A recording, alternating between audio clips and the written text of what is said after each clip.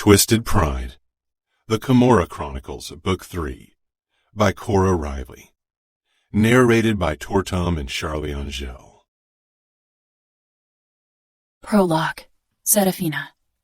All my life I had been taught to be honorable, to do what was expected of me. Today I went against it all. Dark and tall, Remo appeared in the doorway, come to claim his prize. His eyes roamed over my naked body, and mine did the same. He was cruel and twisted, beyond redemption. Brutal attractiveness, forbidden pleasure, promised pain. I should have been disgusted by him, but I wasn't. Not by his body, and not always by his nature.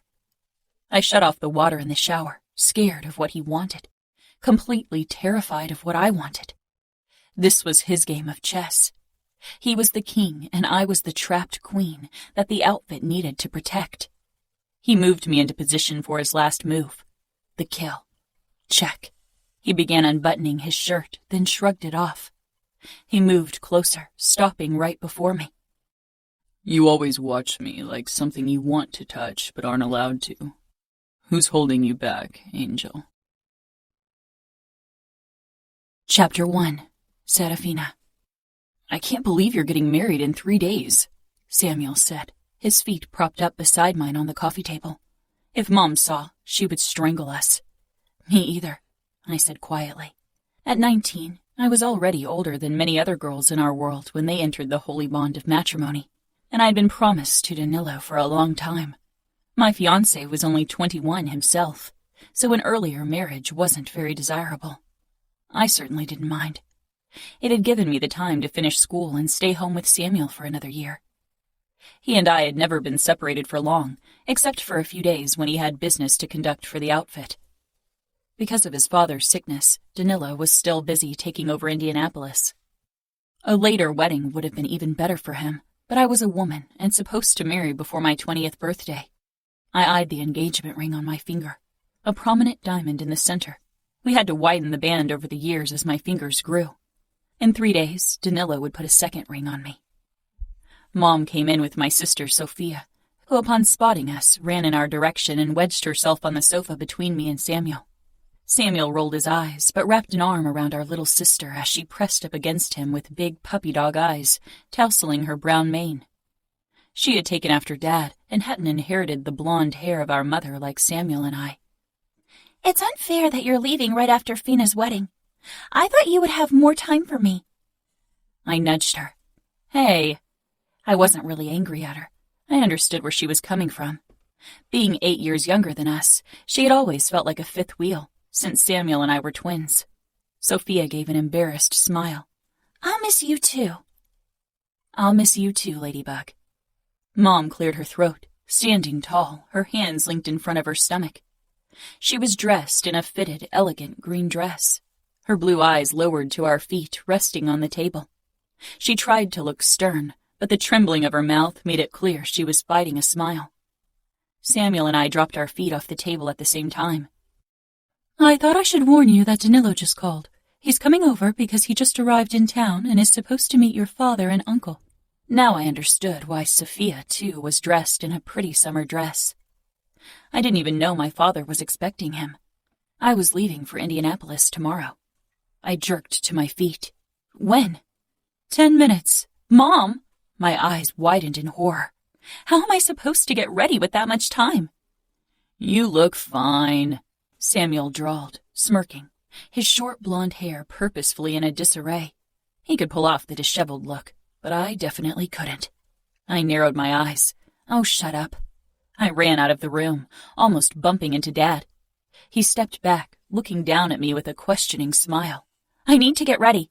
I didn't have time to explain. He could ask Mom. I took the steps 2 at a time. The moment I stumbled into my bathroom and saw my reflection, I cringed. My God. My skin was flushed and my hair curled wildly around my shoulders. My simple jeans and t-shirt didn't scream at poised future wife either. Damn it. I quickly washed my face, then grabbed a flat iron. My hair was naturally curly, but I always straightened it when people other than my family were around. This time I had 5 minutes to do it. I stormed back into my bedroom, tore through my wardrobe. Choosing the right dress for such an occasion would have taken at least 1 hour. Now I had 1 minute if I still wanted time to put on makeup. I grabbed a pink dress I ordered online a while ago but never wore and slipped it on. I was immediately reminded why I hadn't worn it before. It ended several inches above my knees, revealing more of my long legs than I usually displayed, especially when men were around. Danilo would be my husband in 3 days. It was only fair that he saw a bit more of what he was getting. A nervous thrill took hold of my body, but I pushed it aside and quickly slipped on matching heels, then hurried to my vanity. I didn't have enough time to put much effort into my makeup. My skin was quite flawless, so I decided against foundation and only put some blush and mascara on before rushing out of my room and down the corridor toward the stairs. I slowed my steps considerably when I heard Danilo, Samuel, and Dad in the foyer below. It wouldn't be wise to appear as if I had rushed to get ready for any man, not even my fiancé. They were shaking hands and exchanging pleasantries. I had met Danilo a few times before. I'd been promised to him since I was 14 and he 16, but this time felt more intimate. In only 3 days, I would become his wife and share a bed with him. Danilo was very attractive and had much success with women, a ladies' man, but to me he had always been a perfect gentleman. He wore a white dress shirt and black pants, his dark hair immaculate. I took the first step, placing my foot on the creaky stair on purpose. One long leg extended, my head held high. All eyes turned to me. Danilo's gaze zeroed in on my exposed legs. Then he quickly snapped his brown eyes up to meet my eyes, smiling. Dad and Samuel both looked briefly at my legs, but their reaction was less than thrilled. Dad was patient and loving with Mom and us kids, even Samuel, which made it easy to forget that he was underboss of Minneapolis, and a feared one at that. I was quickly reminded just how scary he could be as he put his hand on Danilo's shoulder, wearing a hard expression on his face. "I'd like to give you something in my office, Danilo," he said in a cold voice. Danilo wasn't impressed by my father's mood change. He was going to be the youngest underboss in the history of the outfit, and he was practically already ruling over Indianapolis because his father was so sick. He gave a curt nod. "Of course," he said calmly, appearing so much older than his years. Hardened, grown up, more man than I felt woman. Danilo gave me another smile, then followed my father. I descended the remaining steps, and Samuel barred my way.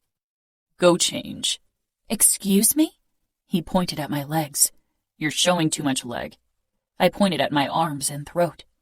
"I'm also showing my neck and arms." I lifted one leg. "And I have nice legs." Samuel stared down at my leg, then up at my face with a frown.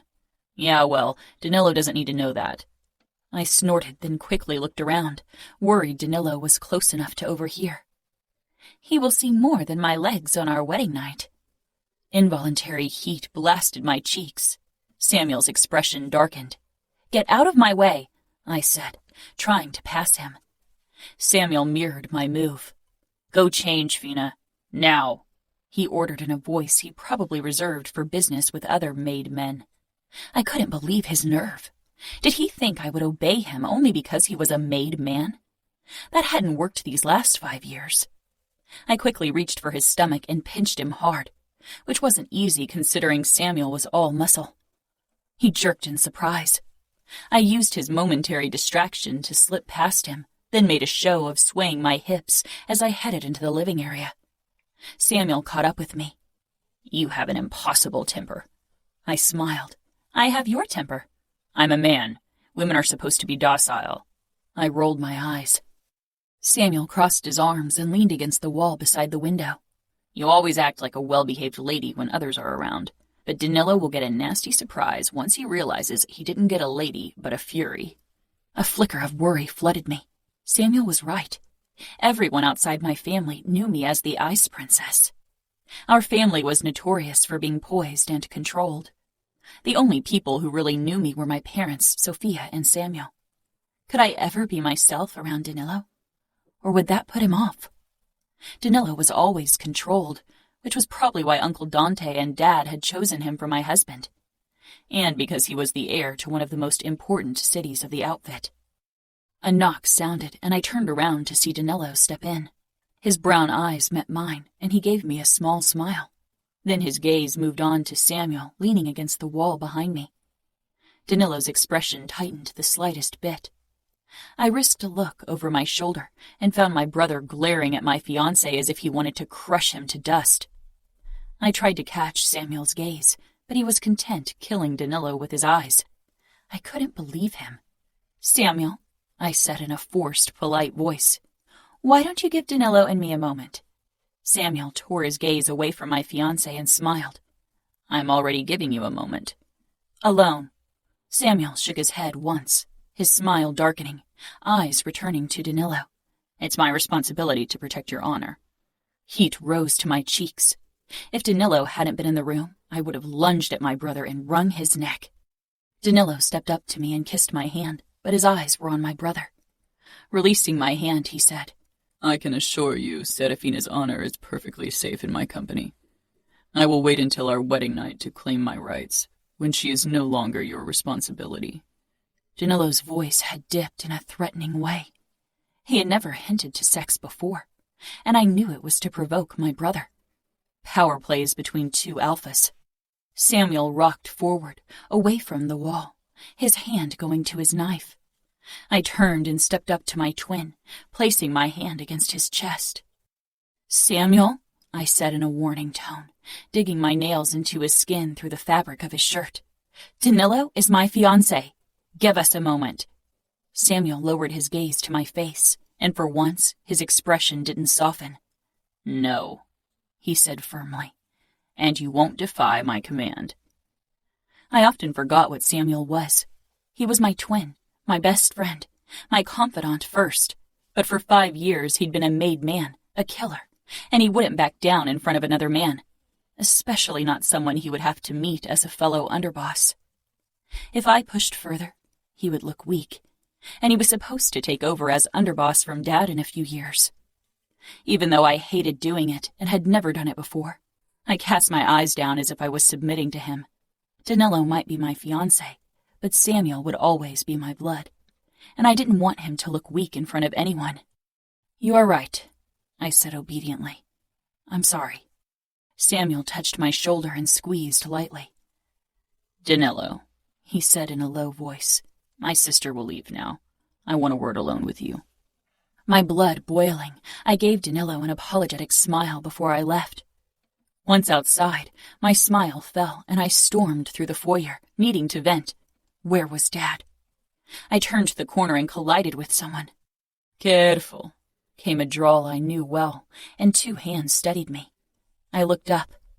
"Uncle Dante," I said with a smile, then flushed because I'd barreled into him like a 5-year-old throwing a tantrum.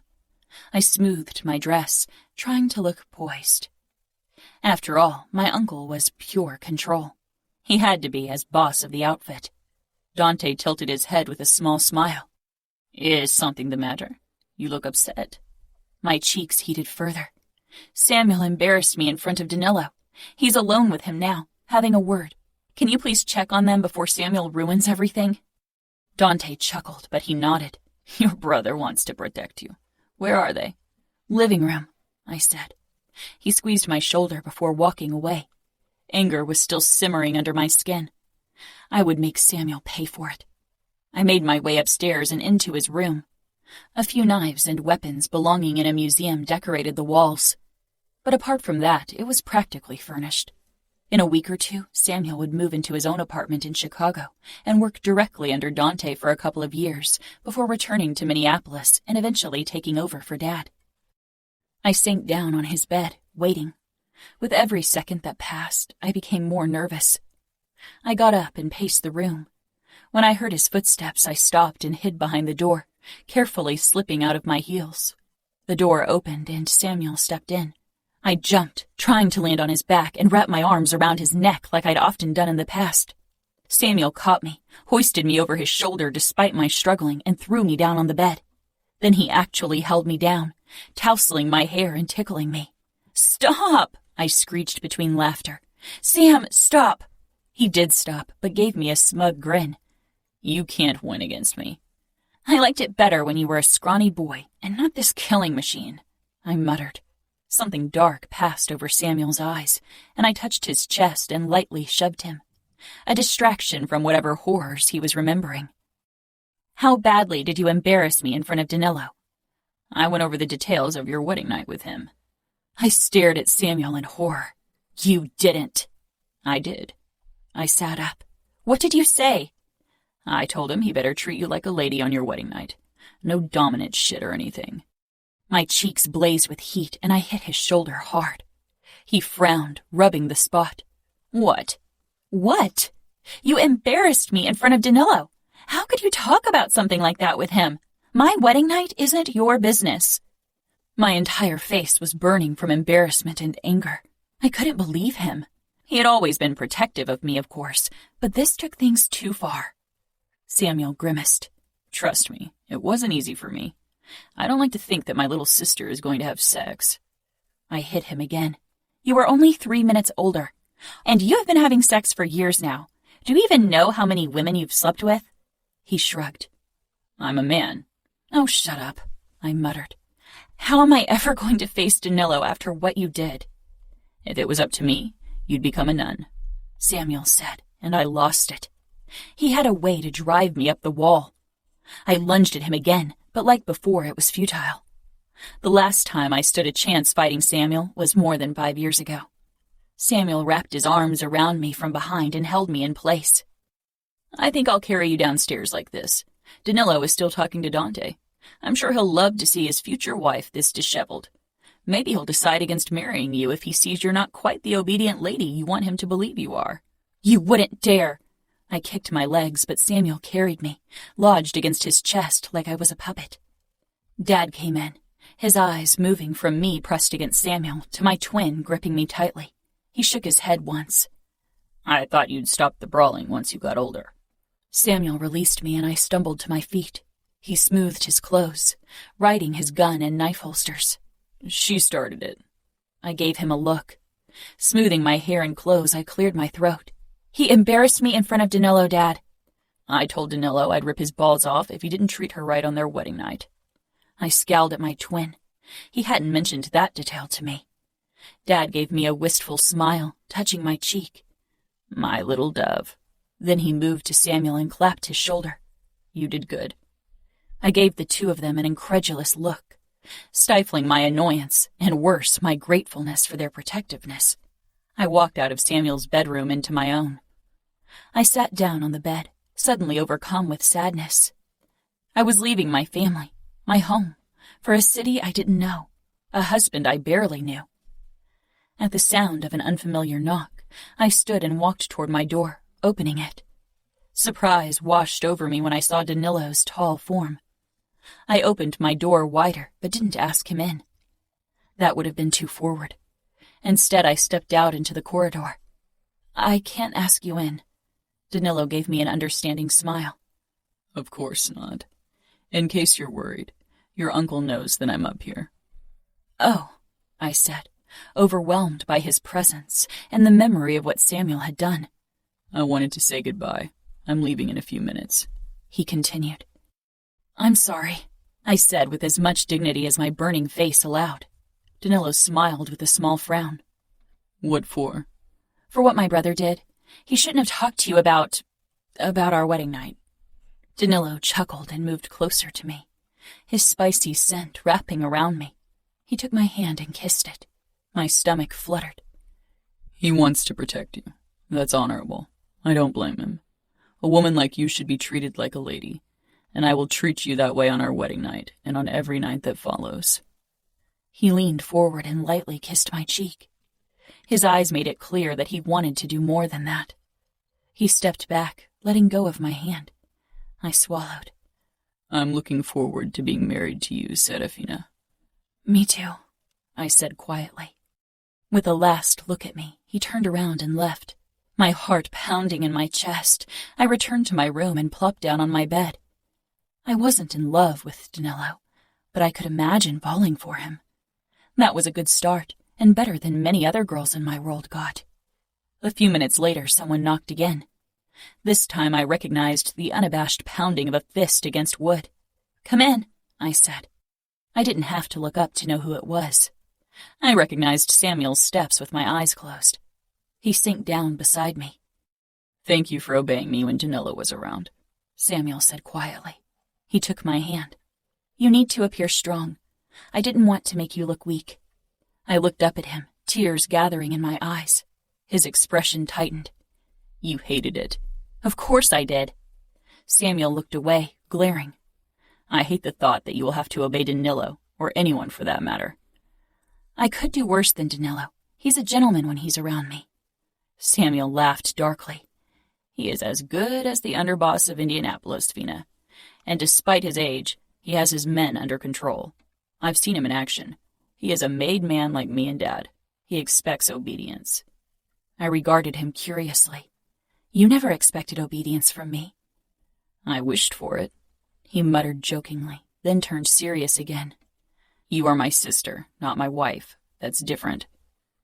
"Will you expect obedience from your wife?" Samuel frowned. "I don't know. Maybe." "How do you treat the women you are with?" I'd never met any of them. Made men took outsiders into their beds before marriage, and those women weren't allowed into our homes. Quickly and unexpectedly, Samuel's face seemed to close off. "It doesn't matter." He stood. "And it doesn't matter how Danilo is used to treating his whores. You are a mafia princess, my sister, and I swear by my honor that I will hunt him down if he doesn't treat you like a lady." I smiled up at my twin. "My protector." Samuel smiled back. "Always." Chapter 2. Remo. "Are you ready? We've got a wedding to crash," I said, grinning. Excitement sizzled under my skin, a low fire that burned brighter with every second I got closer to my goal. Fabiano sighed, checking his gun and shoving it back into his holster. "As ready as I'll ever be for this insanity." Genius and insanity are often interchangeable. Both have fueled the greatest events in human history. "I think you annoy me the most, when you sound like Nino with your own brand of crazy," Fabiano said. "I can't believe I'm only a few miles from my father and can't rip him to shreds." "You will get him. My plan will bring him to you eventually." "I don't like the eventually part. I have a feeling this plan is about more than killing my father and punishing the outfit." I leaned back against the car seat. "And what would that be?" Fabiano met my gaze. "About you getting your hands on Dante's niece for whatever insane reason." My mouth pulled into a dark smile. "You know exactly why I want her." Fabiano leaned back in his own seat, expression tightening. "I don't think even you know exactly why you want her. But I do know the girl will pay for something she wasn't responsible for. She's part of our world, born and bred to be a mother to more outfit bastards, born and bred to obey like a mindless sheep. She was brought up to follow her shepherd without hesitation. He led her toward a pack of wolves. It's his mistake, but she will be torn apart." Fabiano shook his head. "Fuck, Remo. You are a crazy fucker." I wrapped my fingers tightly around his forearm, over his Camorra tattoo, the blade and the eye. "You are one of us. We bleed and we die together. We maim and kill together. Don't forget your oath." "I won't," he said simply. I released him. My eyes moved to the front of the hotel where Serafina's parents, Inez and Pietro Mione, had just walked out the door with a young dark-haired girl between them. Dressed in evening wear for the wedding of the year, Inez looked remarkably like her brother. Tall and blonde and proud. So fucking proud and controlled. "It won't be long now," I said, glancing down the street where the car with my two soldiers was waiting. Fabiano put the keys in the ignition as we watched the Miones drive off. "Her twin will stay with her," he said. "And then there's the bodyguard." My eyes sought out the middle-aged guy behind the wheel of a Bentley limousine parked in the driveway of the hotel. A fucking flower arrangement on the hood. White flowers. I wanted to squash them under my boots. "They're making it too easy figuring out the car of the bride," I said with a laugh. "Because they don't expect an attack. It's never been done before. Funerals and weddings are sacred. There have been bloody weddings before. They should know better. But those weddings became bloody because the guests got into fights with each other. I don't think anyone has ever attacked a wedding, especially the bride, on purpose. Honor forbids it. I chuckled. We are the Camorra. We have our own set of rules, our own idea of honor. I think they will realize that today, he said tightly. My eyes scanned the front of the hotel. Somewhere behind its windows, Serafina was getting ready for her wedding. She'd be groomed to perfection, an apparition in white. I couldn't wait to get my hands on her, stain the perfectly white fabric blood red. Serafina, you don't have to be scared, sweetheart, Mom said quietly so Sophia wouldn't hear her. My little sister was busy tugging at the pins, keeping her hair in place on top of her head, grimacing. I'm not, I said quickly, which was a lie. It wasn't that I was overly scared of sleeping with Danilo, but I was nervous and worried about embarrassing myself. I didn't like to be bad at things, and I would be bad given I had no experience. She gave me a knowing look. It's okay to be nervous, but he's a decent man. Dante always talks in glowing terms about Danilo. Mom tried to sound casual, but failed miserably. She stroked my hair like she used to when I was little. We both knew that there was a difference between being a decent man and a loyal soldier to the outfit. Uncle Dante was probably basing his judgment of Danilo on the latter. Not that it mattered. Danilo had always been a gentleman, and he would be my husband in a few hours. It was my duty to submit to him, and I would do it. My hairdresser took Mom's place and began pinning up my blonde hair, arranging pearls and strings of white gold in it. Mom noticed Sophia fighting with her hairdo and quickly moved over to her. Stop it, Sophia. You've already untangled a few strands. Sophia dropped her hands with a resigned look. Then her blue eyes found mine. I smiled at her. Avoiding Mom's tugging hands, she came to my side and peered up at me. I can't wait to be a bride. First, you will finish school, I teased her. She was only 11 and hadn't been promised to anyone yet. For her, weddings were about looking pretty and the chivalrous knight she would marry. I envied her the ignorance.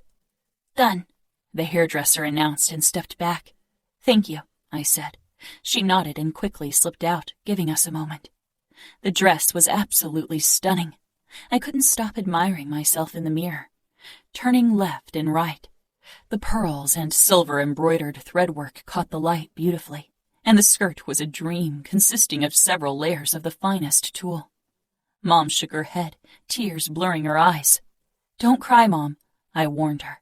You'll ruin your makeup, and if you start crying, I will cry too, and then my makeup will be ruined as well. Mom nodded, blinking. You are right, Fina. She dabbed her eyes with the corner of a tissue. Mom wasn't the emotional type. She was like her brother, my Uncle Dante. Sophia beamed up at me. A knock sounded, and Dad poked in his head. He froze and slowly stepped inside. He took me in without saying a word. I could see the emotion swimming in his eyes, but he would never show it openly. He came toward me and touched 2 fingers to my cheeks. Dove, you're the most beautiful bride I've ever seen. Mom raised her eyebrows in mock shock. Dad laughed and took her hand, kissing her knuckles. You are, of course, a breathtaking bride, Inez. What about me? Sophia asked. Maybe I will be even more beautiful. Dad lifted a finger. I will keep you as my little daughter forever. No marriage for you. Sophia pouted, and Dad shook his head. We need to go to church now. He kissed my cheek, then took Sophia's hand. The 3 of them walked out. Mom turned once more and gave me a proud smile. Samuel appeared in the doorway, dressed in a black suit and blue tie. You look dapper, I told him, and felt a wave of wistfulness. He would be hundreds of miles from me once I moved into Danilo's villa in Indianapolis. And you look beautiful, he said quietly, his eyes taking me in head to toe.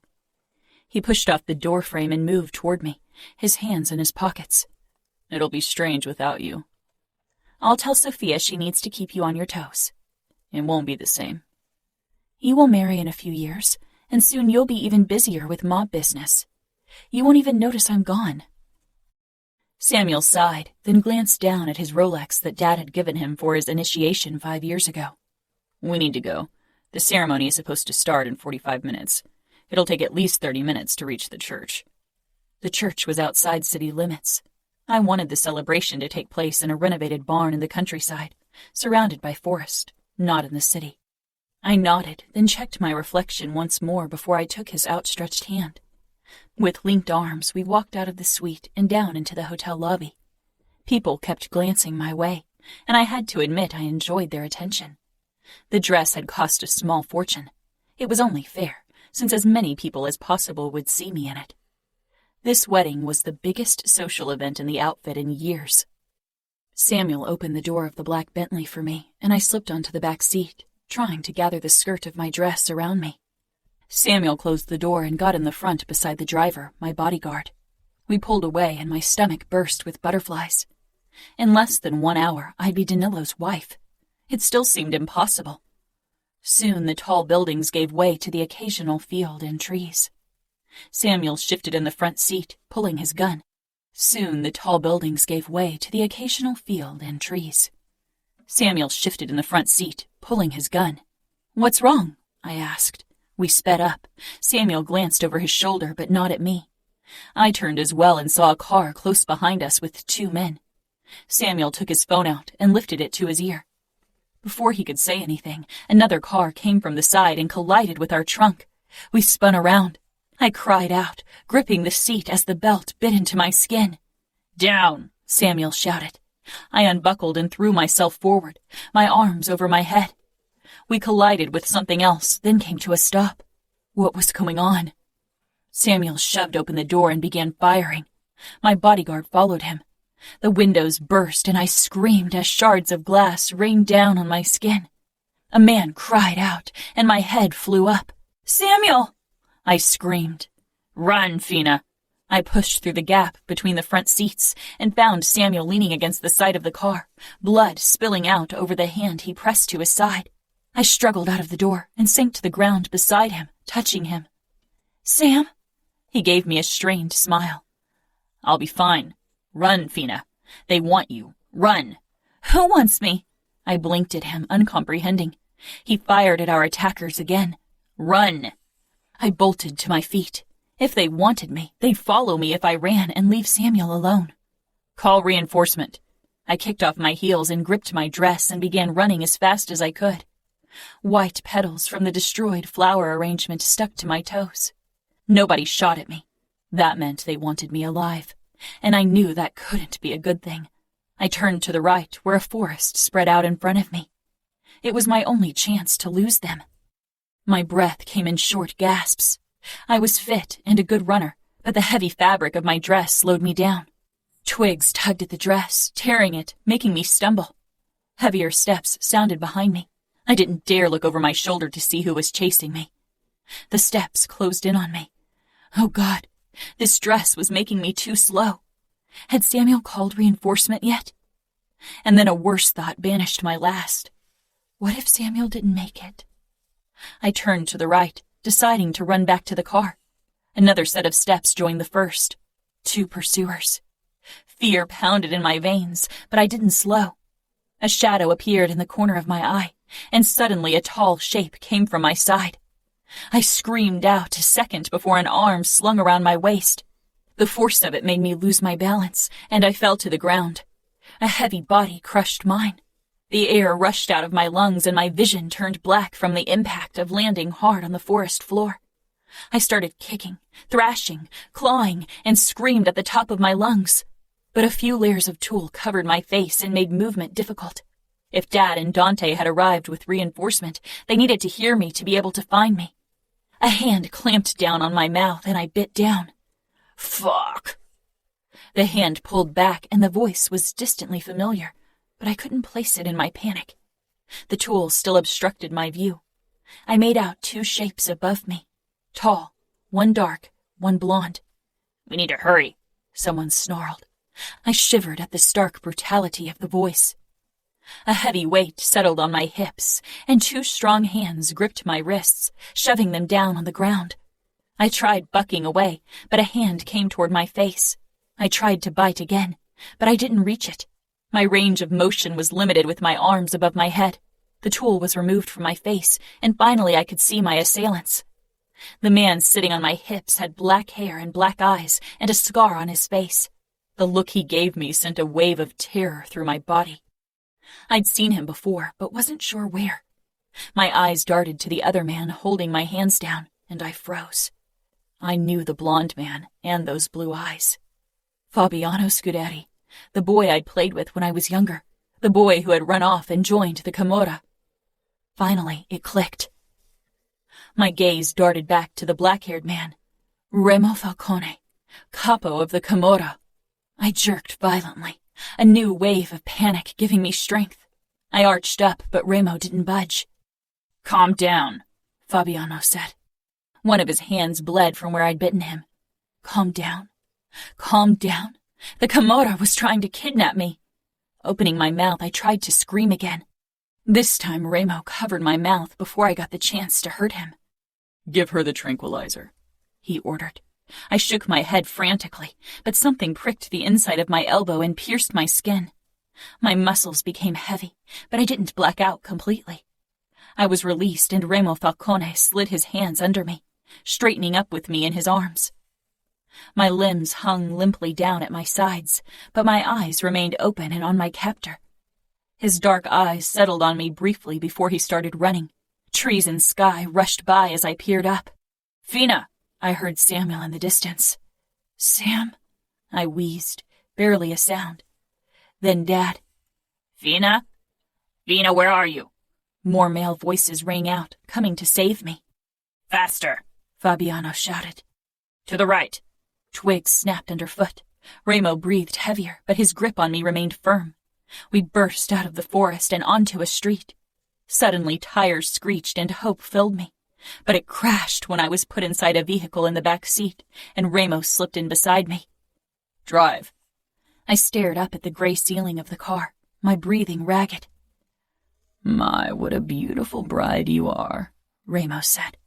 I raised my eyes and met his, wishing I hadn't because the twisted smile on his face burned through me like a thunderstorm of terror.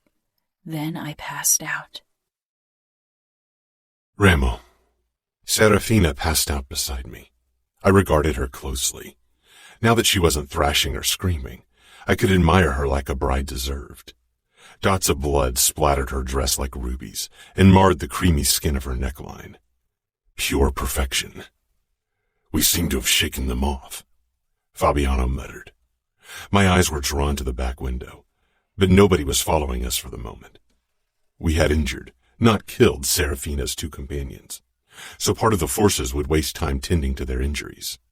"She is a nice piece of ass," Simeone commented from behind the steering wheel. I leaned forward. "And you will never look at her again unless you want me to rip your eyeballs out and shove them up your ass.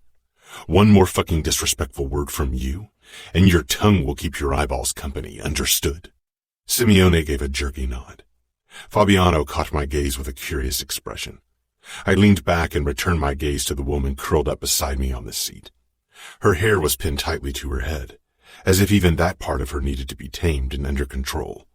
But one wayward strand had freed itself and curled wildly over her temple. I wrapped it around my finger. I couldn't wait to find out how tame Serafina really was. I carried a limp Serafina into the motel room and set her down on one of the two beds. Reaching for a twig that had tangled itself in her hair, I removed it before undoing her updo, letting her hair spill out on the pillow. I straightened. Fabiano sighed. "Cavaliero will seek retribution. He won't attack us as long as we have her. She's vulnerable, and he knows he can't get her out of Vegas alive." Fabiano nodded, his eyes moving to Serafina, who lay limply on the bed, her face tilted to the side, her long, elegant neck on display. My gaze lowered to the fine lace above the soft swell of her breast. A high-collared dress. Modest and elegant, nothing vulgar or overly sexy about Dante's niece. And yet she would have brought many men to their knees. She looked like a fucking angel with her blonde hair and pale skin, and the white dress only emphasized that impression. The epitome of innocence and purity. I had to bite back a laugh. "What are you thinking?" Fabiano asked warily, as he followed my gaze toward the bride. That they couldn't have emphasized her innocence more if they'd tried. I moved closer, my gaze trailing over her narrow hips. I prefer the bloodstains on her dress. It was her wedding. Of course they would emphasize her purity. You know how it is. Girls in our circles are kept protected until they enter marriage. They must lose their innocence on their wedding night. Cavallaro and her fiancé will probably do anything to make sure she returns to them untouched. Danilo is underboss. Her father is underboss. Dante fucking Cavallaro is her uncle. No matter what you ask of them, they will deliver. If you ask them to hand over my father now, they will do it, and we will be rid of her. I shook my head. I won't ask for anything yet. I won't make it that easy for them.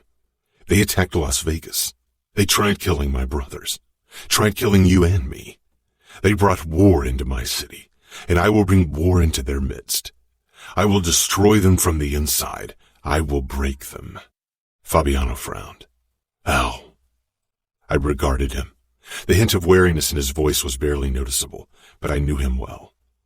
By breaking someone they are supposed to protect. If there's one thing I know, then it's that even men like us rarely forgive themselves for letting people they are supposed to protect get hurt. Her family will go crazy with worry over her. Every day they're going to wonder what's happening to her. They're going to imagine how she's suffering. Her mother will blame her husband and brother, and they will blame themselves. Their guilt will spread like cancer among them, and I will fuel their worry. I will tear them apart. Fabiano lowered his gaze to Serafina, who started stirring slightly.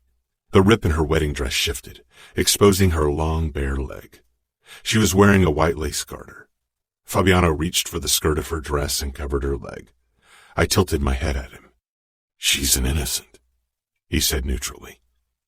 She won't return to them innocent, I said darkly. Fabiano met my gaze. Hurting her won't break the outfit.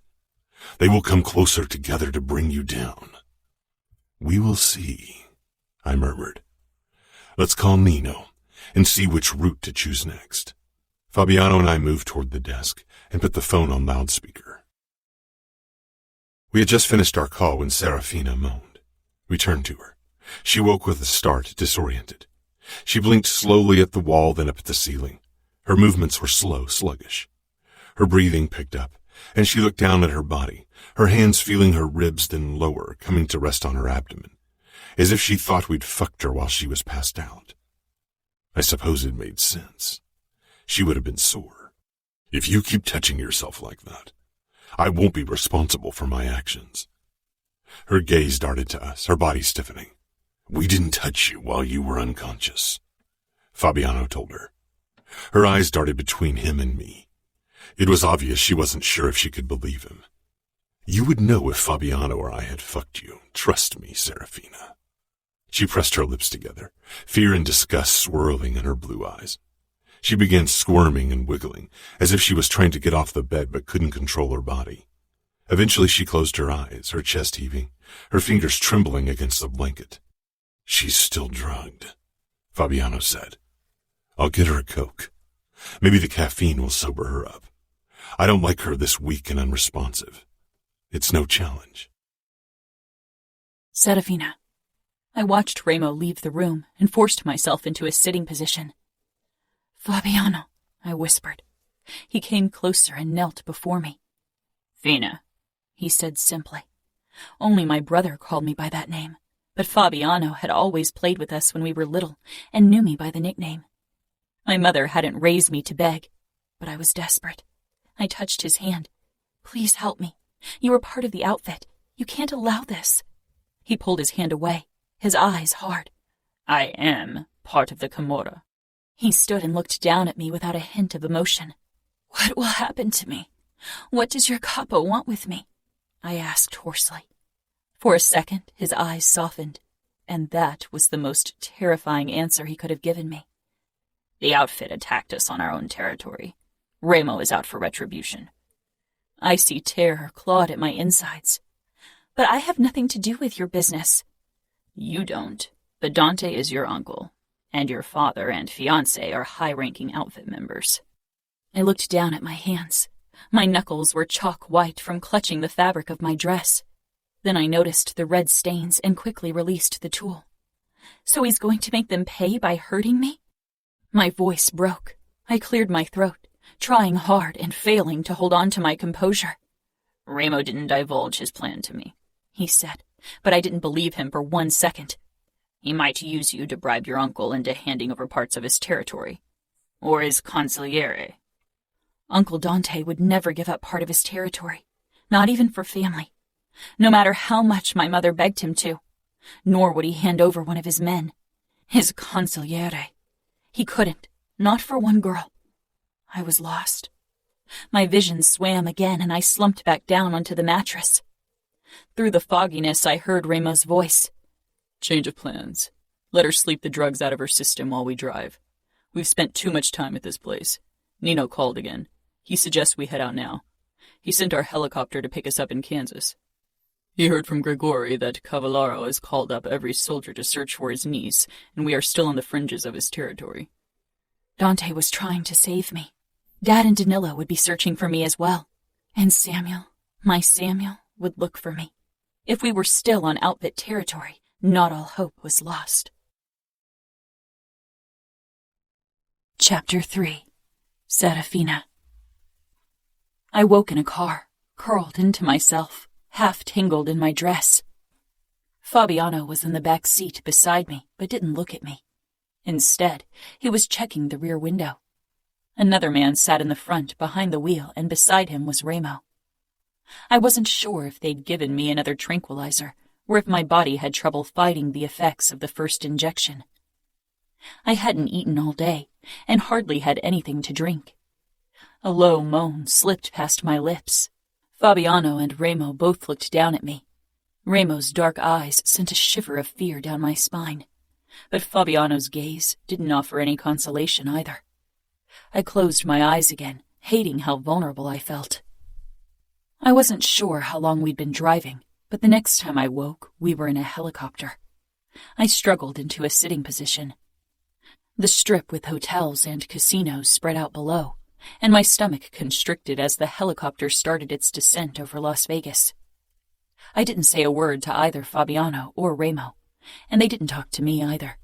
The tension was still palpable in the helicopter, but they had escaped from the outfit, and now I was in Las Vegas. In Camorra territory, at their mercy. The moment we landed, Fabiano helped me out of the helicopter, while Remo talked to someone on the phone. I needed to wash my face and clear my head so I could think straight again. I had been in my wedding dress for almost 24 hours. I felt sticky and sluggish and exhausted, and underneath it all, a terror I had trouble containing throbbed inside of me. I was pushed into another car, and eventually we pulled in front of a shabby strip club called the Sugar Trap. Fabiano gripped my arm again as Remo went ahead without a single glance at me. "Fabi," I tried, but he tightened his hold. "I need to go to the bathroom and wash my face. I don't feel good." He led me inside the deserted strip club toward the ladies' room and followed me inside to wait at the wash basins. Remo had ignored me mostly, but I had a feeling that would change soon. I went to the toilet, hating that I knew Fabiano could hear me. There was nothing I could have used as a weapon, and even if there were, how would that help me surrounded by Camorrista? I dropped my skirt when I was done, breathing deeply, trying to hide my emotions. "Serafina," came Fabiano's warning voice. "Don't make me get you out of there. You won't like it." Straightening my shoulders, I came back out, feeling shaky from dehydration. I bent over the wash basin and washed my face, then drank a few gulps of water. "You can have a Coke from the bar," Fabiano said. Before I could say anything, he gripped me by the arm and dragged me out. My bare feet ached. I must have cut them on the forest ground. My eyes flitted around the room. It wasn't deserted anymore. As if drawn out by the commotion, several scantily clad women had gathered at the bar. They avoided looking at me, and I realized I couldn't hope for their help. Not a single person in Las Vegas would probably risk helping me. "Coke!" Fabiano barked at a dark-skinned man behind the bar, who grabbed a bottle, opened it, and handed it to Fabiano. The man purposely wasn't looking at me. Good Lord, where had they taken me? What kind of hellhole was Las Vegas? "Drink," Fabiano said. holding the bottle out for me. I took it and had a few long sips. The cold, sweet liquid seemed to revive my brain and body. "Come." Fabiano led me through a door and along a bare-walled corridor toward another door. When he opened it and stepped inside with me, my stomach revolted. Inside were two unknown men, both of them Falcones, I assumed. All of them were tall, with hard expressions and the air of unbridled cruelty that they were famous for. One of them had gray eyes and looked older than the other guy. I tried to remember their names, but then my eyes met Remo's and my mind turned blank. The Camorra Capo had shed his shirt. There was a fresh wound on his left side that had been stitched up, but there was still blood around it. My pulse stuttered in my veins at the sight of his muscles and scars. "Your twin almost got me there," Remo said with a dark laugh. "But not enough to stop me from capturing his beloved sister." He said beloved like it was something filthy, something worthless. Fabiano released me and joined the other men, leaving me standing in the middle of the room like a piece of meat that needed inspecting. Dread settled in my bones, because maybe that was exactly what I was to them. Meat. Remo pointed at the gray-eyed man. "That's my brother Nino." Then he gestured at the younger man beside him. "And my brother Savio." Remo stalked closer, every muscle in his upper body taut, as if he was a predator about to pounce. I stood my ground. I wouldn't give him an inch. I wouldn't give him anything. Not my fear, and not a single tear. He couldn't force those from me. I didn't kid myself thinking that I could stop him from taking anything else. Serafina Cavallaro. My name was a caress on his lips as he slowly walked around me. He stopped close behind me so I couldn't see him. I suppressed a shiver. Not Cavallaro. That's my uncle's name, not mine. Remo's breath fanned over my neck. "In every regard that matters, you are a Cavallaro." I dug my nails into my palms. Nino's gray eyes followed the movement, without a flicker of emotion on his face.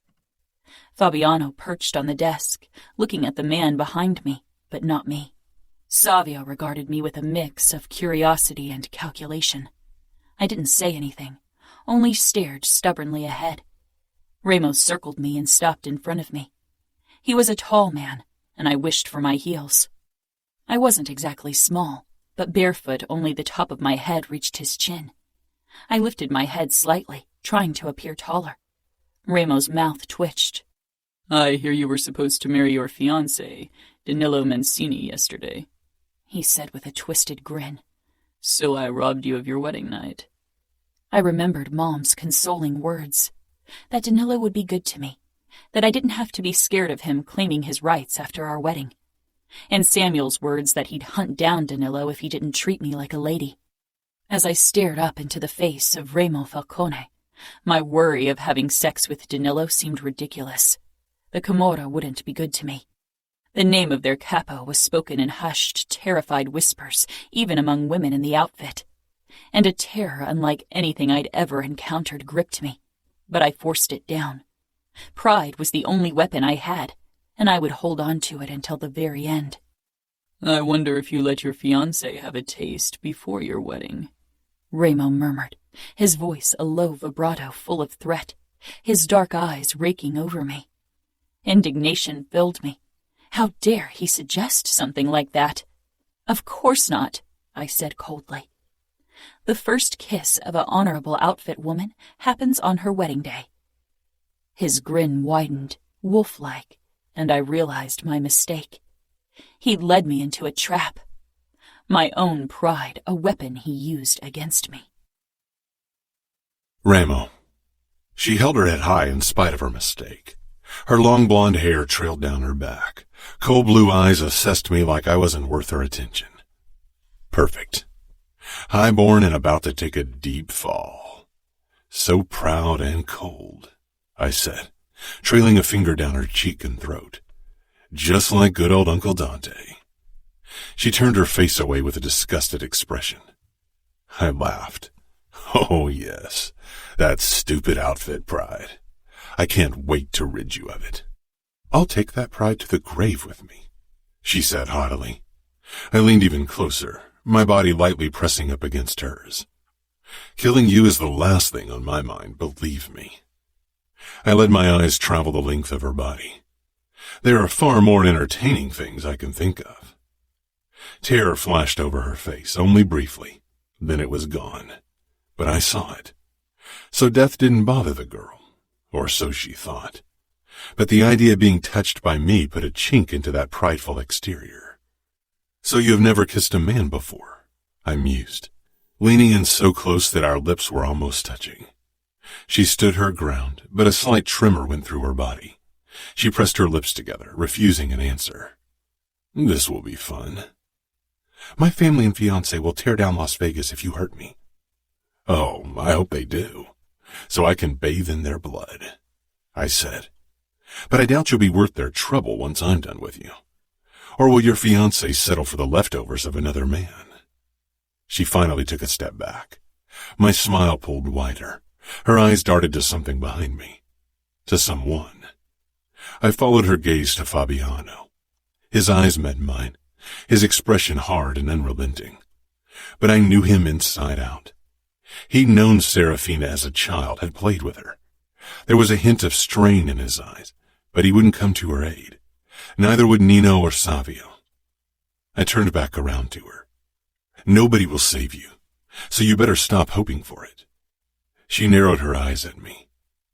I decide what to hope for. You might rule over Las Vegas and over these men, but you don't rule over me, Remo Falcone. Never before had someone spat out my name like that, and it sent a fucking thrill through me. Oh, Serafina, I said darkly. That's where you're wrong, and I will prove it to you. And I will prove you wrong. Her blue eyes held mine, back in control, back to being her prideful self. But she had given me an opening earlier, had shown me a crack in her mask, and she couldn't undo it. I knew how to get under her skin. As much as I enjoy chit-chatting with you, I need to remember the purpose of why you are here. And that's to pay back your Uncle Dante. A flash of fear in those proud eyes. I let my gaze travel the length of her, over her torn and bloody wedding dress. We need to send your uncle a message. A nice video of you, I murmured.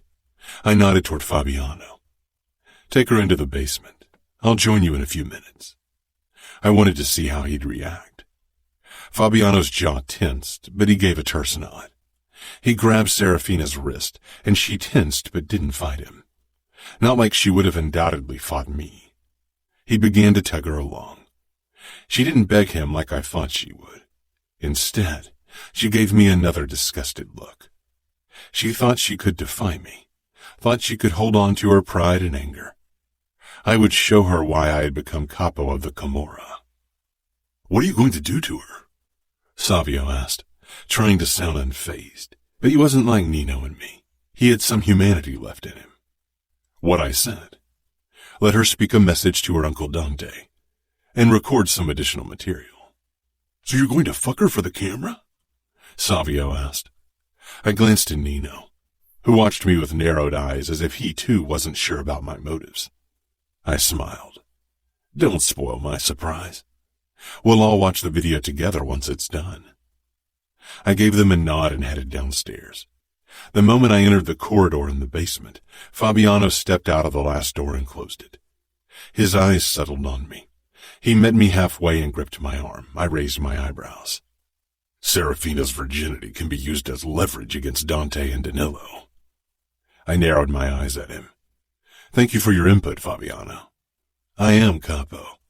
I've thought my plan through. Don't worry. Have you? Fabiano muttered, and I brought us nose to nose. Careful. You've betrayed me for a woman once before.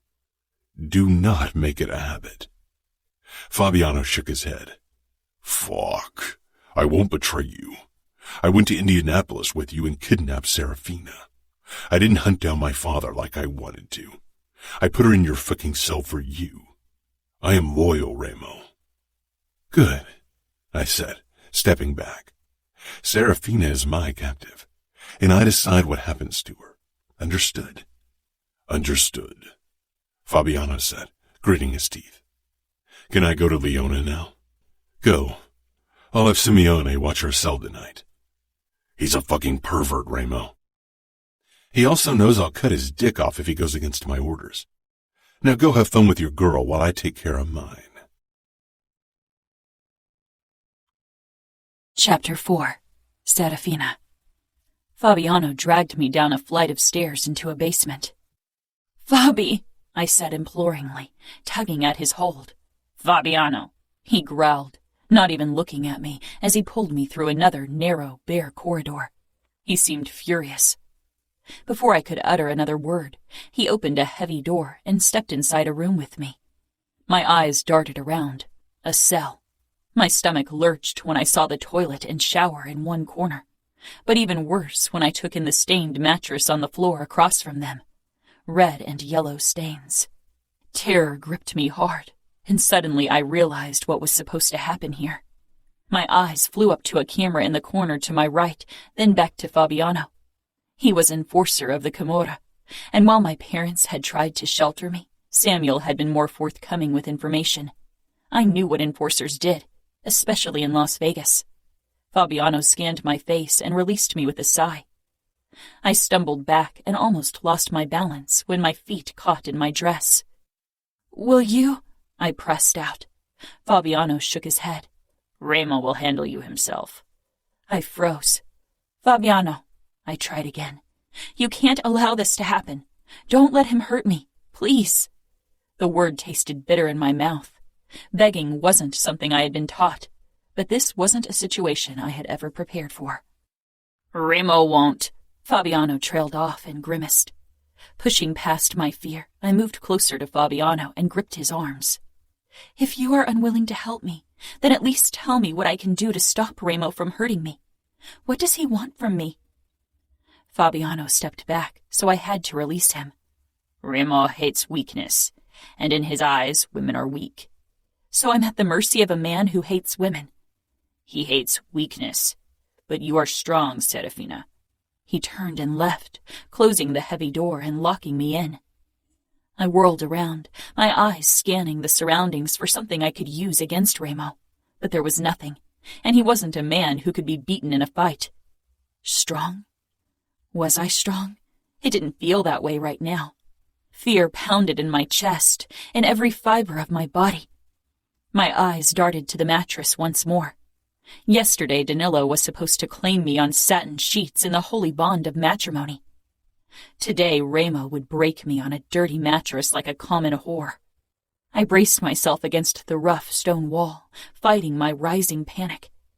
All my life I had been raised to be proud and noble, honorable and well-behaved, and it didn't protect me.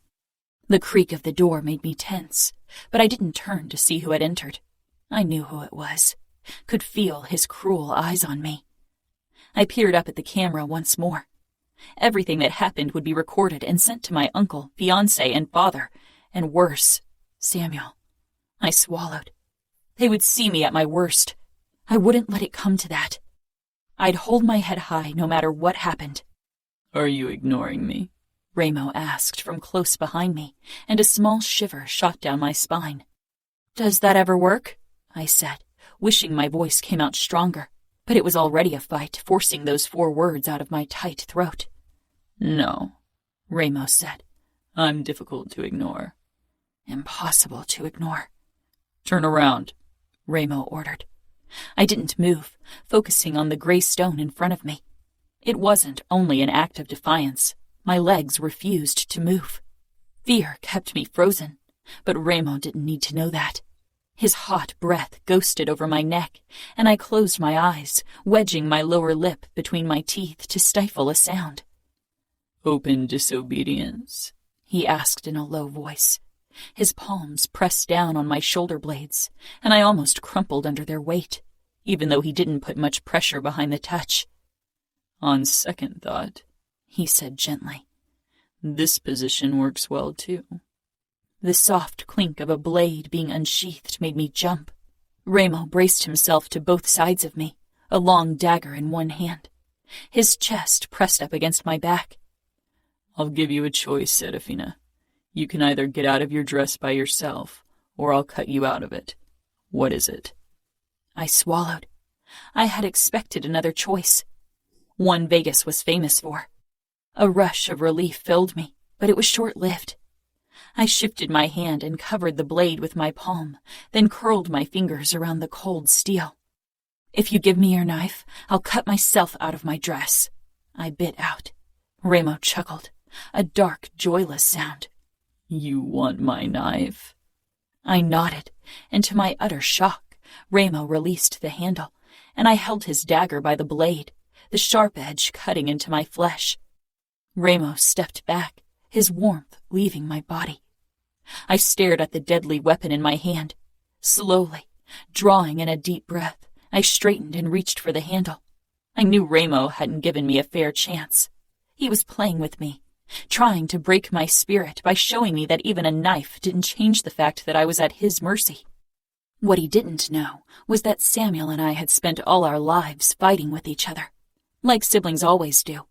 But when he'd become a made man, he started working with me on my fighting skills because he knew how our world treated women. He had tried to make me strong, and I was.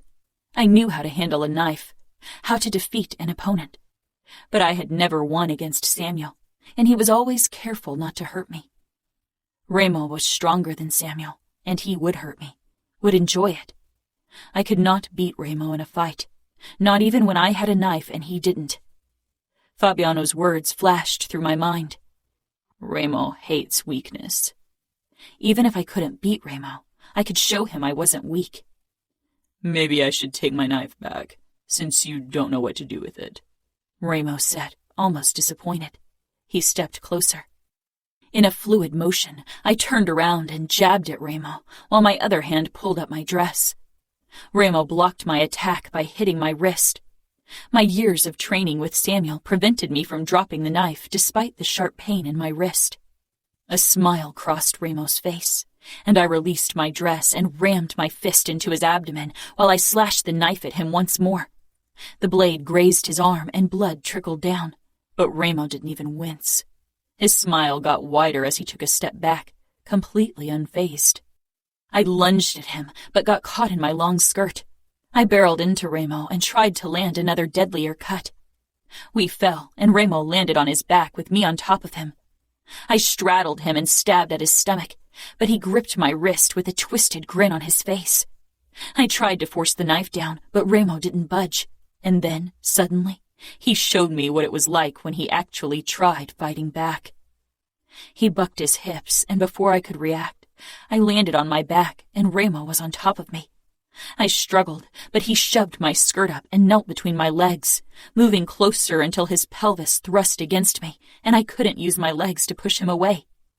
His fingers curled around my wrists, and he pressed them into the mattress above my head, the knife still in my grasp and utterly useless. He had me pinned under his strong body, completely at his mercy, both of my hands fastened to the ground. His dark eyes held excitement and a flicker of admiration. For a moment, I felt proud, but then my situation dawned on me. I was on my back, on a dirty mattress under Remo. He had me where he wanted me from the start. Fear overpowered my determination, and my body stiffened, my eyes darting to the disgusting mattress under me. I sucked in a deep breath, trying to keep my panic at bay. Remo regarded me intently. "Let go of the knife," he murmured, and I did.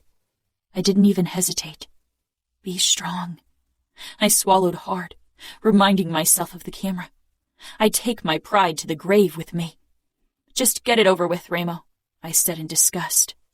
Rape me. I'm done playing your sick game. I'm not a chess piece. Remo's dark eyes wandered over my face, my hair, my arms stretched out above my head. He leaned down, his cruel face coming closer. He stopped when our noses were almost brushing. His eyes weren't black. They were the darkest brown I'd ever seen. He held my gaze, and I held his. I wouldn't look away, no matter what he did. I wanted him to see me as I was. Not a weakness, not a pawn, but a human being. "Not like this, Serafina," he said. His voice was low and dark, mesmerizing, but it was his gaze that held me captive. "Not like a whore on a stained mattress." He smiled, and it was worse than any glare or threat. He brought his mouth down until his lips touched mine gently, just barely, and yet a current shot through me. I haven't started playing, and you aren't a mere chess piece. You are the queen. He took the knife and straightened, releasing me in the process. He stood slowly, drawing up to his full height and staring down at me. "And what are you in this game of chess?" I whispered harshly, still lying on the mattress. "I'm the king." "You aren't unbeatable." His eyes trailed over me until they returned to my face. "We'll see." He sheathed his knife. "Now get out of that dress. You won't need it anymore." I sat up. "I won't undress in front of you." Remo chuckled. "Oh, this will be fun." He waited, and I returned his gaze steadily. "The knife it is, then," he said with a shrug. "No," I said firmly, struggling to my feet. I glared at him and reached behind myself, pulling down the zipper with an audible hiss. Never taking my eyes off him, I pulled at the fabric until it finally fell to the ground, a fluffy halo around my feet. "White and golden like an angel," Remo mused darkly as he took in every inch of me. Even force of will couldn't stop my cheeks from blazing with heat, being exposed like this in front of a man for the first time. Left in nothing but my white garter, white lace panties, and a corset, goosebumps rippled across my skin at Remo's scrutiny. He bridged the distance between us, and I held my breath. He stopped close to me, dark eyes tracing my face, and he raised his hand, causing me to stiffen. The corner of his mouth twitched. Then his thumb brushed over my cheekbone. I drew back, away from the touch, which made him smile again. "Virgin bashfulness. How endearing," Remo said darkly, mocking me. "Don't worry, angel. I won't tell anyone that I'm the first man who saw you like this." I glared at him, fighting tears of embarrassment and fury as he bent down, reaching for the dress. "Step back." I quickly stepped out of the dress, and Remo straightened with the stained fabric wedged under his arm. He regarded me. "You are a sight to behold. I bet Danilo would have had a boner from merely looking at you. I can only imagine what he feels now, knowing you are in my hands, knowing that he will never get what was promised." I shook my head. "Whatever you take, it'll always be less than what he would have gotten, because I would have given myself to him willingly, body and soul, and there's nothing you can do about it. You will have to settle for the consolation prize, Remo Falcone." Remo moved back slowly, a strange expression on his face.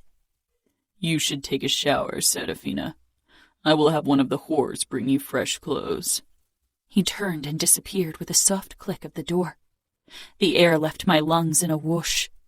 I wrapped my arms around myself, trembling, trying to keep it together. It had taken considerable effort standing up to Remo, and now everything fell off me in waves of emotion. I stiffened when I remembered the camera, but then I decided it didn't matter. Remo knew I was terrified of him. My brave front wasn't fooling him. Remo. Serafina was everything I'd hoped for and so much more. A queen in my game of chess, indeed. Noble and proud like a queen, and arrogant and spoiled like one too. She made me want to break her. Break those white wings. An angel in appearance, but one with clipped wings, happy to be grounded, happy to never roam the sky. Content to become the beautiful tamed bird in Danilo's gilded cage. I emptied my scotch and hit the bar. Jerry refilled my glass. The whores had gathered at the other end of the bar, as far away from me as possible. As usual. "She's so beautiful," the whore who had brought Serafina clothes said to the others. She was. Serafina was a masterpiece, almost too beautiful. Her golden hair and unblemished skin against the dirty mattress had felt like sacrilege, even to me, and I had committed almost every sin conceivable. I drank another scotch, considered returning to the basement, to Serafina. "Whatever you take, it always will be less than what he would have gotten. You will have to settle for the consolation prize." Her words were an insistent pounding in the back of my head. And fuck. I knew she was right. Taking from Serafina what I wanted wouldn't feel like a victory. There was no challenge in doing so. She was weaker and at my mercy. I could have her in every way by the morning and be done with it. But it would feel like a fucking defeat. It wasn't what I wanted. Far from it. I had never settled for a consolation prize. I didn't want less than what she would have given to Danilo. I wanted more. I wanted everything from her.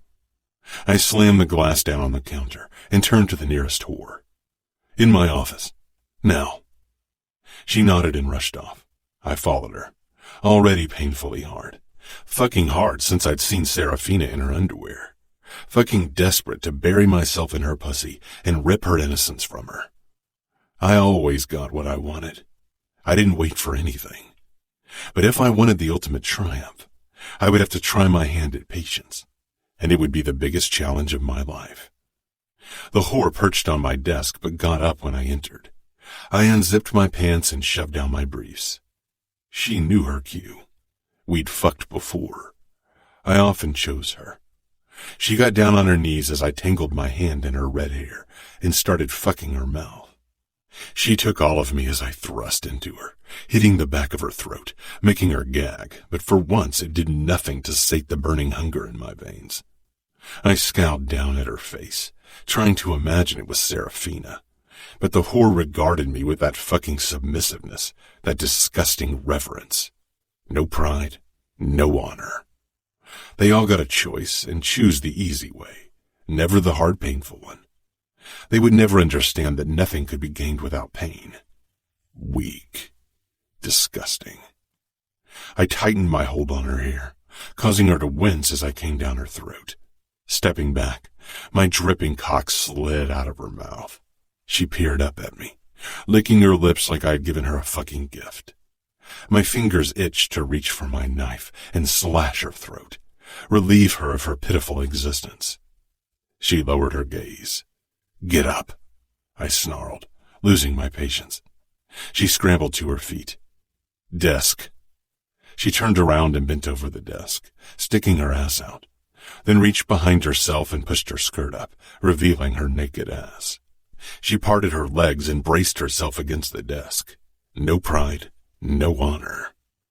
I stepped up behind her, pumping my cock, but I was already getting hard again.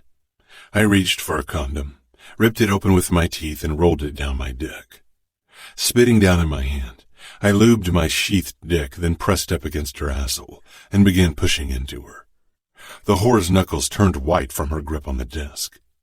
When I was buried up to my balls in her ass, I leaned forward until my chest was flush with her back, and for the first time she tensed. I never got this close to her.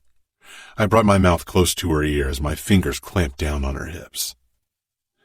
"Tell me, Eden," I whispered harshly. She held her breath, hearing me say her name. I never had before. They thought I didn't know their names, but I knew every fucker I owned, soldier and whore. "Have you ever considered telling me to go fuck myself?" "Of course not, What did you want to call me?" "Master." I slammed into her once, making her gasp. "Tell me, Eden, am I your fucking master?" She hesitated. She didn't even know how to answer that fucking question, and it made me furious. "I'm not your fucking master," I growled. "Yes," she agreed quickly. I turned her face so she had to stare into my eyes. "Do you have a sliver of honor in that used-up body of yours?" I asked gently. She blinked.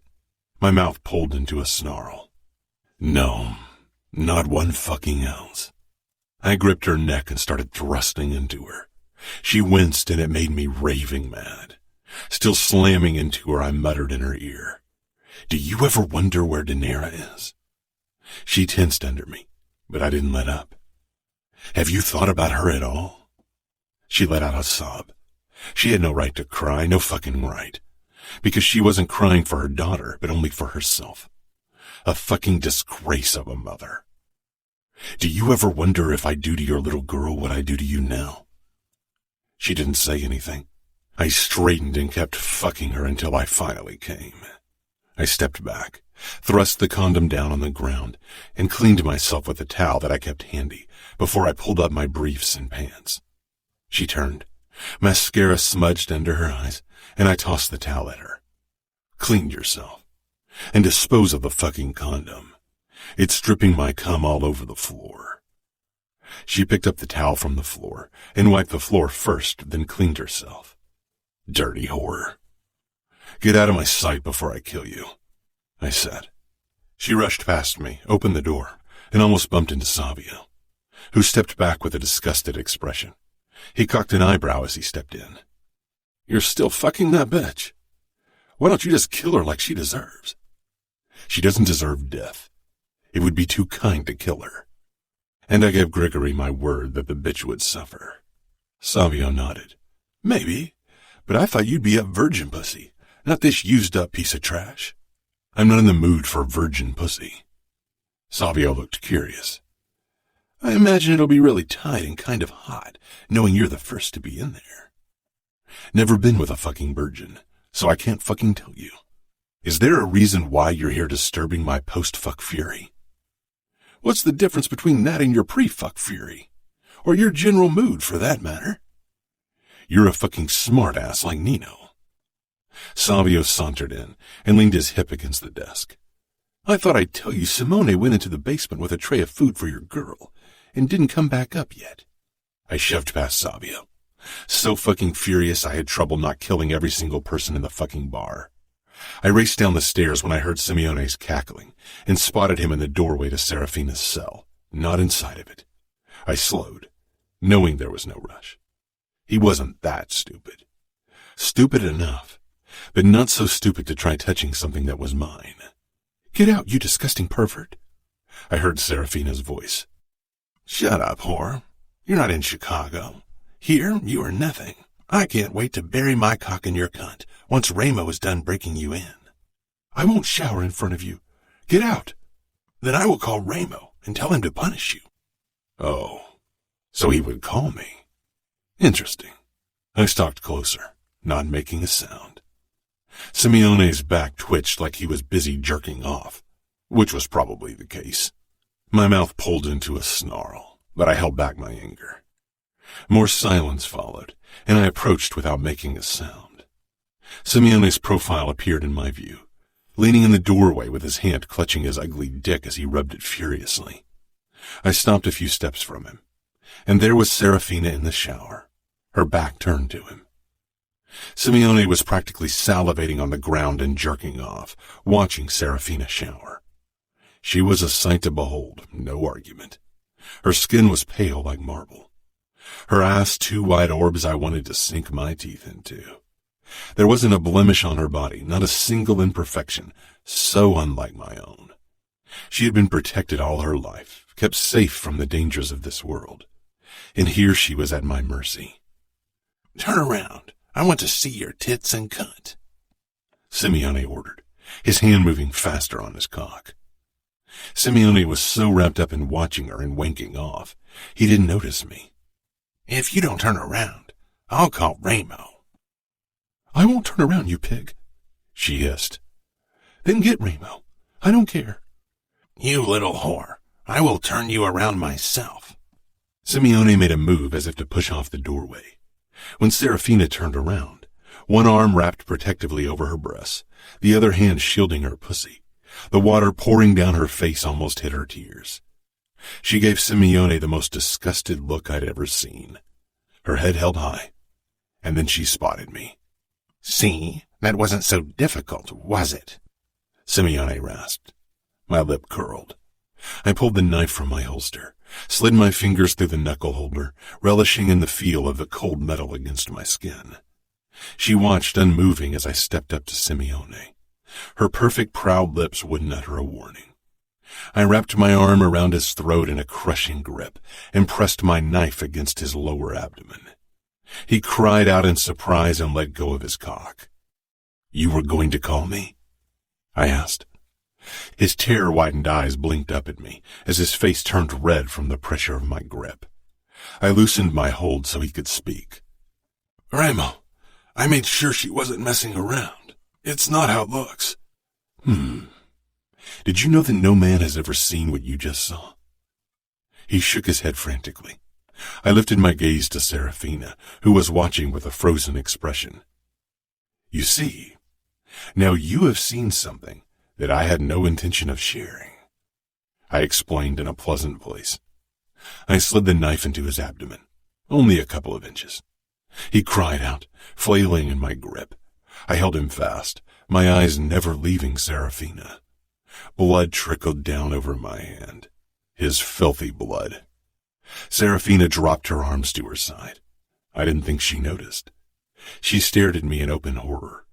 For once her prideful mask had slipped and revealed her true nature, a soft-hearted, breakable woman. And I took in the sight of her firm breasts and the golden curls at the apex of her thighs, perfectly trimmed into a triangle. For her wedding night. What a pity that poor Danilo would never get to see it. She was mine for the taking. Remo, Simeone spluttered. I won't tell anyone what I saw. Please, I beg you. I believe you, I said mildly. But you will remember. I drove the knife deeper into his flesh, moving slowly, letting him savor every inch of the blade. Did you imagine how it would be to sink your filthy cock into her pussy? He gurgled. The knife was buried to the hilt in his abdomen. Did you imagine to bury yourself to the hilt inside her? His eyes were bulging, his breathing labored. I twisted the knife and he screamed again. Then I pulled it back out as slowly as it had gone in. His legs gave way, and I let him drop to the ground. He clutched his wound, crying like a coward. It would be another 10 or 15 minutes before he died. He'd wish it were less. Remember what I told you about your eyeballs and tongue? Your cock will join them. I brought the knife down on his cock, and Serafina whirled around with a gasp. Serafina. My hands were splayed out against the white tiles of the shower. I couldn't breathe. Terror clogged my throat. Nothing in my upbringing had prepared me for this. Nothing could have. I was falling apart fast, faster than I'd ever thought possible. Pride and honor were the pillars of our world, the pillars of my upbringing. I needed to cling to them. He could take everything from me, but not that, never that. Simeon was screaming, and I pressed my palms against my ears, trying to shut him out, to no avail. Ice Princess no more. My eyes were blurry from tears and water, but the image of Remo sinking his knife into a man with that twisted smile on his face was etched into my mind. How was I supposed to stay prideful? How was I supposed to hold my head high and not let him see my fear? Nothing had ever scared me more than Remo Falcone. Monsters aren't real, my mother had told me a long time ago when I was afraid to sleep in the dark and kept crawling into Samuel's bed. I hadn't believed her back then, and that was before meeting Remo. The screaming stopped. I shuddered and lowered my hands slowly. Something red caught my eyes. I looked down at the shower floor where red water was pooling around my feet. I blinked, and then it clicked. Floor-level shower. Remo bringing down the knife on the man's. My feet looked even paler against the red. My vision shifted, and something broke apart in me. I was standing in someone's blood. I heard myself screaming and tried to get out of the blood, but the ground was slippery. I twisted around, holding onto the shower walls, and then I saw the rest of the cell. The entire floor was covered in blood, and amidst it all stood Remo, tall and dark, knife still gleaming in his hand. His chest and arms were smeared with blood. Red, red, red, everywhere. I was still screaming and screaming until I couldn't scream anymore because there was no air left in my lungs, and I could not breathe. Remo sheathed his knife and stalked toward me. I flailed, trying to get away from him, from the blood, from the sight of the dead man behind Remo. My feet slipped on the floor and I was falling. My knees sank into the blood. My hands followed. Remo pulled me up. My body pressed against his, and the smell of blood filled my nose. I clutched at his shoulders for balance, and then I pulled one hand back and it came away red. And one glance down, red. My skin, Red. Everything red. My eyes found Remo's blood-covered body. Red, red, red. I started struggling against his hold. I fought with all I had. Please, I gasped out. Remo lifted me in his arms, and I had no fight left in me. He carried me barefoot through the cell, stepping over the dead man. When had he got rid of his shoes? A hysteric laugh bubbled up my throat, but it turned into a sob. This was too much. Remo walked into another cell and sat me down on the floor of the shower. I sank down, curling up on my side, unable to remain in a sitting position. My chest was heaving, but I wasn't breathing. Through my foggy vision, I watched Remo getting out of his bloody clothes and coming toward me. Naked. I didn't register more than that. I closed my eyes. He moved his arms under my knees and back and lifted me once more. Then cold water splashed down on me, and I sucked in a deep breath, my eyes shooting open. Remo shifted with me in his arms, leaning forward, his forehead pressed against the tiles as he looked down at me. His body shielded me from the cold water raining down on us, and his dark eyes held mine. "It takes a while before the water gets warm down here," he said calmly. So calm. My eyes searched his face, eerily calm. No sign that he had just killed a man in a barbaric way.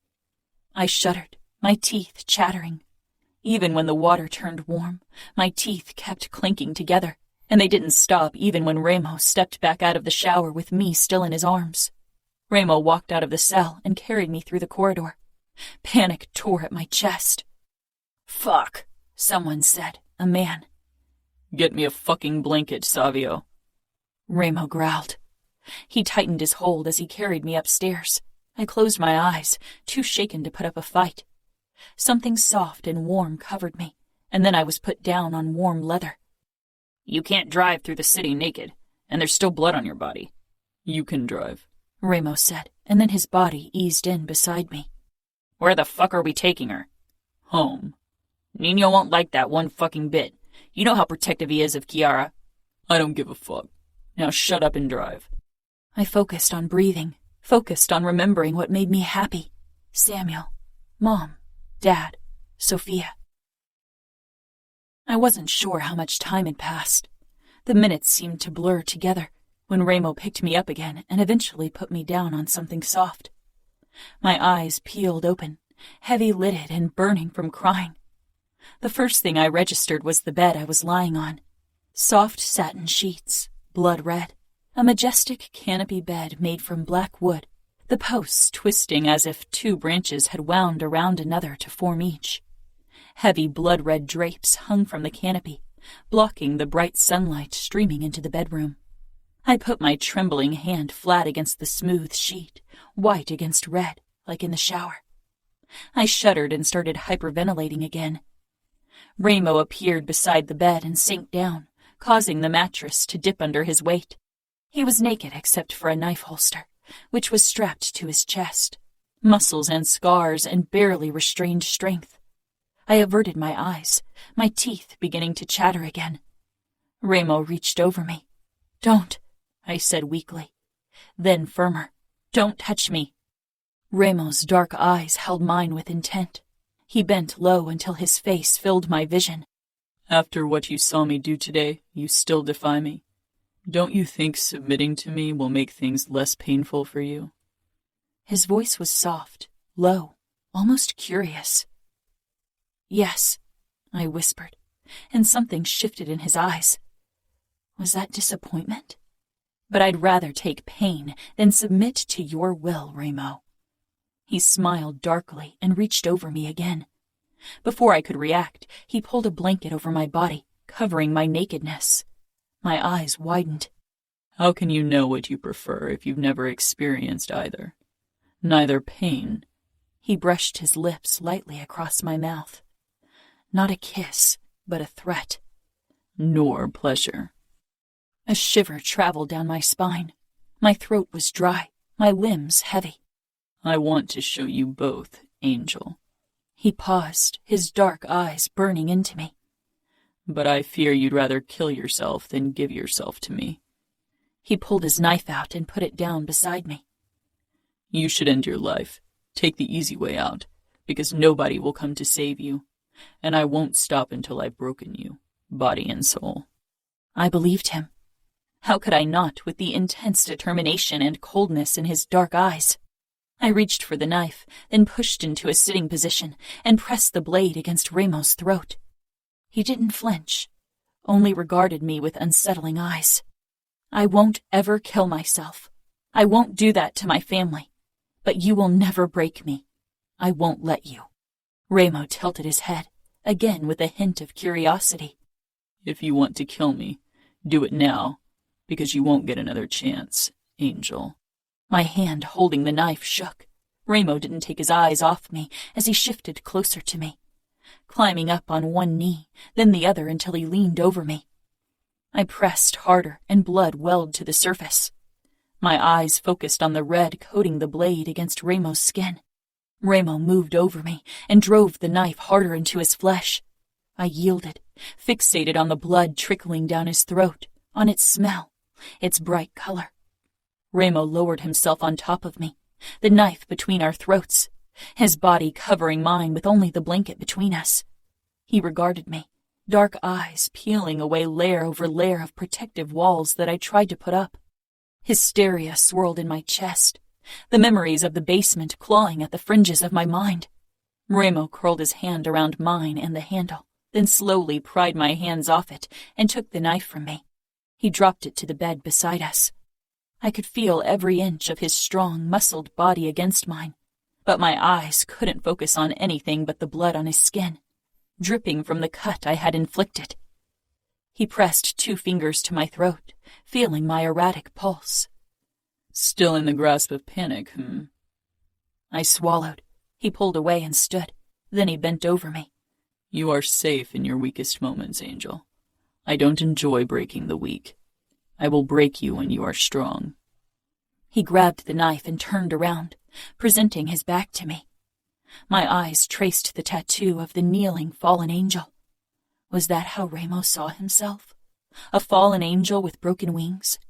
A dark angel risen from hell? And what was I? Before he left the room, he glanced over his shoulder at me. Don't try to run, Angel. There are more men like Simeon waiting to get their hands on you. I'd hate having to send them after you and hurt you. As if anyone could hurt me worse than Remo would. I forced a smile. We both know you're lying. You won't let anyone hurt me. Remo cocked one dark eyebrow. I won't. You won't because you want to be the one to break me, to make me scream.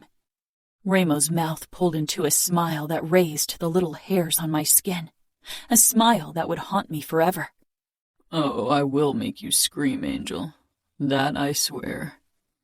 Suppressing a shudder, I dug my nails into my palms and forced more words from my tight throat. Don't waste your time. Kill me now. We all have to let part of ourselves die to rise up stronger. Now sleep tight. I'll return later for a proper video message for your family. Why did you even save me from Simeon? Why not let him start the torture you have in mind for me? Why bring me here to your mansion? Remo regarded me as if he too was wondering the same thing, and his silence told me that my guess had been right. This was indeed the Falcone mansion. It surprised me that he would risk bringing me into his family's home. Like you said, I will be the one to make you scream, and no one else. He closed the door. I shut my eyes and pulled the covers tighter around myself. A power play, a twisted game of chess. I wasn't going to be a pawn or a queen, and Remo wouldn't be the king. Chapter 5. Remo.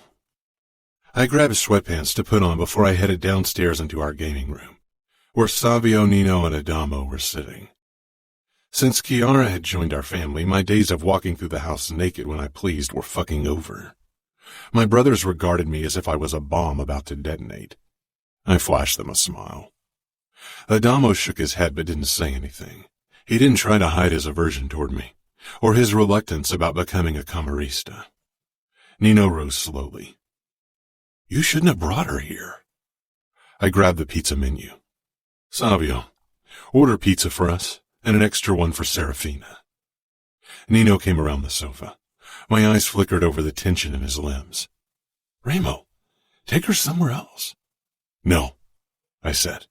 She will stay here, under this roof, where I can keep a fucking eye on her.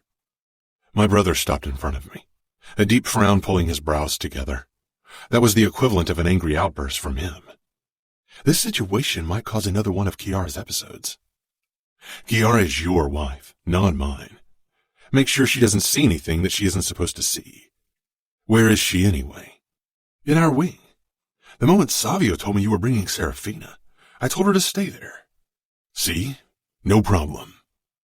I moved past him toward the bar and grabbed a beer. Nino followed as Savio ordered pizza in the background. It is a huge problem. Your captive is upstairs, free to roam the place as she sees fit. She could walk around the house and cross Kiara. I doubt Serafina will do that right now. She's too shaken, and probably taking a beauty sleep as we speak. She can't escape from the premises, and one of you will have to guard her to make sure she doesn't do something stupid. Nino assessed me. I really hope you know what you're doing. This is supposed to bring the outfit down. Don't forget that, Remo. My mouth pulled wide. It will crush them.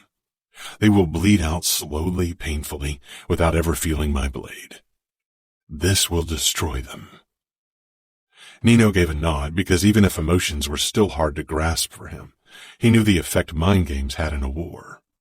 You disgust me, Adamo muttered. 4 days, I reminded him. He stood, jutting his chin out. What if I say no? Savio shoved him. You'd be a fucking disgrace, a traitor. What would you do? Where would you go? Adamo shoved him back. I don't give a fuck. Anything is better than becoming like you. I stalked toward him.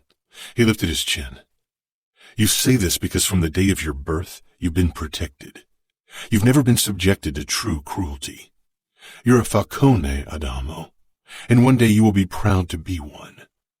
I wish I wasn't a Falcone. I wish you weren't my brother.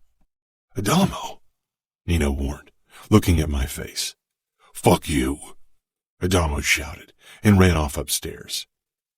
He'll come around, eventually, Nino drawled. How much time until the pizza arrives? I asked Savio. He exchanged a look with Nino before replying. 20 minutes. Time for a phone call, I said, looking at Nino, who hesitated briefly, but then took out his mobile and scrolled through it.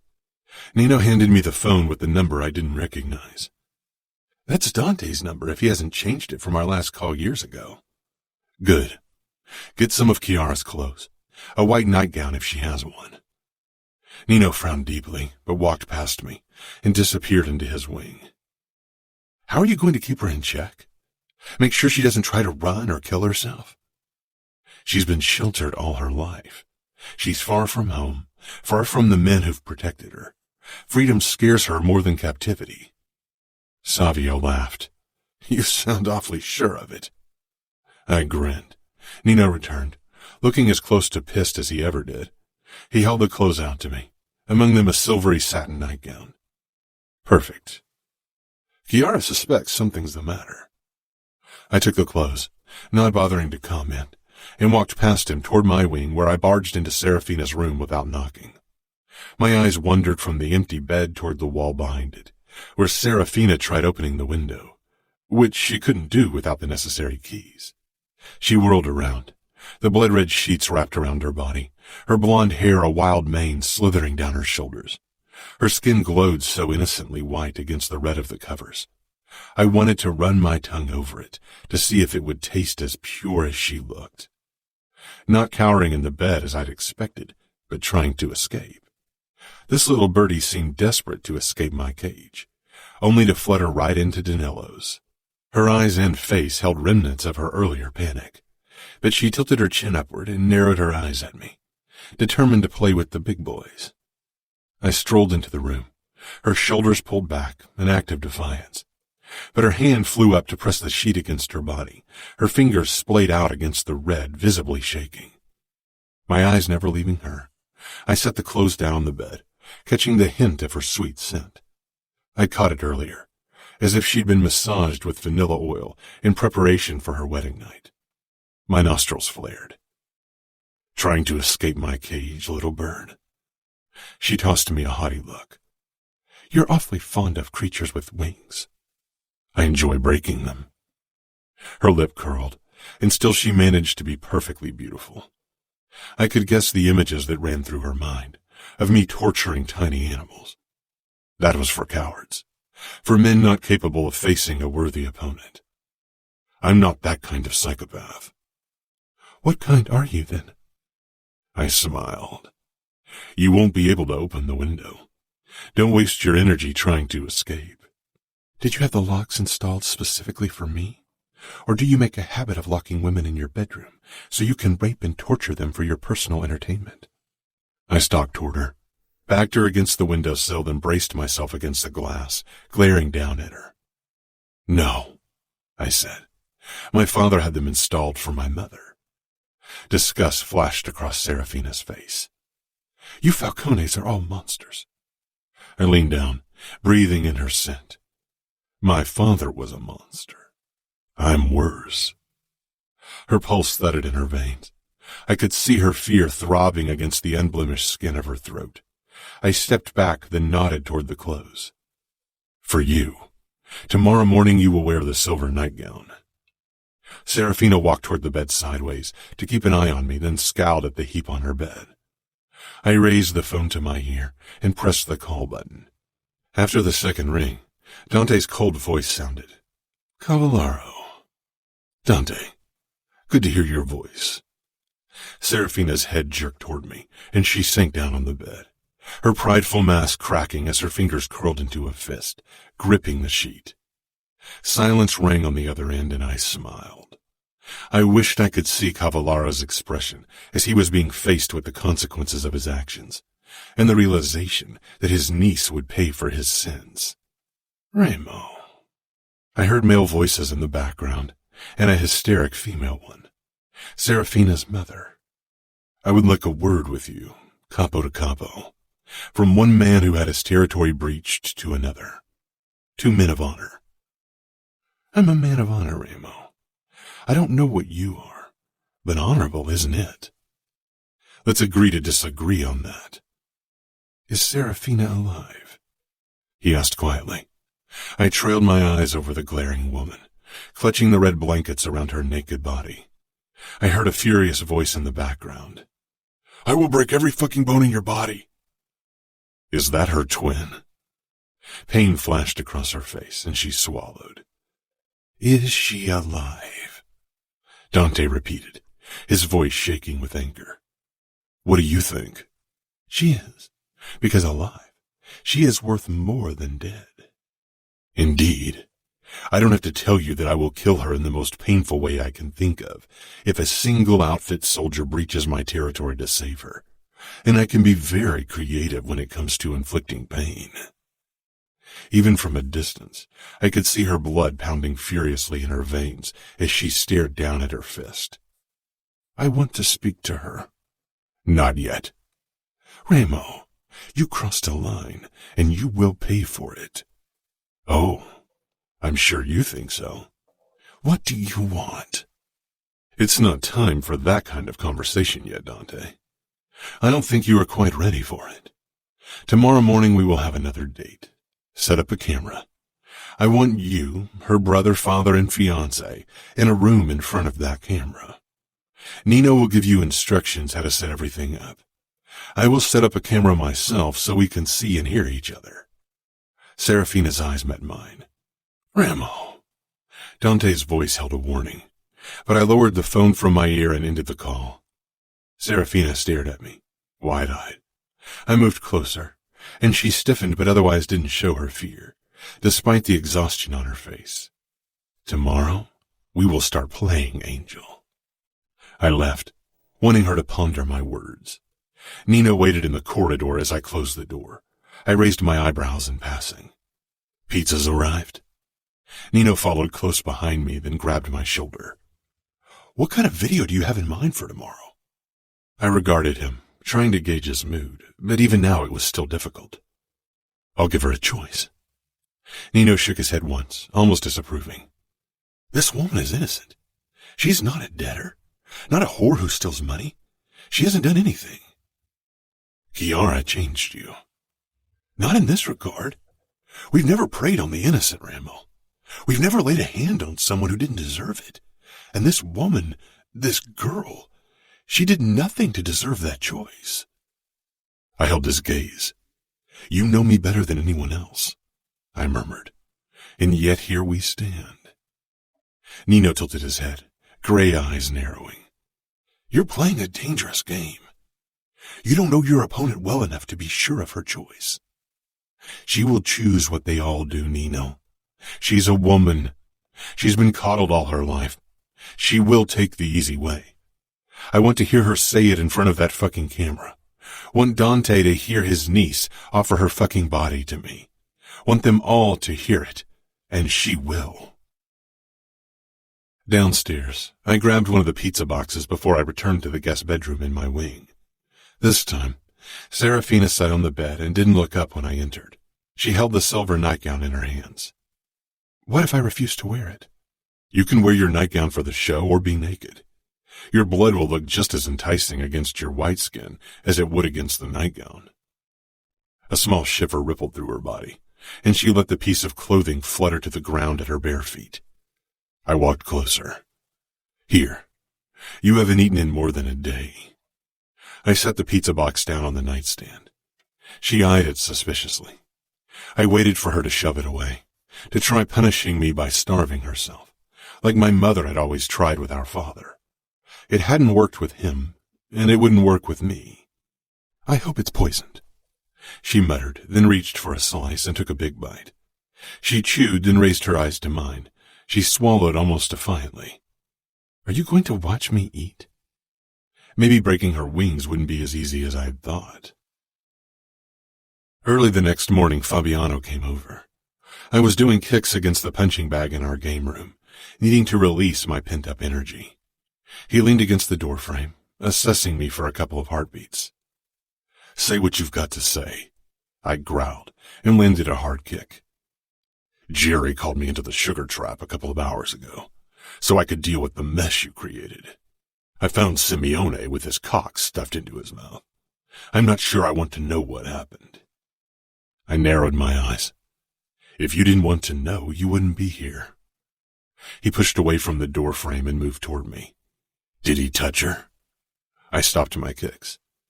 He didn't. He thought he could watch Serafina showering. Fabiano evaluated my face. Where is she? In bed. His eyebrows rose. In your bed? I didn't say anything, but I met his eyes straight on. He sighed. So you... He searched for the right word, then gave up. I thought you wanted to use her virginity as leverage against Cavallaro and her fiancé. I tried to gauge Fabiano's feelings, but he was too good at masking them. If he put that kind of effort into hiding his feelings, he would only disapprove of me taking Serafina with force. I stalked toward him. Do you harbor feelings for her? He grimaced. Really? I have Leona. I'm not interested in Fina. But you didn't like the idea of me hurting her. You are Capo. You do with her whatever you want, but no. I don't like the idea of you punishing her for something the outfit did. I respected Fabiano for his honesty. Most men were too cowardly to tell me the truth to my face. Then you should leave now, because I have a call set up with Dante and her family in 2 hours, and Serafina will play the leading role. He looked away, a muscle in his cheek twitching. I should return to Leona. You do that. Go to your girl, and I will go to mine. She isn't yours, Remo. She didn't choose you. That's a big difference, Fabiano said before he turned and left. I returned to the punching bag and kicked it harder than before. Serafina. Even the next morning, the pizza lay heavily in my stomach, but at least now my stomach was churning for another reason than terror. I considered eating another piece for breakfast. I needed all the energy I could get if I wanted to figure out a way to beat Remo at his own game, because no matter how sheltered I was, I knew Remo wouldn't have set up a video call with my family if he didn't know he had something to show them that would hurt them. I barely slept through the night. Remo hadn't locked my door after he left, but I didn't try venturing outside, fearing it was a trap. I was still too shaken to plan my flight in a way that would guarantee its success. I slid the satin nightgown over my head, even if I didn't want to give Remo even that small victory, but I'd have to pick my battles if I wanted to survive. Steps in front of the door made me stiffen, and I got up from the bed, preferring to stand when facing Remo. But it wasn't the scary Capo who entered. Remo Falcone stood in the doorway, his brown eyes taking in the length of me. I wrapped my arms around my chest before I could think better of it. "Come," he ordered with a nod toward the open door. I walked toward him, and he made a move to grab my arm. "Don't you dare touch me," I hissed. His eyebrows shot up, and he smiled arrogantly. "Then move your pretty ass, and take my advice. Don't ever talk to Remo like that, or you'll find yourself wishing you had never been born." I sent him a scathing look as I followed him through the house, taking in my surroundings. It was a spacious, twisted place that quickly left me confused. I could feel Savio's eyes on me occasionally, more curious than sexual, but still his presence made me nervous. He was tall and muscled and too confident. Eventually, he led me down a steep staircase into a basement. "Of course you Falcones have your own underground torture chamber," I muttered, but even I could hear the undercurrent of panic in my voice. A desolate, abandoned smell hung in the air. Thankfully, no excrements or blood. Savio didn't say anything, but he motioned for me to enter a room on the right. Remo was already inside. "Here she is. I'm meeting Diego. Tell me how it went," Savio said with a laugh. "You'll get to see the recording," Remo said. His dark eyes locked on mine. "Stand over there," he ordered, pointing at a spot in the center of the room. I followed his command, my brain whirring. The room was empty. No mattress, no chair, nothing except for a table with a camera that was pointed at me. Remo walked around me, scanning my outfit. The silvery satin nightgown clung to my body, and as my nipples puckered in the cold basement, Remo's eyes were drawn to them. I shivered. Nino came in as well, and my terror increased as I watched him readjust the camera and put a big screen on the table in the corner. He turned the screen so it was facing our way. "Remo," he said, and his brother went over to him. Nino frowned, but Remo touched his shoulder, then looked at me. My nails found their way into the soft flesh of my palm. The screen flashed to life, and on it I saw my family and Danilo, and my legs almost buckled. Samuel jerked, his eyes so full of despair it tore at me, and Dad had dark circles under his eyes. Dante and Danilo were better at controlling their emotions, but they too didn't look their usual composed selves. "I'm so glad you could make it," Remo said in a British accent, all posh and sophisticated. Wrong. A man like him, shrouded in an air of violence and cruelty, was anything but an English gentleman. Remo smiled cruelly at them, then turned to me, and his dark eyes flashed with excitement. "Serafina, in Las Vegas, women get a choice." His voice had returned to its normal, low, threatening vibrato. "Don't you dare!" Samuel shouted, lunging toward the camera as if it was Remo. Dante gripped his arm to stop him, but even my uncle appeared at the edge of control. Remo ignored them, except for a twitch of his lip. He pulled out the knife he'd used to slaughter Simeon and showed it to me. "They can pay for their sins with pain or pleasure." I shuddered. "You have no right to judge other people's sins," I whispered harshly. Remo slowly walked behind me, too close, his breath hot against my neck. My eyes landed on the screen and met Samuel's desperate gaze. He looked on the verge of breaking. I needed to be strong for them, for him and Dad, and even Dante and Danilo, for the outfit. "What do you choose, Serafina? Will you surrender to torture or pay with your body?" I held Samuel's gaze. I'd take my pride to the grave with me. Women were built to give birth. These men could brave pain, and so could I. Remo stepped back into my view. "If you don't choose, I will make the choice for you." His eyes and face said he knew my choice, was sure of it, because I was a woman, weak and insignificant. I smiled arrogantly. I will choose the bite of cold steel over the touch of your unworthy hands any day, Remo Falcone. His eyes flashed with surprise, respect, and terrifying excitement. I will enjoy your screams. Remo, this is enough, Dante ordered. Remo only stared at me, murmuring, We have only just begun. Without a warning, he gripped me, whirled me around, and jerked me against his body, his chest, every inch of him pressing against my back and ass. His hand cupped my chin, tilting my head up so I was forced to look at him. He wanted to see my eyes, my expression, my fear and terror when he made me scream. I returned his gaze with all the hatred and disgust I could summon. I hoped I'd be strong enough to deprive him of my screams, prayed for it. Where would you like to feel my blade? He held the gleaming steel right before my eyes, letting me see the sharp edge of it. I had seen that both Remo's and Nino's Camorra tattoos covered scars on their forearms. Maybe it meant something, maybe not. I had nothing to lose at this point. Or did you change your mind about your choice? Will you pay with your body after all? I didn't trust my voice because terror clogged my throat, and Remo could see it. I gripped his wrist and guided the knife to my arm until the cool blade touched the soft skin of my forearm, close to my veins. Something flickered in Remo's eyes, and triumph filled me, because for some reason, this spot got to him. I kept my hand on his as the blade rested against my sensitive skin. Remo pressed, and I tensed at the slight burn, but he wasn't really cutting yet, as if he couldn't bring himself to do it. I couldn't believe it was because he had reservations about hurting me. This was the cruelest man in the West, after all. And it definitely wasn't because he couldn't bear to destroy my unblemished skin. I was sure he'd love to be the first to leave a mark. There was something else holding him back, something dark and powerful. I pushed against his hand, pushed it down on my arm, and the blade cut my skin.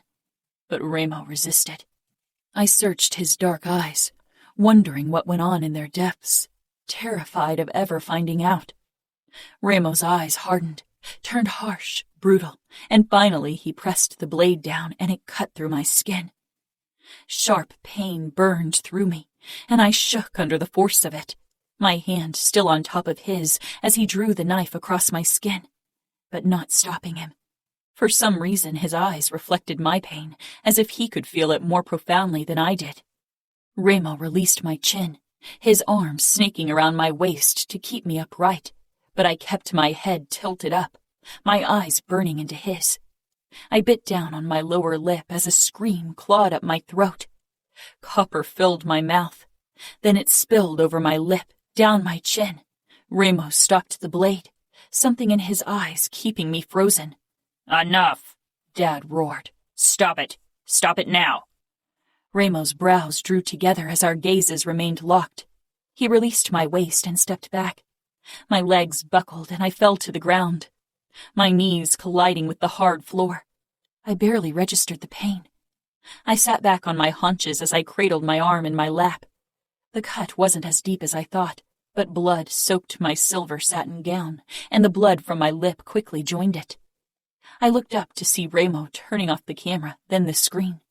Samuel's desperate face disappeared from view. Nino stood against the wall, his eyes on my wrist and an unsettling expression on his face. Remo had his back turned to me, facing his brother, but his shoulders were heaving.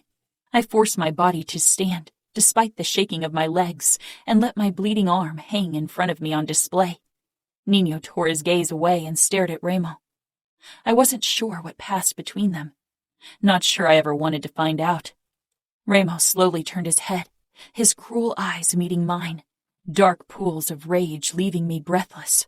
For once he didn't smirk or smile, didn't look superior or furious.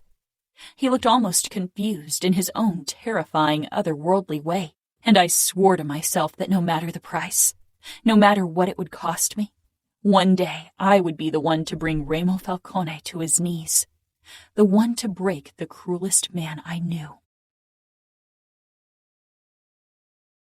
Chapter 6. Remo. Nino's expression was strange, but he wasn't about to lose his shit again. He was staring into my eyes, no longer at Serafina. He swallowed, then the cold mass took hold of his face and he straightened. My eyes fell to the scars on his wrist covered by our tattoo, then to similar scars on my skin, not as straight, not as focused. I almost touched the fucking scar over my eyebrow, like I'd done in the weeks after. You'll have to stitch her up yourself. You played this game and lost. You underestimated your opponent. He drawled, then left, leaving me standing there, fucking furious and fucking ecstatic. I turned around slowly. Serafina was swaying, but trying to stand tall. Her chin was covered in blood from the wound in her lip, from biting down on it to stop a scream. She didn't give me a single one.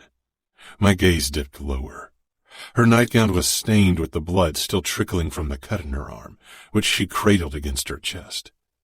She was supposed to choose differently, like all the other women always did. Instead, she'd caught me off guard, had taken the painful road, had forced my fucking hand. She hadn't given me the triumph of offering her body to me on a silver platter in front of Dante fucking Cavallaro and her fiancé. Nino was right. I'd underestimated my opponent because I compared her to the women I'd dealt with so far, but Serafina was nothing like them. Proud and noble. I wouldn't underestimate her again, and I would get that fucking scream. I would get more than that. My eyes were drawn to her arm. Why had she chosen that spot? When I looked back up, Serafina met my gaze with one of triumph. She knew she had won. I stalked toward her, anger simmering under my skin. She tensed, swayed again but didn't fall. I took her arm and inspected the wound. It wasn't deep. I hadn't put enough pressure behind the blade to cut deep. I hadn't wanted to cut her at all, which was a new experience. Seeing the blood on her perfect skin didn't give me the deep satisfaction it usually did. How did it feel to hurt me? Does it excite you? She asked fiercely. I leaned close, cupping her chin. She held her breath as I trailed my tongue over her lower lip, tasting her blood. I smiled darkly. Not nearly as much as this. She jerked back and stumbled, but I caught her, because this wasn't the fall she would take. We need to treat your wound. She didn't protest and followed me silently back upstairs to the first floor, and my grip on her arm held her steady. I led her into my bedroom, then my bathroom, where I kept the only medical kit in my wing. Nina was the one who usually handled this kind of shit. She leaned against the sink. You should sit down, I told her. I prefer to stand. I let go of her, and she clutched the edge of the sink to steady herself. I bent down to retrieve the medical kit, but my eyes were drawn to the high slit in her nightgown, revealing a long, slender leg. She shifted so her front faced me. I smirked up at her, but her skin was pale and a fine sheen covered her face. I grabbed the medical kit and straightened, regarding her more closely to judge whether she was going to pass out or not. She narrowed her eyes at me and straightened her shoulders with obvious effort. The corner of my mouth twitched. I took out tissue adhesive. The wound wasn't deep enough to require stitches. I couldn't remember the last time a cut from me didn't lead to stitches. Or a funeral. I took out disinfectant spray, and she stiffened but didn't make a sound when the stinging spray hit her wound. But she did bite down on her lower lip again.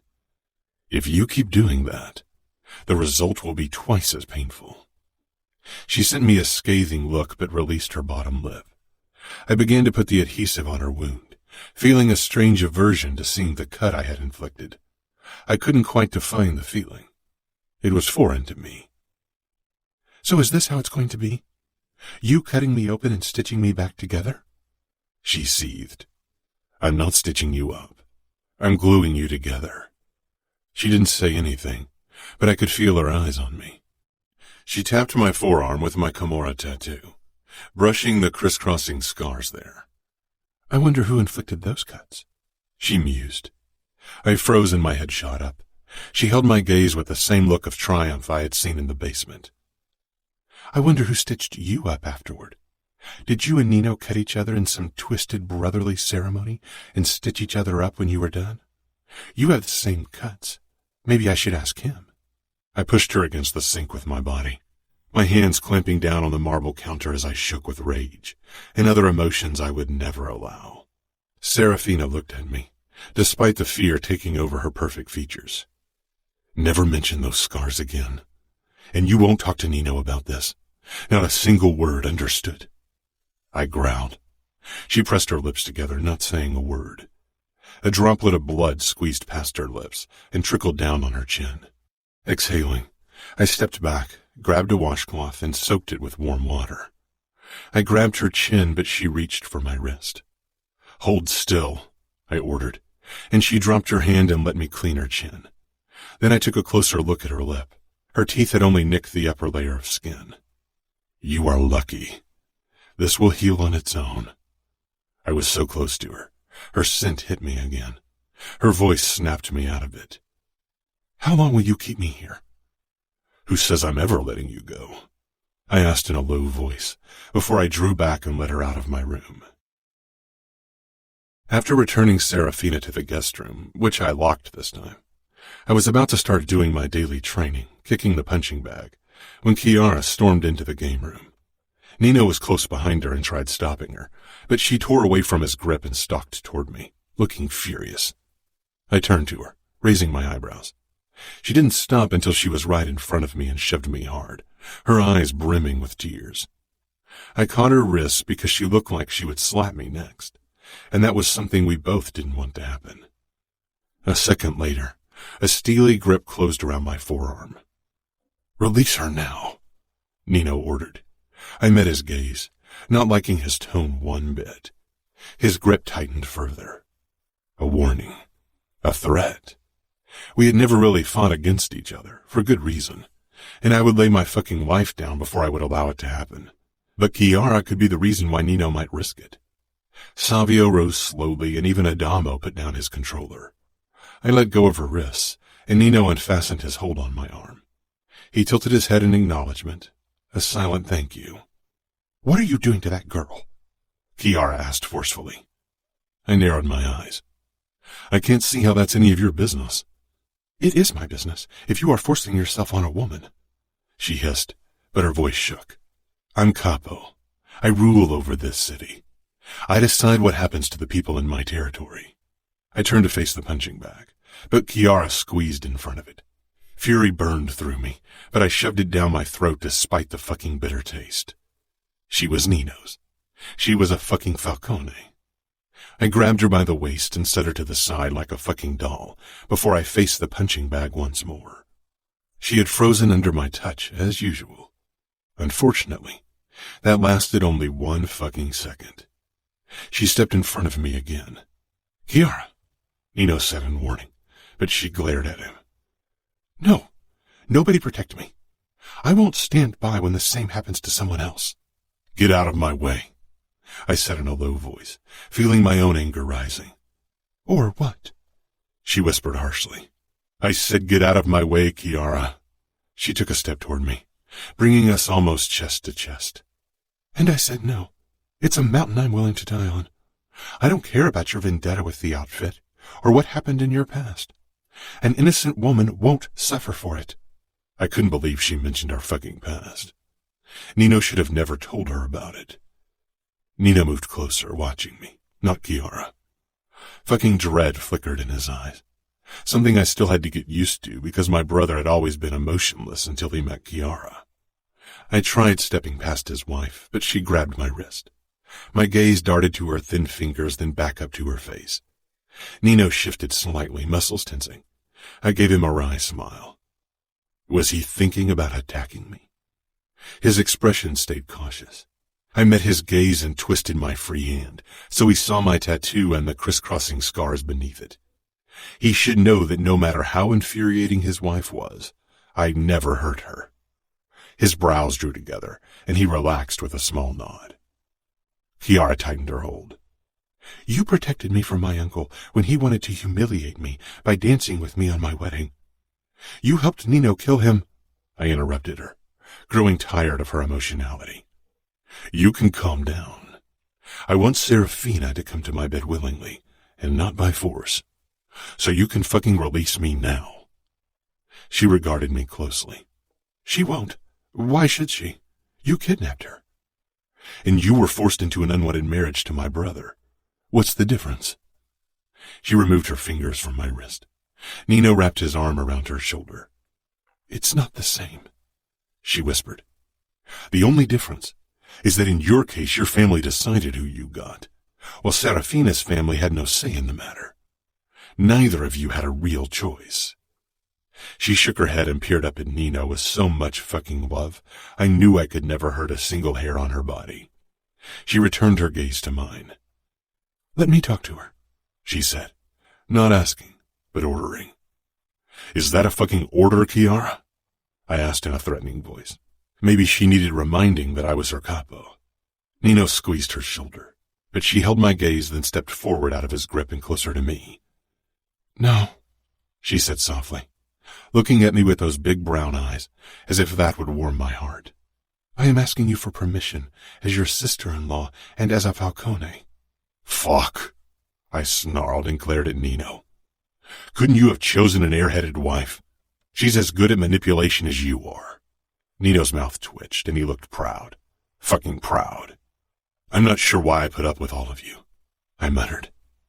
Does that mean I'm allowed to talk to her? Chiara asked hopefully. Yes, but I should warn you. Serafina isn't as docile as you are. If I were you, I'd watch my back. She might end up attacking you to save herself. I'll take my chances, she said, then turned on her heel and headed straight for my wing. Nino followed her, because he was obviously concerned for her safety. I released a harsh breath and kicked the punching bag with so much force, the hook ripped out of the ceiling and the bag crashed to the ground. Savio chuckled as he came up to me. At first, I really loathed the idea of having Chiara under our roof, but I enjoy her presence more every day. Why don't you call someone to fix this fucking bag instead of grating on my nerves? Savio grinned. Will do, Capo. I know someone you can release your pent-up energy on. I was supposed to train with Adamo. Why don't you take over? The kid needs a good ass-kicking. Why don't I just hang you from a hook and use you as a punching bag instead? Savio laughed and sauntered off. Staring at the mess on the floor for another moment, I turned around to Adamo, who had his arms crossed over his chest and was glaring. Come on, kiddo. Train with me. Adamo and I had never trained together, unless you counted the mock fights I'd entertained him with when he was a small kid and didn't hate my guts yet. For a moment, he looked like he was going to refuse, but then he pushed up to his feet. He trudged after me in that annoying way he'd adopted recently, just to drive me up the walls. I grabbed my keys, then tossed them toward Adamo. Catch. He did, frowning. You're going to drive us there. Really? He asked, and for once wasn't glaring at me. Really? Now move. I don't have all day. Adamo hurried past me, not trudging, and I followed after him, shaking my head and smiling.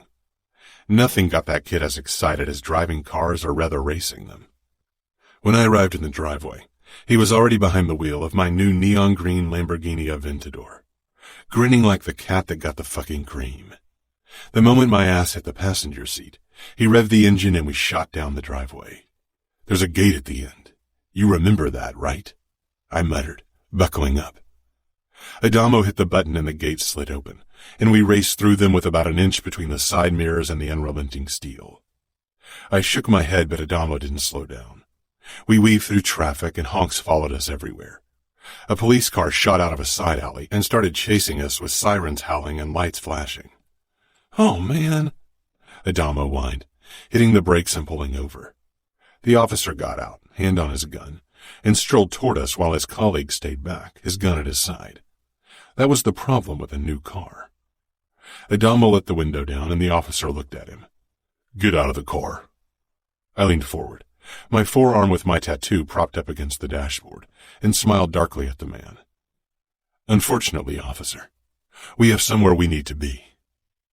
The police officer registered my tattoo, then my face, and took a step back. This is a misunderstanding. Safe travels. I nodded and sank back against the seat. Drive. Adamo looked at me with a hint of admiration in his eyes. Then he pulled away from the curb in a slower pace, but still too fast. His mood soured the moment we got out of the car in front of the abandoned casino that served as our gym. I waited for Adamo in the cage, but he took his sweet-ass time getting ready. When he finally shuffled toward me, I really wished he were someone else, because I wanted to viciously destroy my opponent. Adamo climbed in and closed the door before he faced me. He had grown these last few months.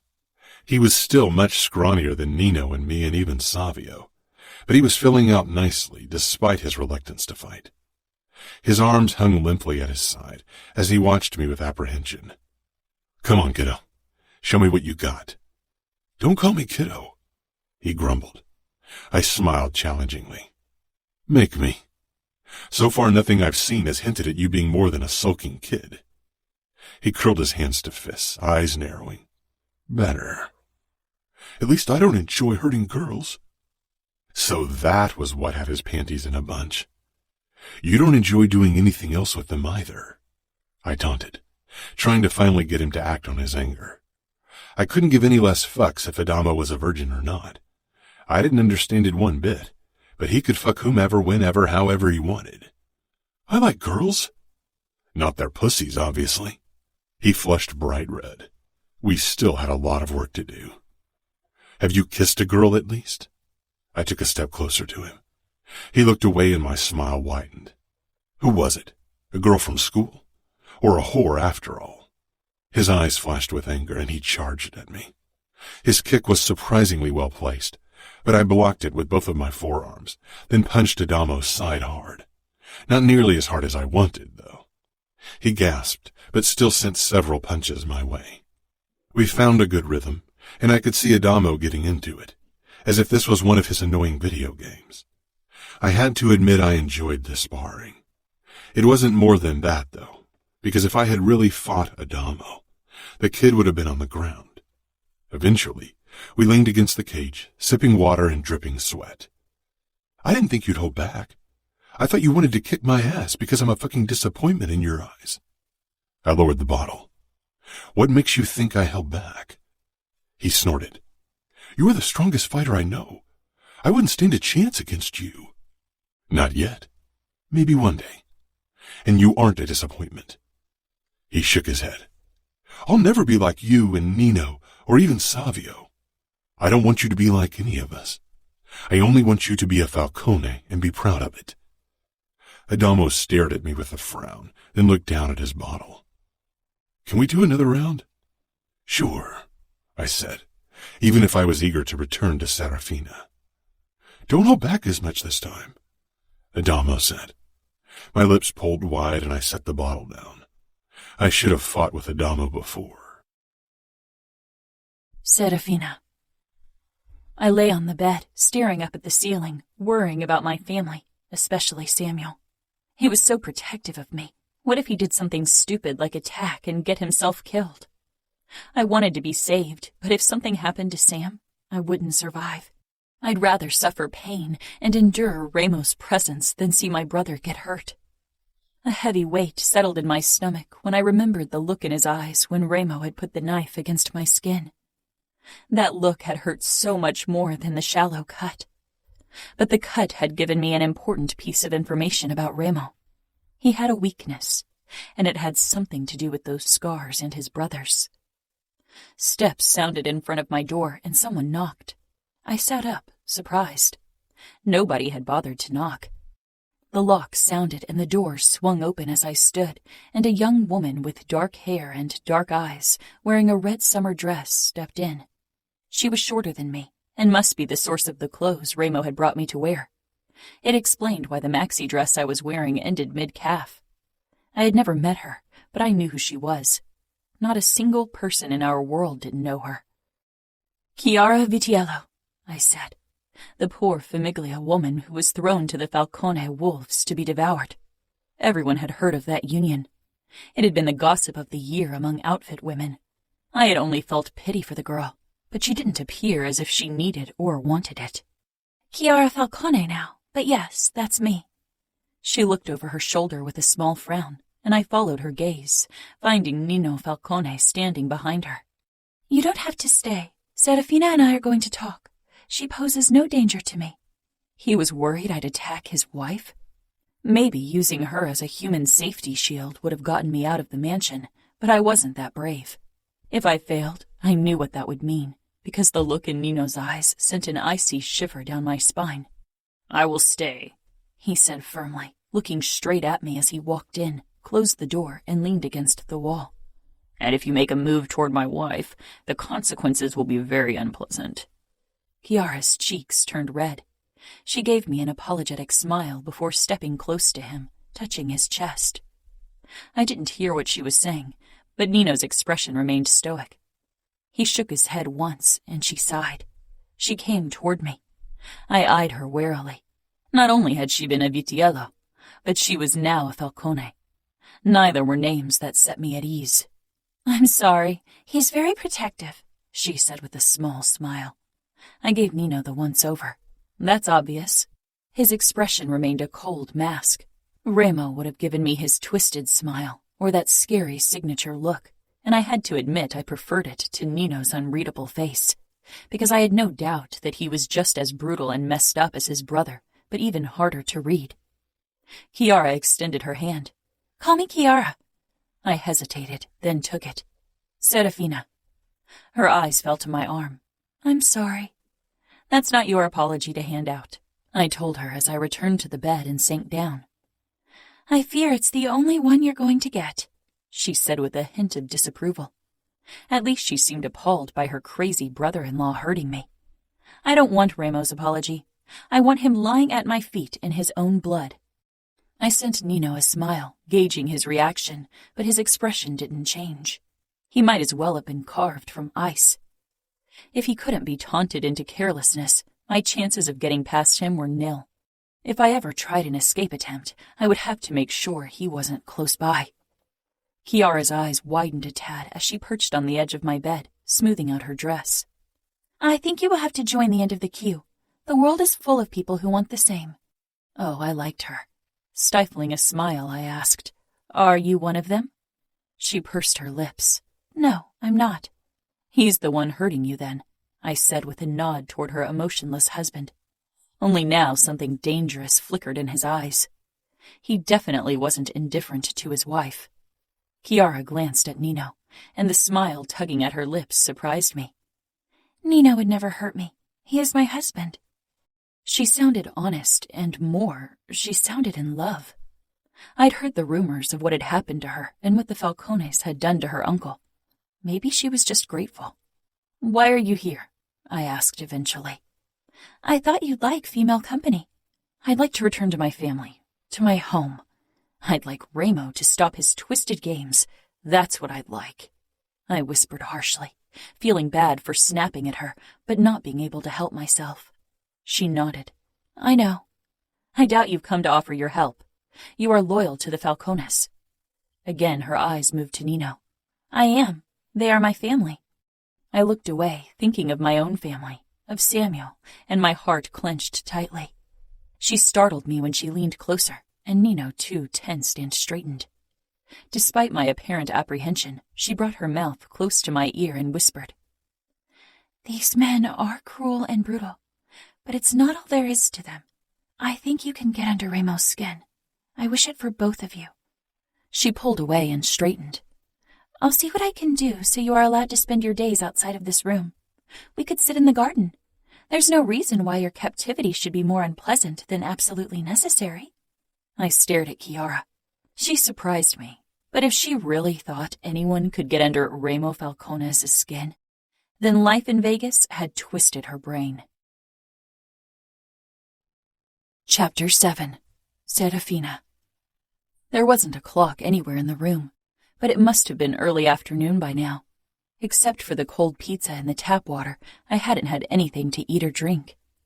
Maybe this was another part of Remo's game. Glancing out of the window, I tried to find the end of the premises. But from my vantage point, the gardens surrounding the Falcone mansion appeared endless. What was Samuel doing now? I closed my eyes. He would blame himself for what happened. I knew him. He had always seen himself as my protector. I wished I could hear his voice, could tell him that it wasn't his fault. And Mom and Dad, I hoped they had at least found a way to keep the truth from Sophia. She was too young, too innocent to be burdened with the cruelness of our world. The sound of knocking, followed by the lock being turned, made me face the door. I winced at the dull pain in my forearm. A teenage boy in fight shorts and a t-shirt stepped into my room. He had slightly longer curly brown hair and was lean but muscled. "Hey," he said hesitantly, brown eyes kind. "Remo sent me to get you." I didn't move from my spot at the window. "What are you, his servant?" The boy smiled, an unguarded, honest smile. A smile few could afford in our circles. "I'm his youngest brother, but that's as good as the same in Remo's eyes." His kindness confused me. It didn't seem fake. My eyes flitted down to his forearm, free of the markings of the Camorra, the knife and the eye. "You haven't been inducted yet." The smile dropped. "I will be in 2 days." "But you don't want to?" I said curiously. Caution replaced the open friendliness. "We shouldn't keep Remo waiting." He opened the door wider and gestured for me to walk through. I wondered what he would do if I refused to follow him. He was taller than me and definitely stronger, but I got the impression he would have a hard time laying a hand on me. If he'd been my only opponent, I might have taken my chances, but Remo was downstairs. Finally, I moved toward him and followed him through the long, winding hallway. "I'm Adamo, by the way," he said. I glanced up at him. "Serafina." "I know." "I suppose you Falcone brothers were all in on the kidnapping," I muttered. His brows drew together, but he remained silent. There was a hint of embarrassment and disapproval on his face. After a few minutes, we arrived in the lower part of the mansion, in some sort of entertainment hub with a bar, sofas, TV, and a boxing ring. A punching bag lay amidst rubble, and Remo was glaring down at it as if it had personally insulted him. He, too, was in fight trunks and nothing else. The memory of how he'd held me under the shower, of how I'd been pressed up to him completely naked, resurfaced. I hadn't registered much at the time, and even in the immediate aftermath, but now my gaze trailed over the display of hard muscles, the many scars that spoke of his violent past and present. Every inch of Remo screamed danger. His height, his muscles, his scars, but worse, his eyes. They found me, and as always it was a struggle to meet them. Around Remo you felt like the omega in a pack of wolves. Your eyes wanted to avoid his out of a deeply buried, primal impulse, because Remo was the alpha. There was no mistaking it. Adamo left my side and went over to the sofa, where he plopped down and picked up a controller. A gun lay on the coffee table in front of him. Remo stalked closer. "Adamo," he clipped, indicating the gun. Damn it. Adamo grasped it and shoved it under his leg. I wouldn't even know how to use it, I lied. Remo smiled darkly. "You are a good liar." His skin glistened with a fine sheen of sweat, as if he hadn't bothered showering after a workout. "Why did you call me down? Do you have another torture session planned for me?"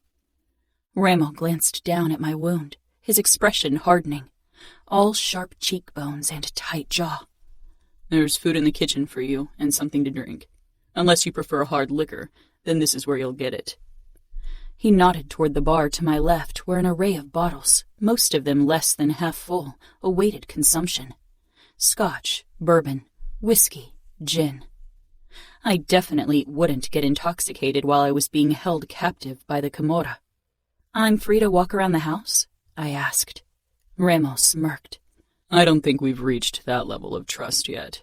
"We won't reach any level of trust, Remo." Steps echoed out in the hall behind me, and I turned halfway, but not enough to lose sight of Remo. I preferred keeping him in my line of vision. As if he knew exactly what I was doing, one corner of his mouth twitched upward. Savio walked in with that arrogant swagger. "Got someone to fix the punching bag." Remo tore his gaze from me. "And it took you 4 hours?" "Took care of some other business while I was at it," Savio said with a shrug. Remo shook his head with obvious disapproval. "One day I'm going to seriously lose my shit on you." Savio didn't look concerned, and I doubted it was because he was as emotionless as Nino. Savio knew he had nothing to fear from his older brother. The realization surprised me, and I filed it away for later use. Now that you're here, keep an eye on our guest while she's eating in the kitchen. I'll take a shower, then take over her watch. My mouth curled. I'm not your guest. I'm a captive. Semantics, Remo said, maybe in his twisted mind. I could have watched her too. Adamo grumbled from his spot on the sofa. Savio and Remo exchanged a look. Either they worried their younger brother would help me, or they worried he wouldn't be able to stop me from escaping. Interesting. Remo narrowed his eyes at me, then strode past me, his arm brushing mine, causing me to draw back. Come, Savio ordered. My eyes lingered on Adamo, who was scowling at Remo's retreating back. Maybe the Falcones had a weak link in their midst. Tearing my gaze away, I followed Savio to the back of the ground floor and through a door which opened to a huge kitchen. He pointed toward a pot on the stove. I approached it and lifted the lid, finding a creamy orange-colored soup. What is it? How would I know? Savio drawled, sinking down on a chair at the kitchen table. Probably something without meat. Chiara is vegetarian. I frowned, trying to decipher the emotion in his voice. I thought I detected a hint of protectiveness when he said her name. Turning on the stove, I took a whiff. Pumpkin soup, I said. Savio shrugged. I'm having a bowl as well. I stared at the arrogant bastard. Did he think I'd fix him lunch? Why don't you haul your lazy ass off the chair and get your own bowl? He did haul his ass off the chair and advanced on me. He braced himself against the stove on either side of my waist, cornering me.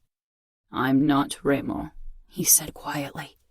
But I'm a Falcone, and I love bloodshed. You better watch your tongue. I didn't say anything. Savio was scary in his own way. The soup started bubbling behind my back, and Savio finally withdrew, turning around. I opened a drawer to look for a ladle when a plan took form. Remo was upstairs showering. I hadn't seen Nino anywhere. Only Adamo was in the living room, and potentially a workman, who, knowing Vegas, wouldn't come to my help. It was the best opportunity I've had so far. I gripped the heavy pot by its handles and swung back to gain momentum, but before I could release my hold, Savio whirled around. I catapulted the pot with the boiling soup at him. In an impressive show of reflexes, he lunged to the side, avoiding the pot and most of its contents. Splatters of yellow soup covered him from head to toe. I took my chance and tried to rush past him. His hand shot out, clamping down on my wrist, and he shoved me away with an infuriating air of arrogance. Spinning myself around, my hip bones collided with the edge of the table. I fell forward, my elbows hitting the hardwood, my butt jutting out in an undignified way. I like your ass from that vantage point, Savio commented. As long as you like it from a distance, Remo warned. I whirled around. Standing in the open door, Remo took in the mess on the floor and on his brother. What the fuck happened here? Savio grimaced at his shirt, then scowled at me. That bitch tried to boil me alive. I straightened, trying to hide my fear of what my punishment would be for the attack, but then Remo laughed. A low rumble that raised goosebumps on my skin. I'm glad you find it funny, Savio muttered. I'm done. Next time you're busy, do me a favor and ask Nino to watch her. He stalked out without another glance. Clean that up, Remo ordered with a nod toward the floor, the amusement gone from his voice. I remained where I was. Remo walked around the lake of orange on the floor and stopped right in front of me, forcing me to tilt my head back. He cupped my chin. Let me give you a piece of advice, Angel. Choose your battles wisely, he murmured threateningly. And now you will clean the floor. I don't give a fuck if your highborn hands aren't supposed to get dirty. I lowered my eyes from the harshness of his gaze, but tried to mask it as me drawing back from his touch. Where's a mop? Remo turned and headed for the door. I'll be back in exactly 2 minutes, and you won't move a fucking inch. Understood? I pressed my lips together, a small act of defiance. If it could even be considered that, because Remo knew I'd obey.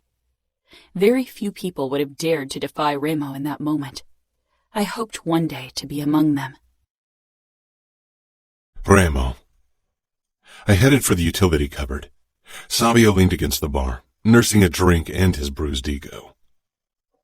Next time you should pay more attention. He glared. I think from the two of us, you have more reason to worry.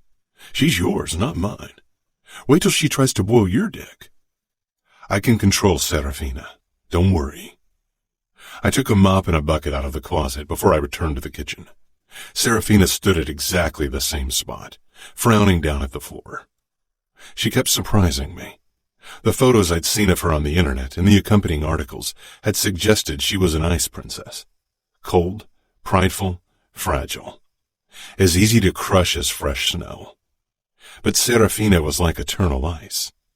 Breaking her with force was difficult, not impossible, because I knew how to break, but that would have been the wrong approach. Even eternal ice yielded to heat. I handed her the bucket and the mop, which she both took without protest. She avoided my eyes as she set out to fill the bucket with water and put it down on the ground. It became apparent pretty quickly that Serafina had never wielded a mop in her life. She used too much water, flooding the floor. Leaning against the counter, I watched her in silence. She should have taken a rag, gotten down on her knees, and cleaned the floor properly. But I knew her pride would stop her from kneeling in my presence. Proud and strong and painstakingly beautiful. Even sweaty and covered with soap. The floor was still smeared with soup when she finally gave up. The mop's not working properly. It's not the mop's fault. Trust me. I wasn't raised to clean floors. She snapped, wayward strands of hair clinging to her cheeks and forehead. No, you were raised to warm a man's bed and spread your legs for him. Her eyes widened, anger twisting her perfect features. I was raised to take care of a family, to be a good mother and wife. You can't cook, can't clean, and probably have never changed a diaper in your life. Being a good mother doesn't seem to be in your future. She shoved the mop away so it clattered to the floor, and moved closer, then jerked to a halt halfway. What do you know about being a good mother, or a decent human being? My chest constricted briefly, but I pushed through it. I know how to change a diaper for one, and I provided my brothers with protection when they needed it. That's more than you can say for yourself. She frowned. When did you change a diaper? When Adama was an infant, I was already 10, I said. It was more than I'd wanted to reveal in the first place. My past wasn't Serafina's business.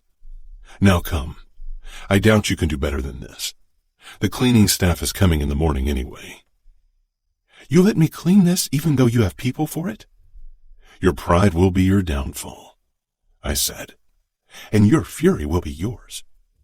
Then we'll fall together. Isn't that the beginning of every tragic love story? My mouth twisted at the word. What a waste of energy. Our mother had loved our father. She'd hated him too, but her love had stopped her from doing what was necessary. She'd let our father beat and rape her, had let him beat us because it meant he wouldn't lay a hand on her. She never stood up to him. She cowered, and worse, turned his anger toward us to protect herself. Her one act of fucking defiance was to punish our father by killing his sons.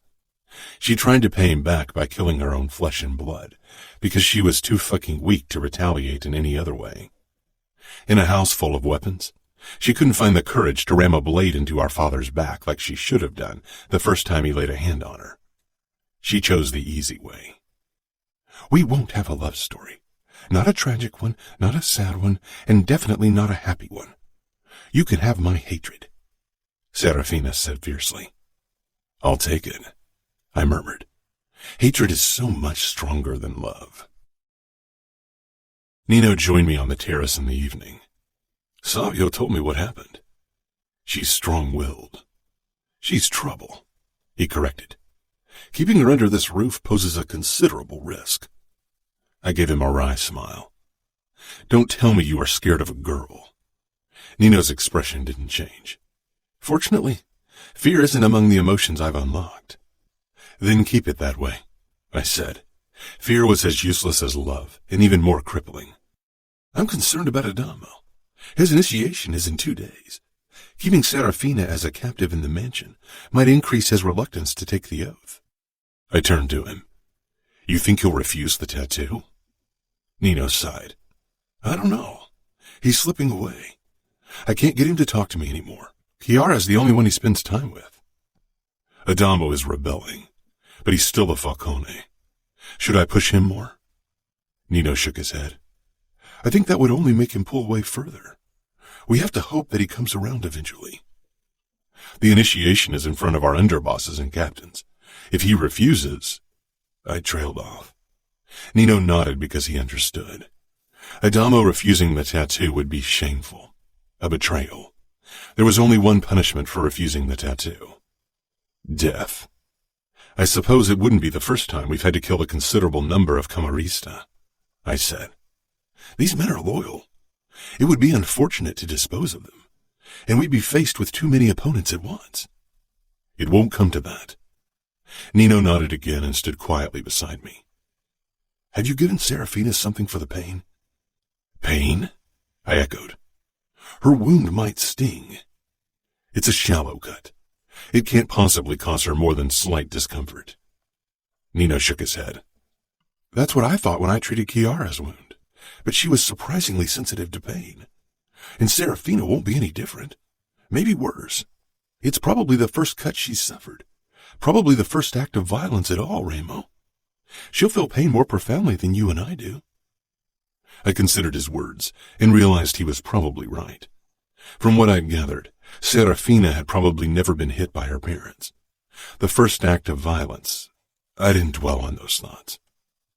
Do we have anything for pain? I have Tylenol in my room.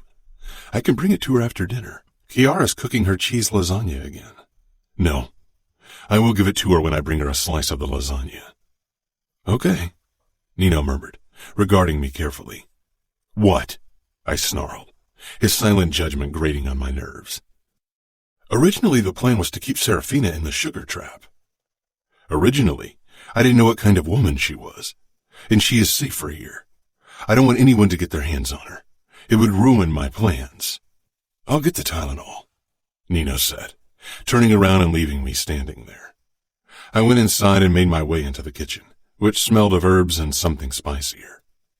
Chiara glanced up from the chopping board. She was slicing tomatoes and throwing them in a bowl with lettuce. No one's eating salad around here, I told her as I strode toward her. The tensing of her body was barely noticeable anymore. I'm eating it, and Nino will too, and maybe Serafina prefers to stay healthy as well, Chiara said. I stopped beside her and glanced into the oven, where a big pan was bubbling over with cheese. Serafina has more pressing problems. Chiara's eyes shot up, and I gripped her hand before she could chop her fingers off.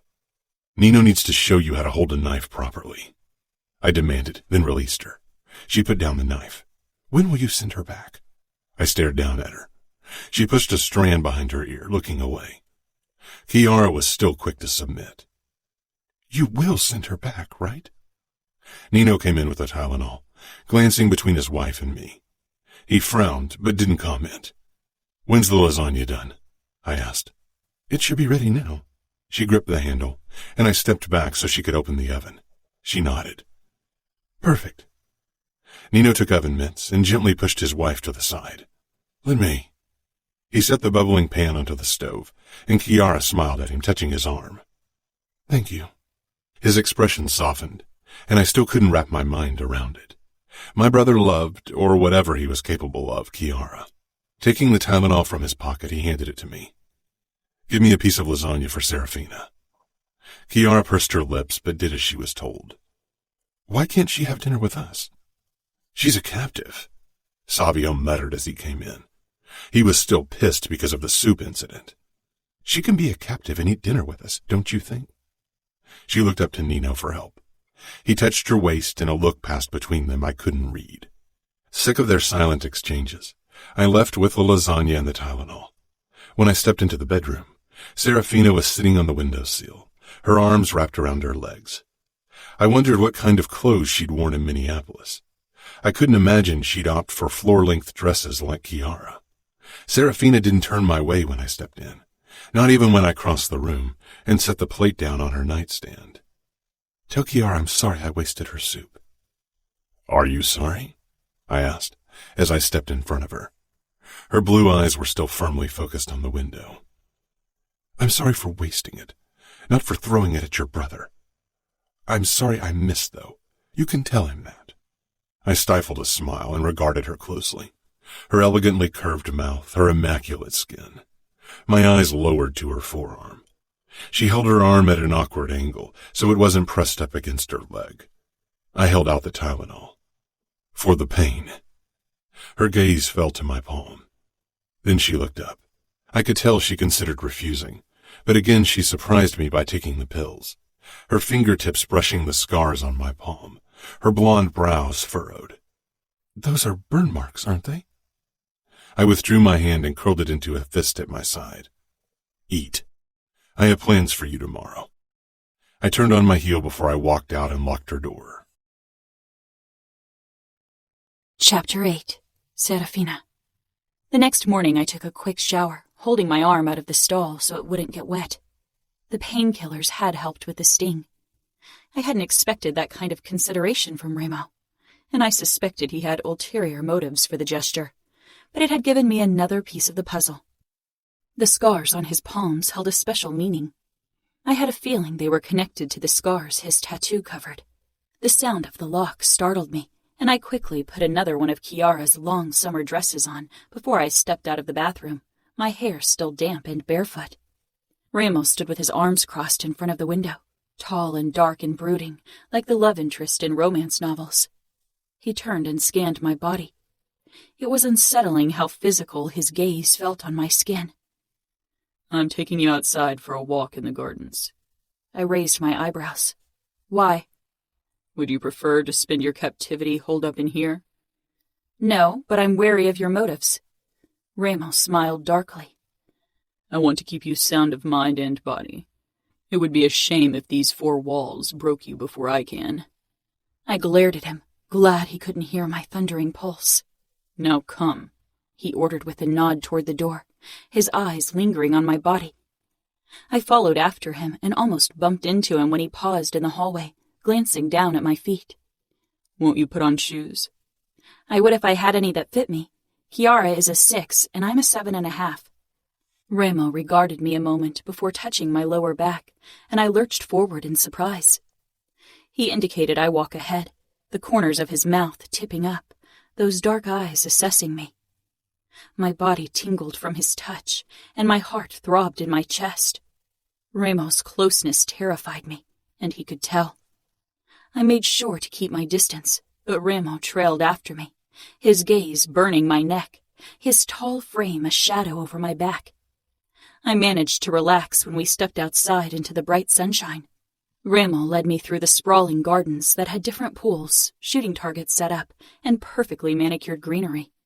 The warm grass felt wondrous under my bare feet, but I didn't let it distract me from my main objective, scouting my surroundings. Remo was oddly quiet, which was unsettling because it meant something was going on behind those dark, cruel eyes. You can try to run, but you can't escape, Remo said firmly when I scanned the property boundary. The high walls around the premises were topped with barbed wire, and when we walked close enough, I could hear the hum of electricity. Are you looking for weakness in our safety measures?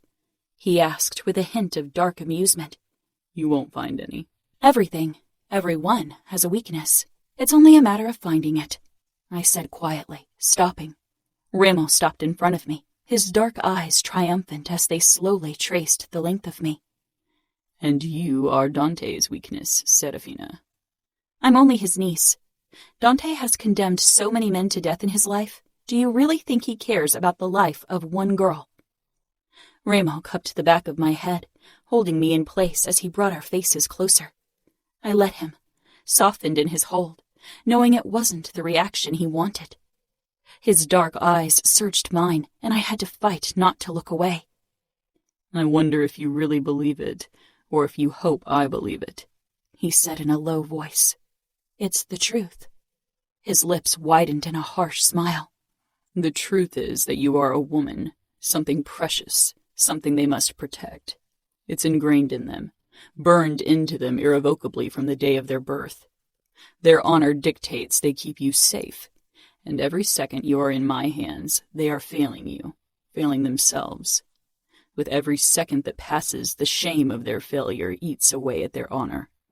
As made men, we live on honor and pride. They are the pillars of our world, of our fucking self, and I'm going to tear them down, pillar by pillar, until every fucking member of the outfit is crushed beneath the weight of their fucking guilt. My breath had lodged itself in my throat, and I could do nothing but stare at the man in front of me. Maybe he'd underestimated me, but I feared even the outfit, had underestimated Remo Falcone as well. His actions spoke of barely restrained violence and led you to believe that he lacked any sliver of control, that he could be driven into rash acts. But Remo was dangerously intelligent. A ruthless man with the power and wit to get his revenge. Maybe they will feel guilty, but they won't waver. They won't risk any part of the outfit for me. Not for the soundness of my body, not for my life, and least of all for my innocence, Remo. So take either or all. You won't weaken Dante or the outfit. Remo's thumb stroked the side of my throat. I wasn't sure if he did it on purpose or without noticing. And it wasn't the touch, but the look in his eyes that made me shiver. They will protect your innocence at any cost, because it's the only pure thing in their fucking lives. They think your innocence could wash away their sins, but they breathe sin. We all do. 100 virgins can't wash the sin from our veins. Definitely not from mine. Not even an angel, I murmured, tilting my head up, peering at him through my lashes. My pulse throbbed in my veins, aware of the risk I was taking. But I was forced into Remo's game, willing or not, and I could either be a pawn or a player. Something in Remo's dark eyes shifted, something hungry and lethal unfurling. He leaned closer, his breath hot against my lips. You are playing a dangerous game, Angel. I smiled. So are you. His lips pressed against mine. I hadn't expected it. Almost kisses, like threats ghosting over my skin, had been his tactic. Until now. This wasn't a ghost touch. It was substantial, and yet it felt like the promise of a kiss, a threat of what lay ahead. Stunned by Remo's action, I held his gaze. Finally, I ripped away and raised my palm to slap him, but he caught my wrist. He jerked me closer once more. That's the kiss Danilo would have given you in church, and maybe even later on your wedding night. Polite, controlled, reverent. His voice dipped low. That's not a kiss. Anger surged through me. You? Remo's mouth crashed down on mine, fingers bruising my hip as his other hand cradled my wrist between our bodies. His lips conquered mine, his tongue tasting the seam of my mouth, sucking at my tender lower lip, demanding entrance. Heat flushed through me, and my lips parted slightly, barely, a flicker of submission, and Remo plunged his tongue into my mouth, tasting me, consuming me. His taste was intoxicating, his body's heat overpowering. His thumb pressed into my wrist, his palm sliding from my hip to my lower back. Small sparks of electricity followed in his touch's wake.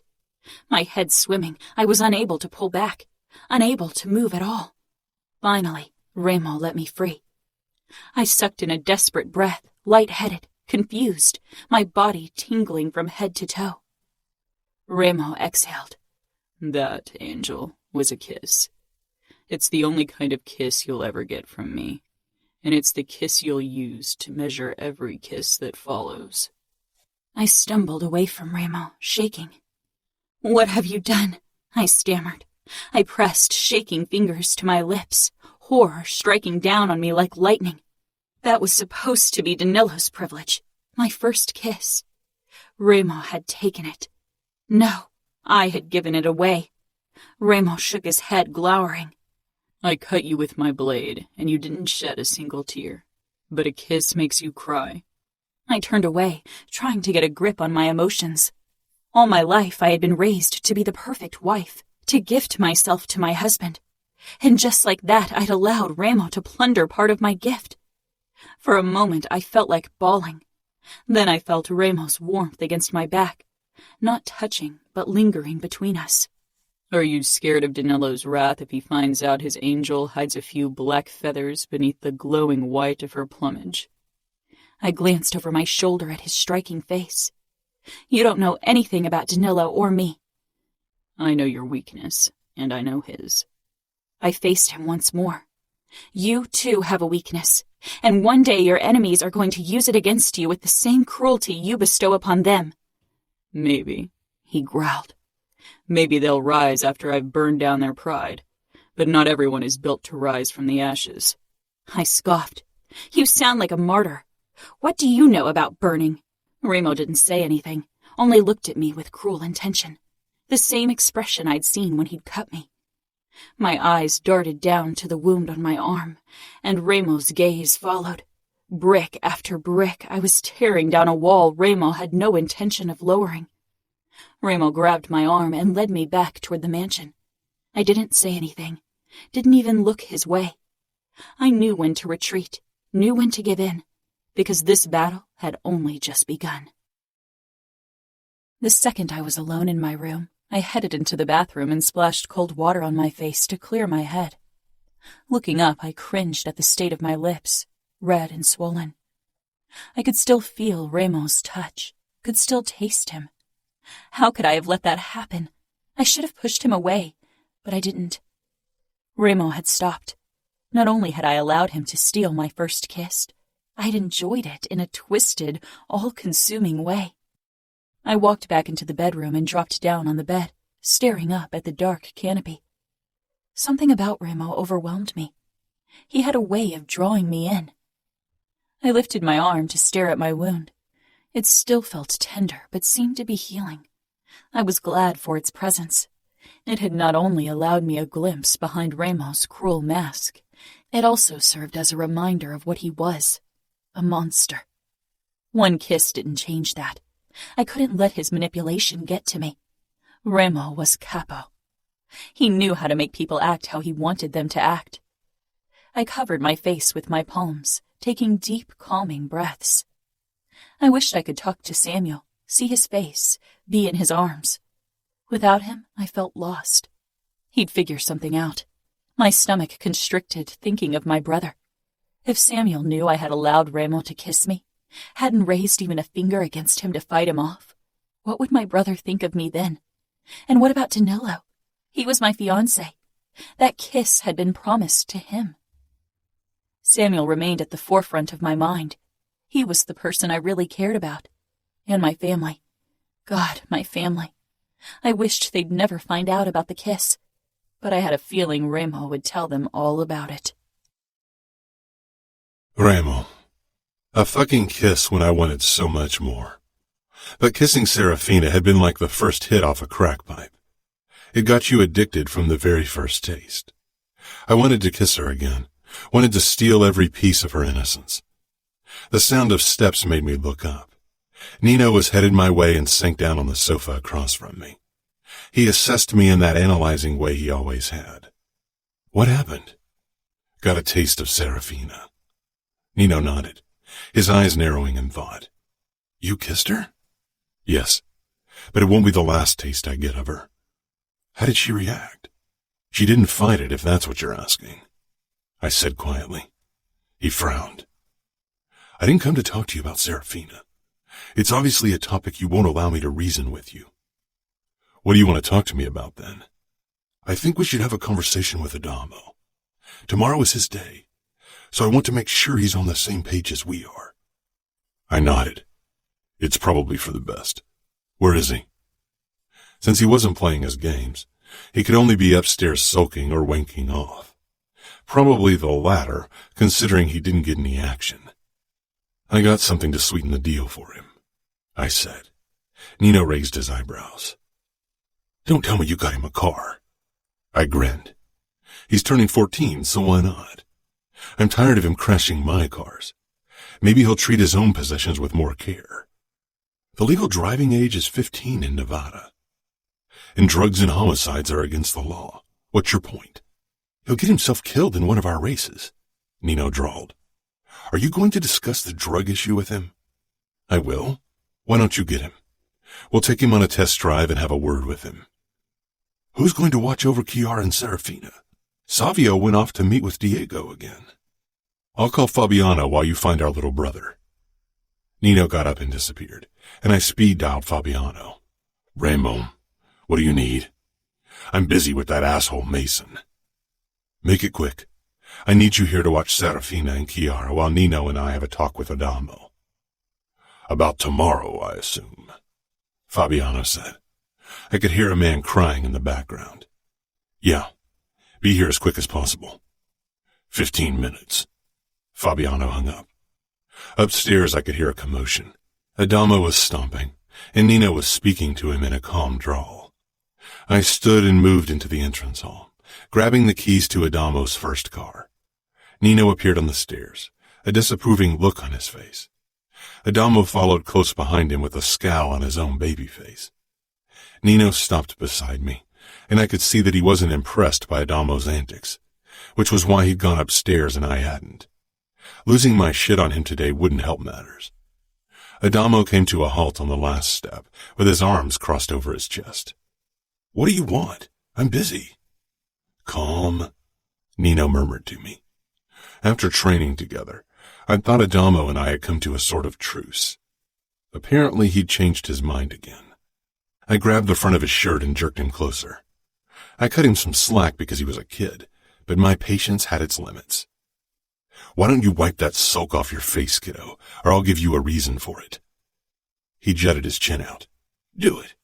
Then I'll have another reason to refuse the tattoo tomorrow. Adamo, Nino warned. My fingers tightened and I stared into his eyes long and hard. Do you think you can survive on your own?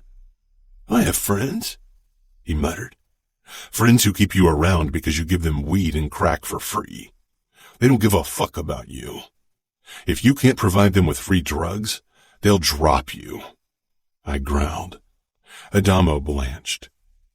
Who told you? Do you think I didn't notice that someone's been stealing our shit for months now? Fabiano has been keeping a fucking eye on you. The punishment for stealing from the Camorra is death. He said challengingly. It is, I said, but not for you. The entrance door was unlocked, and Fabiano entered, shirt sleeves rolled up, forearms tinged pink. Blood was difficult to wash off. Adamo's eyes widened. What did you do? Fabiano nodded at Nino and me in greeting. Fabiano talked to one of your friends. That useless piece of shit Mason. You killed him? Adamo asked, horrified. Fabiano raised one eyebrow at me. I shook my head. It wasn't time to divulge information yet. Adamo could do the talking. Don't hurt Harper, Adamo whispered. I frowned at the tone of his voice. That girl in your junkie group? Fabiano grimaced. She was with Mason when I went after him, sucking his cock. You're lying. Adamo jerked out of my grip and lunged at Fabiano, trying to land an uppercut. Fabiano blocked him and shoved him to the ground, but Adamo pushed up to his feet and went for it again. I didn't intervene. Adamo needed to realize that his actions had consequences, and it gave me the time to stomach the fucking truth that my brother had fallen for a useless bitch who probably whispered sweet nothings in his ear in exchange for drugs. Fabiano grasped Adamo's arm and thrust him face first into the wall. Stop this shit, he warned, or I'm going to defend myself for real. He released Adamo, who turned at once, head flushed and eyes full of dread. What did you do to Harper? Fabiano glanced at me. Nino shook his head, obviously worried I was going to lose my shit. Don't tell me the little slut gave you head in return for drugs, Adamo. You should know better. We had so many fucking whores who could suck cocks. Why did he have to find a girl who used him? Adamo glared. Harper and I are in love. You wouldn't understand. She sucked another man's dick. How does that mean I love you? I snarled. She wouldn't. You're trying to ruin things for me. Fabiano sighed. I'm not lying. Mason had his cock shoved up to his balls inside her mouth. Shut up, Adamo said fiercely. I told you it's difficult to find what you're looking for. Nino told our brother. People will always try to gain something from being with you. Adamo shook his head, a stubborn gleam in his eyes. What did you do to her? I nodded at Fabiano. Nothing. I sent her away before I beat some sense into your friend. He's alive. Broke a few of his bones, but alive, yes, Fabiano said. I should have had him killed. If I had known the exact details, I would have given the kill order. Adamo looked relieved. You kept them alive, so I'll take the tattoo tomorrow, right? That wasn't the plan, I said. I thought you'd want to be a Falcone. Adamo looked away. You never spare anyone without good reason. Get a drug test, Nino, I ordered. Nino disappeared into his wing. I'm clean. Adamo blurted, but his voice shook. I turned my back to him, my fingers curling to fists. Why did Adamo have to make this so fucking hard? I wasn't sure how to deal with his shit, especially the drugs. He needed to realize that he was treading a dangerous path. I told the truth, Fabiano said to Adamo. Maybe Mason forced her. You don't know anything, Adamo muttered. Nino returned and motioned for Adamo to follow him into the guest bathroom so he could pee on the test strip. When they emerged and I saw Nino's expression, I lost it. I grabbed Adamo by the collar and threw him to the ground. What did I tell you about taking drugs? Do you want to end up like all the lost losers roaming our streets? What the fuck is wrong with you? Adamo shrugged. My friends and I only take it now and then to relax. I breathed harshly. Adamo lay completely still beneath me. I took a deep breath, stifling the fury burning through me, then got to my feet. You won't ever take anything again, or I will kill every single one of your so-called friends, rich parents or not. And now, you will take your new car for a test drive to Harper's home and tell her you won't give her free drugs anymore. If she wants drugs, she can come to me and pay the regular price. Understood? Adamo blinked up at me. Understood, he said slowly, sitting up. My new car? I thrust the keys to the ground beside him. Bought you that Ford Mustang Lamborghini in red and black that you've had as your screensaver for months now. Adamo took the keys. For my birthday? For your birthday and your initiation. Now talk to Harper and take Nino with you, I said, then walked into the living room, straight toward the punching bag. I began kicking and punching, but my rage didn't lessen. Fabiano joined me after a moment. I suppose I don't need to watch the girls anymore. I didn't say anything. I didn't want to think about Serafina because if I started thinking about her, I might end up ruining my own fucking plan. Fabiano stepped in my line of vision. That girl led him on. I know, I growled, and sent the bag flying. The hook groaned but stayed anchored in the ceiling. How about a sparring match? You don't look like you want to spar. You look like you want to destroy someone, Fabiano commented, but he began unbuttoning his shirt. I tugged at my own t-shirt and dragged it over my head, then shoved down my pants and swung myself into the boxing ring, wearing only my briefs. Fabiano did the same and stood across from me. I motioned him forward and he went into attack mode at once. We hit and kicked hard and fast. Fabiano's punches spoke of suppressed anger, and my own were fueled with fury. I shoved him into the ropes, but he caught himself. Is this because of Serafina? I taunted. No, he shot back. I always enjoyed kicking your ass, Remo. He lunged at me again. What's going on here? Kiara asked from the entranceway. We ignored her.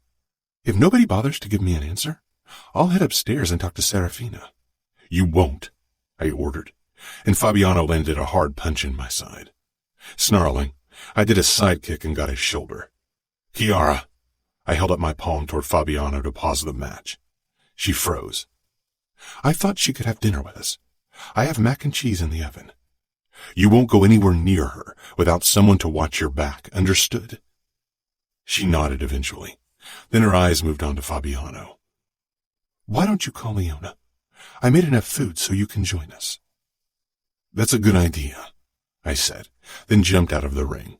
It was obvious that I wouldn't get rid of my anger today. Will you bring Serafina down then? No, I said tersely. Why not? Kiara asked, and I stalked toward her. She didn't back off as I stopped right in front of her. Because I don't fucking trust myself around her today, okay? Chiara nodded, a deep worry line forming between her brows. Okay. I can bring her food up later, Fabiano suggested. I slanted him a hard look. Yeah, why not? My voice rang with warning. He held my gaze for a long time, until he grabbed his phone from the pocket of his pants off the ground and brought it to his ear. I put my clothes back on, not giving a shit that I was sweaty. Chiara trailed after me as I sank down on the sofa. She didn't know what was good for her. Now that she wasn't completely terrified by my presence anymore, she was starting to annoy the fuck out of me. Is it because of Adamo? What? Your sour mood. I smiled darkly. You haven't seen me in a sour mood yet, and if I can help it, you won't. She pursed her lips. He's conflicted. He doesn't want to disappoint you, but he also doesn't want to kill and torture in your name. I didn't say anything, only returned her gaze until she looked away. She had more trouble holding my eyes than Serafina did. He's killed before, and he feels guilty for it. I braced myself on my thighs. Nobody forced his hand back then.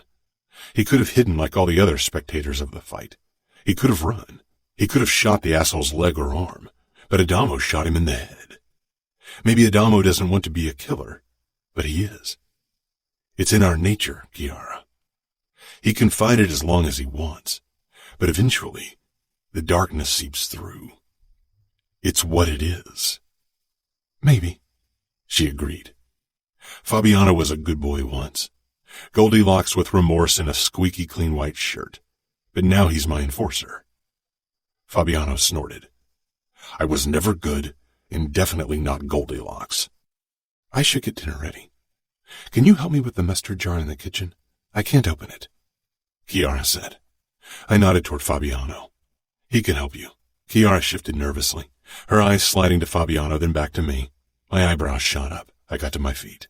Fabiano gave a small shrug. Leona will be here in 5 minutes. I followed Chiara into the kitchen and took the mustard jar she held out to me. I didn't think I'd live to see the day that someone was less scared of me than of Fabiano, or anyone else for that matter. Chiara flushed. I know I'm safe with you, she said quietly. Fuck, she was. I held out the open jar. Here. Thank you. You're safe around Fabiano as well, I told her. I know, she said, but it takes a bit longer for the message to get through to my brain. You should be wary of a brain that makes you love my brother and trust me, Chiara, I muttered. She laughed. It's not my brain. It's my heart.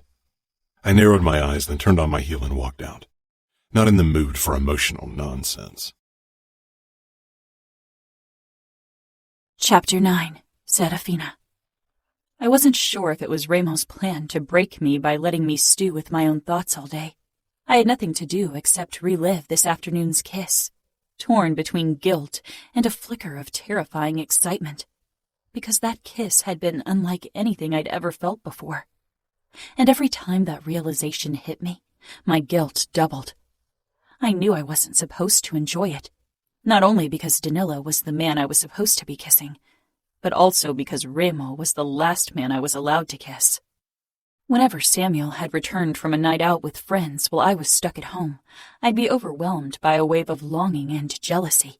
I wanted to be free to party with him, but that would have been my ruin, even if Samuel had been at my side to protect my honor.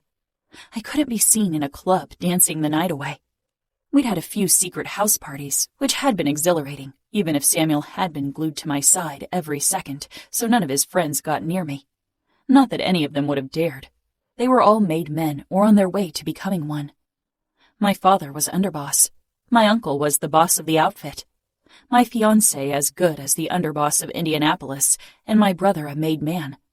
No guy ever looked at me twice, at least not the guys allowed near me. I could have been naked and thrown myself at these guys, and they wouldn't have batted an eye, from fear of losing it, and their life.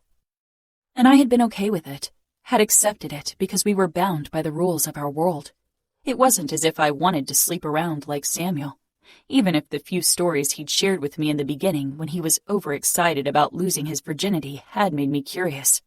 The lock clicked and I quickly sat up, bracing myself. I wouldn't allow Remo to catch me by surprise again. My eyes widened when Fabiano stepped inside, carrying a plate. I stood. Why was he here? Would he help me after all? Fabiano regarded my face, then shook his head as if he could read my mind. I'm bringing you dinner. He came in but left the door ajar, and I wondered why he did it. I doubted it was so I could run. Was he worried of being alone in a room with me? Here. He held out the plate with steaming mac and cheese to me. I glared. Do you remember how you, Samuel, and I played together? Do you remember how you and him pretended to be my protectors? Do you remember that? For a moment, we did nothing but stare at each other, but he didn't allow me to glimpse behind his emotionless mask. With a sigh, he walked past me and put the plate down on my nightstand.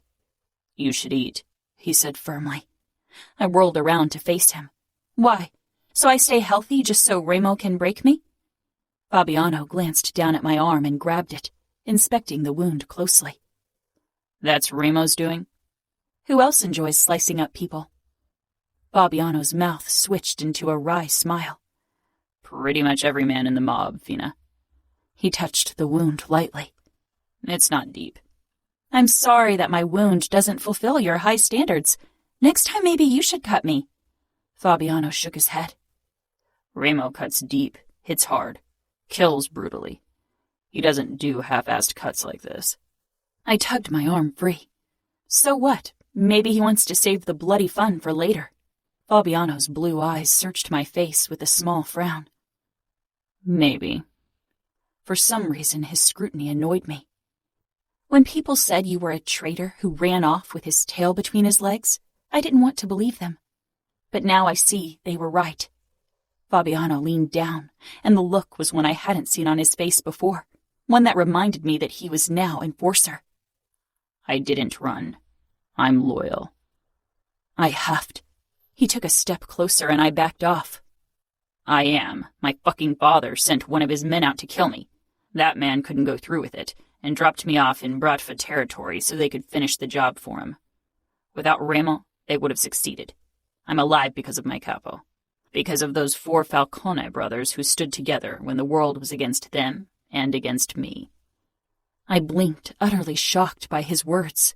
Your father tried to kill you? Why didn't you tell Dante? He glared.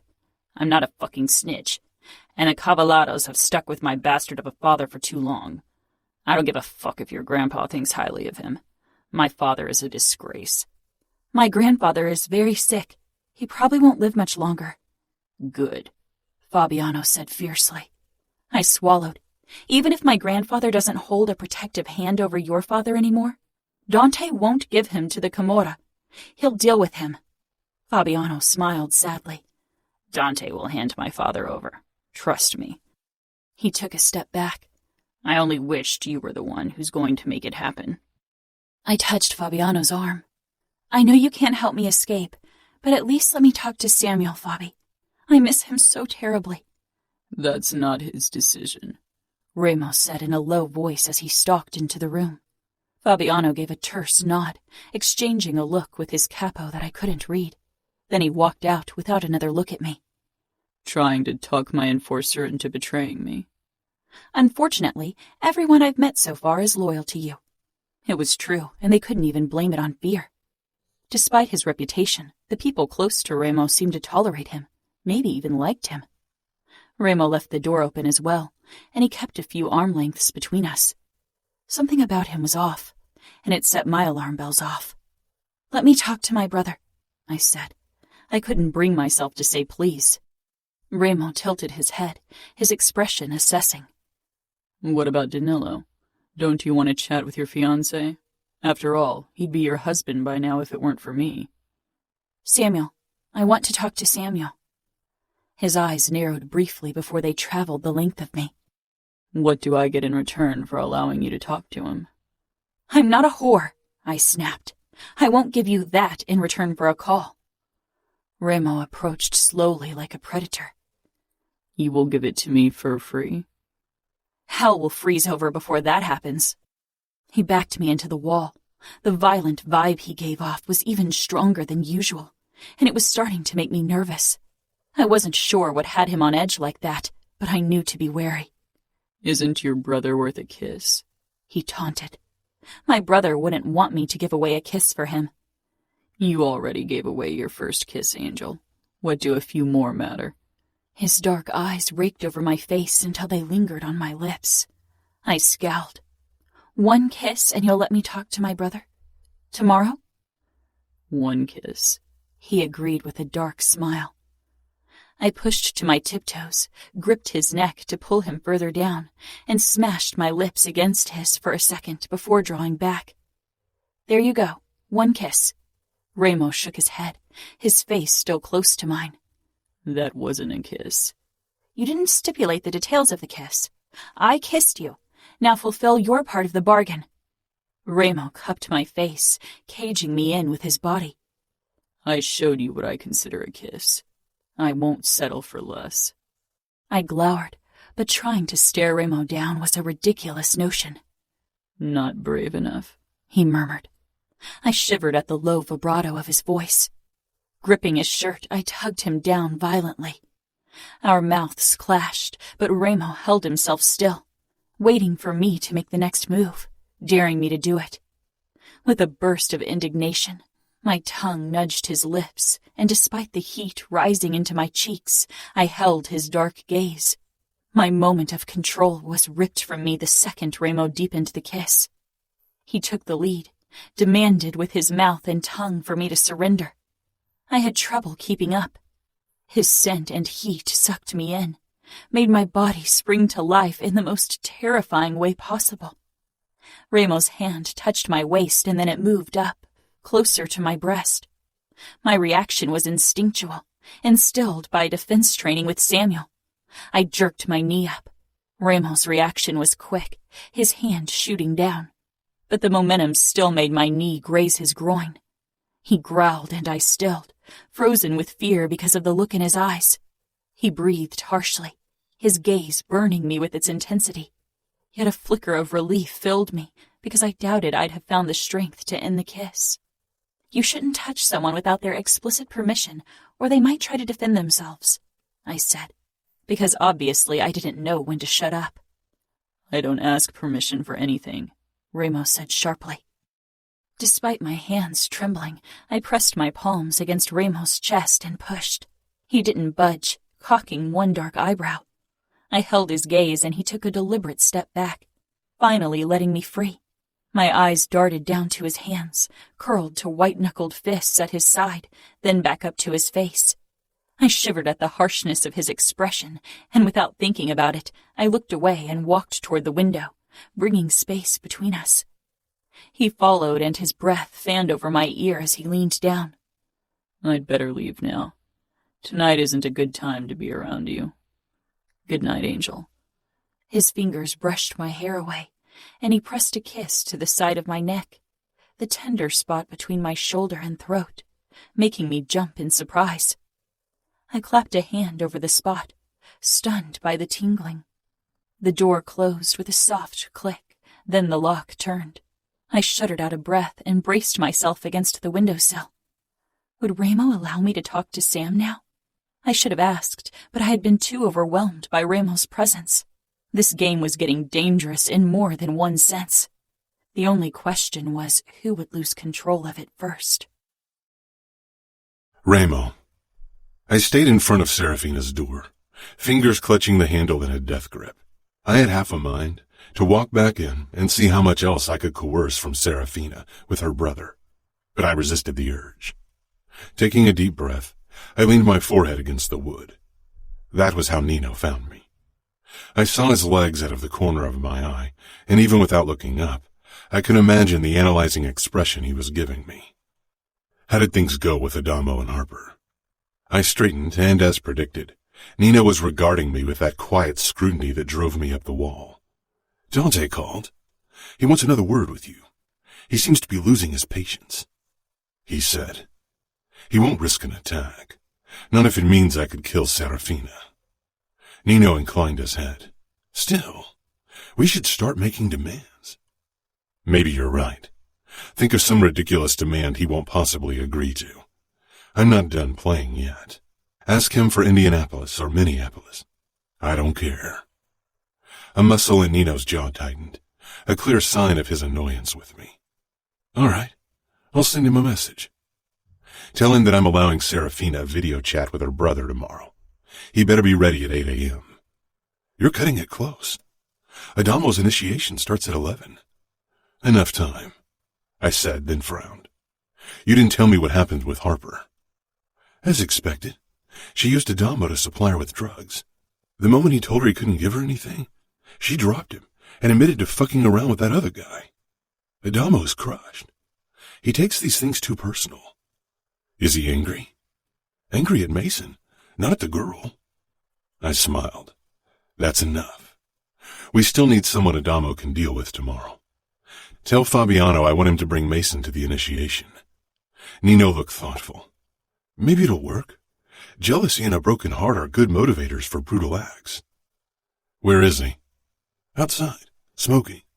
I allowed him one cigarette. I'll go talk to him. I'm not sure he's the best dialogue partner at the moment. Nor am I. That's the problem, Nino said with a twisted smile. Go fuck your wife and stop pissing me off. You haven't been to the sugar trap since you brought Serafina here. I sighed. Maybe I'm not in the mood for whore pussy. I'm taking a few celibate days. You haven't done that since you started fucking. Stop analyzing everything, Nino. I growled and stalked off before I punched him. I found Adamo on a lounge chair beside the pool, scowling into the dark, the cigarette dangling from his mouth, giving his face an eerie glow.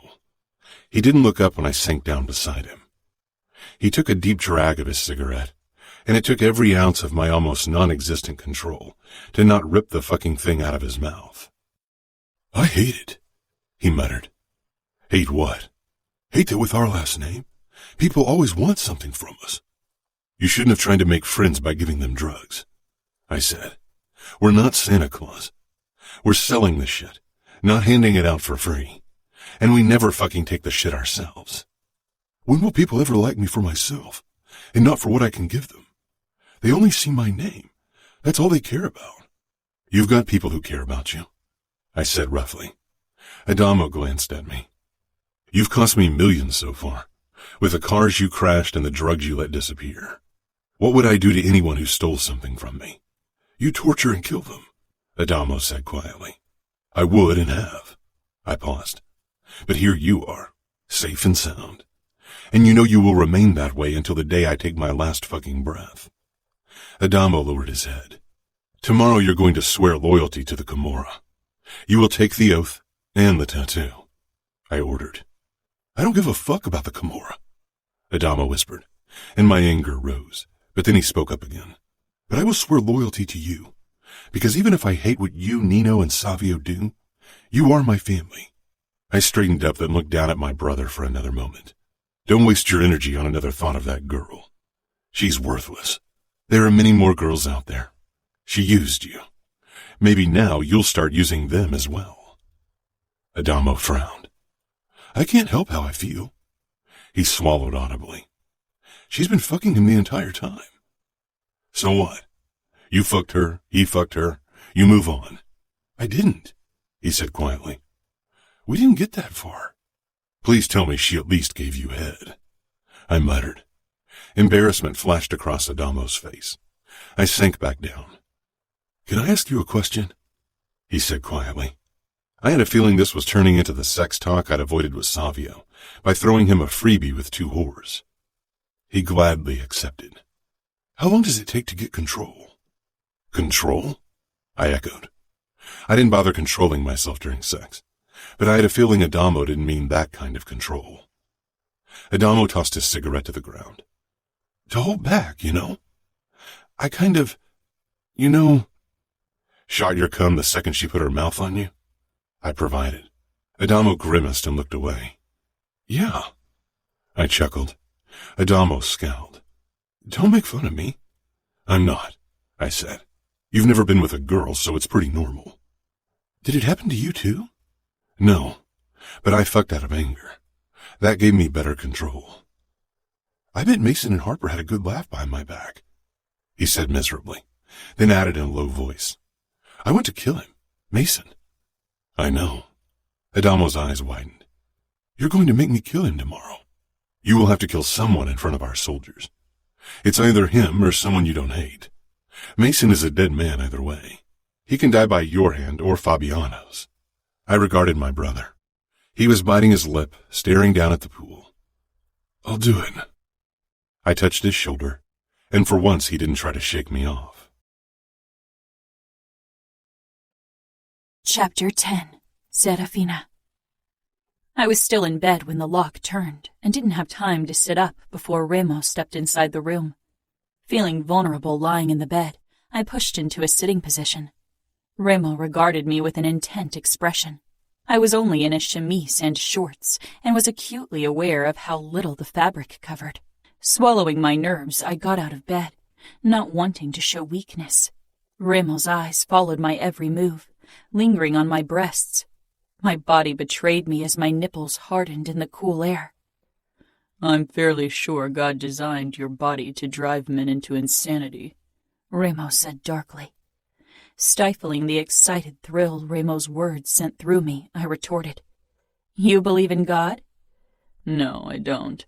But looking at you, I could turn into a believer. I huffed. There's a cozy, warm place in hell reserved just for you. I've burned before. I slanted him a look. He'd said the same words before, and I wondered what exactly he meant by it. You have a video call with your brother in 5 minutes, so you better hurry. I didn't have a bathrobe to pull over my clothes, so I reached for a dress, but Remo shook his head. Stay as you are. He grabbed my arm, then paused, dark eyes roaming over me. I thought we were in a hurry. You are. I'm not. I don't give a fuck if you talk to your brother or not. Despite his words, he led me out of the room, through the hallway and downstairs. Again in your torture chamber?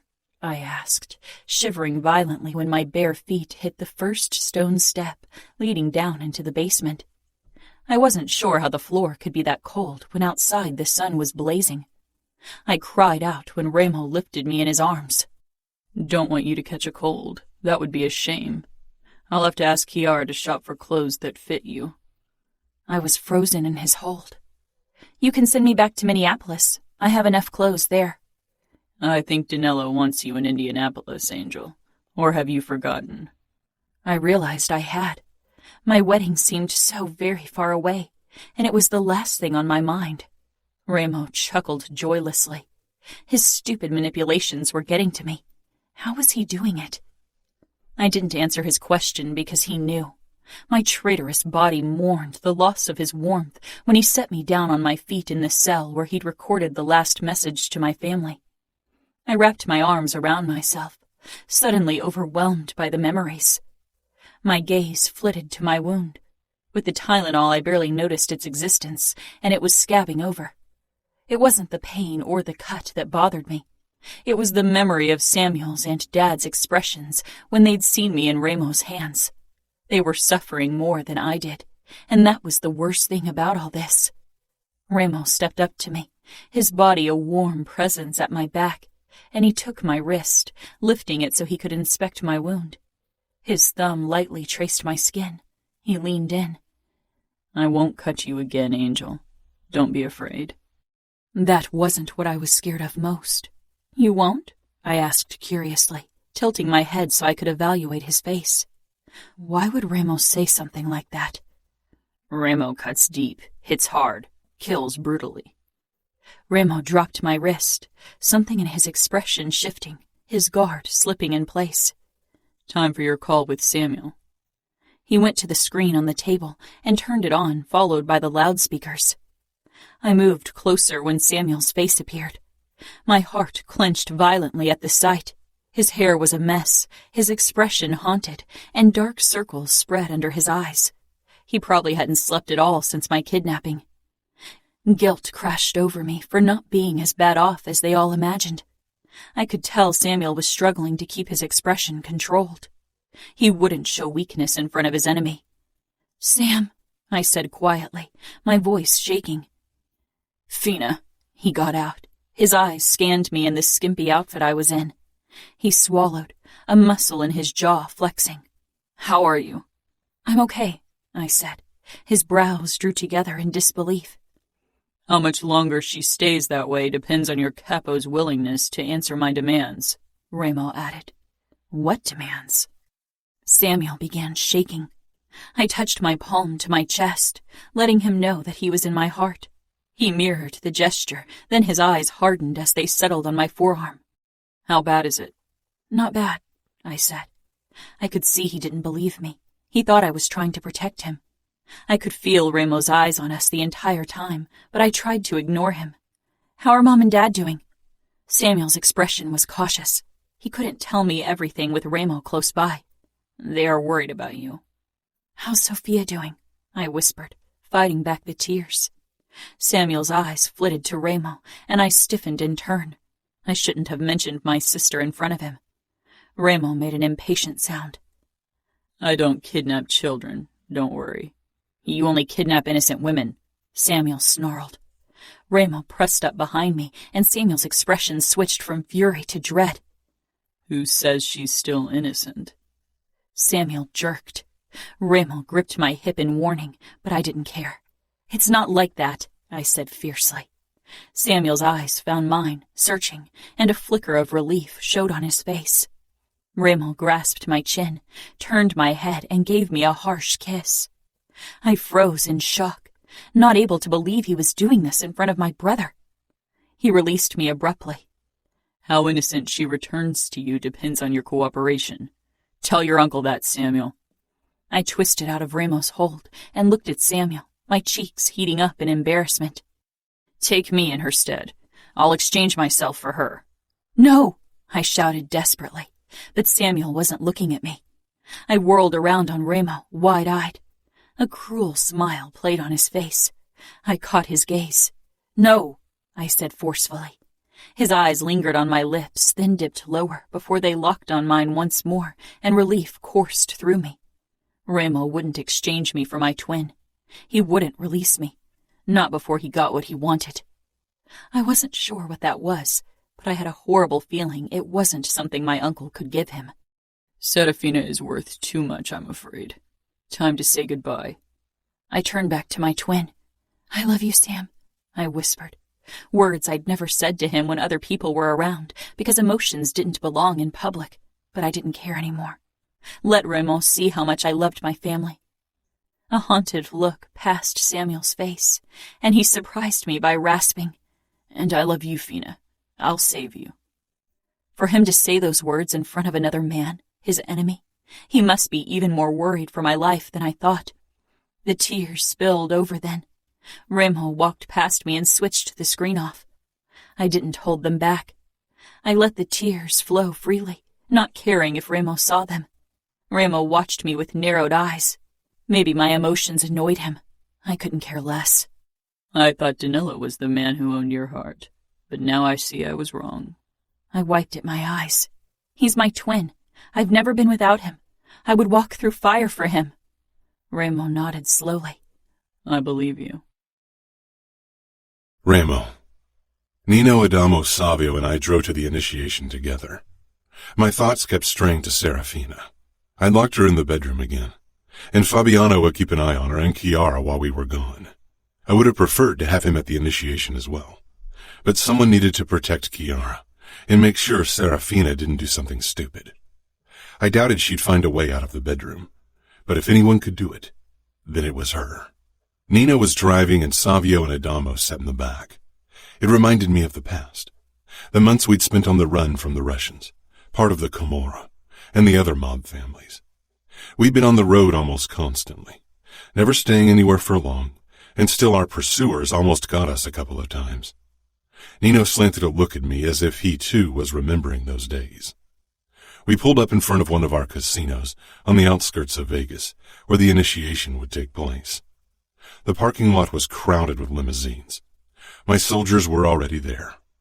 I got out first, not waiting for the bellhop to open my door, and stalked inside the casino with my brothers on my heels. The place had been closed since yesterday for the occasion. Inside, familiar faces greeted me. Some of my men were nursing drinks at the bar. Others were engaged in conversation with each other. None of them were playing poker or roulette. even though the croupiers were there just in case. They knew it was a test. An alcoholic shouldn't run a bar, and my underbosses and captains better not gamble or do drugs. Lower soldiers had more leeway. 11 underbosses and their consiglieres were invited for the initiation. Most of them were barely older than me. When I'd taken over power, I removed most of the old underbosses and chose their young ambitious heirs or bastards. Similar to me in my relationship with my father, only a few of them had been sad to see their fathers gone. Only 3 cities fell under the rule of older underbosses, who were loyal to the bone. I shook their hands before we gathered in the center of the room. I put a hand on Adamo's shoulder. He stood tall, for once his expression not betraying his emotions, but I could feel his tension under my palm. Today we've come here to initiate my brother Adamo. The men nodded a greeting at him. They had all dressed in suits for the occasion, and my brothers and I followed the tradition of dressing up. As with every initiate, blood has to be paid. Nino dragged a struggling mason toward us. Fabiano had locked him in the utility closet. Adamo tensed under my hand, and I squeezed his shoulder lightly. Nino threw the asshole to the ground. He wasn't in school anymore. A dropout who'd managed to gather a posse of well-off, much younger kids around himself and introduce them to drugs. His father had been a made man before I disposed of him in my claim for power. But the son was even more useless than the father. His mouth was covered by tape, and his eyes were wide with terror. I handed Adamo one of my guns. As an initiate, he wasn't allowed to bring his own guns. Adamo pointed the barrel at Mason's head. I was close enough to see the slight tremor of his hands. I squeezed his shoulder again. Encouragement, as much as a reminder not to show weakness, and then he pulled the trigger. Mason slumped forward dead. Adamo shuddered under my hand and slowly lowered the gun, his expression hard, but in his eyes I could see the hint of conflict. It would get easier with time. The men nodded their heads in approval, and Adamo met my gaze. It's time to get the tattoo. Nino came forward with the tattoo equipment, and Savio carried a chair over. Adamo sat down, rolled up his sleeve, and held out his forearm. I think it's time for some entertainment, while we wait for Nino to finish the tattoo. I clapped my hands, and one of the bartenders opened another door. A row of our most beautiful whores streamed into the room, half naked. Most of my men took me up on my offer, but a few chose drinks over female entertainment. I stepped over to my brothers. Nino was still outlining the knife. He was quick and accurate. I wouldn't want anyone else to do our tattoos. Even Savio stayed beside Adamo, but his eyes strayed through the room to look for a whore for later. Adamo's jaw was clenched as he watched Nino ink him. The kill bothered him more than it had Savio, Nino, or myself, but like all of us, he would get over it eventually. Do you want a drink, Adamo? Savio asked. Adamo looked up in surprise. Sure. Whiskey neat? Adamo gave a nod, then winced when Nino started filling in the pupil of the eye. Savio came back with 4 glasses on a tray and handed one to each of us. I raised my glass. Us against the world. Us against the world. We downed the whiskey, and Adamo started coughing, not used to hard liquor. Nino lifted the needle with a frown. I'll mess this up if you keep moving. He set his empty glass down and waited for Adamo to calm himself before he continued. When the tattoo was done, Nino stood and I called my men over. The whores remained in the back. They knew they weren't welcome. Adamo stared down at his inked arm. I held out the arm with my tattoo. Adamo closed his fingers over it, and I closed mine over his, causing him to hiss with pain. Will you be my eye? I will. Will you be my knife? I will. Will you bleed and die for our cause? I will, Adamo said firmly. Today, you give me your life. It's mine to decide over till death sets you free. Welcome to the Camorra, Adamo. I released him and stepped back. Nino clapped his shoulder, and Savio did the same. Then my soldiers welcomed my brother into our world. Nobody paid any attention to the corpse lying in its own blood on the ground. The cleaners would remove it later. Alcohol flowed more freely. Savio and Adamo sat together at the bar. A rare sight. Soon, 2 whores approached them, one latching onto Savio, the other pressed up to Adamo. Adamo shook his head, and after a moment, Savio disappeared with the 2 whores through the door behind the bar. Nino joined me where I leaned against a roulette table. I'd exchanged a few words with each of my underbosses. Most of them would return to their cities very soon, worried Dante might attack after all. I'm surprised you're not fucking a whore. My eyes strayed to the gathered women, but none of them got my attention. I've fucked all of them before. It's getting boring. Nino raised his eyebrows but didn't comment. We should go to Adamo. I nodded, but we both stopped when one of the whores, CJ, sat down beside him at the bar and they began talking. Maybe she can talk him into losing his virginity, I muttered. Nino shrugged. She's a decent woman. He could do worse for his first time. I gave him a look. Can you cut the compassionate bullshit? He smirked. It's got nothing to do with compassion. CJ is a good, logical choice for Adamo. She's skilled and will try to please him. Plus, she will pretend he's a good fuck. Pure logic. You enjoy pissing me off with your logic. It's quite satisfying, yes. I shook my head at my brother. One of these days, you, Savio, and Adamo will be my death. The only thing that will kill you is your lack of control. My thoughts drifted back to Serafina, the sight of her in the skimpy nightclothes, the way her nipples had puckered in the cold. Fuck control. Fuck patience. I never wanted anything as much as Serafina, and yet I couldn't have her. Nino shook his head. Exchange the girl for Scuderi, before you're in too deep. I'll exchange her the moment she lets me deep inside her. Telling you I told you so one day will be as satisfying as annoying you with my logic. It's my game, Nino. I'm the best player on the field. I will win. There won't be any winners, Remo. Chapter 11. Serafina. It was around lunchtime when someone knocked. I hadn't seen Remo since he'd brought me back to my room after my call with Samuel yesterday. Savio brought me breakfast in the morning without a word. He was probably still pissed. Chiara opened the door with a shy smile and 2 bags in her hands. I bought clothes for you. I hope they fit. She stepped in, followed by Nino. I hopped off the windowsill. My limbs were starting to feel sluggish from lack of use. I'd worked out almost daily before my kidnapping, and now all I did was sit around. I assume that means my stay won't be ending anytime soon, I said bitterly. Chiara sighed. I don't know. My eyes moved over to Nino, who looked his usual stoic self. Not that I had expected an answer from him. Chiara held the bags out to me. I got you sandals and a pair of sneakers, a few pairs of shorts, tops and dresses, and underwear. I really hope I got the right size. I took everything from her and went into the bathroom to change. The clothes fit, even if they weren't my usual style. I left the bathroom wearing shorts and a top as well as the sandals. And? Chiara asked hopefully. It all fits. Why don't you join me in the gardens? It's beautiful outside, and I'm sure you can't stand these walls anymore. I frowned. I can't stand this city, but I'd love to join you. My eyes darted to her husband, whose expression had tightened at her suggestion. If he allows it. Nino gave a quick nod, but it was obvious that he didn't approve. I followed Chiara outside while Nino walked behind us to keep an eye on me. Let me get the salad I prepared so we can have lunch, Chiara said when we arrived on the ground floor. I made a move to follow her into the kitchen, but Nino grabbed my wrist, stopping me. You'll stay here. I wrenched my wrist out of his grip, narrowing my eyes at him. Don't touch me.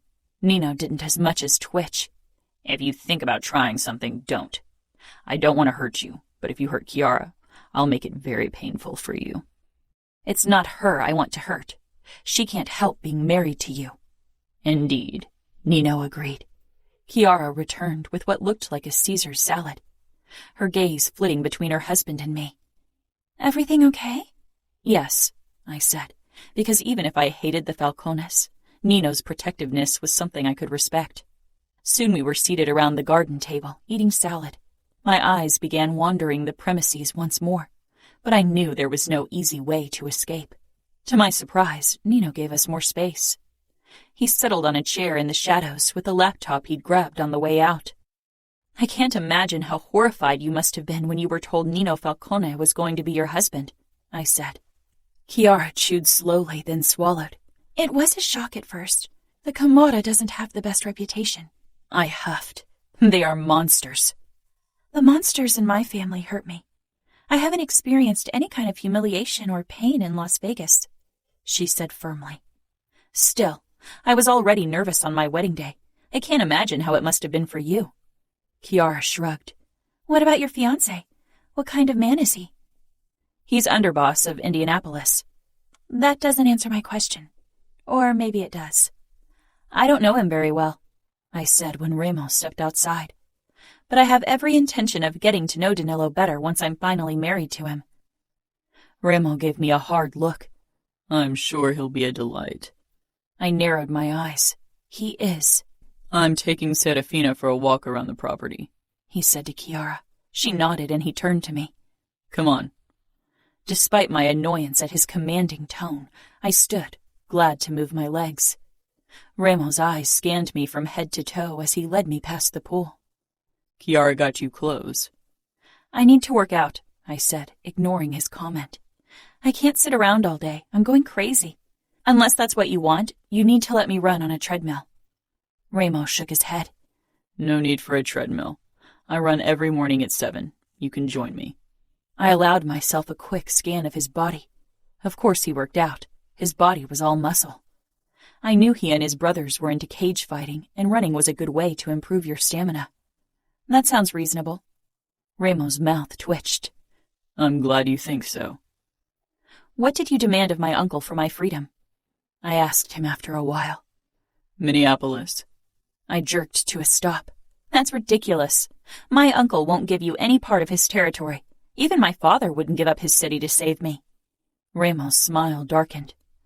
I think your father would gladly give me his city if it were up to him. I swallowed. I didn't want to think of my family. Not when Remo was watching me closely. I'd cried enough in front of him yesterday. You know Dante won't meet your demands. Remo nodded. Then why make them? This is a game of chess, Angel, like you said.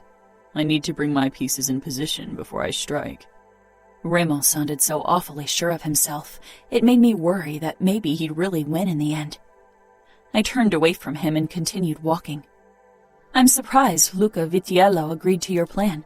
I used to think the Familia was honorable, but apparently they are stooping as low as the Camorra now. Remo touched my shoulder and pulled me to a stop. Tell me, Serafina, what's the difference between an arranged marriage with Danilo and being my captive? I stared at him incredulously, but before I could deliver a reply, he spoke again. You didn't choose Danilo. You will be given to him like an unwilling captive, and the ring around your finger will be your shackle, the marriage your cage. His dark eyes held triumph, as if I couldn't possibly argue my defense. My eyes darted to the ring around my finger. Its sight didn't hold the same pride and excitement it used to. You will have to surrender to his body, whether you desire him or not, and your body and soul are at his mercy. Tell me again, how is your arranged marriage different to being my captive? Remo leaned down, holding my gaze the entire time, and I didn't step back. His lips grazed my chin, then my cheek, and finally my mouth. Your no means nothing in a marriage. Do you call that freedom? Pressing my lips together, I glared at him. Too proud to admit his words made sense. Remo had a way to twist things the way he wanted them until you believed they were true. Did you fantasize about Danilo? Do you desire him? I glared. That's none of your business. Remo shook his head as he stroked my throat, then my collarbone with his rough fingertips. You didn't. Your mind said yes to him, and you hoped your body would follow. His fingers on my skin made thinking straight difficult, but I didn't want to give him the satisfaction of pulling back. I wonder how long it'll take for your mind to say yes to me, because your body has been screaming yes from the very first moment. I ripped away from him. You are insane. Neither my body nor my mind say yes to any part of you, Remo. I think being the undisputed ruler of Las Vegas has made you a megalomaniac. Remo's dark eyes sent another shiver down my spine, and I stalked off, running as much from his terrifying expression as the weight of the truth. Despite my hate for the Camorra's Capo, his kisses and closeness wreaked havoc within me. I suspected it was due to my captivity, a form of Stockholm syndrome. I made sure to keep my distance as Remo led me back to my room, and he didn't try to touch me again. Before he locked me in, I asked, "What do you really want, Remo?" He regarded me with unsettling intensity. "You know what I want." "Body and soul," I muttered. One corner of his mouth lifted. "Body and soul." He closed the door, and I was left with the whirlwind of thoughts in my head. I needed to figure out a way to get away. Maybe my family was already planning some insane hostage rescue. Samuel surely was. If not openly, then definitely in his head. There was no way anyone would survive an attack on Camorra territory. And I didn't kid myself into thinking that Remo would release me anytime soon. He was making demands, but he didn't want them to be fulfilled. Yet. Remo, as promised, I picked Serafina up at 7 so she could run with me. Usually I preferred to do my morning run alone, but I couldn't resist her presence. Serafina had put on shorts, a t-shirt, and sneakers. She followed me quietly through the house, but stopped when I led her toward the driveway. "Where are we going?" "We're going running, like I said. Did you think I do my laps in the garden?" I opened the door to my Bugatti SUV for her, and she got in without another word. I got behind the wheel and pulled down the driveway, feeling her eyes on me. I enjoyed her confusion. I took us to a trail in a nearby canyon where I'd run before. Soon, it would be too warm, but this early in the morning the temperature was perfect for running.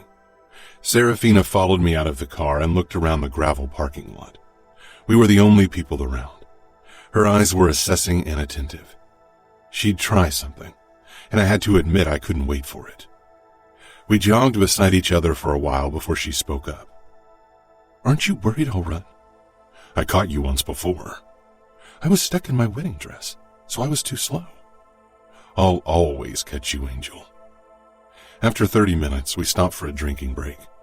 I could tell that Serafina was scouting the terrain. Taking a deep gulp of water, I watched as she got down on her haunches and laced up her sneakers again. When she straightened, I knew from the tension in her limbs that she was about to do something. She threw sand in my face and actually managed to get some of it into my eyes. Through blurry vision, I saw her dashing off. Chuckling, despite my burning eyes, I took chase. I dealt with worse. Serafina was quicker than last time, and she didn't stay on the trail, which was a huge risk on her part. If she got lost around here, she'd die of dehydration before she found her way back to civilization. I picked up my own pace.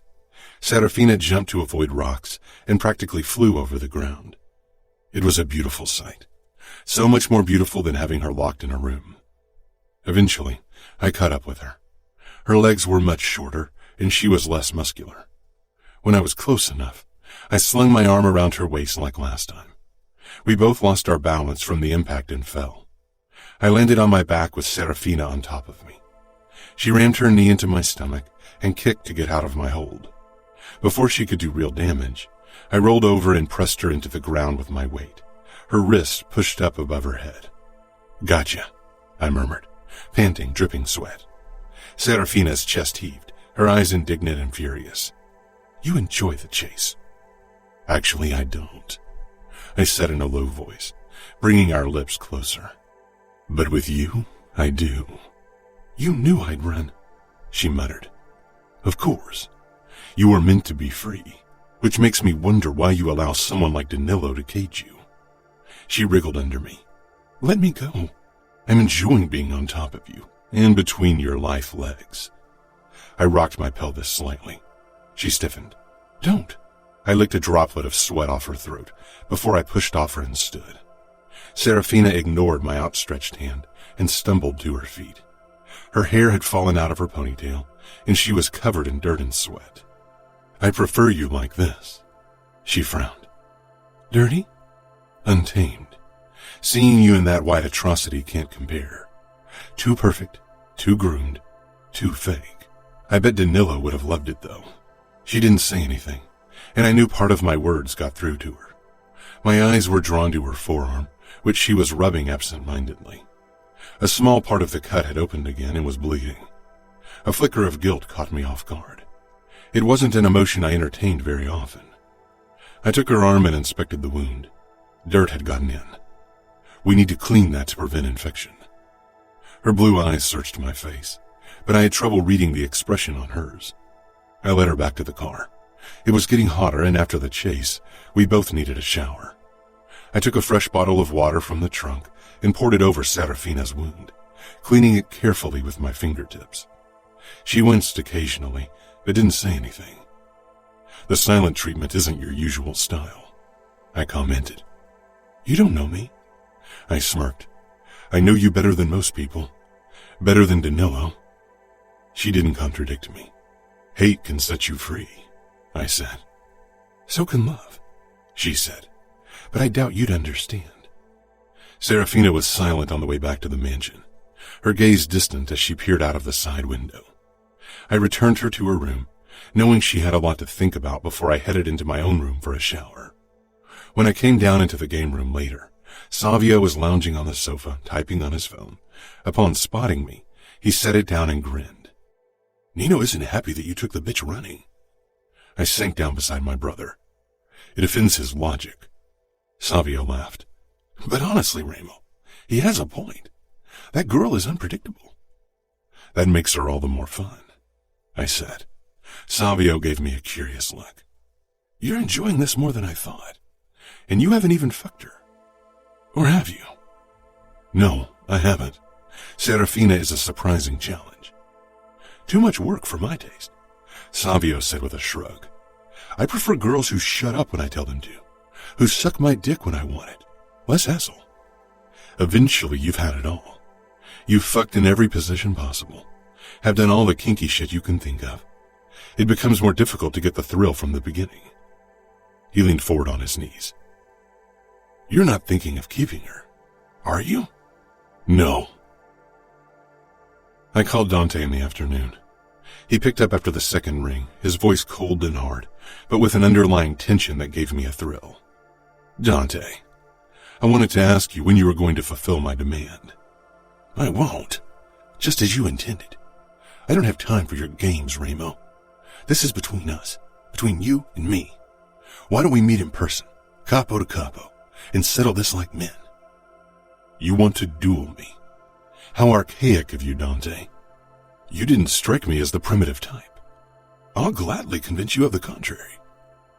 I almost agreed because the idea of shoving my knife over and over into the cold fish was too fucking enticing. Fighting Dante would have been a highlight. Since cutting Luca into bite-sized pieces was out of the question for now, Dante was the opponent I longed for. There was only one thing I wanted more than killing Dante: having Serafina in every way possible, and destroy the outfit through her. "We will have to postpone our duel to a later point, Dante. For now, I have demands I want you to fulfill if you want to have your niece returned to her family in one piece." "I won't negotiate with you, Remo.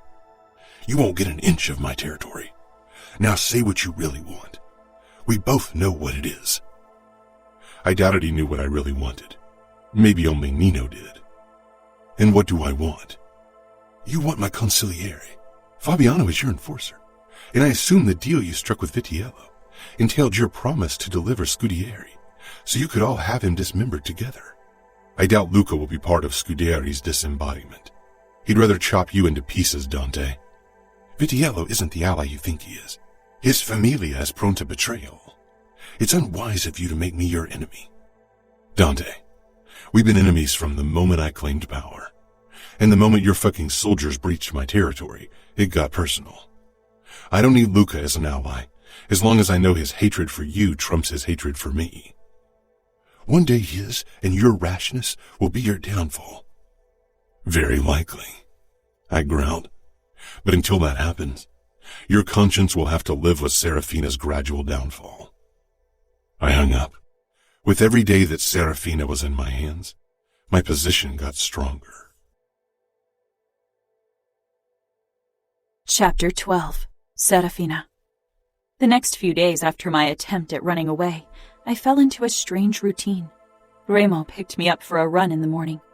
Sometimes I wondered if he wanted me to risk escaping again, because the chase gave him a thrill. But I didn't waste my energy on it. Remo was too strong and fast. I had to beat him with wit. Unfortunately, he was as intelligent as he was cruel. He could twist my words faster than I thought possible, and I occasionally caught myself enjoying our strange debates. I didn't have to hold back when I was around Remo. I didn't try to present my best side to him like I had done with Danilo, because I didn't care about his approval. I was myself, unfiltered, careless, and strangely enough, Remo seemed to get a sick kick out of it. The Capo was a mystery to me. He hadn't tried to torture me or force himself on me like I'd expected, and I couldn't help but be wary because Remo's motives were cruel.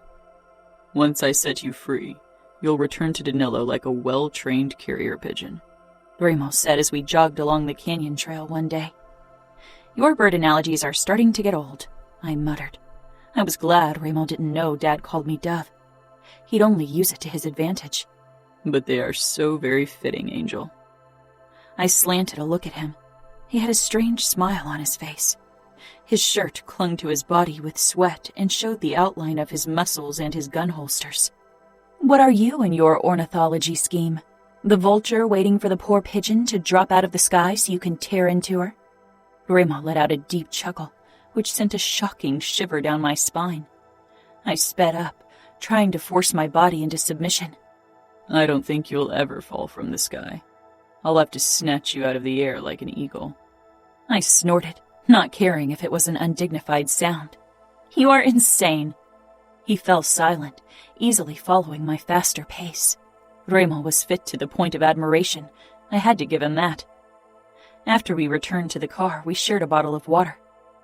Why are you doing this? He cocked one eyebrow. Giving you water? Treating me decently. He smiled darkly. Why do you sound almost disappointed? Part of me was, because I knew the man in front of me was ruthless and cruel to the very core. More monster than man. The weaker part was relieved and didn't want to question his motives. When will the torture begin? Remo propped his arm up against the roof of the car and stared down at me. Who says the torture hasn't already begun? Just because I'm not torturing you doesn't mean I'm not torturing others through you. I flinched. My family. They were suffering because they imagined the horrors I was going through. Horrors that weren't taking place. Yet. You are a monster, I bit out. Remo leaned even closer, radiating heat and power. The scent of fresh sweat and his own forbidden aroma wrapping around me. I returned his gaze. Dark eyes. Monster eyes. But God help me. They always kept me frozen with their intensity. You know, Angel, I think you enjoy my monstrosity more than you want to admit. I didn't have a chance for a comeback. Remo's lips crushed mine, his tongue sliding in, and my body reacted with a wave of heat. I clutched his shoulders, meeting his tongue with the same fervor.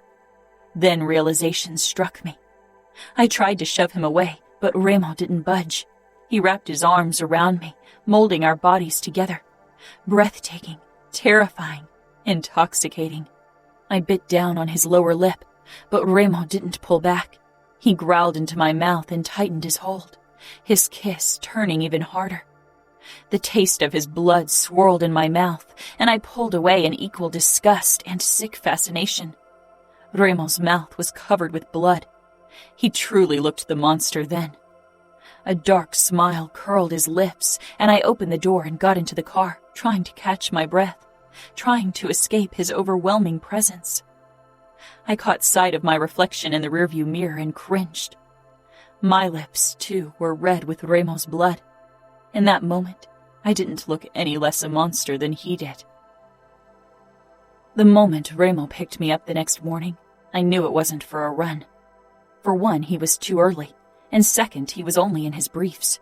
I tore my gaze away from his body.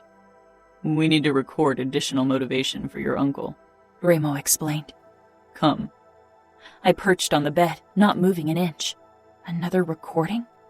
When I didn't follow his command, Remo raised his eyebrows. Come. he said with more force, and it took considerable effort to remain motionless. I stubbornly returned his gaze. He stalked toward me and bent over me. Maybe I'm being too lenient with you, he murmured, fingers nudging my chin up. I smiled, then gasped when Remo jerked me to my feet and threw me over his shoulder. His big, warm hand rested on my butt as he carried me, and for a few moments I stilled in shock, more because of my body's reaction to the feel of Remo's palm than to my head hanging down over his shoulder. I started wiggling, and Remo squeezed my butt cheek in warning.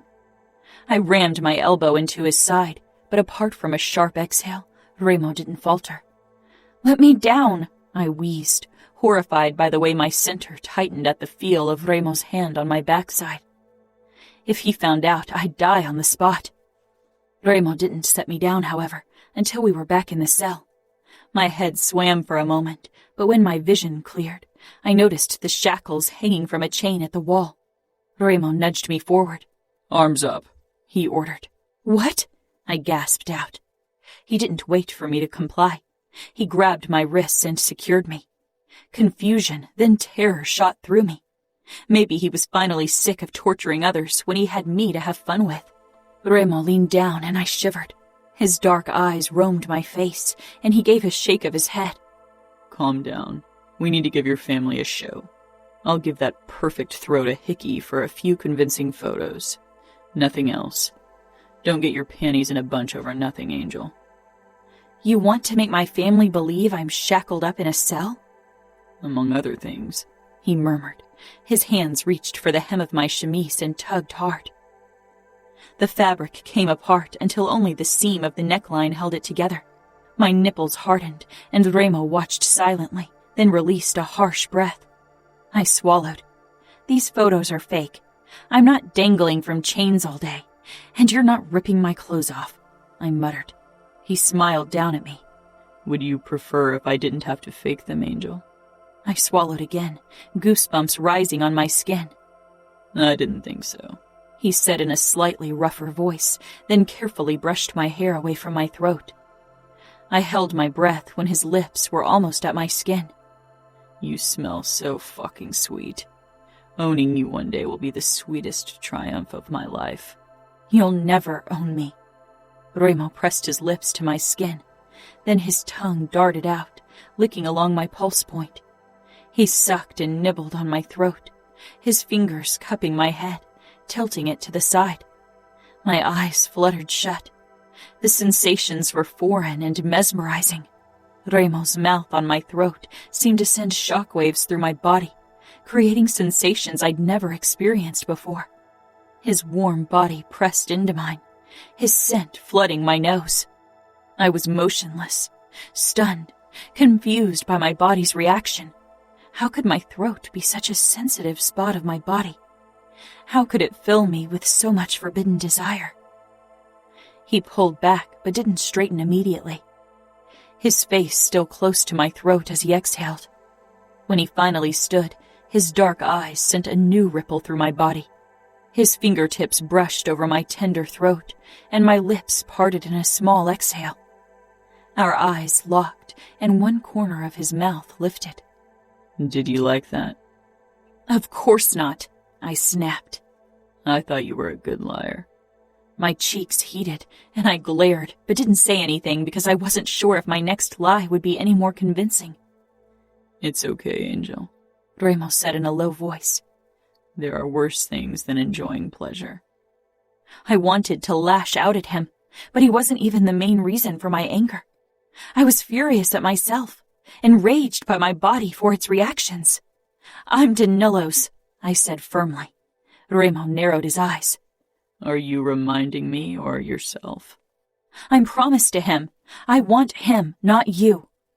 "You can have an underboss, someone who's learned to do another man's bidding, or the Capo, a man who has men follow his command." "I can have a monster or a man." "Do you really think Danilo isn't a monster?" "He isn't a monster like you." Remo nodded. "He's a lesser monster. Who'd want to settle for less?" "You don't even want me, Remo. All you want is to hold my fate over my family's head. Stop toying around." He stepped back, turned around, and picked up his phone. Look broken for a moment. I glared. That's not the look we're going for. He waited. Then his jaw tightened, and he came toward me again, holding my chin. I said it before. Choose your battles wisely. I'm not a patient man, nor a decent one. He retreated, and finally satisfied with my expression, he took a few photos. Guilt left a bitter taste in my mouth, but I wasn't sure how long it would take for my family to free me, if they succeeded at all, and I had to think of self-preservation even if I hated myself for it. He unshackled me and I rubbed my wrists, then touched my tender throat. Remo watched me. I like seeing my mark on you. I didn't say anything. Later, I spent a long time staring at my reflection in the bathroom mirror. Remo had left his marks like he'd said. They were red and purple, and made me feel a wave of shame because of how my body had reacted. I wasn't sure what was wrong with me. A knock drew me out of my reverie. Dragging myself away from the mirror, I went into the bedroom, where I found the youngest Falcone. He looked somewhat lost in the middle of my room. I have a few books and ice cream for you. It's one of the hottest days of the summer. I thought you could use cooling off, he said, holding up 4 books and a bowl filled with ice cream. His gaze moved to my throat, and his brows drew together. He walked past me and put everything down on my nightstand before he shoved his hands into his pockets, looking awkward. My eyes lingered on the fresh tattoo on his forearm. You are a made man now. He glanced down, then nodded slowly. I'm a Falcone. I went over to the nightstand to take a look at everything. It's chocolate chip. It's all we got. Savio's got a sweet tooth. The rest of us not so much. So you gave me Savio's ice cream? He'll love that after the soup I threw at him. Adamo burst out laughing. I wish I could have been there. He's so full of himself. I bet his expression was hilarious. He sobered, then cleared his throat. I smiled. He was shocked. It was difficult to believe that Adamo was related to Remo. There was a slight resemblance, but Adamo's hair was curly and not as dark, and his eyes were a warmer brown. But the biggest difference was their personality. I picked up the bowl and pushed a spoonful of the sugary treat into my mouth before sinking down onto the bed. Adamo came a bit closer and leaned against one of the posts. I wasn't sure what kind of books you like, so I brought a memoir, a thriller, a romance, and a fantasy book. We don't have many new books. I don't think I'm allowed to give you my Kindle. You could use it for other stuff. I smiled. It's okay. Despite my intention to hate on every Falcone, it was difficult not to like Adamo. I think I'll pass on the thriller, though. I've had plenty of thrill in my life recently. I know, Adamo said quietly. He indicated my throat. What happened there? Heat shot into my cheeks, and I allowed myself another taste of the ice cream to gather my thoughts. Adamo watched me closely. Did he hurt you? I considered lying, making up a brutal story to drive a wedge between the brothers. But for some reason I couldn't do it. No, he's hurting my family by making them believe he's hurting me. Relief flashed across Adamo's face, and for a second it annoyed me, but then I thought of Samuel and understood. You'll be united with them soon, he said. I swallowed and nodded. Adamo touched my shoulder lightly, then drew back. Sorry, I should have asked before touching you. I shook my head. How did you end up being so polite and kind when you are related to Remo? Were you raised by different parents? Remo and Nino were raised by our parents, but Savio and I were mostly raised by Remo and Nino. I stared. They raised you? He nodded, then rubbed the back of his head as if he realized he shouldn't have told me. I should go. I tried to imagine Remo raising a child. It blew my mind, especially since they all must have been on the run at the time. Night had fallen and I was reading in bed when suddenly the lights went out. I blinked into the unexpected darkness and climbed out of bed, putting the book down on the nightstand. Following the trail of silvery moonlight, I glanced out of the window. The lights in the garden and every other window of the mansion that I could see were out as well. In the distance, I could make out lights from other houses. My pulse picked up. What was happening? My eyes searched the shadows of the perimeter, and then I saw 2 figures running across the lawn toward the house. The outfit. It had to be. They had come to save me. Euphoria pulsed through me, followed by fear. This was Remo's territory. The Falcones knew every inch of their property and the outfit didn't. What if Samuel was among the attackers? I clung to the windowsill, immobilized by terror at the thought.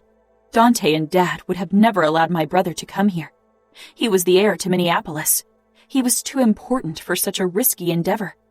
Maybe the dark gave the outfit an advantage. Maybe it caught Remo and his brothers by surprise. Who knew how many of them were even in the mansion? The lock of my room turned and I faced the door. This was my chance to run. The outfit didn't know where in the house I was being kept. They probably expected to find me in the basement. I needed to find them first. It would take too long for them to search every part of the mansion. A tall figure stepped into the room. It was difficult to make out much, and it didn't matter who had entered. I attacked without hesitation, storming toward my opponent, hoping to ram my elbow into his stomach. Unfortunately, backlit by moonlight, I was an easy target. My opponent sidestepped me, then grabbed my shoulder and thrust me forward. I collided with the wall, and a firm chest pressed against my back. "No soup today?" Savio taunted, but his voice was filled with tension. I tried shoving away from the wall, but Savio didn't budge. "Do I have to knock you out, or will you stop the fucking struggling?"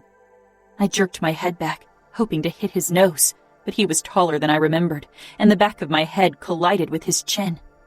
"Fuck," he snarled. He lodged his arms around my chest and waist like Samuel had done in jest not too long ago, and despite my thrashing, he carried me through the room and shoved me into the bathroom. "I won't carry you into our panic room like that. Fuck it." I whirled around to face him. "Don't fucking move," he growled.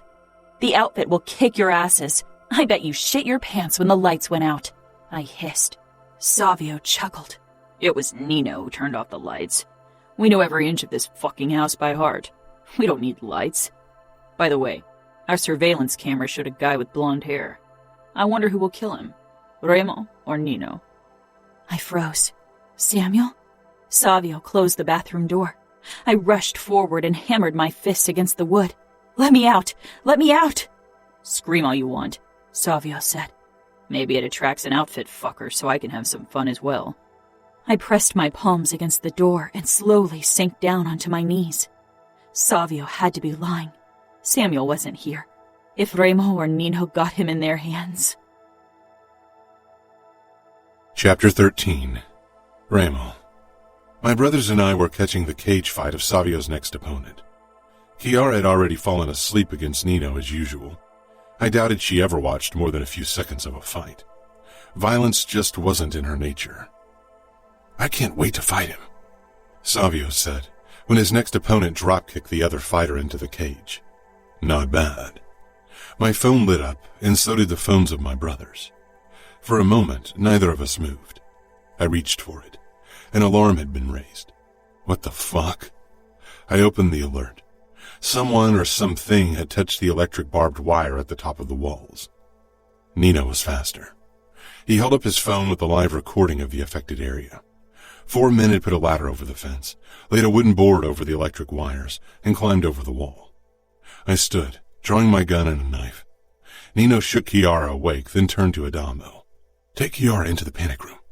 Shoot for the kill, no questions asked." "What's the matter?" Chiara whispered.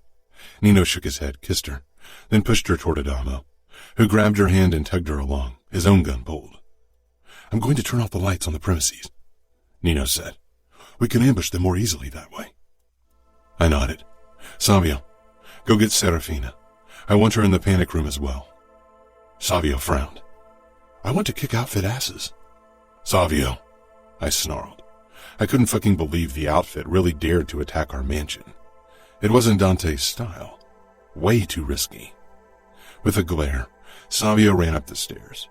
Nino entered the code into his phone that was connected to our central control system, and blackness fell upon us. It took my eyes a few seconds to adapt. Moonlight streamed in through the windows, and soon my brother and our surroundings became more than abstract shapes. I stepped up to Nino. "They're heading toward the north wing," he said. The cameras had night vision, so we had no trouble following the attackers' progress. A blonde head was among them, and I had a feeling I knew who it was. Samuel had come to save his twin, probably without his capo's orders. If they were here on Dante's plan, they would have retreated the second the lights went out. That they still continued with it meant someone who didn't care about his life was the leader. "Come on," I said. Nino and I crept into the garden, past the pool, in the direction where the attackers were headed. "Samuel is mine," I said quietly. Nino didn't say anything, only shut down his phone so the glow of the screen wouldn't give us away. We reached the corner of the north wing, and both crouched down. I peered around and found two men, one of them blonde, working on the terrace door to Savio's domain, while the other two scanned the area, guns pointed ahead. They had turned over the table and were half hidden behind it. It was massive wood. Maybe it would hold back the bullets. "Two alive, Samuel and another," I ordered. Nino gave a terse nod. He'd give me a lecture later. He was pissed that we were being attacked because I brought Serafina here, that I'd put his wife in danger. Nino and I raised our guns and began firing. Whoever our opponents were, they weren't the best shots. The first one went down almost immediately. The two at the terrace door dropped behind the table and began firing as well. Eventually, we ran out of bullets. The fun was about to begin. Nino pulled his knife. Clutching my own knife, I ran toward the remaining three attackers. Two went for me, one for Nino. Samuel slashed his knife at me, and I blocked it with my own. The other outfit fucker jabbed toward my stomach. I dodged that attack as well and rammed my blade into his thigh. He went down with a cry, but I grabbed him by the collar and jerked him up to block Samuel's next attack. His knife went straight into his companion's stomach. Before Samuel could attack again, Nino grabbed him from behind, one arm locked around his throat, the other over his arm with the knife. I dropped the outfit bastard and jumped forward, hitting Samuel's wrist and breaking it so he would drop the knife. He grunted, but didn't drop the knife. He struggled like a madman, and Nino lost his balance. Fuck. They both landed on the ground, Samuel on top of Nino. Grabbing my gun, I lunged at Samuel, grasped him by the throat, and hit his temple with the butt of the gun. With a groan, he went slack. Nino shoved him off himself. I touched Samuel's throat to make sure he was alive. "Did you keep your opponent alive?" I asked Nino, panting. "Of course. I knew it was unlikely that you'd not kill at least one of them." I chuckled. Nino stepped up to me. "If we torture him slowly, send pieces of him to his parents in Dante, the outfit will do our bidding. I can't imagine they'll risk losing both Serafina and Samuel. I don't think he acted on Dante's orders." "Probably not. But Dante won't abandon his nephew because he tried saving his twin." I nodded. "Take the other survivor into a cell and wake him. Find out everything he knows. I'll send Savio to join you, or else he won't stop bitching." "What about Samuel?" "I'll take him to another cell. Then I'll have a word with Serafina." "Are we going to deal with him together?" I regarded the blonde man on the ground. "Yes. If he's anything like Serafina, he'll be fun to break." Serafina. The lights came back on. My eyes burned from the onslaught of brightness. I was still kneeling on the bathroom floor when Remo's voice rang out. "Go into the basement and help Nino torture the outfit asshole." I could feel the color draining from my face. I'd heard the shooting, had prayed that the outfit would win. I forced myself to stand when the lock turned. Remo came in covered in blood, and I started trembling, terrified my greatest horrors had come true. For a couple of heartbeats, Remo regarded me. "Your brother tried to save you." Terror gripped me like a vice. I could not breathe. I didn't want to believe it. "You're lying," I gasped out, voice broken and hollow. A dark smile curled his lips. "He's a brave one." I rushed toward Remo, clutched his bloody shirt. Remo's dark eyes held mine. The predatory gleam in them made my heart thud even faster. "No," I said again. "Samuel isn't here. He wouldn't risk it. Dante wouldn't allow it." "I think your twin would gladly put his life down for you, Angel. I doubt he came on your uncle's orders. That means no reinforcement." I swallowed. "Oh, Samuel, my protector. How could you be so stupid? If Samuel was dead, I couldn't go on living, not with the knowledge that he died to save me." Tears burned a hot trail down my cheeks. If you, I couldn't even say it. Then kill me now." He's not dead yet, Remo murmured, dark eyes scanning my face. We'll see how long he lasts, though. Samuel wasn't dead. Not yet. My eyes widened. Let me see him. Remo touched my throat, coming closer. Why? So you can say goodbye? I bit my lip. To see the truth. Remo smiled. I'm not lying. He grabbed my wrist and dragged me out of my room. He led me down into the basement, and holding me by the arm so I couldn't storm inside, he opened one of the cells. Inside lay Samuel, covered in blood and not moving except for the shallow rise and fall of his chest. His blonde hair was matted with blood. My chest constricted so tightly I was sure to pass out any second. What did you do? Not much yet, he said as he closed the door. Hit him over the head. Once he wakes, Nino and I will tend to him. I knew what that meant. A terrifying, agonized scream echoed through the basement. I flinched violently. That's Nino's doing. He's talking to the other survivor. Soon those would be Samuel's cries. Soon he'd be submitted to the horrors he'd wanted to save me from. Horrors I'd been spared. Bile traveled up my throat. My twin would suffer and die for me. I grasped Remo's arm, my eyes begging with him, even though I knew he didn't have a heart I could soften. Please don't. Torture me instead. Remo smiled darkly, cupping my face. I don't want to torture you, and I told you I won't ever cut you again, Angel. Of course. I knew what he wanted, what he'd wanted from the start, and today he'd get it. Swallowing my pride because it wasn't worth Samuel's life, I lowered myself to my knees right in front of Remo. I tilted my face up, tears stinging in my eyes. I'm on my knees. I'm begging you to spare him. Whatever you want, it's yours, Remo. Take it. Take everything. His dark eyes flashed with an emotion I couldn't read. You didn't beg for your own life. You didn't offer me your body to avoid pain, but you do for your brother. I do. I'd do anything for him, I whispered. I'm offering you everything. You can have it all. I'm giving it to you freely, willingly, if you spare my brother. Remo grasped my arm and hoisted me to my feet.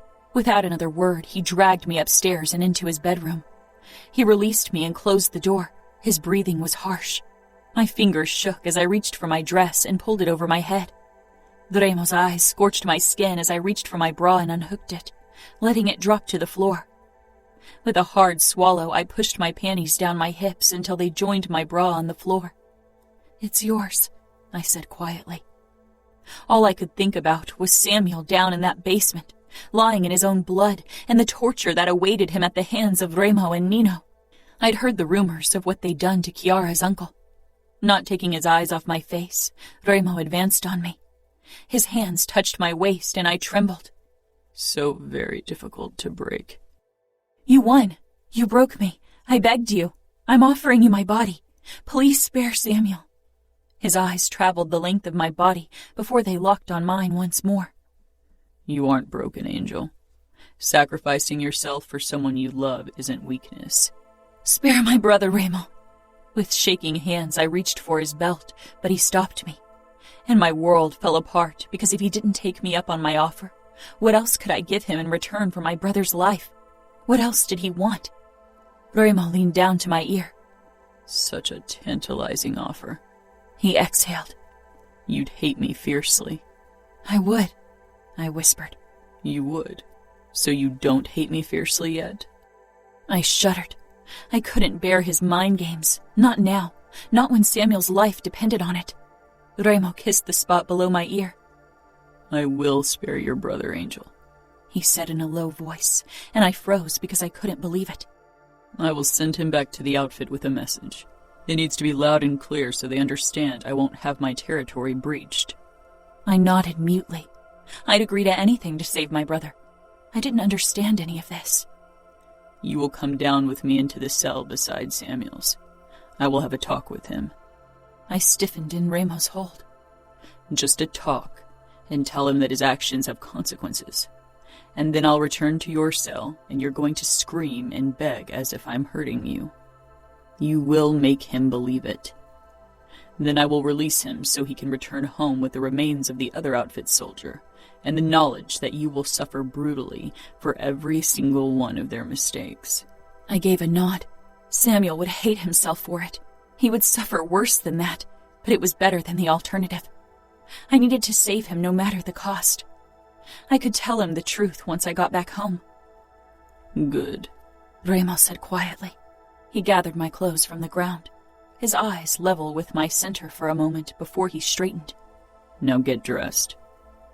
I didn't understand why he hadn't taken me when it was obvious how much he wanted me. He could have had me in every way he wanted. I wouldn't have fought him. He could have sent the warning message by recording Samuel's torture and my screams and sending the video to my family. He didn't have to keep Samuel alive to deliver it. What else could he want? Remo, Serafina had offered herself to me, but she'd done it out of despair, out of love for her brother, not because she wanted to.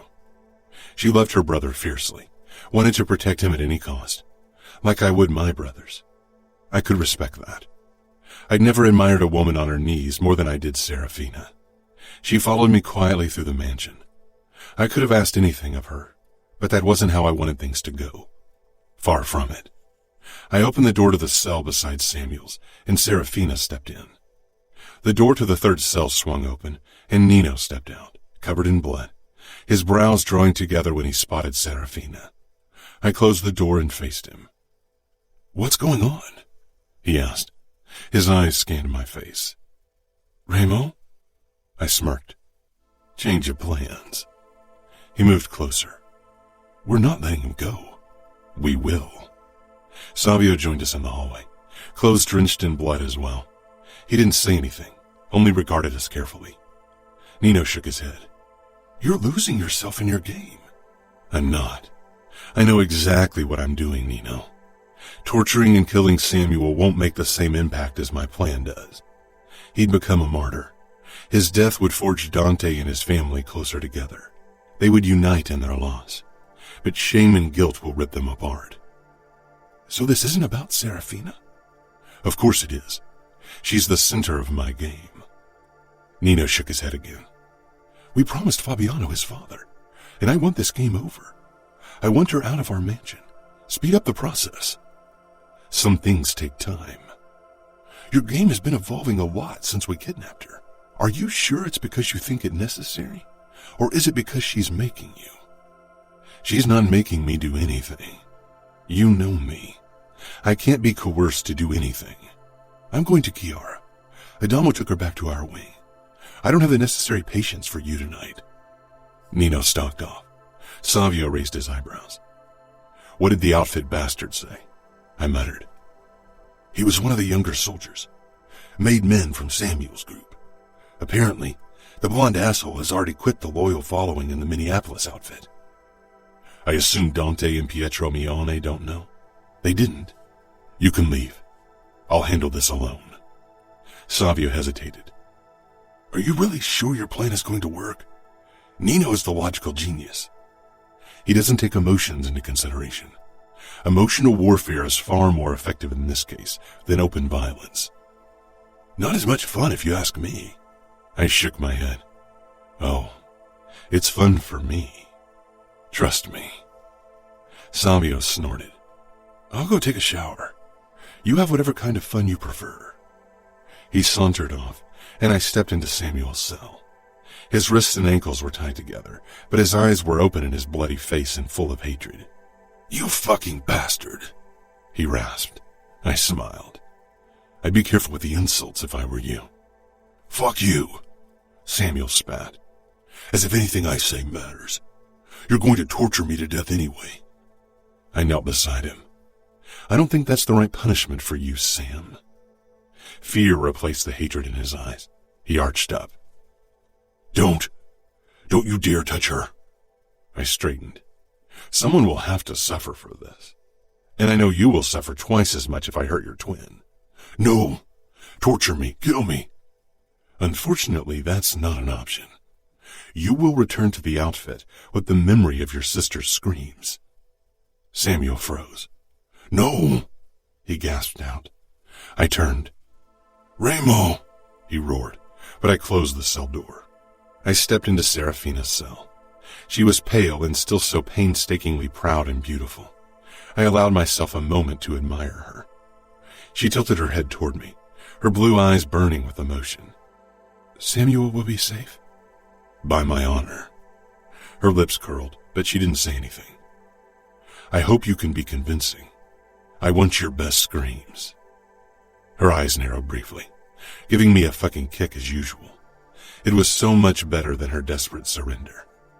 She closed her eyes, chest heaving, elegant throat flexing. I needed to own this woman. Body and soul and everything else she could offer. I fucking burned with the desire to possess her in every way possible.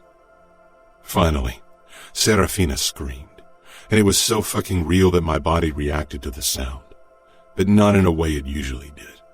Not with excitement and the thrill of the hunt. There was something close to revulsion filling my body, hearing her agonized cries and imagining they were real.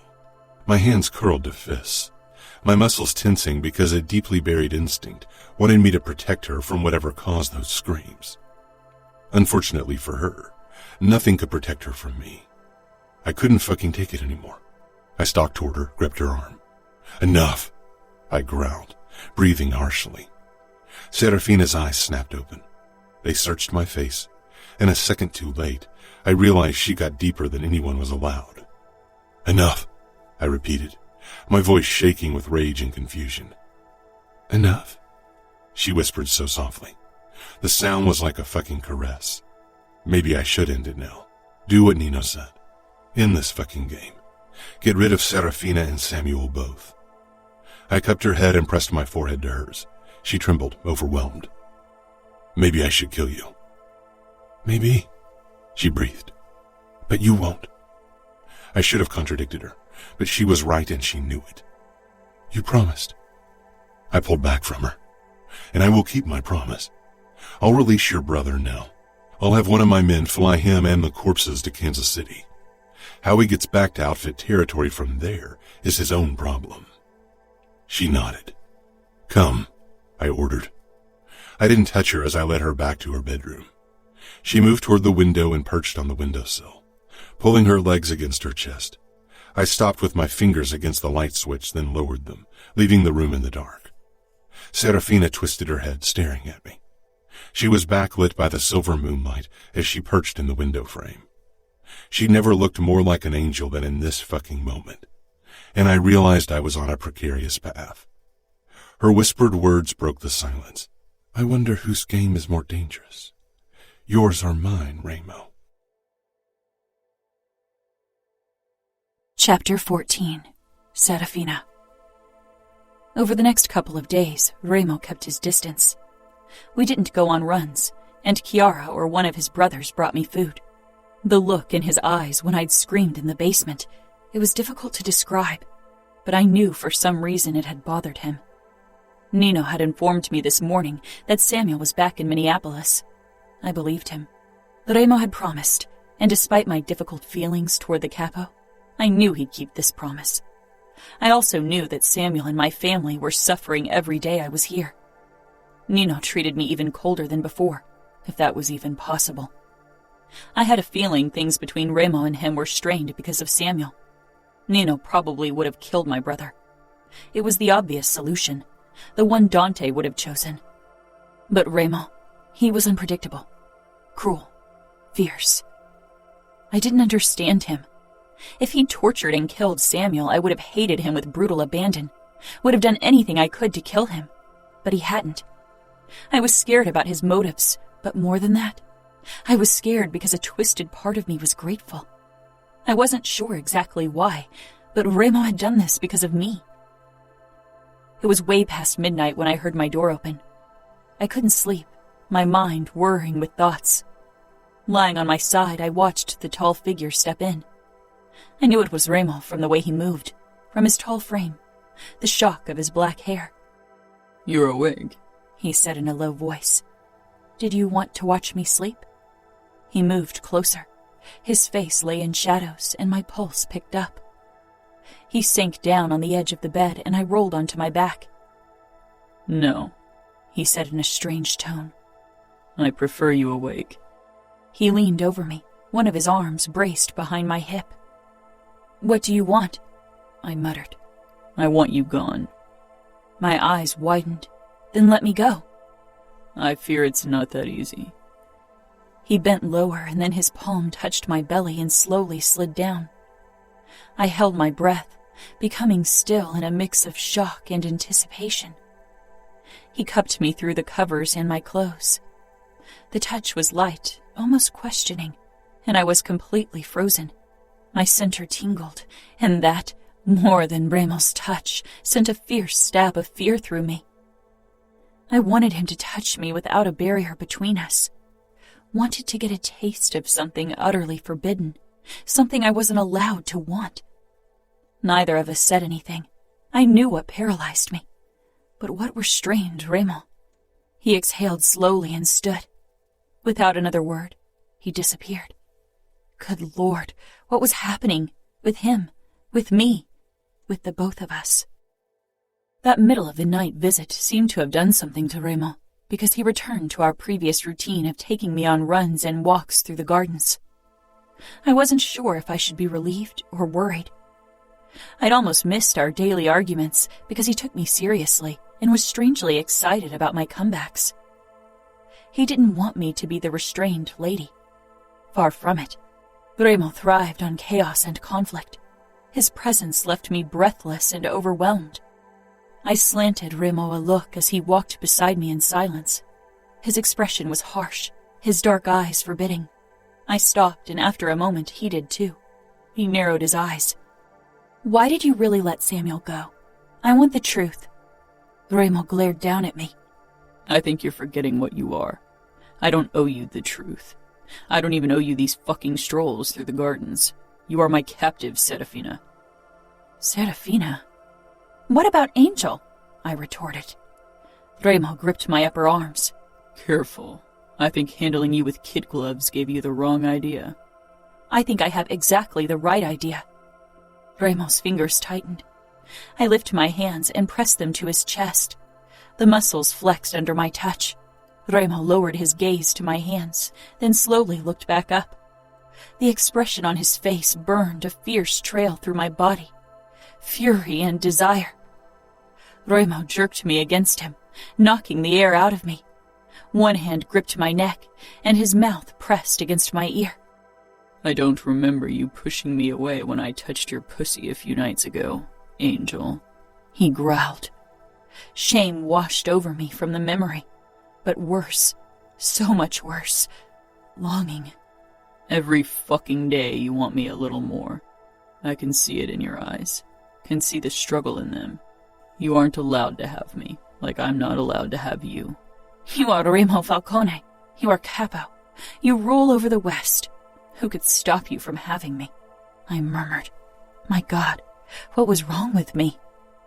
His fingers shifted on my neck, loosening, and he pulled back to meet my gaze, and I wished he hadn't, because the fierceness in his eyes was like the first breath of air after holding your breath for too long. "The only force on this earth that can stop me is you.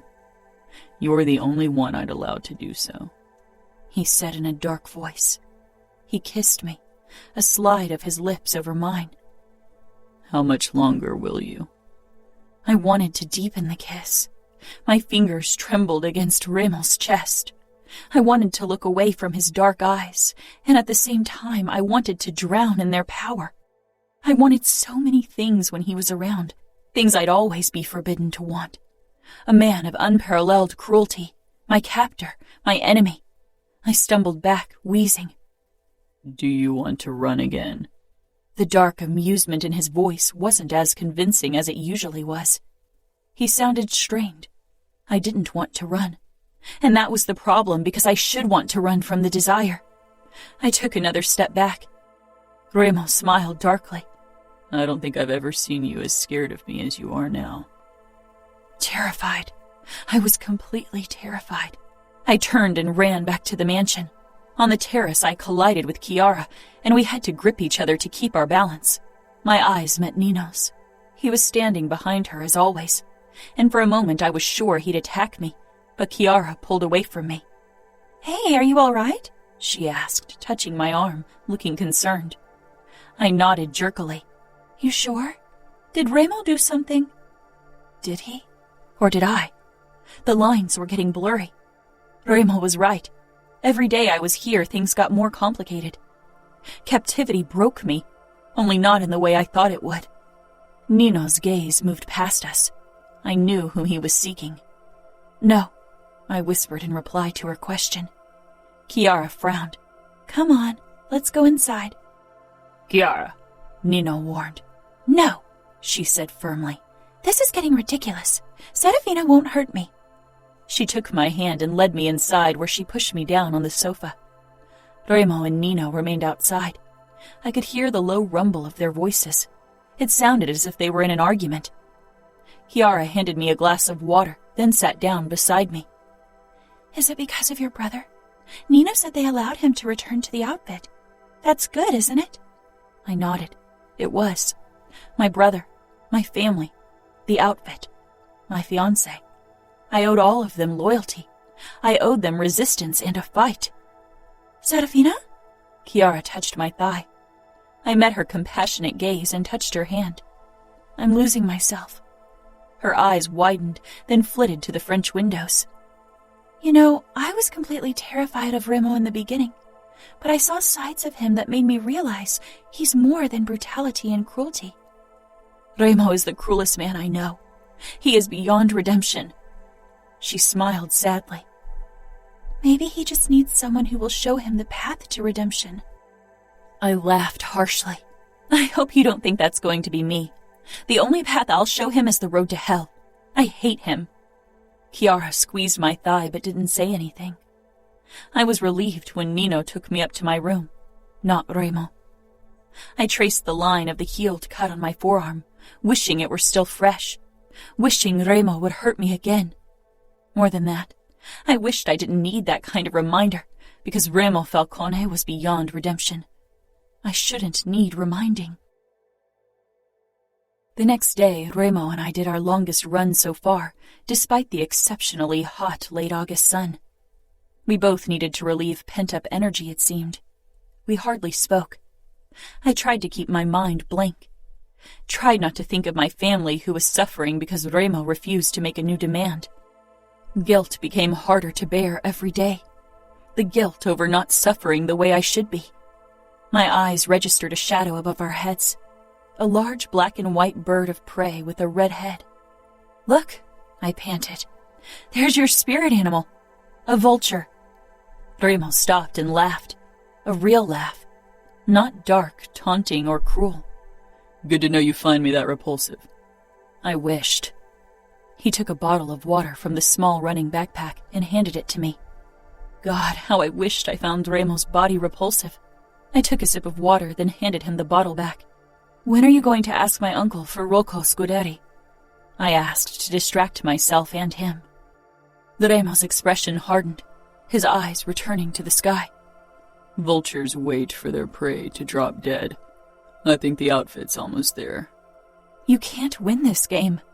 The moment you return me, the outfit will rise and strike back. An endless spiral of violence will start. Why would you say that, Angel? Don't you want to be returned?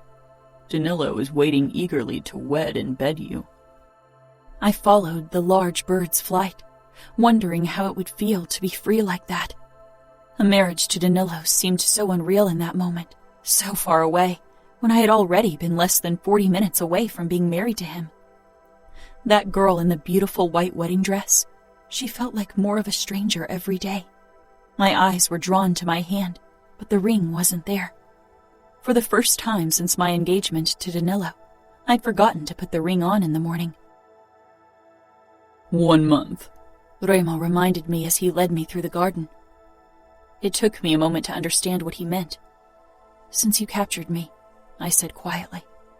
1 month. Sometimes it felt so much longer, sometimes like only yesterday. I had never thought I'd survive a single day in the hands of the Camorra, in Remo Falcone's hands, and now I'd survived so many more. Remo was more patient than I'd thought. I was fairly sure my family and the outfit was at a point by now that they'd hand Scuderi over, even if my grandfather disapproved. He was an old man close to death.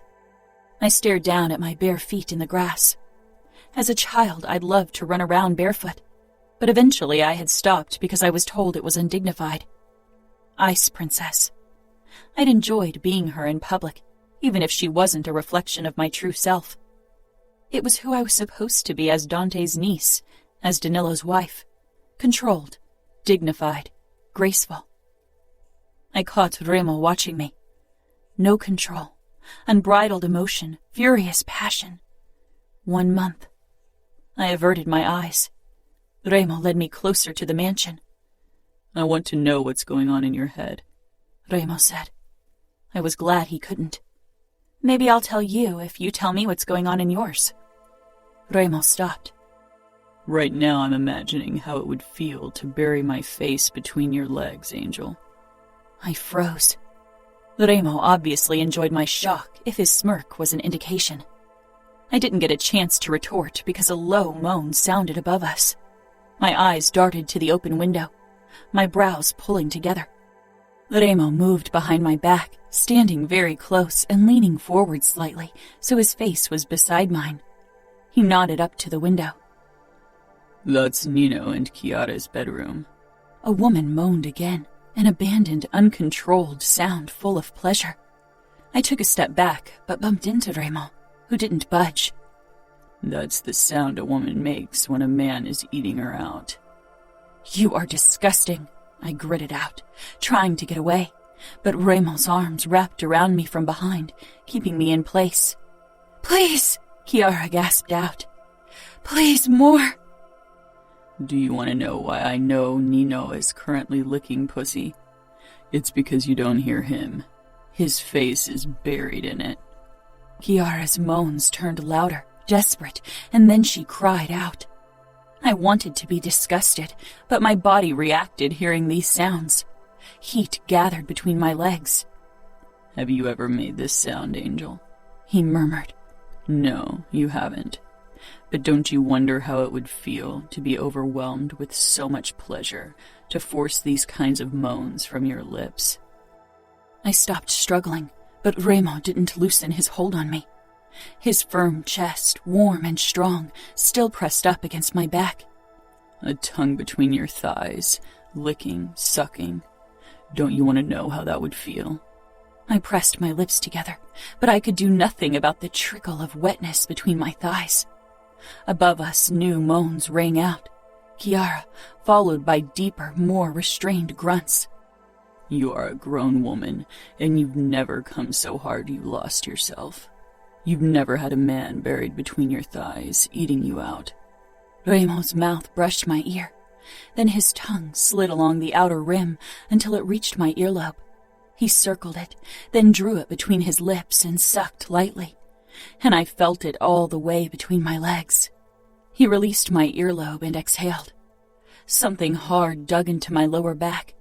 I should have drawn back in disgust, but I was utterly frozen. Are you wet, Serafina? Wet for me? Remo rasped in my ear, and a small shiver passed through my traitorous body upon hearing his voice. I won't ever bow to your will, Remo, I whispered harshly. Who says I want you to bow, Angel? I want you to give me yourself freely, because you want to, because you choose to. Have you ever chosen anything only because you wanted to, without heeding the consequences, without regard to what's expected of you? All your life, you've bowed to your parents' will, your uncle's will, the outfit's will, and once I'll release you, you'll bow to Danilo's will. I hated Remo, hated him for making sense, hating him for getting under my skin, and I hated myself for letting him. One day you will realize that you were never freer than in your time with me. Whatever you do, no one from the outfit must know, and even if they find out, they won't blame you, Angel. I closed my eyes, trying to ignore how good Remo's body felt against mine, trying to block the moans growing in crescendo, but my throbbing center was difficult to forget.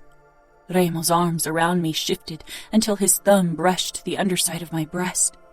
I stilled but didn't push him away, didn't utter a word of protest. His mouth found my throat, nibbling, licking, biting, and his hand slipped under my shirt. Rough fingertips slid over my skin, higher and higher until they reached my nipple through the lace of my bra. My lips parted from the sensation. "Won't you tell me to stop?" Remo murmured in my ear before his tongue led a wet trail down my throat. His free hand cupped my cheek and twisted my face around so he could assault my mouth with an all-consuming kiss. His tongue licked every crevice of my mouth, tasting, consuming, owning my lips. "You better tell me to stop, Angel, because if I don't stop now, I fear I won't stop at all." I barely listened to his words, too caught up in the sensation his fingers on my nipple created, too overwhelmed by the moans ringing out above us. Remo released my face and nipple, gripped my hips in a bruising hold, and got down on his knees. Glancing over my shoulder, shock washed over me to see the Capo kneeling before me. He pushed up my skirt and bit into my ass cheek, then slid his tongue over the spot. His palm cupped my other cheek, hard, kneading possessively before he slid up and wedged his fingers under the strap of my thong. He tugged hard, and the drenched fabric jerked against my center and clit. I gasped in surprise and pleasure. Remo chuckled against my ass cheek, then circled his tongue over the soft skin, while his fingers kept tugging at my thong. How could this feel so good, so overpoweringly perfect? How could the sensation of fabric rubbing against my sensitive flesh bring me down like that? Remo tugged harder, and I arched, biting down on my lip to keep the sounds in. He sucked the skin of my ass cheek into his mouth as he gave my thong a few hard tugs. Waves of heat and tingling spread from my center to every nerve ending in my body. I was getting closer to something impossible, wondrous, mind-blowing, something I'd never felt, not even close.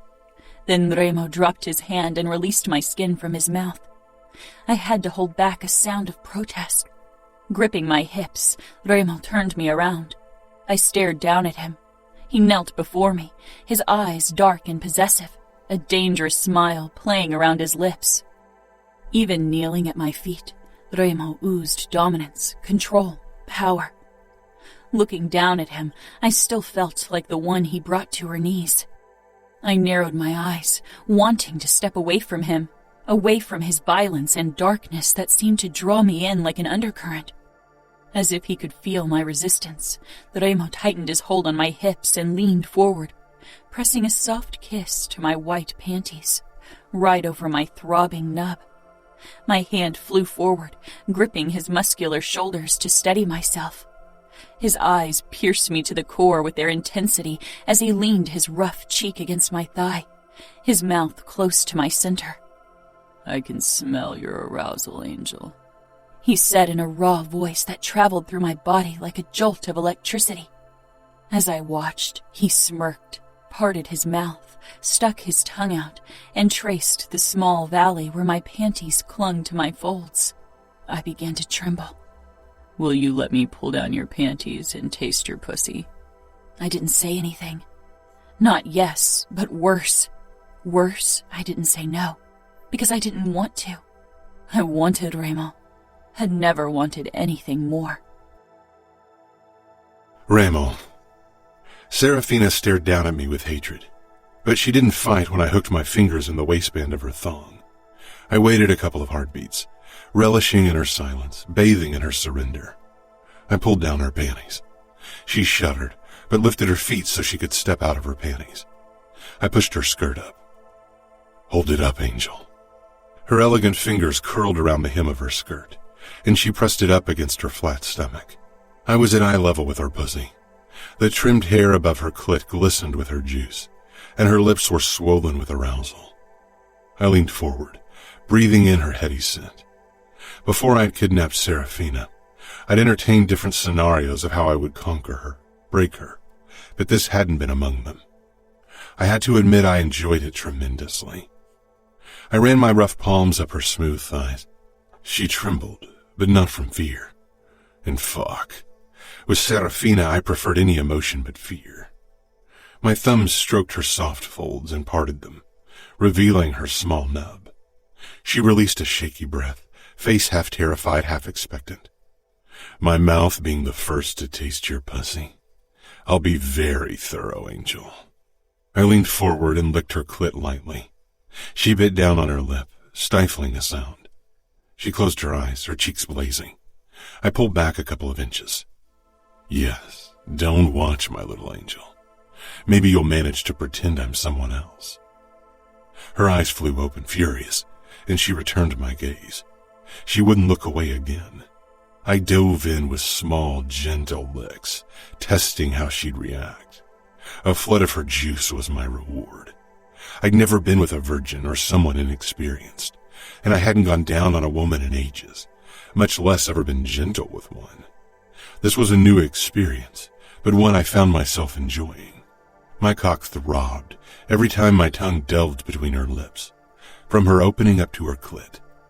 I tasted every part of her sweet pussy, traced the smooth inside of her lips, her opening, knowing my cock would soon claim that part of her. Serafina shook, her legs starting to give in. Hold on to the wall, I ordered, and she complied without protest, leaning forward, her forearms braced against the rough facade, golden hair curtaining her face as she glared down at me while I ate her pussy. My teeth grazed her clit lightly, and she jerked, a small moan slipping out. I brushed the inside of her knee and pushed. She parted from me until she stood with her legs in a V over me. I tilted my head up, my hands curling over her hips, and firmly pulled her down on my mouth and sucked each fold lightly before I closed my lips around her clit. She started rocking against my face almost desperately, and I complied with her silent demand by practically burying myself in her pussy, lapping at her, diving into her tightness, sucking. Then her lips parted, her brows pulling together in shock and astonishment, and she tensed. My eyes drank in the expression on her face, the wild abandon of passion on her perfect features, the shock, the resignation, the delight. Possessiveness wasn't one of my character traits, because I owned everything that mattered. But seeing Serafina in the throes of her orgasm, and knowing I was the first man to give it to her, I felt fucking possessive. She was mine, body and soul, and would be until I decided to set her free. I smirked against her as her pussy throbbed.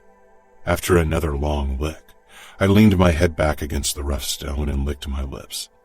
Realization filled Serafina's eyes, and her face twisted with horror and shame.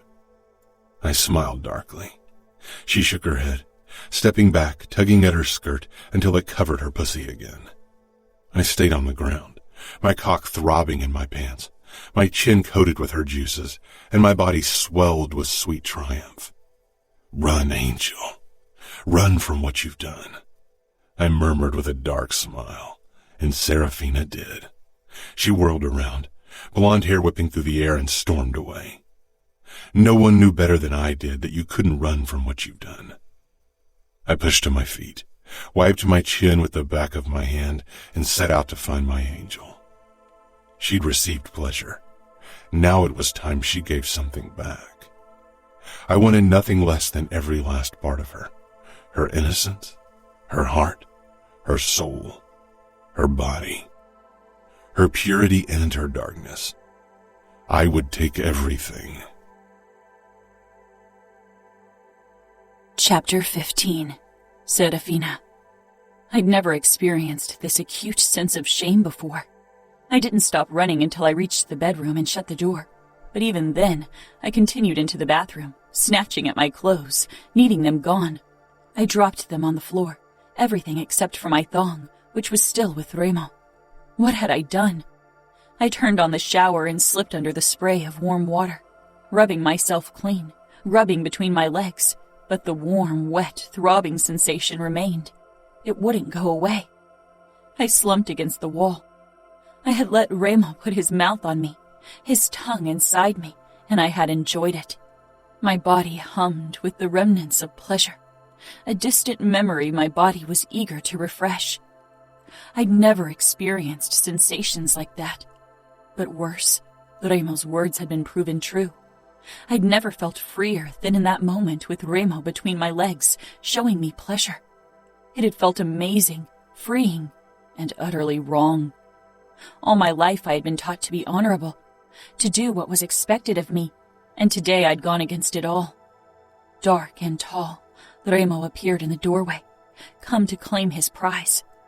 His eyes roamed over my naked body, and mine did the same.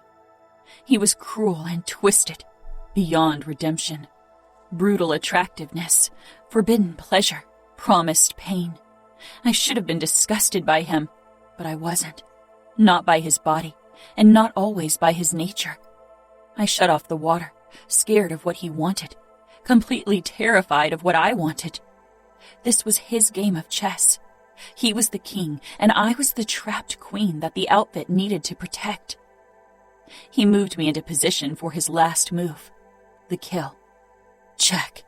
He began unbuttoning his shirt, then shrugged it off. He moved closer, stopping right before me. You always watch me like something you want to touch but aren't allowed to. Who's holding you back, Angel? Nothing's holding me back. I don't want to. I muttered with false bravado, the lie ringing loud and clear. Is that so? Remo asked quietly.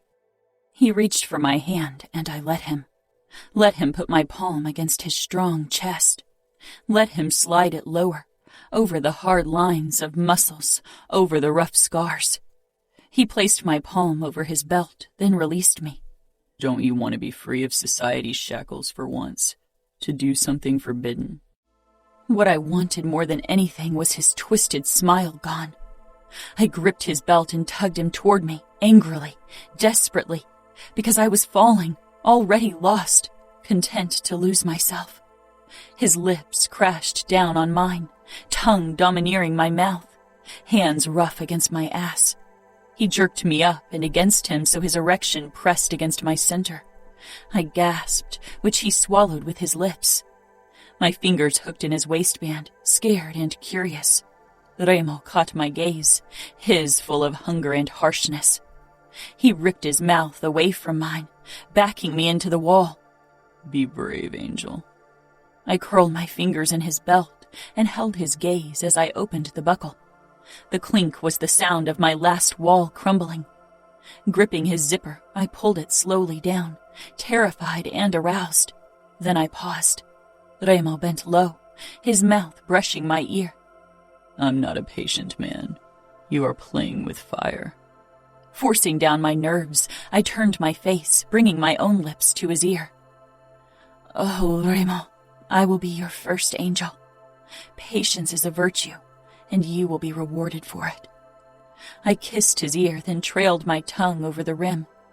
He exhaled and pulled back so he could look at my face, and the look in his eyes, it almost made my knees buckle. For a second, I had him. I held the reins on the cruelest, most powerful man in the West, and it was thrilling. But Remo wouldn't be Remo, wouldn't be Capo, if he didn't know how to take his power back. He grabbed his pants and pulled them down together with his boxers. His erection sprang free, and Remo braced himself against the wall with his hands on either side of my head. I stared down at him and sank back against the wall. He was long and thick and impossibly hard. I tore my gaze away, only to be hit with Remo's penetrating stare. My cheeks blazed with heat, and Remo smiled as he leaned forward, trailing his tongue over my heated cheekbone. Tell me, Angel, what will be my reward for my patience? I stood on my tiptoes, curling my fingers over Remo's neck, pulling myself up and against him. His hardness rubbed against my naked stomach, and he groaned a low, dangerous sound. Something forbidden. Something you aren't meant to be gifted. Remo's body became taut, eager, and he tipped my head back, his lips brushing mine. Something you promised to someone else. My throat tightened, but Remo kissed me hard, not allowing me to dwell on it. He hooked one of my legs up over his hip, opening me up. His fingers brushed my center, and then 2 fingers breached my opening. Pain shot through me. I ripped myself from his mouth, tensing, a choked sound bursting from my throat. Remo stilled, his fingers deep inside of me. He pulled back, a hint of surprise on his face. Then it was gone. He regarded me intently, almost curiously. My chest heaved as I tried to grow used to the stretched sensation of having his fingers in me. Remo touched his forehead to mine. I think you were right, Angel. My reward will be worth it. Anger flooded me. Did you enjoy hurting me? I whispered. Remo kissed my lips. This isn't me hurting you. This is me trying not to hurt you. You will know when I want to hurt you. He pulled his fingers out, then slid them back in. My muscles clung to him and I exhaled. He held my gaze as he established a slow rhythm. I leaned my head back against the wall, never averting my eyes. Remo's dark eyes dragged me deeper and deeper down into their abyss. Pleasure slowly replaced the feeling of being stretched. I began rocking my hips, causing Remo's erection to rub over my belly. His breathing deepened, but he kept up pumping his fingers into me at a slow pace, watching me, his other hand clinging to my outer thigh. A deep throbbing spread from my center, and I gasped, and not from pain this time.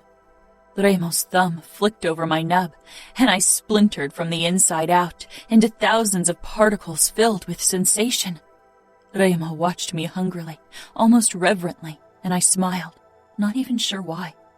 I was still reeling from my high when Remo pulled his fingers out and grabbed my other thigh, lifting me up, my back against the wall, my body trapped between it and his chest.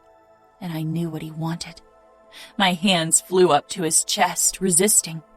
When his erection brushed my inner thigh, I gasped out, "No!" Remo's dark eyes flew up to mine, angry, incredulous, but he did pause. "Not like this," I said quietly. "Not against a wall. This would happen on my terms, not his." The anger lessened. You are right, he said darkly. He hoisted me higher so my legs wrapped around his middle and my center pressed up against his six-pack.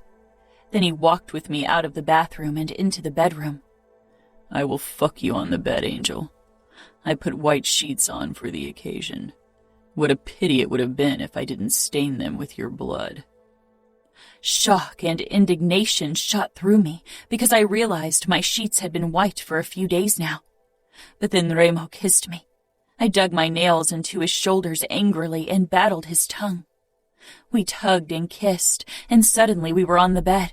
Remo knelt between my legs, shoving them further apart, his mouth harsh against my throat, and I became still, soft, scared.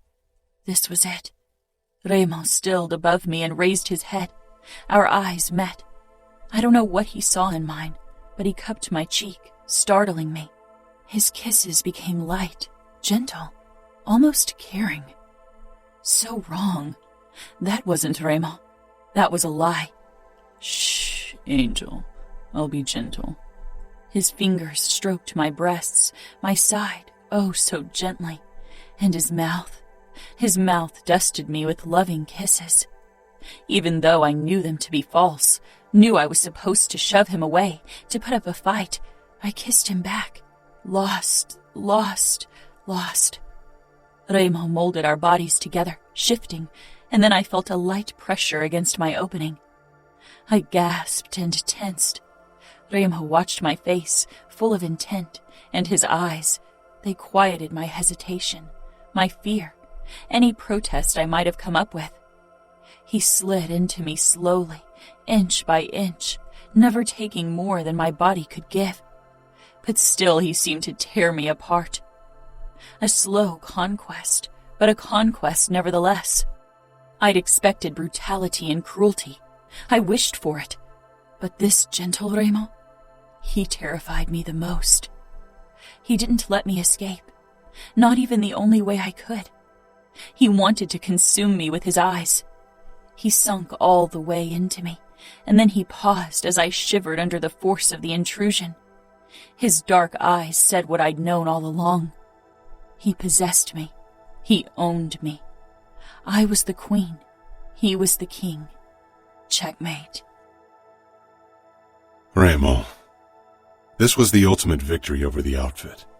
They didn't know it yet, but they would soon. Serafina trembled under me, Her marble cheeks flushed, lips parted. She was in pain, and somehow it didn't please me because I had tried not to hurt her. I gave pain willingly, deliberately, freely, not by accident. I held myself still, content in the feeling of her tight walls squeezing my cock mercilessly. I was fucking ecstatic, feeling the slickness around me and knowing it was her virgin blood. The sweetest reward for my patience I could imagine. My eyes roamed Serafina's perfect features, and her blue eyes met mine, searching, wondering. I pulled out of her slowly, recognizing the signs of pain in her expression, then pushed back in even slower. I rocked my hips slowly, keeping my movements as controlled as possible. Her face twisted with pain and pleasure, and I angled my hips to increase the latter. She gasped, surprised. I kept up the slow rhythm.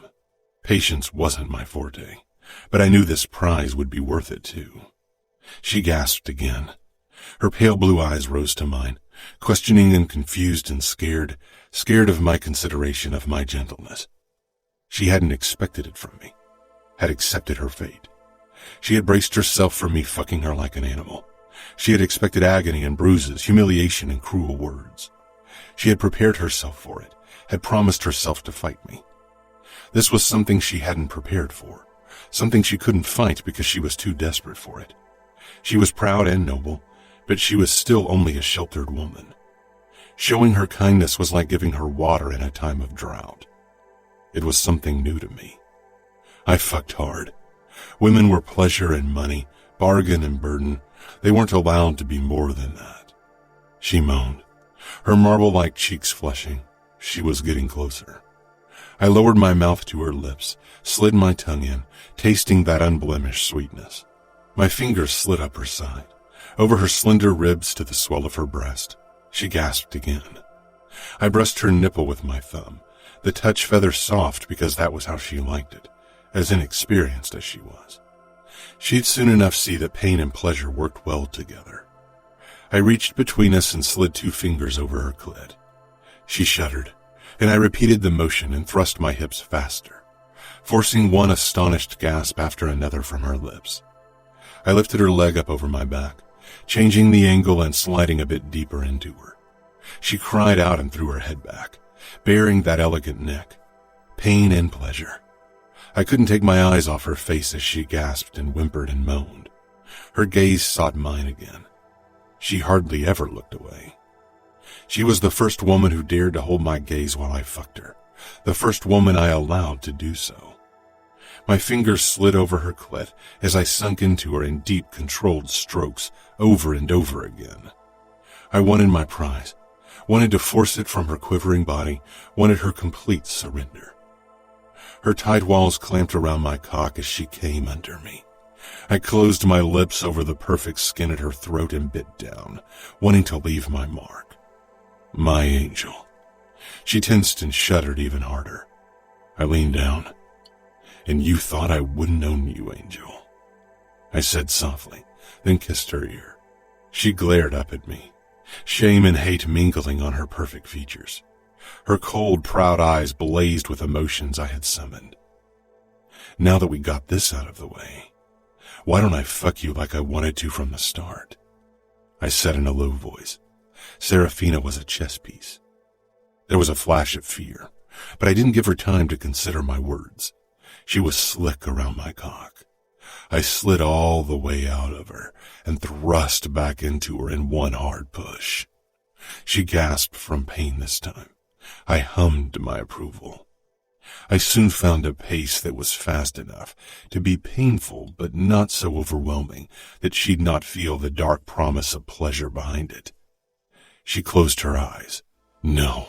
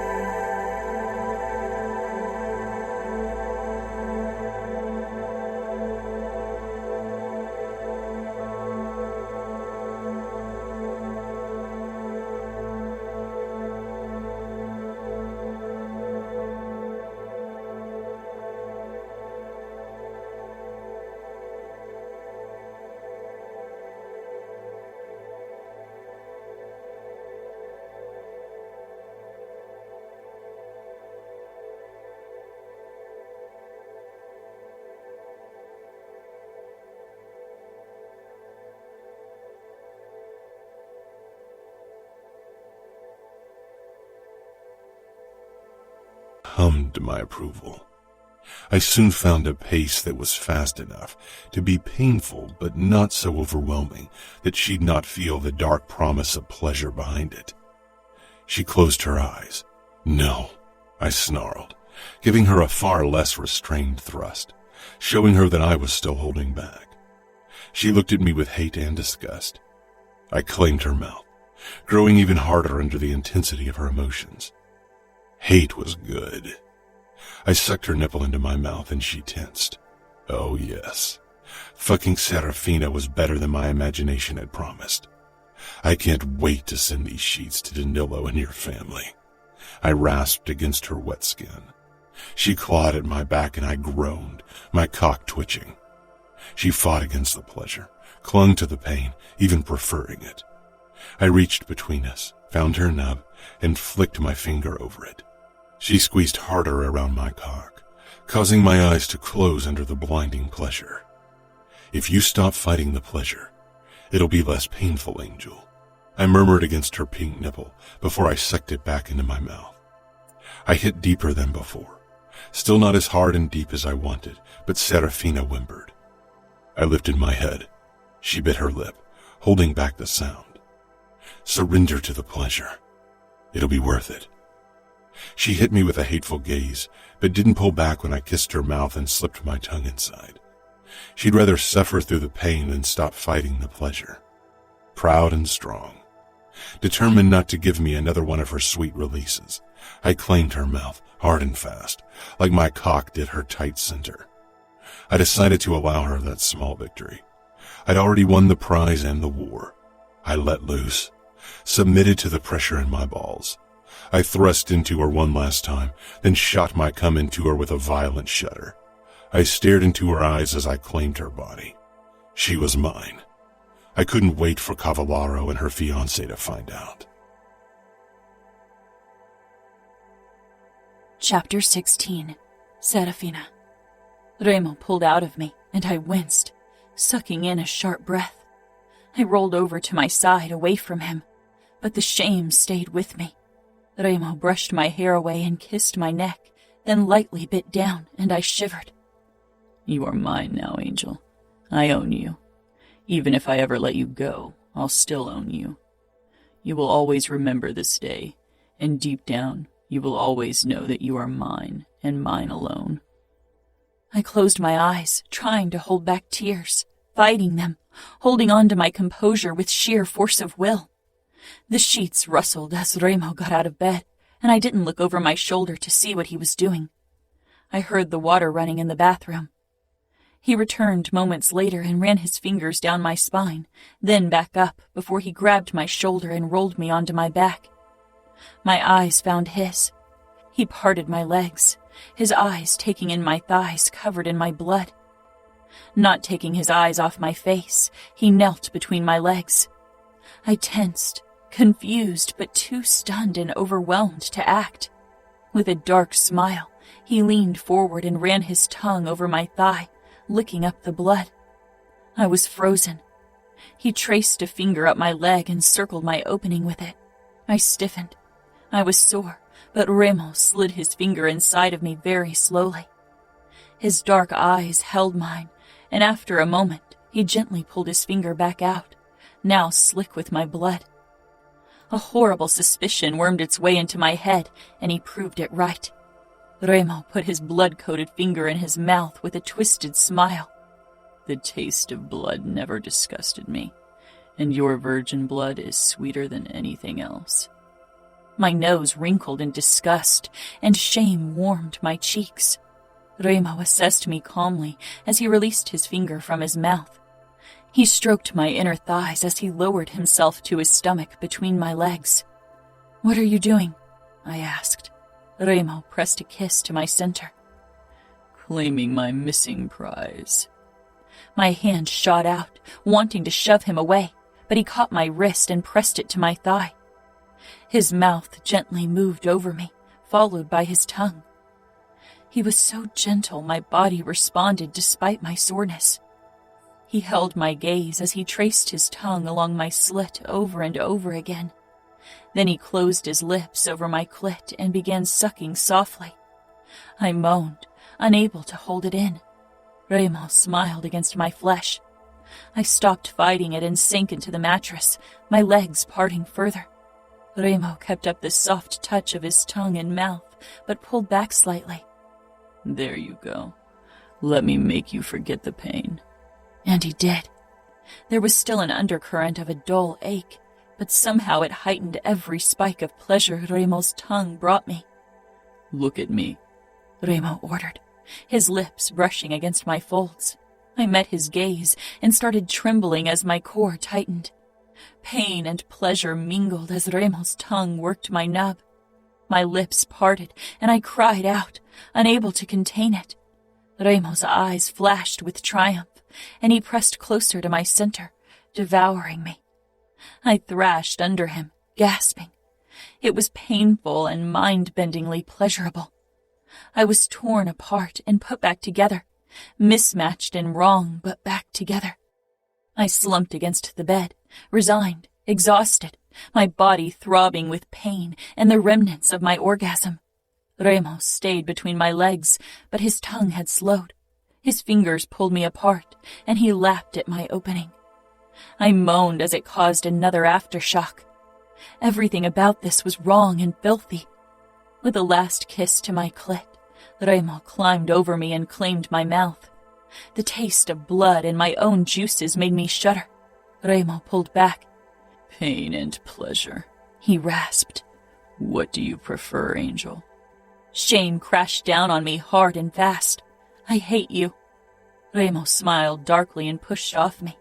There is a washcloth on the nightstand.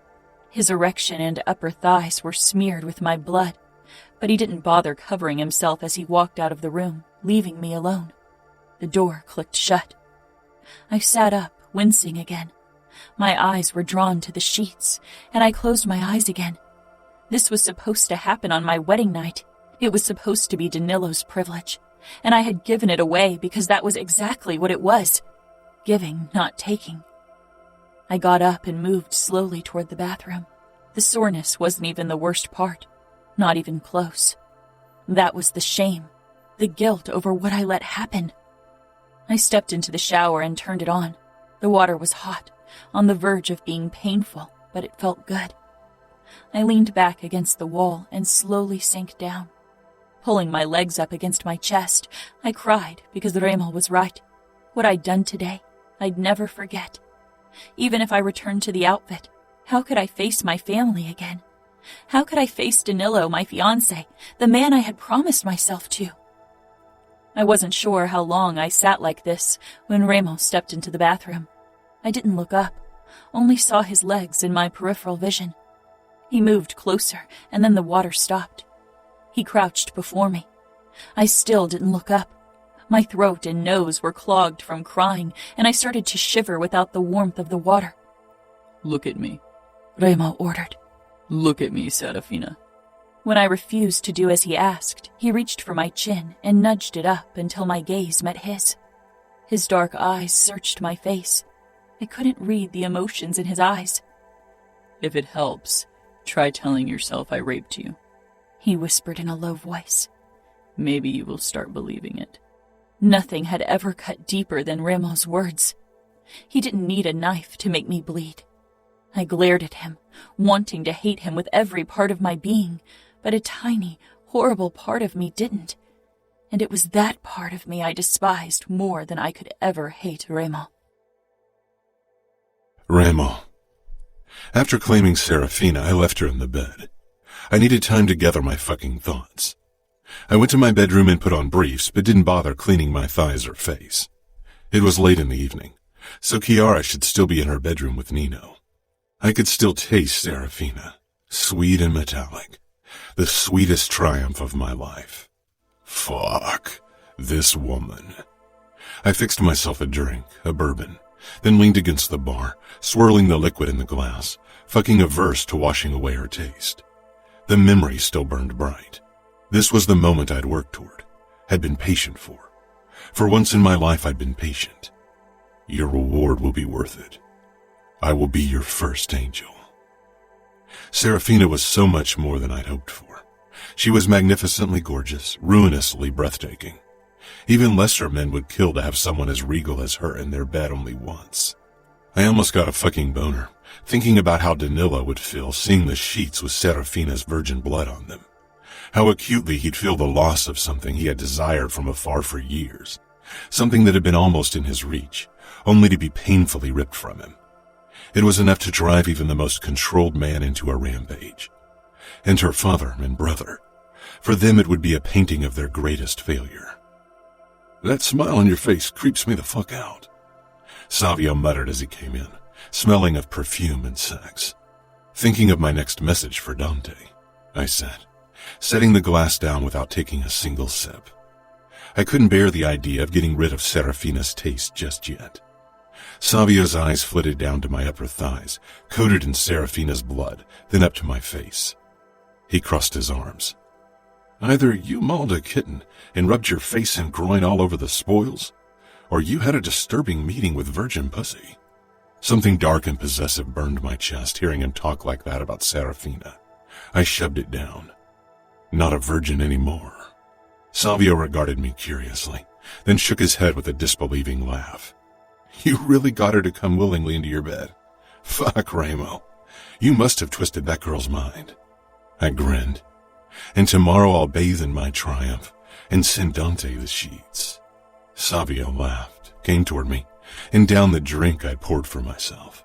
"To your twisted mind and all the twisted shit it comes up with. You wanted to break her, and you broke her." I left him standing there, not in the mood to talk about Serafina anymore. My body yearned for her, for more, for everything. When I entered the bedroom, I found the bed empty except for the stained sheets. I followed the sound of running water into the bathroom. Serafina was huddled in the shower, and the sight caused an unpleasant twinge in my chest. I turned off the water, then knelt before her.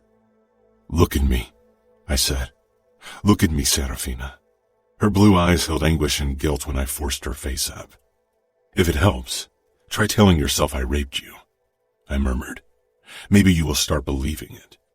Hatred flared in her eyes, and for once it didn't give me a thrill.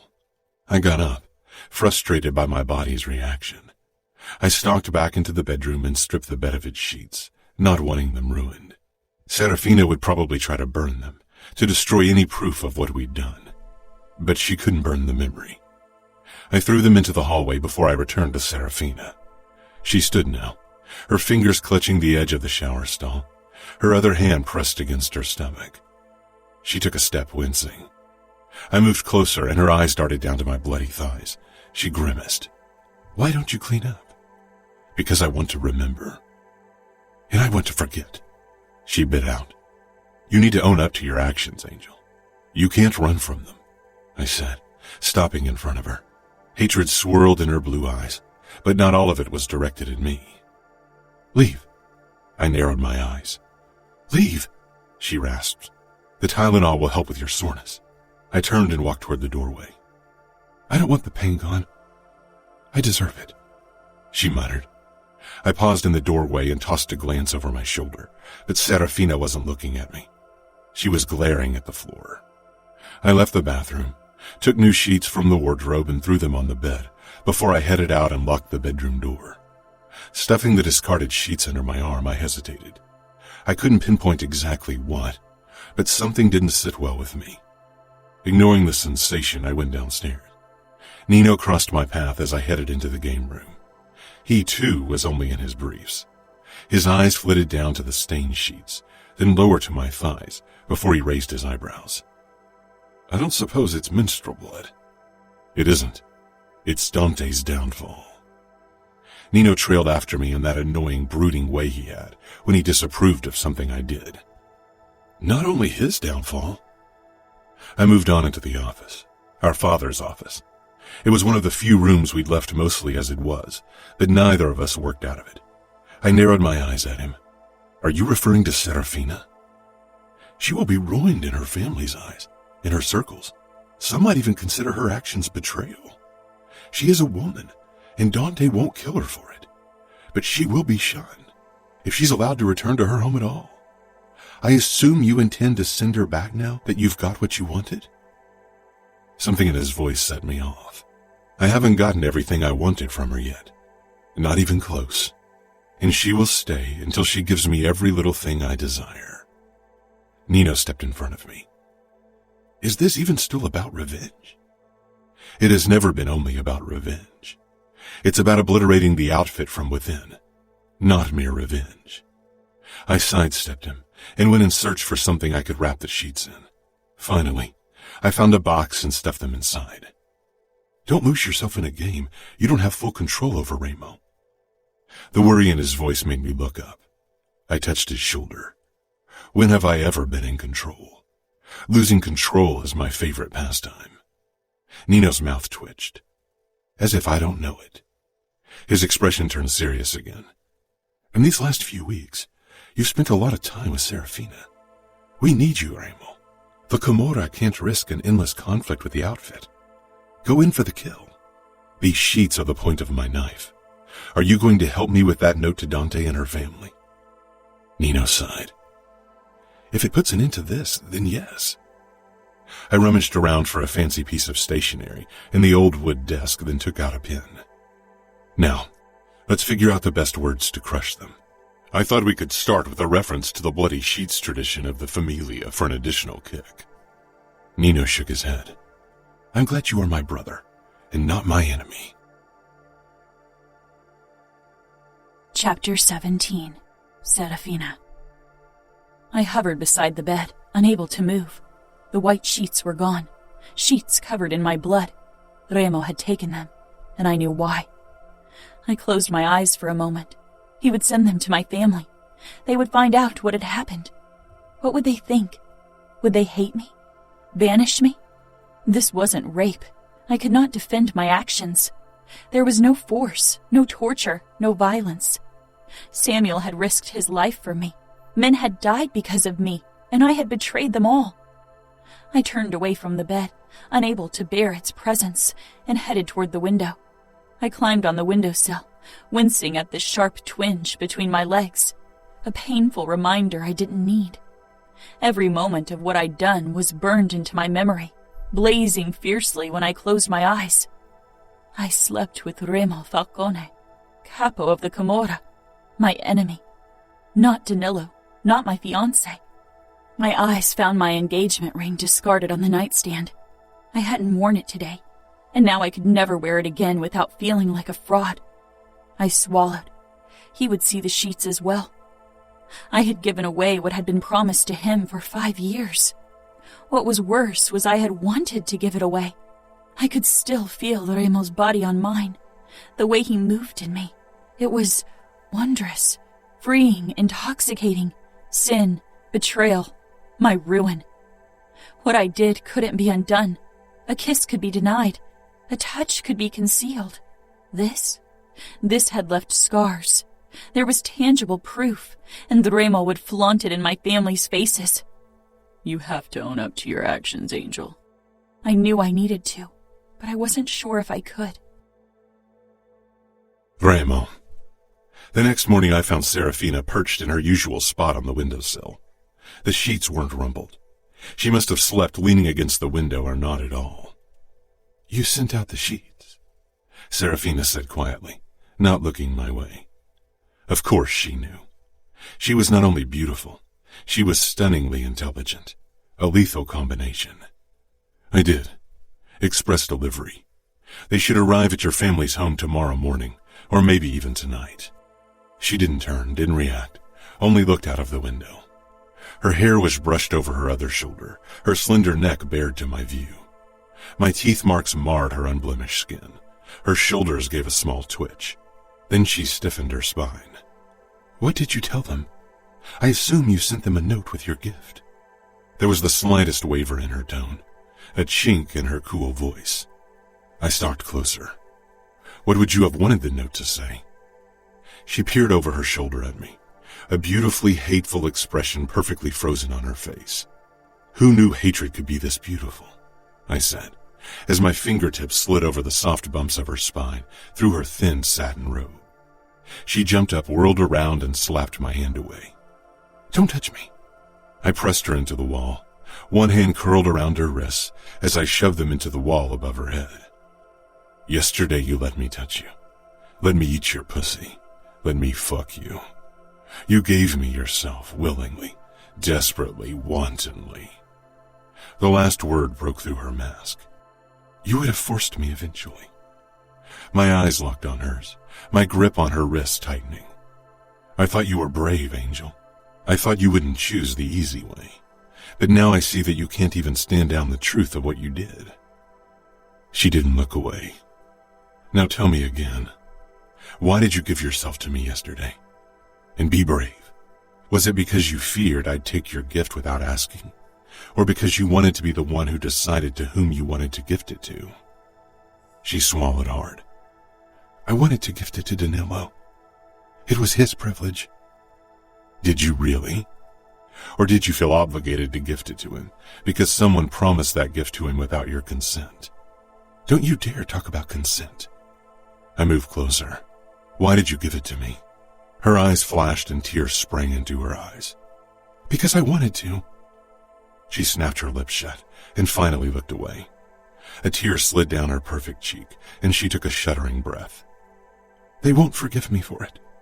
They will hate me fiercely, but never as much as I hate myself. Never enough. I leaned down and grazed my nose over her pulse point, my hand cupping her face. Do it, she whispered, begged, and I drew back, looking into the blue pools of despair. Do what? I nuzzled the soft spot behind her ear. Hurt me. My mouth brushed her chin and higher over her lips. Hurt me. She said it harsher this time. I gripped her waist and turned her around, pressing her into the wall, her wrists still above her head, my body caging her. I was already painfully hard. The hand that was holding her wrist moved under her satin robe, and I found her bare beneath. I exhaled against her neck, then bent down lightly, causing her to shudder. My fingers moved to her flat belly, then lower to the trimmed curls until I dipped between her folds. Hurt me, Remo. I will, Angel. Patience is a virtue. Don't you remember? My fingers slid deeper. She wasn't wet like she'd been yesterday, just barely aroused, mostly broken and desperate to exchange one form of pain for another. I unbuckled my belt and took out my cock before easing it between her beautiful firm ass cheeks. Her breath caught, but I dipped lower to her pussy. She was tense as a fist against my tip, sore, braced for the pain. I didn't push in. Instead, my fingers started playing with her pussy, light, teasing, coaxing touches. Nothing like what she wanted. Why can't you just hurt me? She whispered, tilting her face sideways and upwards. Yes, why? My hands always gave pain readily. I held her in place, arms raised above her head, her front pressed to the wall, my cock wedged between her thighs, and watched her cry. I claimed her mouth for a kiss, tasting her tears as my fingers stroked between her pussy lips. Soon, I could feel her surrender. My fingers slipped through her wetness, and her pussy loosened against my tip. Using my foot, I shifted her legs further apart, then looked into her teary blue eyes as I eased into her. She winced, and I kissed her mouth again, slow and languid, until I was sheathed in her up to my balls, my cock buried deep inside her. Now your patience will be rewarded, Angel. She smiled joyously against my mouth, and I pulled all the way out of her, then slammed back in. She gasped, her body coiling tight, trapped between my chest and the wall. Her pussy clenched mercilessly around me. I stroked her clit as I drove into her again. My body longed to go even harder, and so did she. But I held back, not wanting to do any lasting damage. Fuck. What the fuck was Serafina doing to me? Her eyes held mine as if she could find salvation there. But we were both damned, and I was dragging her closer to damnation every day. My balls slapped against her with every thrust, and I was losing control, not just of my fucking dick, but also of everything else. Serafina was still tight, and her moans hesitant, pain stronger than pleasure. Claiming her mouth for a kiss, I abandoned control and came with a violent shudder. She shivered in my hold as my cock twitched inside her. I pressed my forehead to hers, staying inside for a few moments. Her warm breath fanned over my lips, and finally I pulled out of her. Her whimper made me kiss her shoulder blade. Then I lifted her into my arms. I carried her over to the bed and laid her down, then pressed up to her back, and she let me. She was quiet. I ran my fingertips over her smooth arm. Her sweet scent mingled with mine and the muskiness of sex. The perfect mixture. And do you feel better? Did the pain help? I murmured against her shoulder blade as I kissed it again. I wasn't sure why I felt the urge to kiss her like that, but I simply could not stop. No, she said quietly. I could have told you that. You know all about pain and its effects, don't you? I don't think one person can ever know everything about pain. Everyone feels pain differently, reacts differently. It's a curious thing. Serafina's body loosened further in my embrace. I think I prefer pain. It doesn't make me feel as guilty as pleasure does. I buried my nose in her hair. You have no reason to feel guilty. She didn't say anything, and eventually her breathing evened out. I lifted my head carefully and found her asleep. Her pale lashes fluttered, her face peaceful. I'd never understood the appeal of watching someone sleep. I'd always found it dull, lacking. I had been so fucking wrong. I kept stroking her arm, then kissed her skin again. Fuck. How was I going to give her back? I rested my head back on the pillow. I wasn't tired, despite the long night I'd had, but I couldn't bring myself to get up with Serafina in my arms. Closing my eyes, I allowed myself to relax. I had fallen into a light slumber when Serafina stirred, jerking me awake. She stiffened in my hold. It's strange when your nightmares are less horrendous than reality, she whispered. I've lived it, Angel. It makes you stronger. I wished you had taken me on the first day, back in that basement, on that dirty mattress like the whore that I am. The words ripped from her throat as if every syllable was pure agony. I tensed, turning her around to me, feeling so fucking angry. For an instant, Serafina shrank back from the force of my fury, but then she met my gaze. She lay unmoving on her side, eyes full of anguish. You aren't a whore. Is your fucking virginity all that matters to your family? It's not just that I'm not a virgin anymore, she whispered. It's to whom I lost it to. They won't understand. They won't forgive. They will hate me for what I've done. Shouldn't they be relieved that you didn't suffer through pain and humiliation? You succumbed to pleasure, so what? All of them have sinned worse than that. Even your brother, particularly your fiancé. What right do they have to judge you? She blinked slowly. Then she surprised me by leaning forward and kissing me. A soft kiss. A soft nothing that felt like fucking everything. My brows drew together, trying to gauge her mood. I'm lost, Remo. I cradled her head and kissed her again before I rasped. My notes said that I ripped your innocence from you, that you fought me like a spitfire, and that I enjoyed every second of breaking you. She held her breath, searching my eyes. You made it sound like you raped me. She swallowed. Why did you lie? Was it because it would hurt my family worse? I smiled darkly. I fear your family would have been more crushed if they knew you gave yourself to me freely. They'd hate me. Now you can decide what you tell them when I return you to them. You will? She asked quietly. I drew back and sat up, then turned my back to her. You were never meant to be a captive forever. Her fingertips traced my tattoo. Now that you've got what you wanted from me, you'll ask for Scuderi. There was a strange note to her voice, but I didn't turn around to see her face, because then she would have seen mine as well. Do you think they'll still want me now that I'm ruined? Serafina was many things, but ruined wasn't one of them, and anyone who declared her as such was a fucking fool. Your family loves you. They will do anything to save you, even now, especially now. I rose to my feet and left without another look at her. It was nearing midnight when my phone rang. I turned away from the screen where Savio and Adamo were playing a racing game. Nino and Chiara had already retired to their room to fuck. Without looking at the screen, I knew who it was. I picked up. Dante? My brother slanted me curious looks. "I got your message," Dante gritted out. I could practically feel his fury. It wasn't as exhilarating as I'd expected. "I know you don't follow the Familia's bloody sheets tradition, but I thought it was a nice touch." Adamo grimaced and his car crashed into the wall. Savio had stopped playing altogether. There was silence on the other end. "There are rules in our world. We don't attack children and women." "Funny that you say that. When your soldiers attacked my territory, they fired at my 13-year-old brother. You broke those fucking rules first, so stop the bullshit." Adamo's eyes widened, and he glanced down at his tattoo. "You know as well as I do that I didn't give the order to kill your brother, and he's alive and well. If he weren't, we wouldn't be having this conversation, Dante.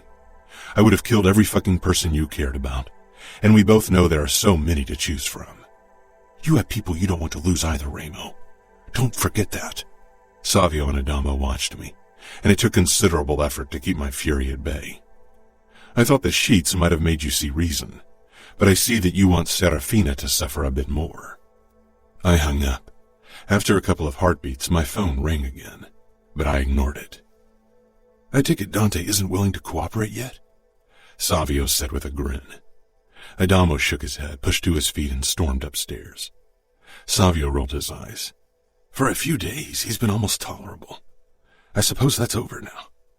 I stood, switched the phone to silent mode, and shoved it into my pocket. "I'll have a word with him." "Good luck," Savio muttered.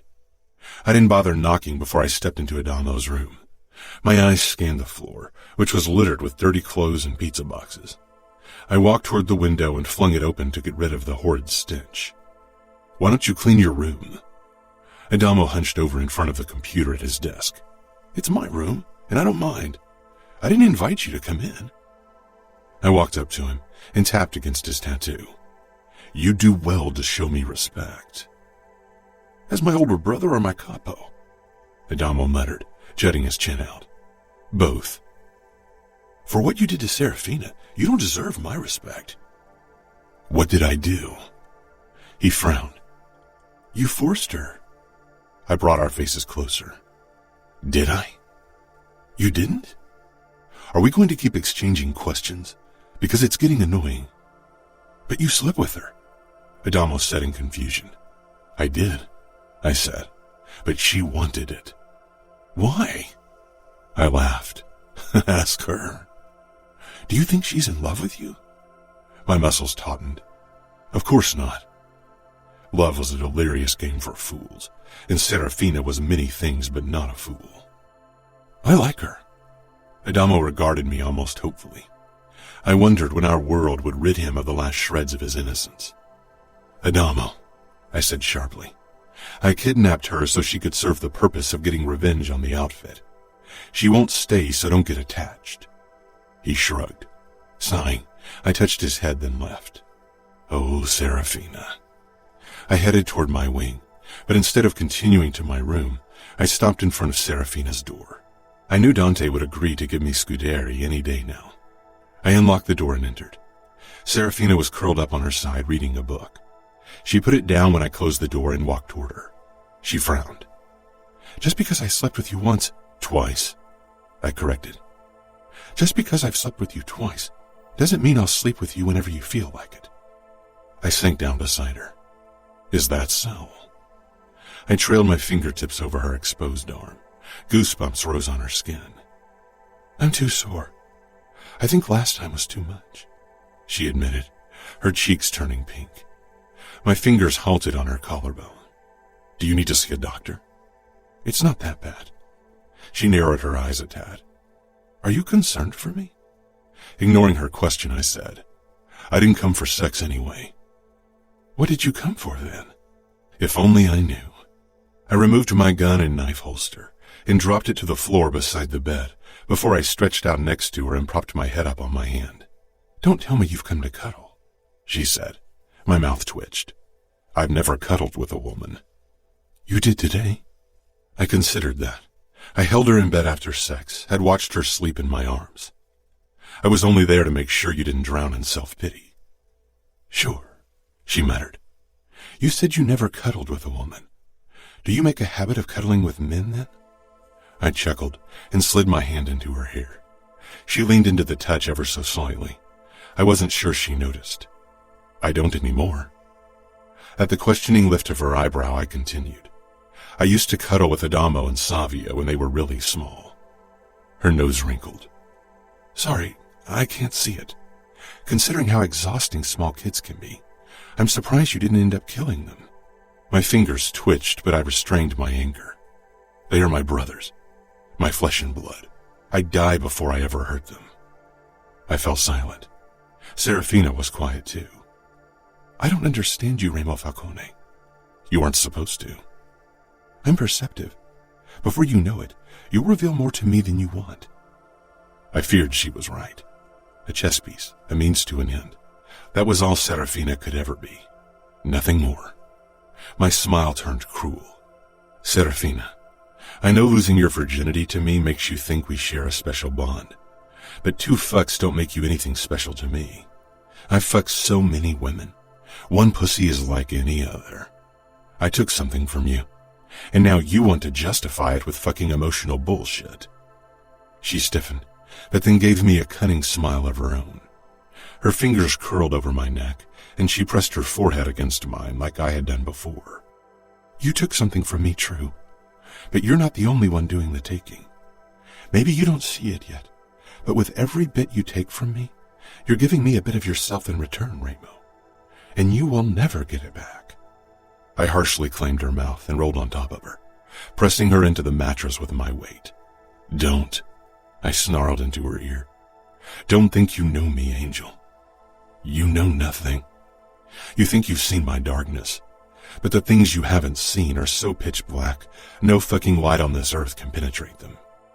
Who's not brave now? She whispered. I shook with anger. I wanted to fuck my rage out of my system, wanted to hurt, wanted to break something. I moved down her body and shoved her nightgown up, then ripped her thong down her legs. I told you I'm sore, she said softly. Fuck. Why did she have to sound so vulnerable in that moment? What the fuck was she doing to me? I pushed her legs apart. She didn't stop me despite the tension in her limbs. Taking a deep breath, I lowered myself to my stomach, resting between her thighs. Her body softened immediately when she realized I wasn't going to hurt her. I jerked her toward my mouth and she winced.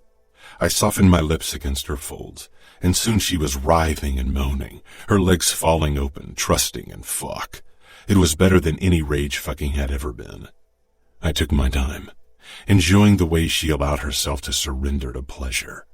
My fingertips traced the soft flesh of her inner thigh, the relaxed muscles there. No sign of tension or fear. She came with a beautiful cry, her body arching up, giving me a prime view of her gorgeous nipples. I trailed kisses up her body until I reached her lips. You're all about giving and taking. I gave you my mouth. How about you giving me yours now? You can have my hand, no more, she said firmly. I want to come down your throat, not in your hand. She held my gaze. You can have my hand or nothing. The last time a woman gave me a hand job, I was 14. After that, I came in a mouth, pussy, or ass. I'm not like them, Remo. No, she wasn't. Serafina was everything. Cunning and strong, loyal and fierce. She could have been Capo if women were allowed that place in our world. I rolled onto my back and crossed my arms behind my head. Serafina sat up. She tried to mask her inexperience, but her nerves shone through when she fumbled with my belt. I didn't help her. My cock was already painfully hard when she pulled it out of my briefs. Her touch was too soft as she stroked me, but I enjoyed watching her. Soon, she found the right pressure and tempo, and I reached down between her legs and drew small figure eights along her clit and folds. When Serafina began shaking with the force of her orgasm, and her hand tightened around my dick, my own release overwhelmed me, and I came like a fucking teenager all over my stomach. I used her thong to clean my stomach despite her frown. Then I pulled her down against me. She was stiff, but eventually she put her head down on my shoulder. That wasn't so bad, I drawled. But if you want to bring me to my knees, you'll have to use your mouth. She huffed. I'll figure out another way to bring you to your knees, Remo. If anyone could, then it would be her. Chapter 18. Serafina. I woke with someone pressed up against my back, a warm breath fanning over my shoulder. I didn't pull away, only stared at my hand, which rested atop his on the bed. The skin on my ring finger was lighter from wearing my engagement ring for 5 years, and now it lay on my nightstand abandoned. And how could I ever wear it again? How could I ever face my fiancé again after everything I had done? Everything I still wanted to do. Deep down, I knew I didn't want to marry Danilo anymore, but it was my duty, even now. I ran my fingertips over Remo's hand, and he woke with a current of tension radiating through his body. I assumed he wasn't a man used to sharing a bed with someone. He exhaled and relaxed, but didn't say anything. I turned his hand over until his palm was up, then traced the burn scars there, wondering how they'd come to be. My touch followed the scars up to his wrists, where crisscross scars fought for dominance with his burn marks. Remo's breathing changed, became cautious, dangerous. Will you ever tell me how you got those? He bit the nape of my neck. Why should I? Yes, why should he spill his guts to me? I turned around in his hold. His expression was forbidding, but his eyes held a hint of something even darker. You're right, I whispered, holding his gaze. I'm only your captive, the queen in your game of chess, something meaningless, easy to forget the moment you give me back. Even as I spoke the words, I couldn't imagine Remo really letting me go. Not with the way he looked at me, and I wasn't sure if the realization terrified or relieved me. Because how could I return to the outfit? Oh, Angel, forgetting you will be impossible. And I smiled. God help me, I smiled. Remo shook his head slowly. This is madness. It is. It was, and worse. Betrayal. Dad, Mom, Sophia, Sam. Guilt gripped me in its choking hold. I swallowed. My family. I didn't say more. Remo's face hardened and he untangled himself from me and stood. My eyes took him in, the harshness of his expression, those cruel eyes, the scars and muscles. Remo was the enemy. He was trying to destroy the people I loved by using me as his weapon. I couldn't forget that. He put on his clothes and gun holster. Then he nodded grimly. That's the look you're supposed to give me, Angel. Hold on to your hatred if you can. Can you? He didn't say anything, only smiled darkly. He turned around and left. The fallen angel tattooed to his back seemed to mock me because every day I felt a bit more like an angel falling. Chiara picked me up around lunchtime. I could tell from the way she was looking at me that she knew I'd slept with Remo. Nino had probably told her, and Remo had told him, and probably everyone else. I hadn't dared to ask him if the sheets had arrived yet. The mere idea that my family and fiancé saw them drove bile up my throat. We settled on the sofa. She'd ordered vegetarian sushi, which was set up on the table in front of us. I didn't see Nino anywhere, but I knew he was close and would storm in at the slightest sound of distress from Chiara. We ate in silence for a while, but eventually Chiara couldn't contain her concern anymore. She touched my shoulder, her eyes flitting to the bite marks on my throat. Are you okay? I set down the sticks and met her gaze. I'm a captive in these walls, and I betrayed my family. I let Remo dishonor me. I'm ruined. So what do you think? She pursed her lips. You're only ruined if you allow others to make you feel that way. You don't understand. I snapped my lips shut, shame washing over me because everyone knew the stories about her. I'm sorry. Chiara shook her head, a flicker of pain in her eyes, but she straightened her shoulders with a smile. I felt ruined for years, until I didn't anymore, and then I was free. If my family and fiancé find out Remo didn't force me, they won't forgive me. Do you want to return to your fiancé? Do you think I want to stay with Remo? I muttered. He kidnapped me. He keeps me locked in a room. He is my enemy. Sex won't change that. Chiara regarded me closely. Maybe there's a chance for peace between the outfit and the Camorra. You could be that chance. Something good can be born from an act of brutality. But there won't be. My dad, my uncle, my fiancé, my brother won't ever agree to any kind of peace. They are proud men, Chiara. You know how made men are. Remo took me from them, stole my innocence. It's either stolen or given. I looked away. They won't see it that way. He ripped something from them, took something they considered their possession. He insulted my family, my fiancé. They won't forget or forgive. They'll retaliate. They'll avenge me with brutal intent. Do you want to be avenged? Remo kidnapped me. He took everything from me. Everything? Chiara said curiously. Everything that used to matter. I took my chopsticks again and continued eating, hoping Chiara got the hint that I didn't want to talk anymore. Remo came to my bedroom again that night. I had expected him and didn't say anything as he dropped his gun holster on the ground, then lay down beside me. I only regarded him, trying to understand him, myself, us. But I saw the same confusion in his eyes that I felt every time he was close. We were both caught in an undercurrent, dragging us down into its unforgiving depth, unable to swim to the surface on our own. The only people who could save us only wanted to save one of us and see the other drown, but we were entangled. One of us would have to let go first to reach the surface. And just like the night before, Remo's mouth forced me into submission, lips and tongue and teeth, harsh one moment, gentle the next. He didn't try to sleep with me, and for some reason it made things worse because I didn't want him to hold back. I wanted him to take without consideration, without mercy, because when he was something more than the monster I knew him to be, he took something I was even less willing to give. He pressed against my back, breathing harshly, his erection a demanding presence pushing into me. "When will you set me free?" I asked. "Soon," Remo murmured, but didn't elaborate. For some reason I heard the echo of the word never. Never, never, never. And it didn't scare me as much as it should. I considered asking about the sheets. Dante must have contacted Remo by now. But I was too scared. Didn't want to know their reaction. Remo's lips brushed my shoulder blade. You always do that. Tension shot through his body as if I'd caught him committing a horrendous crime. I think Danilo ruined your uncle's plan to keep it cool. I stiffened as well. What? Remo's hold tightened, not allowing me to turn around.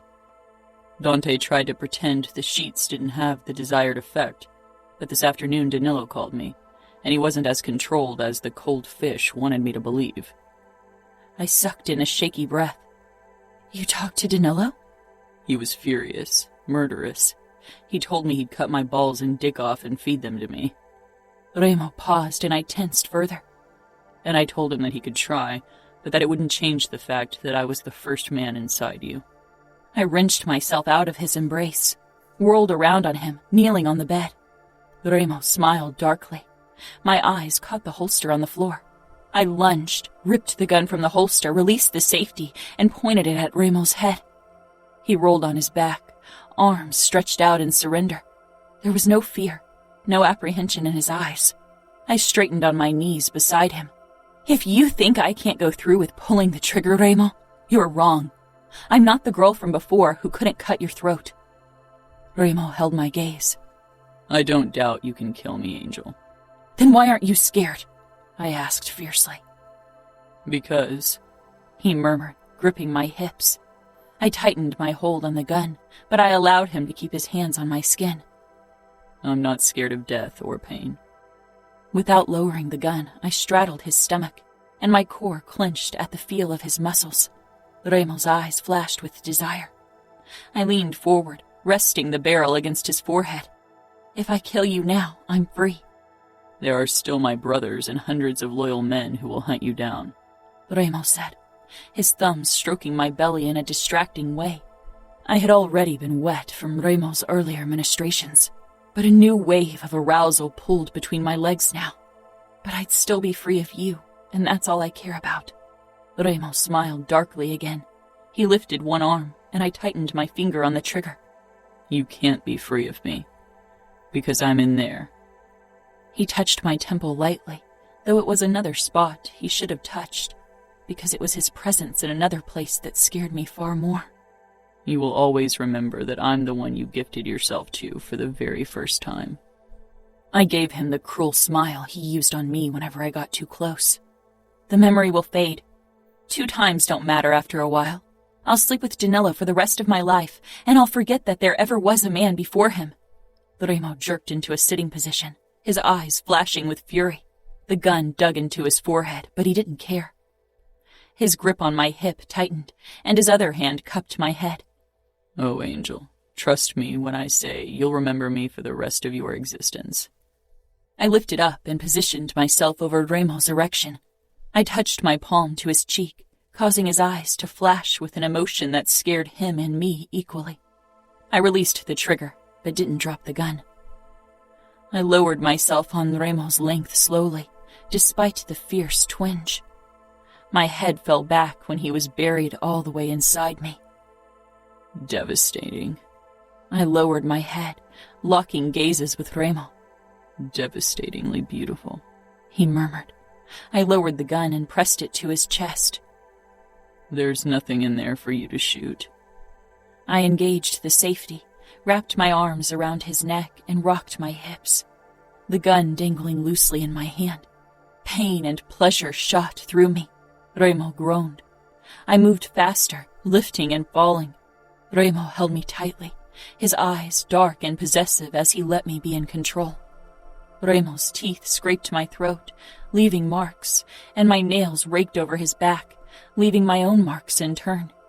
It was painful, but I rode him hard and fast, relishing in the burning sensation. Remo sucked my nipple into his mouth, and his thumb rubbed my clit. Pleasure spiked fiercely, mingling with the pain in a delicious dance. Both were spiraling higher and higher, and I knew one of them would eventually shatter me, and I longed for it, needed it.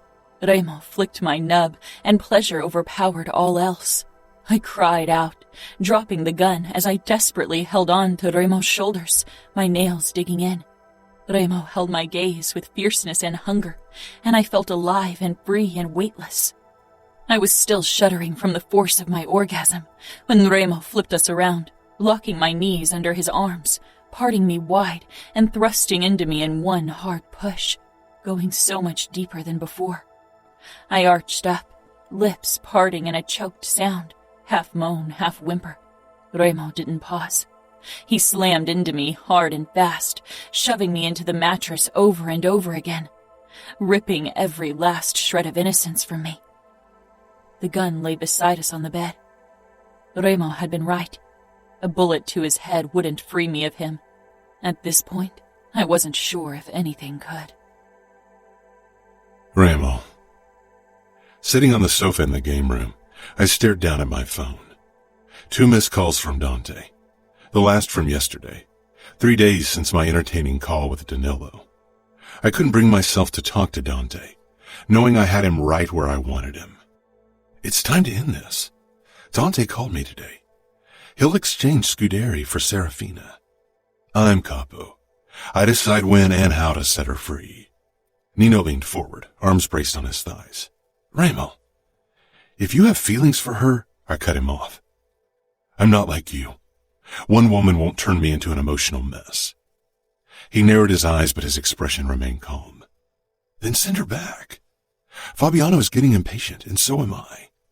There's nothing else to gain from this. Dante won't give us more than Scuderi. You already made them believe you tortured and raped Serafina. They're on their knees, but Dante is Capo. He won't give up more than his consigliere.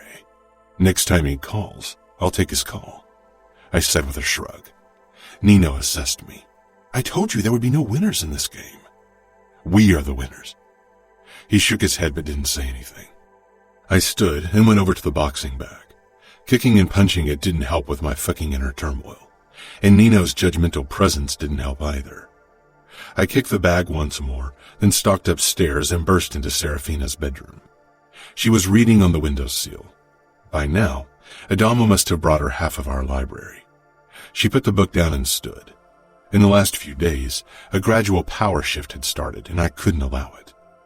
Serafina moved closer, scanning my face cautiously. She stopped in front of me. Instead of dealing out harshness like I'd intended to, my eyes took in her soft lips. Lips I couldn't get enough of.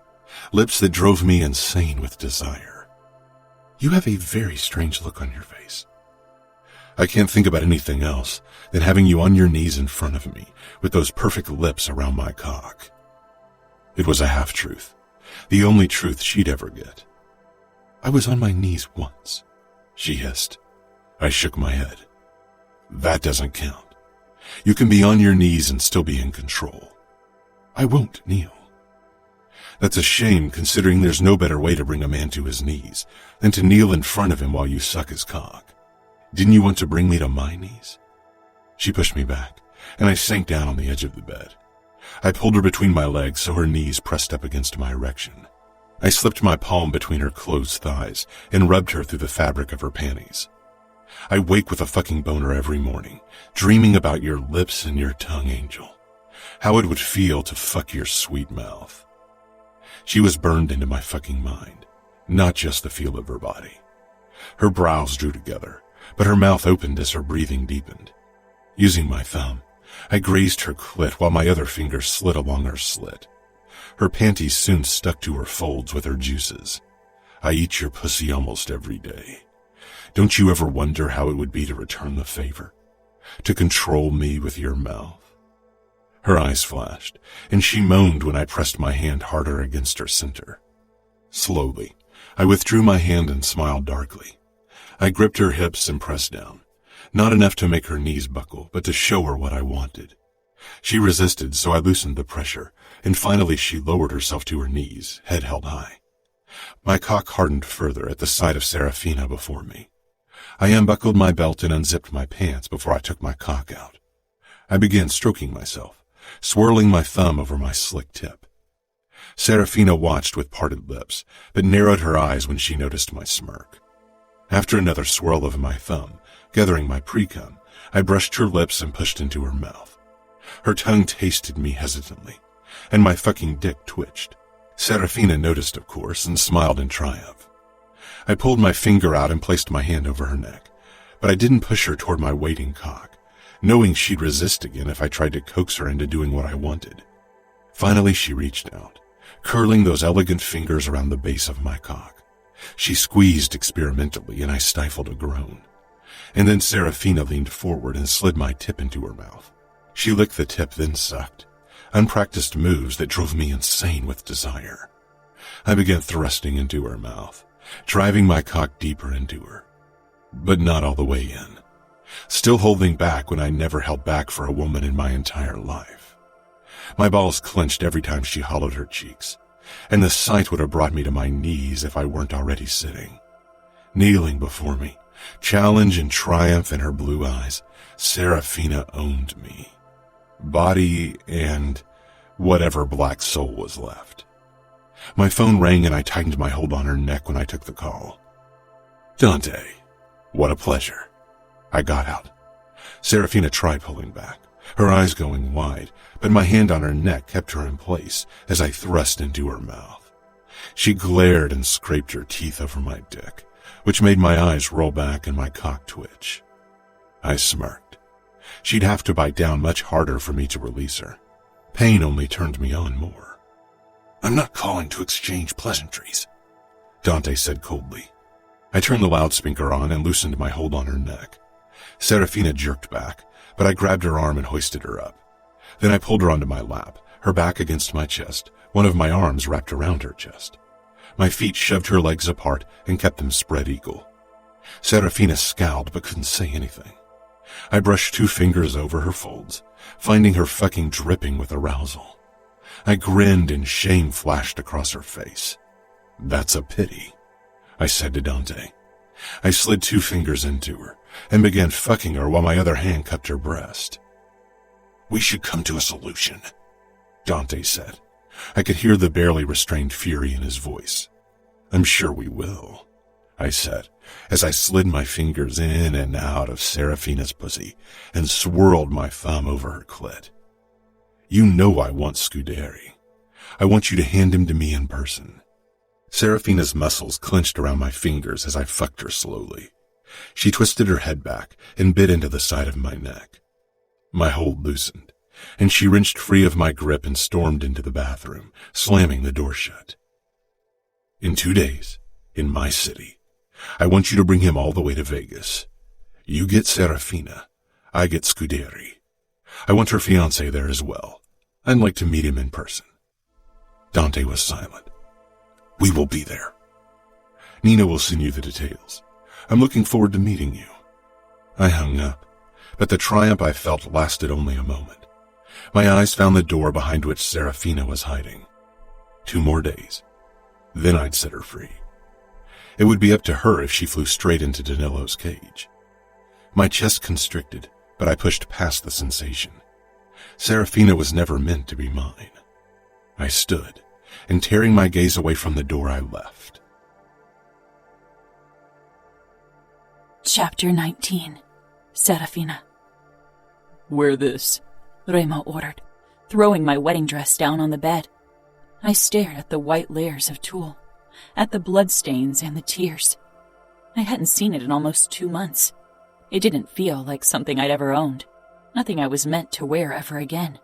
Why? I asked. Remo turned toward me, his dark eyes hard. Because I told you to do it, Serafina. Not Angel. Serafina. What was going on? I narrowed my eyes. Why? He moved closer, glaring down at me. Do as I say. Or what? I said harshly. What could you possibly do to me? You've taken everything from me that mattered. There's nothing left for you to take, to break. Remo's mouth turned cruel. If you really think that's true, then you are weaker than I thought. I swallowed hard, but I didn't put on the dress. We both knew I was so much stronger than he'd ever imagined. Maybe that was why he kept doing this, pushing me away. Remo reached for his knife and pulled it out with a bone-chilling clink of the blade against the sheath. Goosebumps rose on my skin, but I stood my ground because if I knew one thing, it was that Remo wouldn't hurt me. Not anymore, not ever again. Whatever twisted bond had formed between us, it prevented him from causing me pain. Gripping the neckline of my nightgown, he sliced through the fabric with a sharp slash of the knife. The shreds pulled at my feet, leaving me in only my panties. His dark eyes roamed over my body, the knife still clutched in his hand, and my core tightened with need. He gripped my hip and wrenched me toward him, his lips crushing down on mine. I gasped as his tongue conquered my mouth, teeth clinking. He backed me up against the bed until I fell back. He slashed through my panties with his knife, and the closeness of the blade caused a shiver to pass down my spine. Remo towered over me and freed his erection, his eyes furious and hungry and terrifying. Holding his gaze, I opened my legs for him because I was lost, had been lost from the moment Remo had laid eyes on me. And as I looked up at him, I knew without a doubt that he too was lost. The corners of his mouth lifted as he lowered his gaze to my center. He got down on his knees, pushing my legs even further apart. Remo buried his face in my lap. I arched up, my nails digging into the crisp sheets, my gaze finding my torn wedding dress. Remo's mouth claimed me relentlessly, with tongue and lips, bites and licks. There was no escaping. He wouldn't let me. He made me surrender, not with force, not with violence. He dove in, swirling until I was a slave to the sensations he created. My orgasm crashed over me like an avalanche, but my eyes remained locked on the stained white fabric of my dress. A sign for my honor, my purity. Both lost, both taken. No, given. Remo's mouth traveled up my stomach, licking and nibbling, tongue flicking my nipple. He bit down lightly, then soothed the spot with an open-mouthed kiss.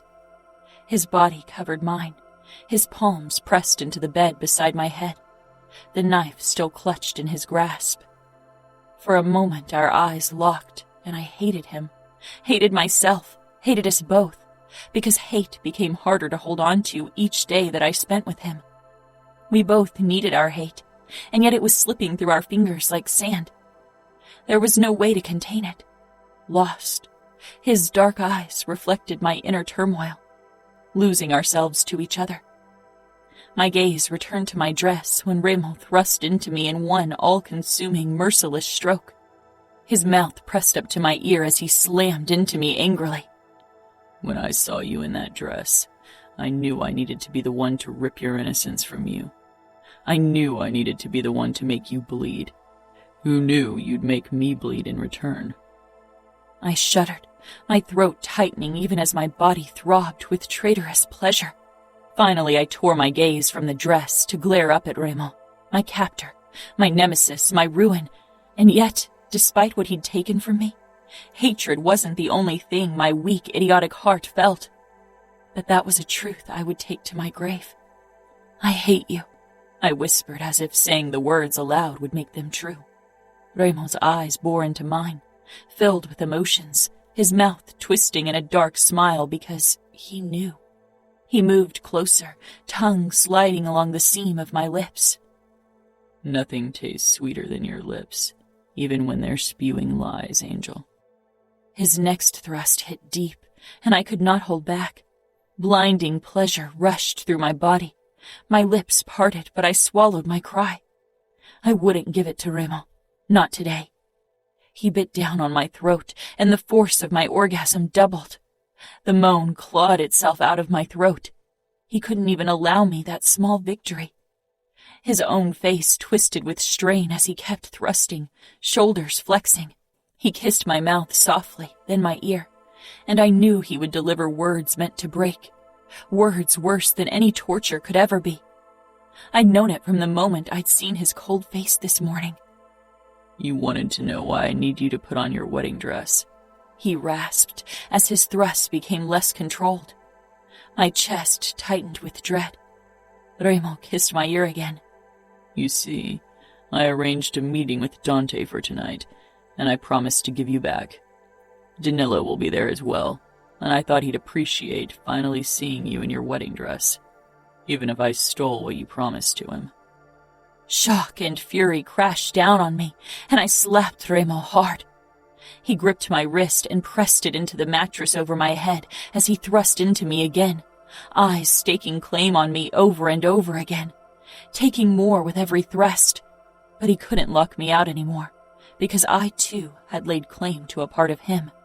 His body tightened, coiling tight with pleasure, and as always, my own traitorous body submitted to him again. I cried out. Remo linked our fingers, pressing them deeper into the mattress as his mouth found mine for a kiss full of anger and dominance. When he finally stilled on top of me, my eyes moved up to my dress. You are mine, Angel, body and soul, he rasped, and God help me, he spoke the truth. When I put the dress back on, it felt like a sacrilege wearing something so pure and white. Goosebumps rippled across my skin when the heavy fabric settled around my legs. I stared down at the layers of tulle, the bloodstains and tears. Had I really chosen this dress? Had I ever felt comfortable wearing it? Remo regarded me with a hard expression. I still remember the first time I saw you in it. I didn't say anything. Remo reached for my engagement ring on the nightstand, and the little hairs on my neck rose. He stopped right in front of me and took my hand, then slid the ring on with a twisted smile. This marks you as Danilo's, doesn't it? I stared at him fiercely, unyielding because he knew the mark he had left went deeper than an expensive ring. Something in Remo's eyes shifted, a flicker in his harsh mask. Yet he still held my hand. He released me abruptly and stepped back. Danilo will be delighted to get you back. I'm not the girl I used to be. Remo's gaze hit me like a sledgehammer, but he didn't say anything, even though I needed him to.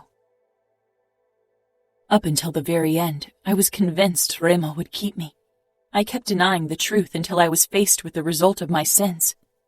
The exhausted faces of my family and fiancé. They waited in the abandoned parking lot. Dad, Dante, Danilo. Samuel wasn't there, and I knew it was because he would have lost it, Behind them on the ground lay a tied-up man, probably Fabiano's father. His back was turned to me, so I couldn't be sure. Their eyes were drawn upward toward one of the buildings, and when Remo pulled me out of the car, I found the reason why. Nino was perched on the roof as a sniper. Fabiano got out of the car as well, his own gun drawn. Remo led me a few steps away from the car, then he stopped. "You were very ill-advised attacking our territory, Dante," he said pleasantly, his grip on my hip tight as he held me against his body. My eyes lingered on the ground because my guilt sat so heavily on my shoulders I couldn't find the courage to meet the gazes of the men who'd come to save me. The white fabric of my dress seemed to mock me, and I focused on the bloodstains. Bracing myself, I finally raised my head and wished I hadn't. Nothing had ever hurt worse than the look on Dad's face. He took in my bloody dress, the bruises on my throat where Remo had marked me over and over again. Remo had made his claiming of me as apparent as possible, flaunted it in front of everyone, and it had the desired effect. Uncle Dante, my fiancé Danilo, and my father regarded me as if they had been gutted. Remo's ultimate triumph. I wanted to scream at them that I hadn't suffered the way they thought I had. Wished they would hate me, but I wasn't brave enough for the truth. "Next time you consider fucking with us, look at your niece, Dante, and remember how you failed her." Dante's face was stone, but there was a flicker of something dark in his eyes. I couldn't meet their eyes. Burning shame sliced through me at what I had let Remo do, at what I had done, what I had wanted to do, what I still wanted to do. Remo leaned closer, his lips brushing my ear. "I own you, Angel. Remember that. You gave me a part of yourself, and you'll never get it back. It's mine no matter what happens next." Dante, Danilo, and my father looked on the verge of attacking, their bodies tense, expressions twisted with hatred and fury. They wanted to protect me when I no longer wanted saving, couldn't be saved because I was irrevocably lost. I turned my head slightly, meeting Remo's cold gaze. "I'm not the only one who lost something," I whispered. "You gave me a part of your cruel black heart, Remo, and one day you will realize it." Something flashed in Remo's eyes, those cruel eyes that haunted his victims' nightmares. How long will they haunt me? Especially all the times they hadn't looked upon me with cruelty or hatred, but with a far more terrifying emotion. Then he tore his gaze away from me to stare at my uncle. All I could think was that he hadn't denied my words. I had Remo's cruel black heart, and maybe that was the most painful realization of all. "Hand over Scudetti," he said. Dante gripped the rope that coiled tightly around a struggling Scudetti and dragged him toward us. I'd known my uncle all my life, but I'd never seen that look on his face. Utter fury and regret. He thrust Scudetti to the ground halfway toward us. "Release my niece, now," he ordered. Remo chuckled. This was a trick. This had to be a trick. Remo had said it himself. I was his. He owned me, body and soul. He wouldn't let me go. The worst was that deep down I hoped he wouldn't. And not just because I didn't want to live among the family I'd betrayed so horribly, but also because the idea that he could give me up so easily tore at me. His dark eyes locked on mine, possessive and triumphant, and he leaned down. For a heart-stopping moment, I was sure he'd kiss me right in front of everyone, but his lips lightly grazed my cheek before they stopped at my ear. "I never thought you'd give me this look on the day I released you. As if giving you freedom is the worst betrayal of all. You shouldn't want someone to cage you in. You should long for freedom." He exhaled, his hot breath against my skin making me shiver. "Goodbye, Serafina." Remo released me, then shoved me away from him. I stumbled forward, away from him, my heart thundering in my chest. Strong hands grabbed me and quickly ushered me away from Remo. I walked toward my family, my fiancé, freedom, but it didn't feel anything like being free. Dante was beside me, and Danilo stepped toward me, reached for me, and I flinched, feeling unworthy of his touch after I'd betrayed him, betrayed the outfit with Remo. Dante and my father both tensed, and Danilo lowered his arm and stepped back from me with a look full of utter hatred toward Remo.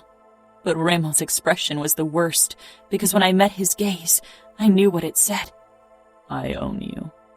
I half fell into my father's arms, and he hugged me tightly, whispering words of consolation that I didn't catch, pulling me away toward their car. My eyes weren't on him. Fabiano loaded his father into the back of the car before he got in. With another glance at me, Remo followed and drove away. Drove away. And again I shivered because part of me, the part that terrified me most, missed Remo. I own you. He did.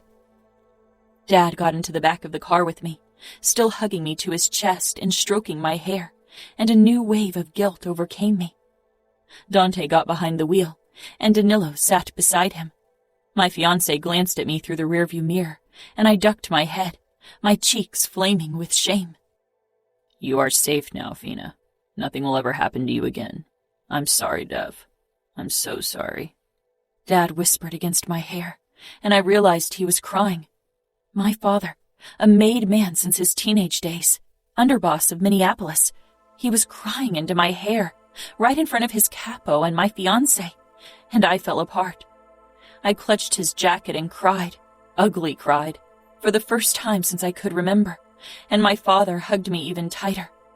I'm sorry, I gasped out, broken words full of despair. Words weren't enough to convey the extent of my sins, of my betrayal. No, he growled. No, Fina, no. He shook, his grip painful. Remo, Dad cupped my head. It's over. It's over now, Fina. I swear, one day I'll hunt him down. I will kill him for what he did to you. For hurting you. I swallowed. He thought Remo had raped me. They all did, and I couldn't tell him the truth. Was too cowardly to tell him. Closing my eyes, I rested my cheek against his chest. Dad held me tightly, rocking me like a little girl, like he could restore my innocence by doing so. Would the truth set him free? Set them all free? Or would it break them worse? I wasn't sure of anything anymore.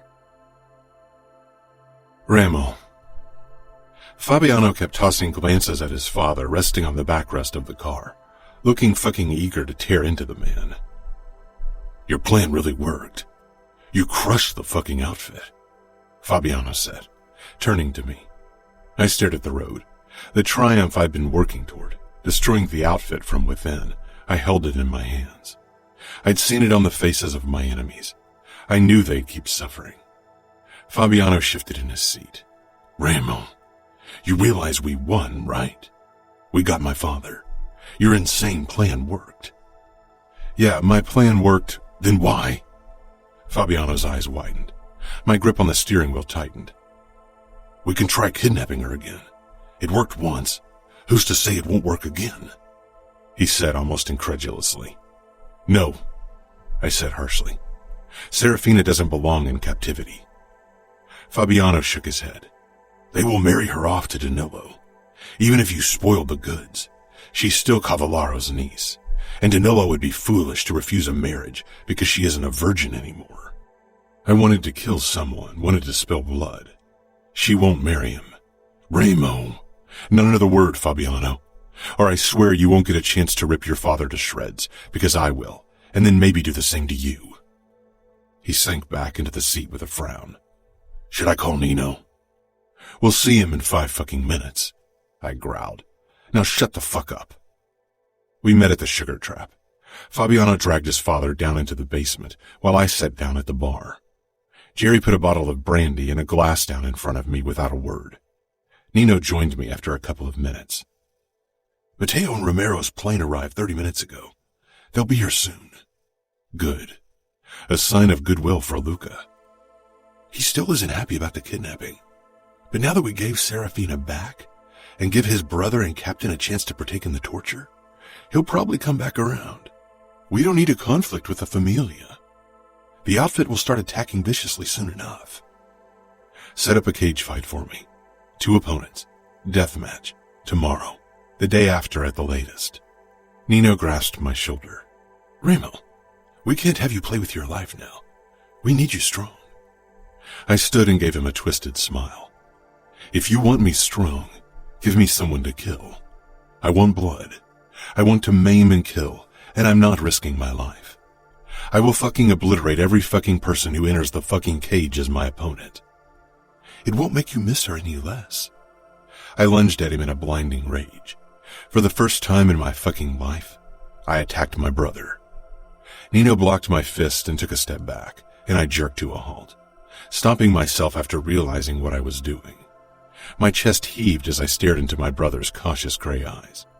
Jerry had run off, and a moment later, Fabiano stormed inside but froze when he saw me and Nino facing each other, standing almost chest to chest. Fuck, I rasped, taking a step back. I held out my arm, tattoo on display, my palm up. A silent apology, the only one I was capable of. Fabiano turned back around, leaving us alone. Nino linked our arms, my hand on his tattoo, on his scars, and his palm on mine. You walk through fire for me, Remo, he said quietly, imploringly. But you should know, I do the same for you. I wouldn't have asked you to send her back if I'd known. And I'd walk straight into outfit territory for you and get her back if that's what you want. That's not what I want. She won't return to you of her own free will. Then so be it. Now find someone I can kill and set up the fucking death match. Nino squeezed my arm, then released me. I think for the first time in my life, I envy you your lack of emotions. Chapter 20. Remo. If they don't arrive soon, I'll start without them. I don't give a fuck if it offends Luca fucking Vitiello or not. Fabiano growled as he stood over his father, who lay on his side on the ground, mouth taped, arms and legs bound together. He stared up at his son with terror-widened eyes. They'll be here any second, I muttered. I could tell Fabiano was barely listening. He was too focused on his father. He'd waited a long time for this moment. Fuck, I got it. I'd do anything for a chance to torture my father to death. I still remembered the fucking day I found out my traitorous half-brother had killed the asshole. Something I dreamed of since I understood our father wasn't the invincible god he made himself out to be. That he could, in fact, be killed. Since I was a fucking kid, I dreamed of erasing our father from our lives. If there was a hell, I'd walk straight down into it to make a deal with the devil, so he'd give me the chance to kill the man just once, maybe twice. Not the scrawny boy you can torture for your own amusement anymore, am I?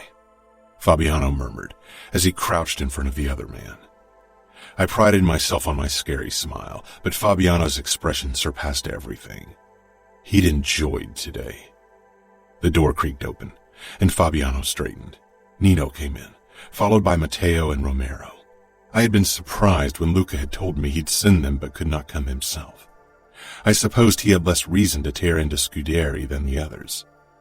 He had been gifted Arya because Scuderi sold his daughters off like cattle, and anyone could admit Arya was a very nice gift. An image of another woman with blonde hair and blue eyes entered my mind, uninvited. I shoved it down. I'd set her free. Nothing better than bonding over sheer torture, Matteo said with a grin as he sauntered into the cell in the basement of the sugar trap. That asshole always looked as if he'd walked straight out of a photo shoot for a fashion magazine. One day, I'd fuck up his pretty face. Romero gave me and Fabiano a curt nod before his eyes too fell on Scuderi. I pushed off the wall and extended my hand to Matteo, who took it after a moment. I still can't stand your fucking face, Remo, he said with a smirk. But for this, I might hesitate a millisecond before cutting your throat out once we're back to being enemies. That millisecond will be the moment I cut your head off, Matteo, I said with a twisted smile of my own. He released my hand. May the craziest fucker win. My smile widened, and I caught Nino's gaze across the room. We both knew who that would be, because when it came to crazy fuckery, I was the undisputed master. I turned to Romero, who didn't display the careless attitude of Vitiello. He obviously was wary about being in a basement in Vegas. I didn't have the slightest intention to attack either of them today. War with the Familia would have to wait until the outfit was crushed and its territory split between us. He briefly shook my hand. Your methods are dishonorable, he said tersely. You disapprove of them, and yet here you are, benefiting from them. Romero pulled his hand away, his brown eyes returning to Scuderi and his expression filling with hate. I went over to Scuderi and smiled down at him. His eyes flickered with terror. I must say you've gathered many enemies over time, and we've all come together to tear you apart. I reached down and ripped the tape from his face, then straightened and returned to my spot at the wall. Maybe his agonized screams would drown out the voice of regret in my head. Serafina walking away in that fucking white dress, and that last look she gave me. Fuck it all. Fabiano circled his father. Father, I've been waiting for this chance for a very long time, and I have every intention of making it last for as long as possible. Lucky for me, Nino is a master at prolonging torture. With a little luck, we can keep you alive for 2 or 3 days. That way, we can all get the fun we deserve. Scuderi tried to push himself into a sitting position but failed. His expression became pleading. If he thought that would warm Fabiano's heart, he didn't understand what Fabiano did on a daily basis as my enforcer. I'm your father, Fabi. You already lost your mother. Do you want to lose me as well? Fabiano lunged, smashing his fist into the man's face. Bones crunched. I watched from my spot against the wall. This wasn't my moment. Despite my need to maim and kill, I'd hold back. Matteo, Fabiano, and Romero had more reason to spill Scuderi's blood. Shut up, Fabiano snarled. Matteo had begun twisting a karambit knife in his fingers. An eager gleam in his eyes I knew all too well. I got small kids who need me, Scuderi tried in a hoarse voice. Fabiano lifted him by the collar and jerked him up against the wall, getting in his face. They'll be better off without you. My sisters and I would have, that's for sure. Nino put a chair down in the center of the room, and Matteo helped Fabiano drag Scuderi over to it. They tied him up despite his struggling. His beady eyes found me. Remo, you are Capo. I could be of use to you. I know everything about the outfit and Dante. If you let me live, I'll tell you everything. Fabiano scoffed as he pulled his knife from the holster around his chest. I smiled cruelly at the disgusting bastard before me. You will reveal everything I want to know. I know you're in very capable hands that will coerce every truth out of you. Oh, we will, Matteo said, with his fucking shark grin. He stepped up to Fabiano and they exchanged a look. Then Matteo leaned over Scuderi and brought the knife down on his chest. Gianna sends her regards. I told her I'd let you suffer, and I will. Matteo left a long cut across Scuderi's chest, making the bastard scream like a fucking coward. Romero moved up to Scuderi after that. He wasn't holding a knife in his hand. He smashed his fist into Scuderi's side twice, then into his stomach. Some men preferred to dish out pain with their fists, others with a cold blade. I enjoyed either, depending on my mood and what my opponent feared more. You gave Lily to a fucking old bastard so you could get a child bride for yourself. You're a disgrace of a father. He punched the man again. Fabiano took over. I hope you will spend your last hours considering that not a fucking soul on this planet will be sorry you're gone. If you find time for sane thoughts between the agony. He inflicted a long cut on the man's arm.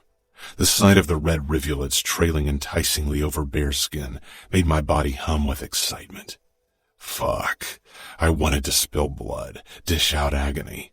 I wanted to fucking destroy someone. Nino leaned beside me. It wasn't time for him to help yet, and his attention was on me, not the scene in the center of the cell. Stop the assessment, I said in a low voice. Nino narrowed his eyes slightly but complied, and finally turned toward the torture. Matteo, Romero, and Fabiano took turns beating and cutting Scuderi until his screams and begging filled the cell. After a few hours, Fabiano, covered in blood and sweat, indicated for Nino to get involved. My brother rolled up his sleeves, and after another lingering glance at me, he moved toward the medical kit that would ensure Scuderi didn't die too soon. Romero leaned against the wall. Matteo and Fabiano had taken turns torturing Scuderi over the last hour, and I had a feeling they'd be the ones to deal with him in the remaining hours of his life. My own body hummed with the need to destroy, The need to give pain and feel pain, to fill the fucking void in my chest. My body screamed for sleep, but except for a few toilet breaks, I stayed in the cell while Fabiano dealt with his bastard of a father. It wouldn't be much longer. Fabiano's shoulders heaved as he stared down at his father. The man was breathing shallowly. Fabiano turned to me, blood splatters dotting his face. His naked chest was completely coated with it. Our eyes met. "Remo, will you?" His voice was hoarse. I pushed away from the wall and walked up to him, not sure what he was asking of me. Fabiano clutched the bloody knife in a death grip, the look in his eyes reminding me of the boy I'd found in Bratva territory many years ago.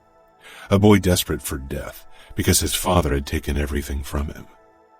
Nino motioned for Matteo and Romero to leave, and with a last look at me, he closed the door. Fabiano swallowed before he held out his forearm with the Camorra tattoo. "You gave me a home, a purpose. You treated me like a brother." He glanced down at his father. "Like family. I know you wanted nothing more than to kill your father and had that taken from you. I know it's not the same, but will you help me kill my father?" I linked arms with Fabiano, clutching his forearm tightly. "We aren't blood, but we are brothers, Fabiano. I'll walk through fire for you."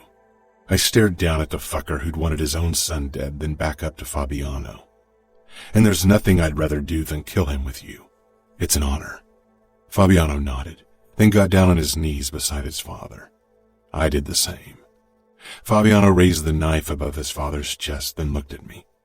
I closed my fingers over his, and together we jabbed the blade down, right into Scuderi's fucking heart. Fabiano's shoulders sagged, and he released a harsh breath, as if the man's death finally set him free. I wondered if anything would ever do the same for Nino and me. Serafina. Outside of Las Vegas, we traded in the car for the private jet belonging to the outfit. I huddled in my seat, my cheek pressed to the window, watching the city grow smaller in the distance. Dad sat across from me, looking and not looking at me, caught somewhere between utter relief and hopeless despair. I knew what a pitiful sight I was. Bloody and torn dress, bite marks all over my throat. Dante was talking quietly on the phone, but he too slanted the occasional look at me. The only one who hadn't looked at me after I flinched from his touch was Danilo. He leaned forward, forearms braced on his knees, staring blankly at the floor. Guilt and a flicker of sadness washed over me. For him, for us, for what could have been and never would. I swallowed and looked away. I met Dad's gaze. He forced a small smile and reached for me as if to touch my legs over the tulle of my dress, but then he hesitated as if he was worried about my reaction. I snatched his hand and squeezed. His eyes were still glassy and haunted. "I'm a sinner, Dad.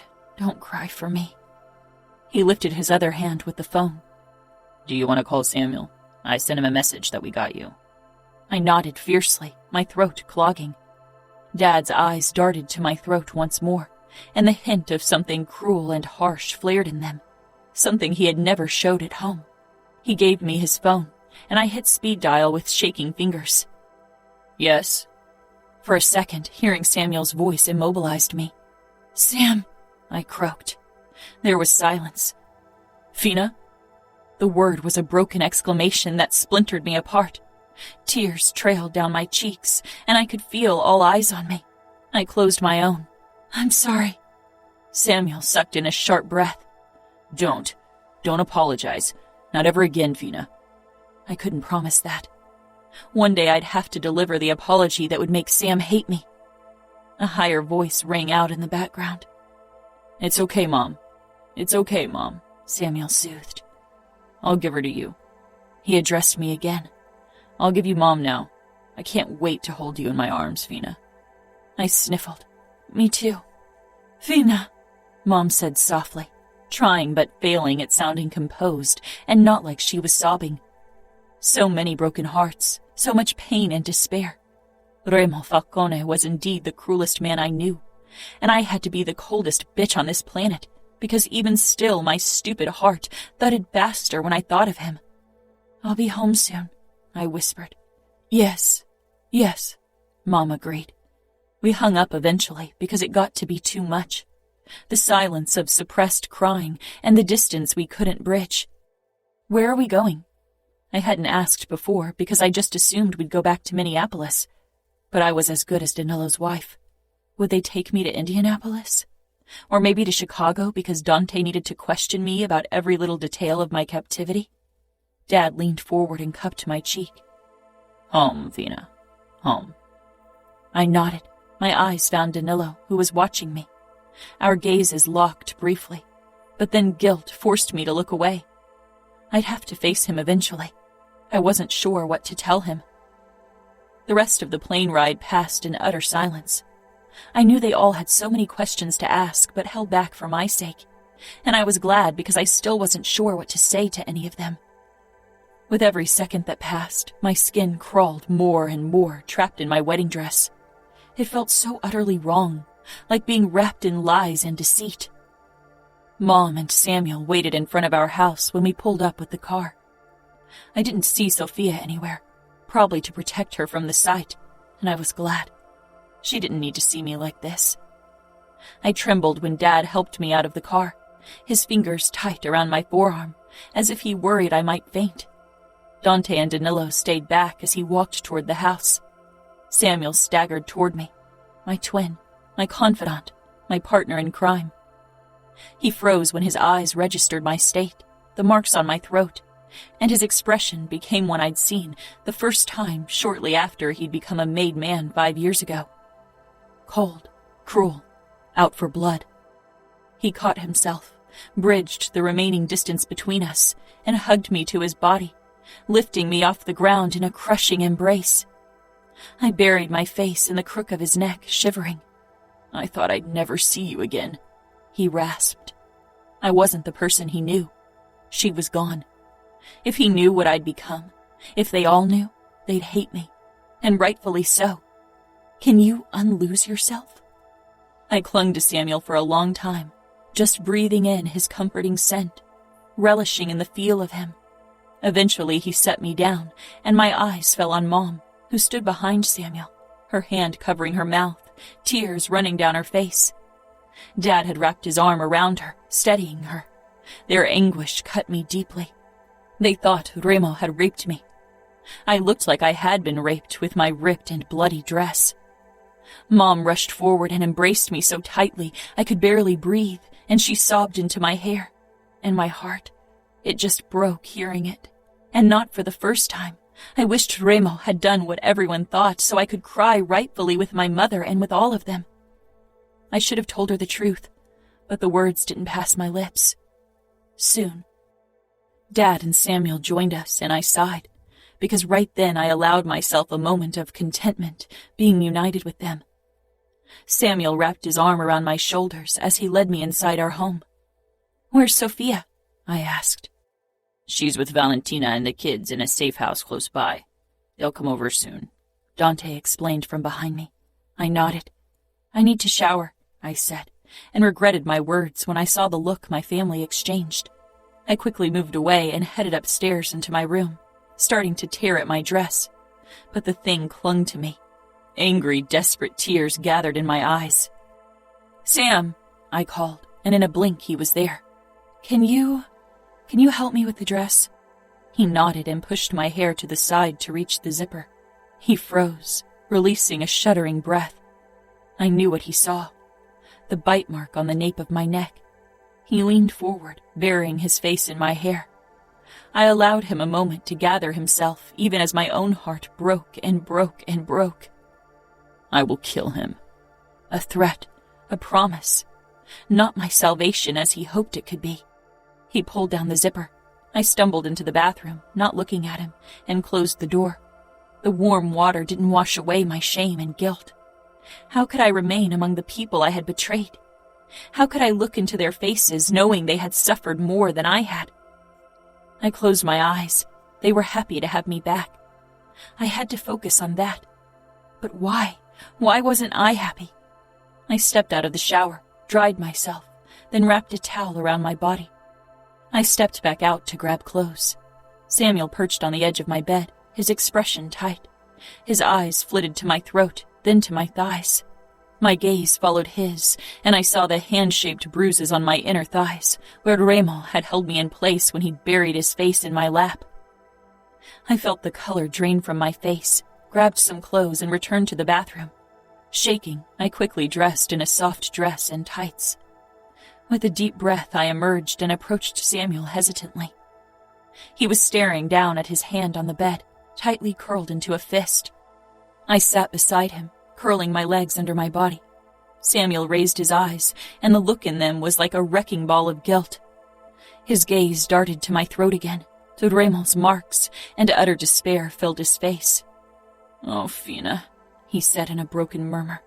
"I won't ever forgive myself. I failed you. I should have protected you. These last 2 months I almost went crazy. I can't stop thinking that I had to sit back while you went through hell, that I'm the reason you suffered worse." He swallowed. "When Remo sent us those sheets," his voice broke.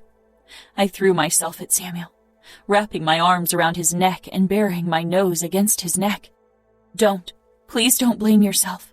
You did nothing wrong." "I did. I wronged you all." His arms came around me and he shuddered.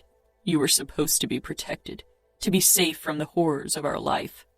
I never wanted you to find out how cruel the Mafia could be. No one will ever touch you again, Fina. I won't leave your side. And one day Dad and I will get our hands on Remo, and then we'll show him that we can be as cruel and merciless as the Camorra. He will be begging for mercy." "It's over," I whispered. "It's over, Sam. Let's not talk about it ever again, please." I knew Remo better than he did, and nothing they could do would make Remo beg for mercy. He nodded against me, and we stayed like that for a while. "When I heard your screams in the basement, I thought I'd go insane," he said darkly. I pressed my face into the crook of his neck, not able to look at him when I delivered the truth. "Remo didn't torture me. He wanted you to believe he did. He wanted me to make you believe you hurt me so you'd suffer. I only wanted to save you." Samuel cupped my head and pulled back, his eyes softer than before. "It was my job to save you, and I couldn't. Even if those screams weren't real, I can see what he did to you." Samuel swallowed, his eyes lowering to the bite marks once more. "You were meant to be treated like a princess, cared for and cherished, not... He shook his head and buried his face in his palms. "I can't get the image of those sheets out of my head. Can't forget Mom's sobs, or the way she fell to her knees in front of Dante and begged him to save you. Or how Danilo destroyed Dad's entire office. I can't forget Dad crying. He's never cried, Fina. Dad and I have done and seen so much, but we both fucking cried like fucking babies that day. I swear by my honor, by everything I love, that I won't rest until I've rammed my fucking knife into Remo Falcone." I kissed the top of his head and held him, because despite being the one who had been kidnapped, Remo hadn't broken me, and I realized it had never been his intention. He'd done worse. "Sam," I said, gathering my courage because I needed to save him, needed to save them all with the truth, even if it ruined me. "I didn't suffer like you all think. Remo didn't rape me. He didn't torture me." Samuel pulled back, and I braced myself for the inevitable, for the disgust and hatred, resigned myself to it, but his eyes held pity and sadness. He stroked my throat, then touched the faded cut on my forearm. Something dark swirled in the depth of his blue eyes when they locked on mine. "You were innocent. You'd never been alone with a man, and then you were at the mercy of a monster like Remo Falcone. You had nothing to protect yourself. You did what you had to survive. The brain is a powerful tool. It can survive the cruelest horrors by creating alternative realities." I shook my head. He didn't understand. "Sam?" I tried again. "I wasn't raped." Sam swallowed and kissed my forehead as if I was a small kid. "You'll realize it eventually, Fina. Once you've healed, once the brainwashing ceases, you'll see the truth. I'll be there for you when that happens. I won't ever leave your side again." And I realized then that he'd never believed the truth because he couldn't. The sister he knew and loved wouldn't have slept with Remo. And if I wanted to return to him, to my family, I needed to become her again. I wasn't sure if she was still inside of me somewhere, or if Remo had ripped her from me, just like he did my innocence, and kept her for himself. Chapter 21. Serafina. After covering the bite marks with concealer, I left my room with Samuel at my side. Mom was in the dining room, setting plates up for dinner. Usually the maids did it, but I got the impression she needed to keep busy. She lost weight. She had always been tall and thin, but now she was willowy. Samuel's words flashed through my mind, and she'd fallen to her knees and begged Dante to save me. My mother was a proud woman. I don't think she'd ever begged for anything in her life, nor knelt. But kneeling for the ones we loved, that was something she and I would always do. I walked over to her. She smiled, but her eyes held questions and fears. "Can I help you?" Her eyes flitted down to my throat. "No, Fina. Just rest." I didn't feel like resting. "Where are the others?" "Your father and uncle are talking to Danilo in the office. Sophia will be here soon. She'll be so happy to see you again." I smiled, but my thoughts strayed to Danilo, my fiancé. My gaze fell to the engagement ring around my finger, and I shivered, remembering the look in Remo's eyes when he'd slipped it on me. "I need to talk to Danilo," I said quietly. Mom put the plates down, searching my face. She didn't ask why. Maybe she knew and could see it on my face. "Do that, sweetheart." I nodded and turned to head for Dad's office. Samuel followed at my heel. "You're not going to marry him, are you?" I stopped in the hallway and peered up at my twin. There was no judgment in his voice, but there was relief. "I can't." He touched my shoulder. "I'm here for you." "Won't you have to go to Chicago to work with Dante?" He shook his head, mouth thinning. "We decided against sending me away. Dad needs me here. We need to protect our territory." Me. They needed to protect me and Sophia. "I want to talk to Danilo alone, Sam." He frowned, protectiveness flashing in his eyes. "Sam," I said firmly, "I can handle it." I'd handled Remo for months. Nothing could scare me anymore. Maybe the same thought crossed Samuel's mind, because he nodded with a grimace. "I'll wait in the hallway," he said, leaning against the wall beside the wooden door. I knocked twice, then walked in, not waiting for a reply. My breath caught in my throat at the mess.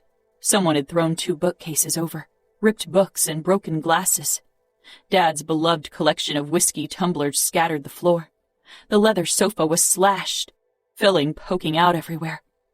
Danilo had done this, and nobody bothered to clean up afterward. My eyes found my fiancé.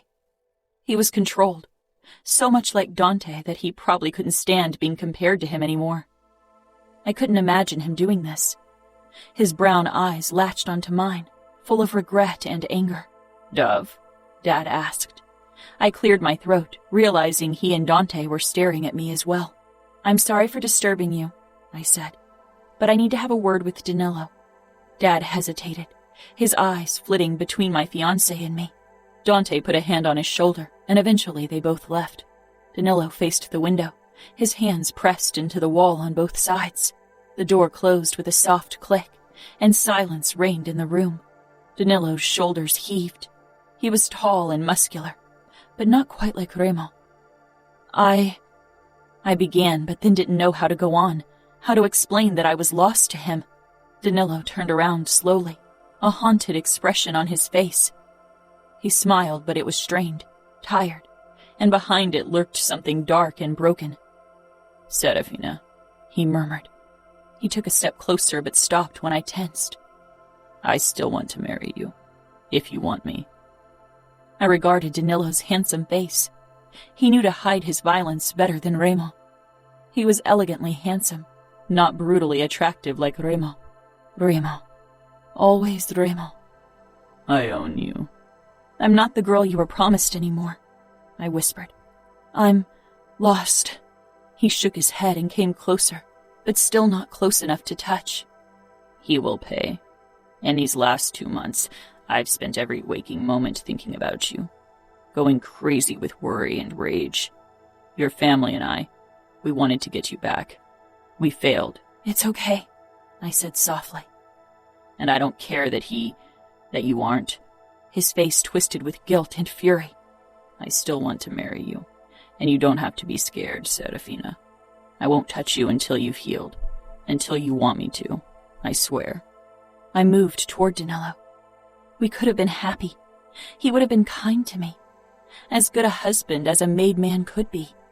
I didn't kid myself into thinking he wasn't a monster, but he was a restrained one. I touched my palms to his chest and looked into his eyes. Something in them had changed from our last encounter 2 months ago. They were harsher, darker.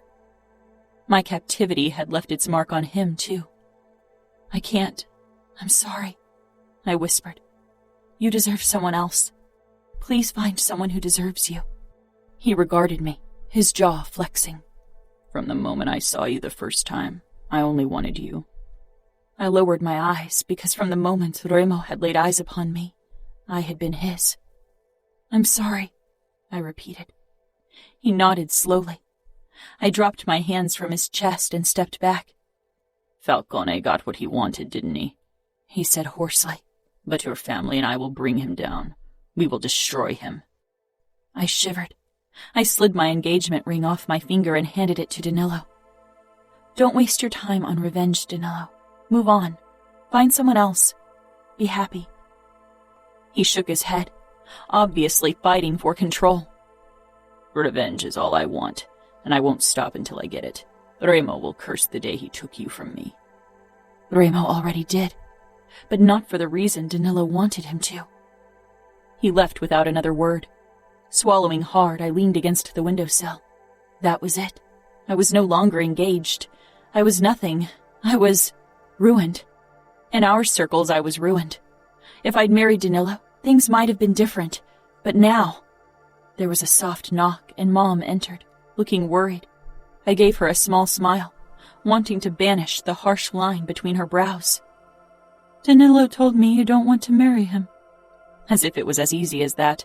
Wanting had little to do with it. I couldn't because deep down I knew I needed to loosen Remo's hold on my stupid heart before I could ever consider moving on. I knew the rules of our world.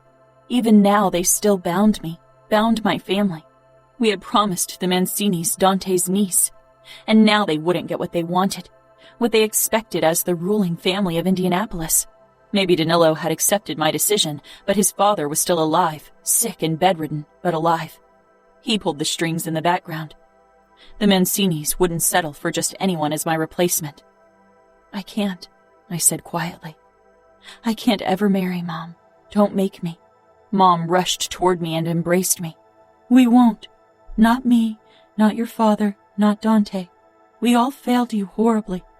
You don't ever have to marry, sweetheart. You can live with your father and me for as long as you wish. Thank you, Mom, I said, and even as I said it, I knew it wasn't what I wanted. She pulled back, frowning. Your uncle would like a word with you. I told him it's still too soon, but he insists it's necessary. Still, if you aren't ready, I will stand up to him. Dread filled me, but I shook my head. It's fine. I'll talk to him. She gave a terse nod. I'll get him. He needs to return to Chicago tomorrow morning. He's been gone for too long these last 2 months. She kissed my cheek before she left. Dante stepped in a moment later. Tall and controlled as always. He closed the door, then paused, his cool blue eyes flickering to my throat, where Remo's marks had been, no longer visible, covered by layers of concealer, just like my traitorous feelings for him were covered up by stacks of lies. I flushed and touched my skin in shame. Don't, he said firmly. I frowned. He moved toward me slowly, cautiously, as if he thought I might bolt. I lowered my hand from my throat when he came to stop in front of me. Don't be ashamed for something forced upon you, Dante said quietly, but his voice was off. It had a note to it I had never heard before. I searched my uncle's eyes, but it was difficult to read him. He exuded control and power, but there was a flicker of regret and sadness in his gaze. I don't want to open up painful wounds, Serafina, but as the boss of the outfit, I need to know everything you know about the Camorra so I can bring them down and kill Remo Falcone. I swallowed, looking away. This war would become so much bloodier and crueler soon. As if that would undo my kidnapping. As if Remo's death could change anything. But my family and Danilo needed to make amends for their guilt. Nothing I could say would change that. I don't think I know anything that will help you. Every small detail helps. Habits, the dynamic between the brothers, Remo's weaknesses, the layout of the mansion. Remo's weaknesses. His brothers. Remo's biggest weakness may be his only one. Remo doesn't trust anyone but his brothers and Fabiano. He would die for them, I whispered. For some reason, I felt almost guilty for revealing that to my uncle, as if I owed Remo loyalty, as if I owed him anything at all. He had kidnapped me and then let me go. I wasn't sure what made me hate him more. Apart from the family, only Fabiano and Leona are allowed inside the mansion, and occasionally cleaners. Remo keeps a knife and gun close at all times. He's a light sleeper. I froze, falling silent. My skin burned at what I'd just revealed. But Dante only regarded me calmly. No judgment or anger. I still had to lower my gaze from his because his understanding made me feel even worse. He didn't know I'd come freely into Remo's bed, enjoyed not only the sex, but also the tenderness afterwards. It was a side of Remo no one knew, and that he had showed it to me meant more to me than it should. Could I reclaim what was lost? I began shaking, overwhelmed with the situation, with my feelings. Serafina, Dante said firmly, touching my shoulder. I raised my eyes to his and shook even worse, overcome with the need to spill everything, but not brave enough. I pressed myself against my uncle, and he touched the back of my head in comfort. What am I going to do? How will I belong again? Everyone will look at me with disgust. Dante's body coiled tighter. If anyone does, you'll let me know, and I'll deal with them. I nodded. And you never stopped belonging. You are part of the outfit, part of this family. Nothing changed. Everything did. Worst of all, I had. When we finally emerged, Samuel took his place as my shadow again. We were on our way into the dining room when the front door opened. One of our bodyguards stepped in, and then Sophia shot inside. Her wide eyes landed on me, and she stormed off in my direction. She collided with me, and I would have fallen backward if Samuel hadn't steadied me. You're back! Sophia hugged my middle tightly, and I rested my chin on top of her head, smiling. When I pulled back, her eyes were alight with happiness, despite the tears in them. I missed you so much. I missed you too, Ladybug. I wondered how much she knew, how much my parents and Samuel had divulged, or had been unable to hide from her. Valentina entered with her 2 kids, Anna and Leonis. Anna was around Sophia's age, and they loved each other dearly. They were not just cousins, but best friends despite the distance between them. Leonis was almost 8, and the spitting image of Dante, except for the eyes.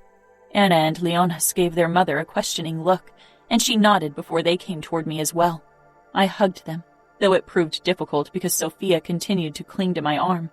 Anna and Sophia sometimes were mistaken for sisters because their hair color was similar. Valentina was the last to greet me. Her embrace was gentle, as if I was breakable, but I gave her a firm smile. "We can have dinner," Mom said with a brave smile of her own. With the kids around, she wouldn't burst into tears again, nor would anyone else. Conversation flowed easily at the dining table. Too easily. I could tell everyone was trying to create normalcy for my sake and their own. Danilo wasn't there. I assumed he wanted to be alone after I'd broken off our engagement, and he wasn't part of the family, and now he'd never be. It was strange being surrounded by my family again. I sat between my siblings, both of them eager to be close to me, but my thoughts kept straying to Las Vegas, to Remo. "How was Las Vegas?" Leonis blurted when we were done with dessert, a decadent chocolate cake, my favorite. "Leonis," Dante said sharply. My cousin flushed, realizing his mistake. I took a sip from my water, then shrugged. "Not worth visiting, if you ask me." Leonis giggled, and my family relaxed again. Samuel squeezed my hand under the table. Maybe I could find my way back to them. It felt strange being back in my own bed. I had trouble falling asleep.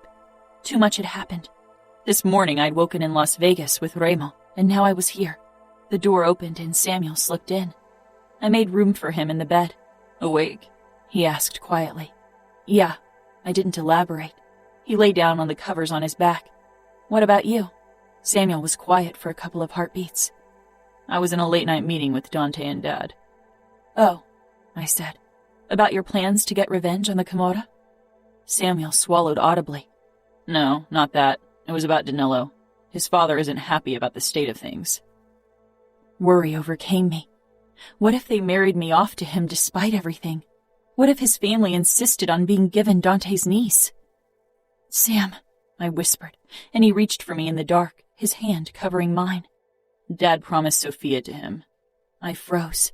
She's a child. Samuel sighed. They will marry the day after her 18th birthday. That's still 6.5 years away. I could feel Samuel nod. They think Danilo is still young and busy taking control over Indianapolis and taking care of his father. He can wait. He paused. And it's not like he can't keep himself busy with other women until then. I closed my eyes. What will Sophia say? It's my fault. I should just marry him. No, Samuel growled. We won't let you. That's a point we all agree on, Fina. You won't be given in marriage to anyone. You've gone through enough. You'll stay here until you feel better. And then? I don't know, he admitted. I couldn't live on my own. As a woman, that wasn't an option. They'd have to marry me off, or I'd have to stay with Mom and Dad forever. You come live with me eventually. I laughed. Yeah, right. I'm sure your future wife will be ecstatic to have me under the same roof. She'll do as I say, he murmured. I fell silent. Once you marry, it's your duty to protect her, to be good to her, Sam. I won't be your responsibility anymore. I'm not going to marry anytime soon. Not with the way things are developing with the Camorra. When will Sophia find out? Dad will talk to her tomorrow, first thing in the morning. Danilo insists on it. He also insists we up the number of guards.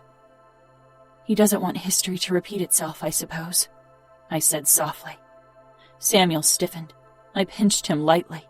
Stop it. Why did you do that? Because you were feeling guilty again, and I want you to stop. I want things to go back to how they were before.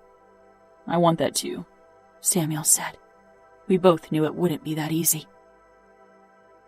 Samuel was already gone when I woke the next morning. He'd always been a late riser, but that too seemed to have changed. I slipped out of bed and dressed before I left my room. Instead of heading downstairs, I moved down the hallway to Sophia's room and knocked. My stomach tightened painfully. Come in, she called. Frowning at her chipper tone, I slipped in. Sophia lay on her stomach, her ankles crossed. She was drawing. When she spotted me, she flushed. I walked toward her and perched on the edge of the bed. Her arms covered her drawing, and I tilted my head. I wanted to talk to you about Danilo. I assume Dad already talked to you? She gave a tentative nod, biting her lip. Are you mad at me? Mad? I echoed, confused. Because Danilo wants to marry me now, and not you. The tightness left my chest. That was what they told Sophia. Good. I regarded her closely. No, I'm not. I want you to be happy. Are you okay? She bit her lip again and gave a small nod. With an embarrassed smile, she pulled her hand away from her drawing. It was her name and Danilo's over and over again. Surprise washed over me. You like him? Her cheeks blasted with heat. I'm sorry. I liked him even when you were promised to him. He's cute and chivalrous.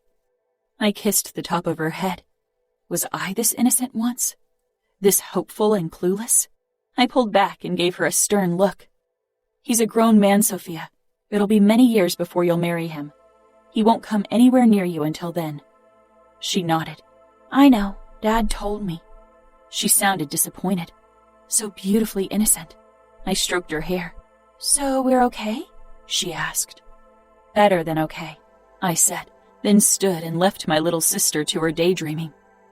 I missed the days when I thought a knight in shining armor riding a white stallion would steal my first kiss. Instead, a monster had claimed me, body and soul. My stomach led me downstairs, but I paused when I spotted Danilo in the foyer. I assumed he'd gone over the details of his engagement to my sister with my parents and Dante.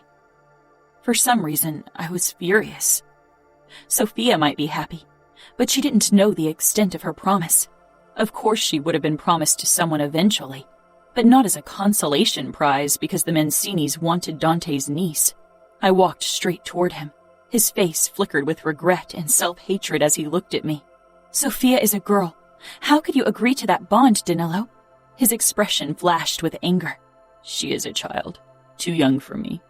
She's my sister's age, for God's sake. But you know what's expected. And we won't marry until she's of age. I never touched you, and I won't touch her. You should have chosen someone else, not Sophia. Tension shot through his body. I didn't choose her. I chose you. But you were taken from me. And now I have no choice but to marry your sister, even though it's you I want. A sharp intake of breath made us both look up at Sophia, who was standing on the highest stair, watching us with wide, hurt eyes. Her chin wobbled, and she whirled around, storming off.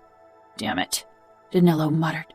He made a move as if to follow, but I grabbed his arm. What are you doing? I should talk to her. I don't think that's a good idea. Danilo pulled back, his expression back to being controlled, calm, poised. I should apologize. I'm not sure she'll talk to you, but we can try, I said quietly. I led him upstairs, trying to ignore the way his eyes lingered on my throat. I hadn't covered the marks this morning. I pointed at Sophia's door, and Danilo knocked firmly. Go away! Sophia, Danilo said calmly. Can I talk to you? It was silent behind the door for a long time. Danilo's brows drew together. She's probably trying to clean up her face so you don't see her tears. He gave a small nod and again glanced at my throat. I sighed and looked away. I will protect her. I won't fail her like I failed you, Danilo muttered. My eyes shot up, but the door opened in that moment. Sophia stood in the doorway, looking shy and embarrassed. Her eyes moved from Danilo to me, and I gave her a smile. She flushed when she raised her eyes to Danilo. Can I talk to you for a moment? He asked. Sophia looked at me for permission. Sure, I said. I knew custom forbade girls from being alone with men, but Sophia was 11, and Danilo had always been a perfect gentleman with me. Sophia walked back into her room and perched on her plush pink sofa. Danilo followed her inside, leaving the door open. His eyes took in her pink, girly room, and I could see how uncomfortable he was. He sank down on the sofa with as much distance between them as the piece of furniture allowed.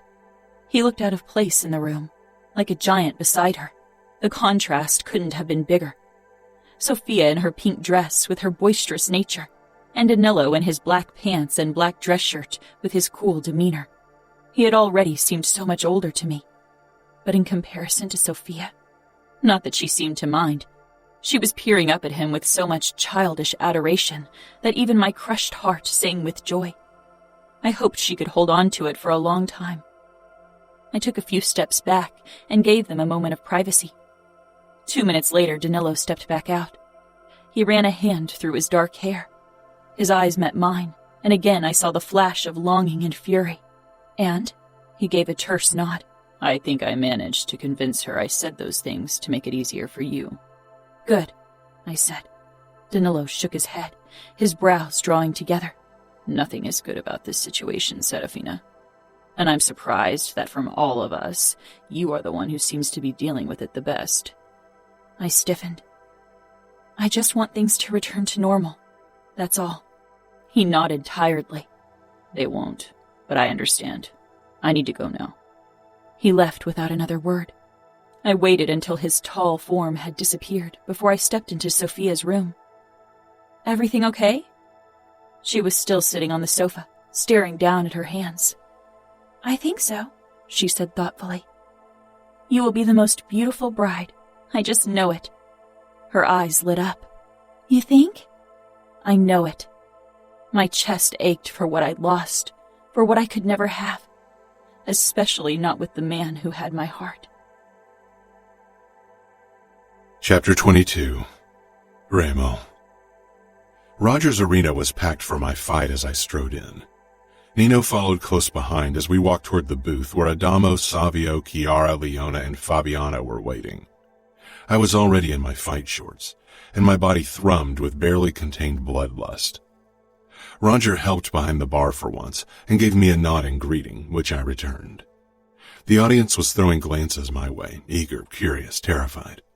My fights were always particularly popular. for those who could stomach them. Griffin looked fucking ecstatic as he noted the bets down. Who are the unlucky souls you'll fight? Savio asked curiously. Ask Nino. I didn't care who they were. I'd rip them to shreds either way. 2 ex-cons, both on the run, both in desperate need of money and new identities, out of options.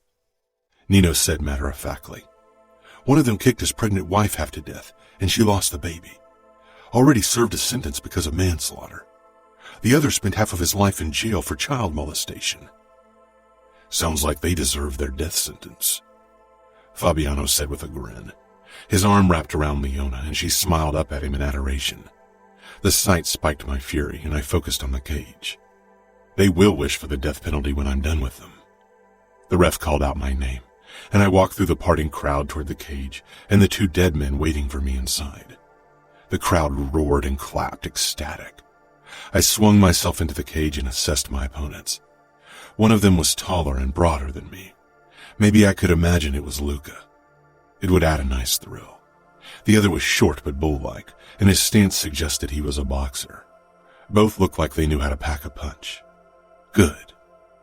The moment the fight began, they attacked together. I gripped the short one and rammed my knee into his side, but was grabbed from behind by the giant. Short guy scrambled toward me and landed a punch in my stomach. I jerked my head forward and smashed it against his. He staggered, and I kicked out against his chest, catapulting myself and the fucker who held me from behind. We crashed into the cage, and I jumped out of big guy's hold.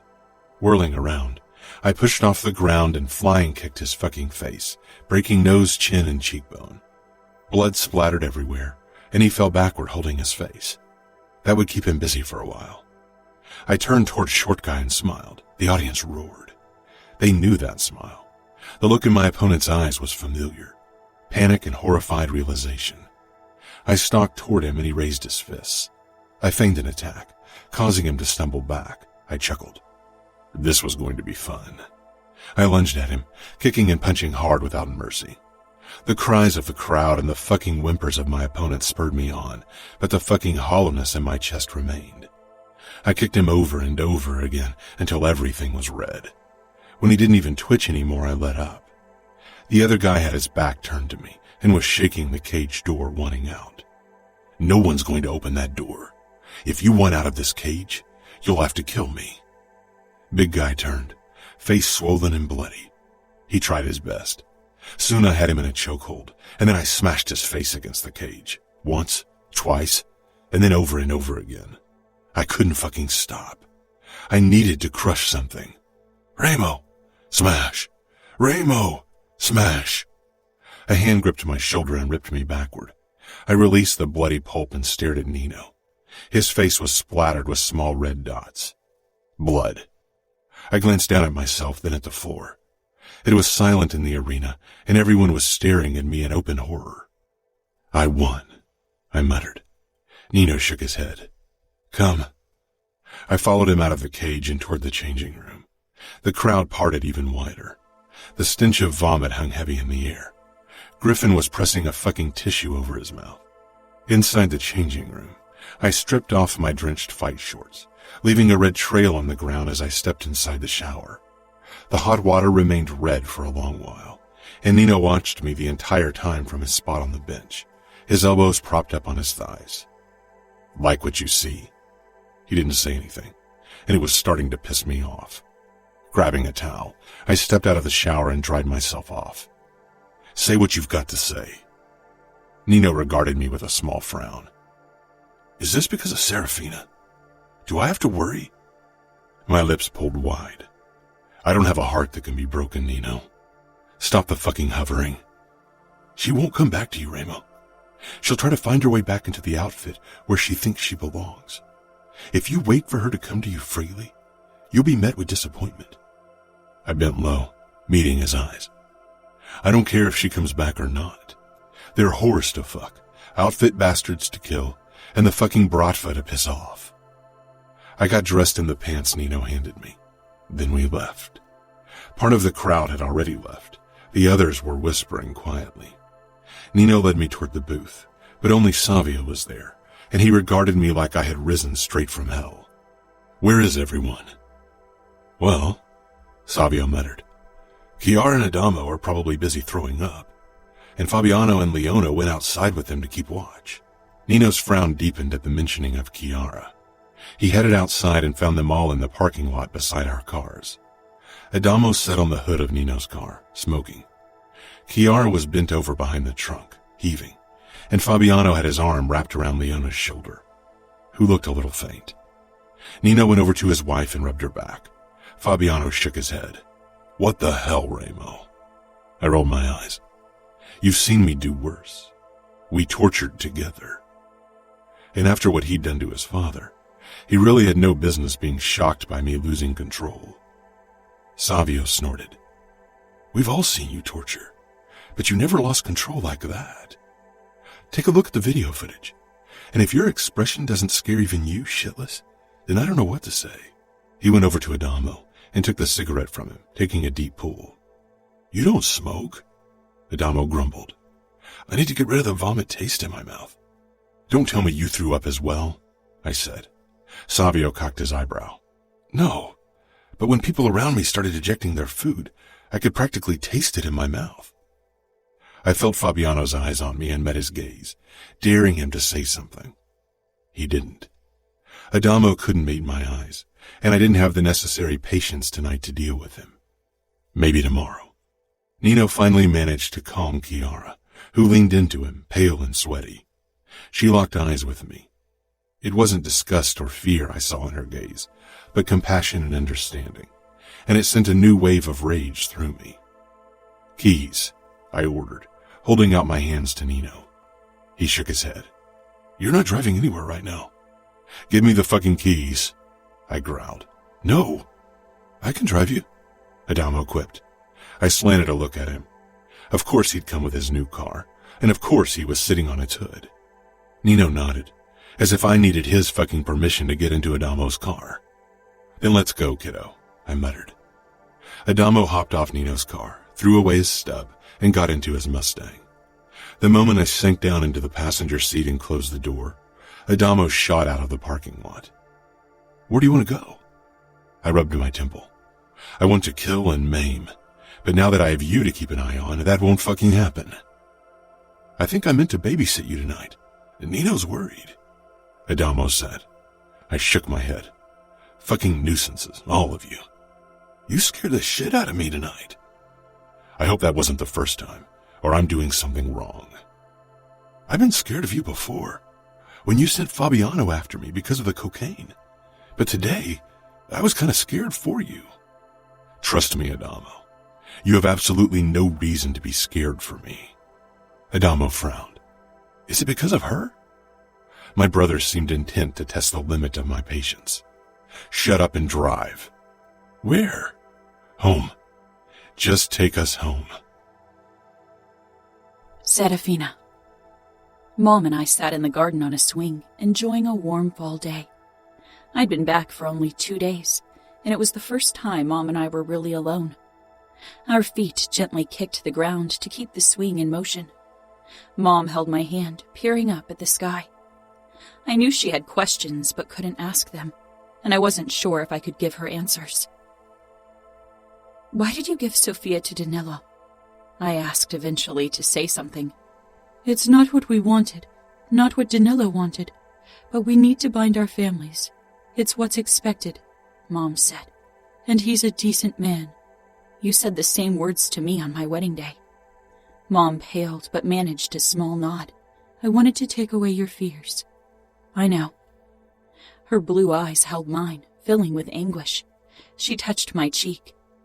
I wanted only the best for you. I wanted happiness. I wanted a man who would carry you on his hands, who showed you kindness like your father did to me. She looked away briefly, gathering herself.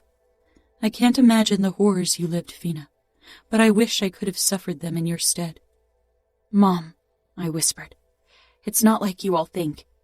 I didn't suffer the way you believe. Remo didn't force me. Your father didn't allow me to see the video where he cut you, but I saw the sheets. I see the marks on your throat. Don't make light of your suffering to make me feel better, love. Don't. She cradled my face, her eyes fierce, determined. She, too, would never understand the extent of my betrayal. My family needed me to be the victim in this. I wanted to belong, wanted to be part of the outfit again, but every passing day, it became more obvious that part of me had stayed in Vegas with Remo. People were talking. They did it behind closed doors mostly, but I caught the pitying glances of the bodyguards and maids. All my life, people had regarded me with admiration and respect, and now I was someone to pity. They didn't know I wasn't the victim, not in the sense they all thought. And I had been shielded from attention so far. I hadn't left the house, hadn't attended any social gatherings, but eventually I'd have to make an appearance or the speculations would rise even higher. I needed to show them that I wasn't hiding, that I had no reason to hide. More than 3 months since Remo had kidnapped me. More than 4 weeks since he'd set me free, body, not soul. Sometimes I managed to forget him for a few minutes, only to be reminded with a crushing force. But it was getting better. Maybe Sam was right. Maybe Remo's brainwashing was ceasing. Maybe I could be free one day. Today my family would return to the public, would show strength, would show that we weren't broken, that I wasn't. It was Dad's 50th birthday, and the party had been planned for almost a year. A splendid feast with family and friends, with underbosses and captains. My parents had considered calling the party off, but I had convinced them to celebrate. Life had to go on. Dante, Valentina, and the kids were staying with us as well, and I was excited to see them again. I busied myself helping Mom prepare for the party these last few weeks, needing to distract myself, trying to ignore the nagging fear at the back of my head that grew louder every day.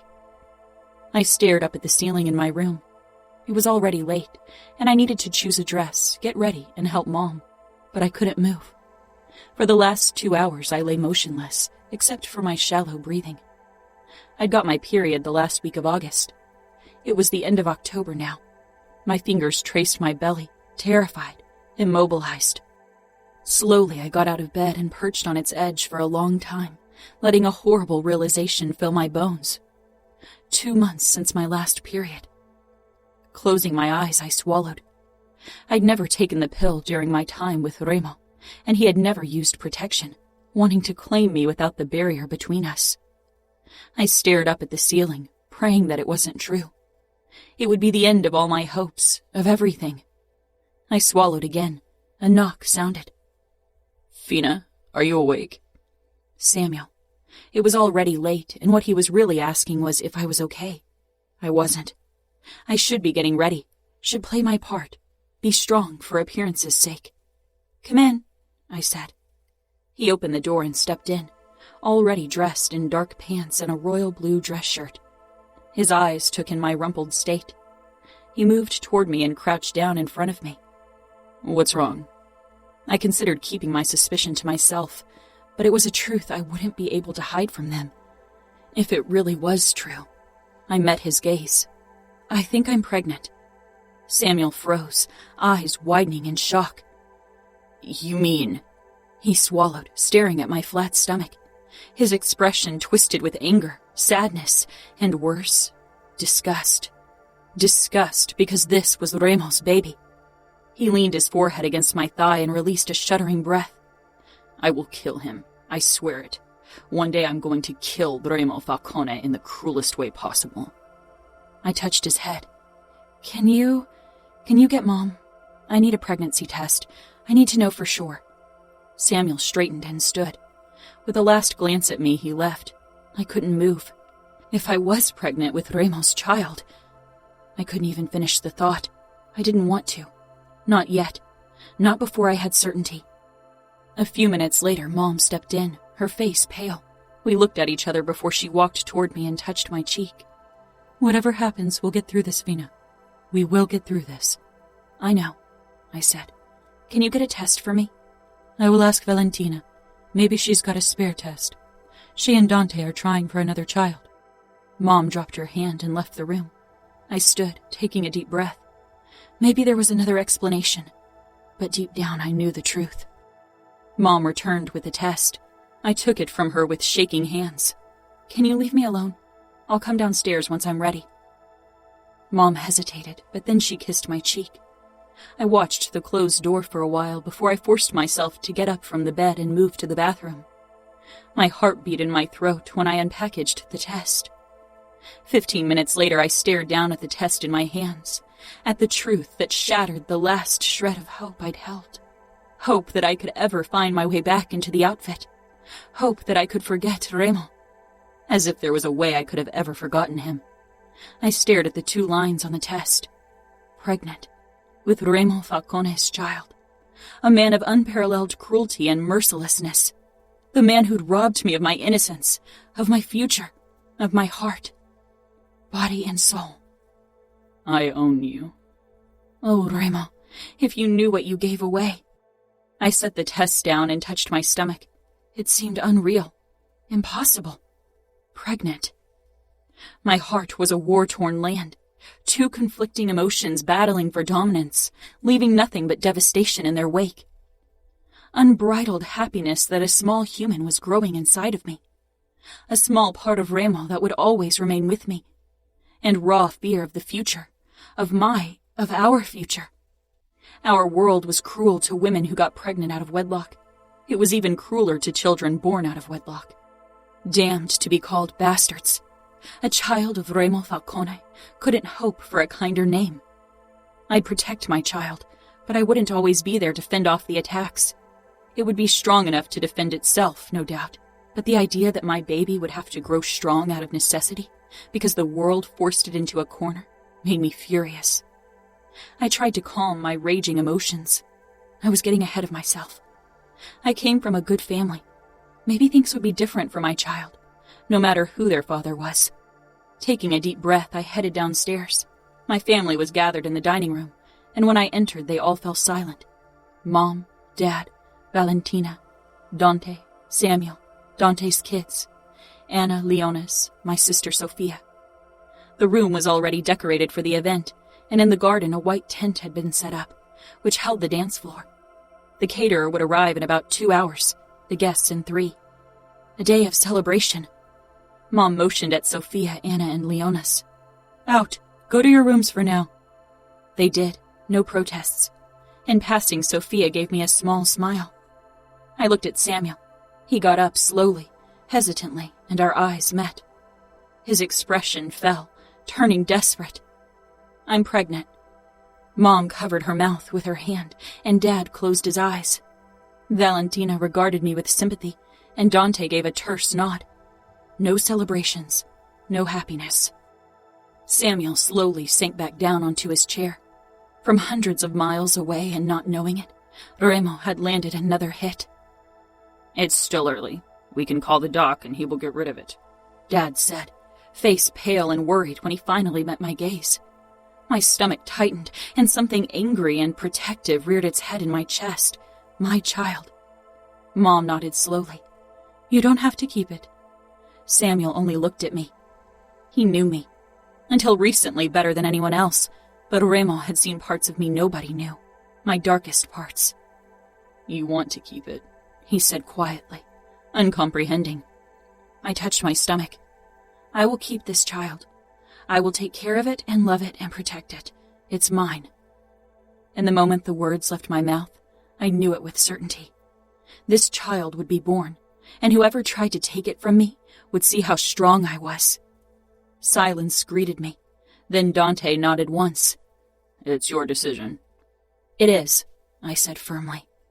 Mom got up. It was obvious that she was fighting with herself. I walked up to her because she couldn't move and touched her shoulders. We will get through this, right? This baby is innocent. It's my baby. Mom smiled shakily. You are right, sweetheart.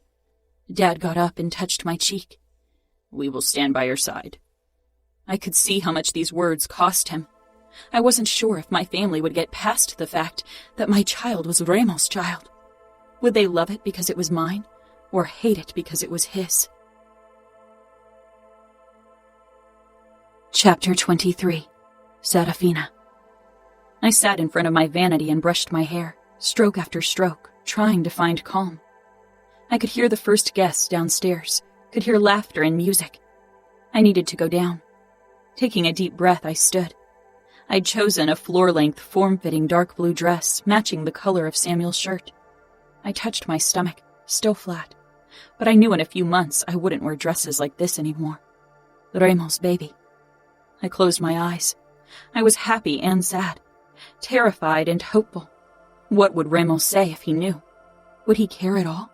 I had been a means to an end, a queen in his chess game, and he'd won. He had let me go as if I was nothing. I'd heard the rumors of his cage fights. He was back to fighting, back to living his life. I wondered if he'd already moved on to one of the many whores at his disposal. Probably. I had been stupid. Sam was right. Remo had twisted my mind so he could control me, and I had let him.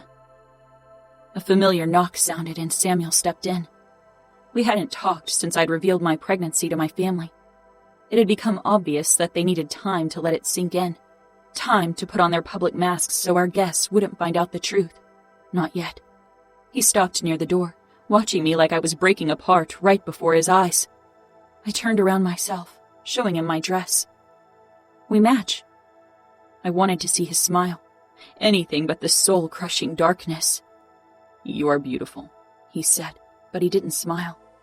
I walked toward him, and as I did, his eyes were drawn to my stomach. "Fina, get rid of it." I froze. Sam stepped up to me and gripped my arms. "Please get rid of it. I can't bear the idea that something belonging to him is growing inside of you." "Sam," I whispered, "this is a baby. It's innocent. Whatever Remo did, this baby won't suffer for it." Samuel ripped away from me. "But you will.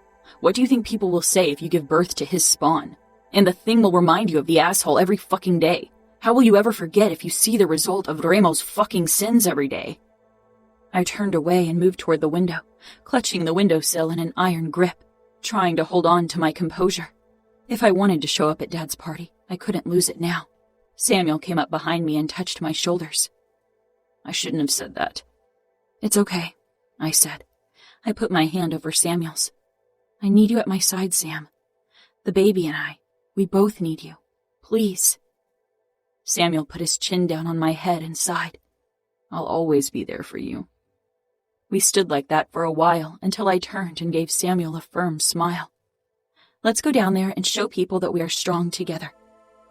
Samuel held out his hand and I took it. We moved downstairs together, and Samuel's grip on me tightened when the attention shifted to me.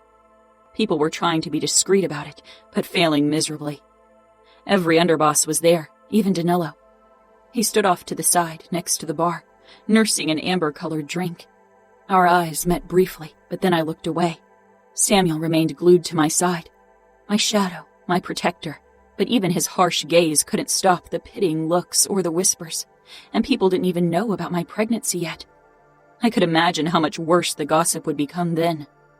I'd been known as the Ice Princess, meant to become the Ice Queen at Danilo's side. Now I was the woman who Remo had defiled. The men could hardly look at me. Somehow I had become all of their failures. Samuel's hand on my lower back twitched, and one look at his face told me he was close to losing control. "Dance with me," I pleaded. Samuel nodded with a small, tight smile and wrapped me in his embrace, then stiffened when my still flat stomach pressed up to him. His eyes darted down, and anguish flashed across his expression before he could mask it. As if he could already see my pregnancy when it was still safely hidden. I tightened my hold on him briefly, and finally he met my gaze. We began to dance. All eyes were on us. Samuel held my gaze because he was on the verge of losing control. One look at the others and he'd snap. I smiled up at him and he relaxed. I too felt the glances, could practically hear the whispers. A few women my age who'd always resented me for my status looked almost triumphant, happy to witness my fall from grace. I lifted my chin higher, angry, and then worried, because how would all these people treat my child? After 3 dances, Dad took over, and Samuel moved over to the side to watch. "You are beautiful, Dove," he said quietly. His expression was controlled, calm. His public face. Mom, too, looked poised and elegant as she stood beside Sophia, Anna, and Valentina. "Thanks, Dad," I said, then added, "I'm sorry I don't have a present for you." I hadn't left the house since my return, And to be honest, I'd completely forgotten to get a present. My mind had been occupied with too many other things. "I got my present already," he said. And for a moment I thought he meant my child, but then I realized he meant my freedom. He didn't mention my pregnancy. Dante danced with me next. I met his eyes, wondering what he thought of my pregnancy, wondering what kind of future lay ahead for my child if it was a boy. Would he be allowed in the outfit? Or would his father's identity close every door before it could ever be opened? I didn't dare ask my uncle, not in public, not on my father's birthday party. After the dance, I headed back to Samuel, who was talking to one of his oldest friends. He gave me a nod, but he too had trouble meeting my eyes. Samuel noticed and his jaw flexed. He excused himself, touched my back, and led me away. Samuel and I walked into the entrance hall. I had a feeling Samuel needed to be away from the festivities for a couple of minutes. A few younger made men I didn't know had gathered there, and when we passed them, their words managed to reach us. "I don't understand why they don't keep her hidden. It's a fucking disgrace to have her walk around as if Falcone hasn't defiled her." My shock had barely registered when Samuel attacked. He broke the first guy's nose with a sickening crunch, then shoved the second to the ground, pressing his knife against the man's throat. "Sam," I said firmly, clutching his shoulder. He leaned down, bringing his face close to the other man's. "I should cut your throat for insulting my sister. Apologize." The man glanced at his friends. One was nursing his broken nose, the other obviously unsure if he should interfere, considering our dad was their father's boss. "Apologize," Samuel snarled. "I'm sorry," the guy blurted. I tightened my hold on Sam's shoulder. He jerked back, took my hand, and dragged me outside. Not into the garden, but into the driveway where we were alone. He released me, turning his back to me. He sucked in a deep breath. I pressed my palms up to his shoulder blades, then rested my forehead against his back. "Don't let their words get to you. I don't care about them, and neither should you." "How can you not care about them? You are a mafia princess. I should cut their tongues out for daring to whisper his name in one sentence with yours." His name. Remo Falcone, the father of my unborn child. And worse, the man who filled my nights not with nightmares, but with longing.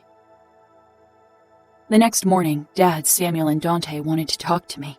When I walked into Dad's office, I knew from their expressions that it wouldn't be an easy conversation, and definitely not one I'd like.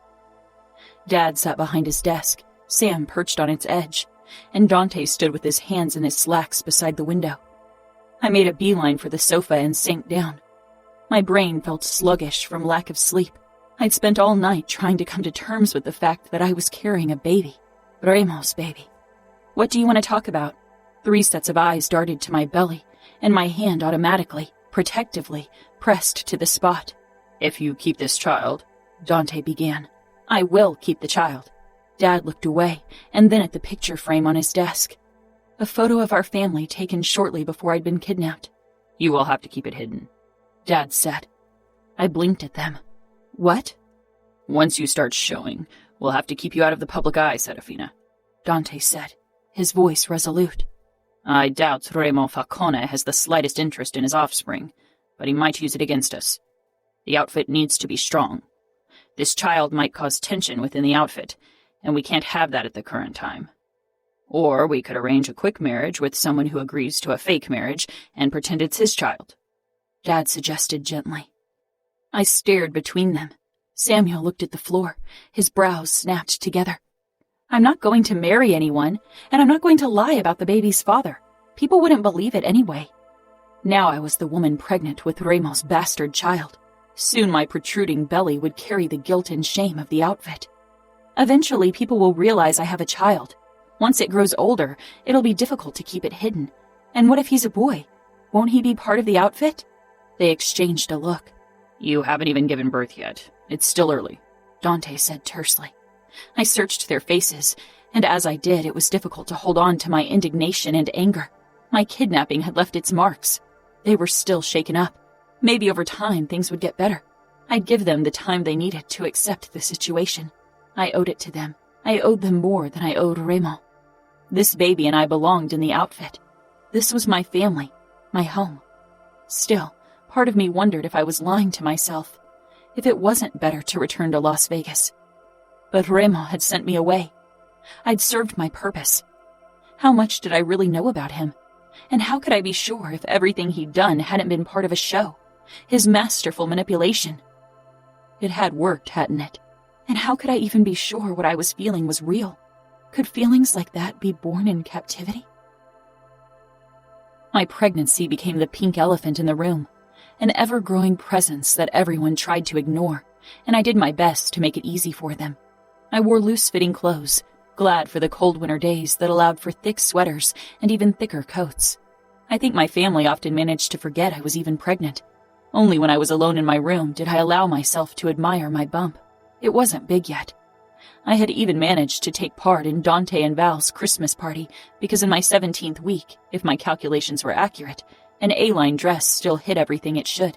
If people suspected something, they kept it to themselves. It was a possible shame the outfit didn't want to voice aloud. It was early January when Samuel and Mom accompanied me to my first doctor's appointment.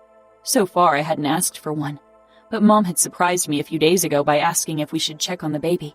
It was her silent apology, her attempt to accept what was so very difficult for all of them to accept. The doctor had been working with the outfit for years. She treated most of the pregnant outfit women and would keep the secret I carried. Fear filled me as I stretched out on the examination couch. I wasn't even sure what exactly scared me. It wasn't as if I didn't know I was pregnant. It was unmistakable at this point. The doctor was on one side of me with the ultrasound, while Samuel and Mom stood on the other. I swallowed when I pushed up my sweater, revealing the bump for the first time in front of others. Samuel's face became still, and Mom swallowed before she managed an encouraging smile and squeezed my hand. "This will be cold for a moment," the doctor warned me. I nodded distractedly, my eyes fixed on the ultrasound. The doctor started frowning, moving the ultrasound around on my belly. The thud-thud of a heartbeat filled the room, and my own heart sped up, swelling with love and wonder. But the thud-thud was off, as if it was off-beat, 2 out of sync rhythms. Mom's eyes widened, but I wasn't sure why, and fear filled me. I stared at her, then the doctor, then Samuel, but he looked as confused as I felt. "Oh God," Mom whispered. What's going on?" Mom's eyes filled with tears. "Twins." The doctor nodded, and my eyes jerked towards Samuel. "Like us," I said in wonder. He managed a small smile, but his eyes held worry. The knowledge that I carried twins changed things for Mom. It was as if she could finally see the babies as mine, not as something alien. Samuel seemed to be coming around as well. He painted the nursery and set up the furniture for me. And Sophia, she was ecstatic about the prospect of being an aunt. But Dad had a harder time. He didn't mention the pregnancy and never looked anywhere below my chin. I understood him. Couldn't possibly be angry because his eyes reflected his conflict. I often managed to feel like I belonged once more. Managed to pretend I wasn't forced to hide in our home so no one found out I was pregnant. What I didn't manage was to stop thinking about the man who was the reason for everything. Every night I lay awake in bed. Every time I stroked my bump, I saw him before my eyes. And every time I was torn between anger and longing. Sometimes I wondered if I should find a way to let him know. But then I thought of my family, of their slow healing process, of what my kidnapping had done to them, and I couldn't do it. What did you owe the man who kidnapped you, who tried to destroy the people you cared about, the man who took your heart only to push you away? Nothing. I owed Remo Falcone nothing. These were my children, and they'd grow up as part of my family, as part of the outfit. I'd hide the truth from them as long as I could. They would not find out who their father was until they had to. If I wanted them to have a chance in the outfit, they couldn't be Falcones. They couldn't be associated with Remo at all. In mid-May, I gave birth to the most beautiful creations I could imagine, and knew with absolute certainty that everything I'd wished for them would never become reality. Chapter 24. Serafina. I loved my family with all my heart, and they loved me. But the moment I held my children in my arms, I knew I could not stay with them forever. Knew it with soul-crushing certainty. Nevio and Greta were Remo. Dark eyes, thick black hair. For everyone in the outfit, they'd always be Falcones. always the result of something horrid, born out of something shameful, something dark. But for me, they were the most beautiful creation I could imagine. They were utter perfection, twins like Samuel and me. They would lift each other up, make each other stronger like Samuel and I had done when we were younger, and still did. It would be us against the world. It couldn't be any other way.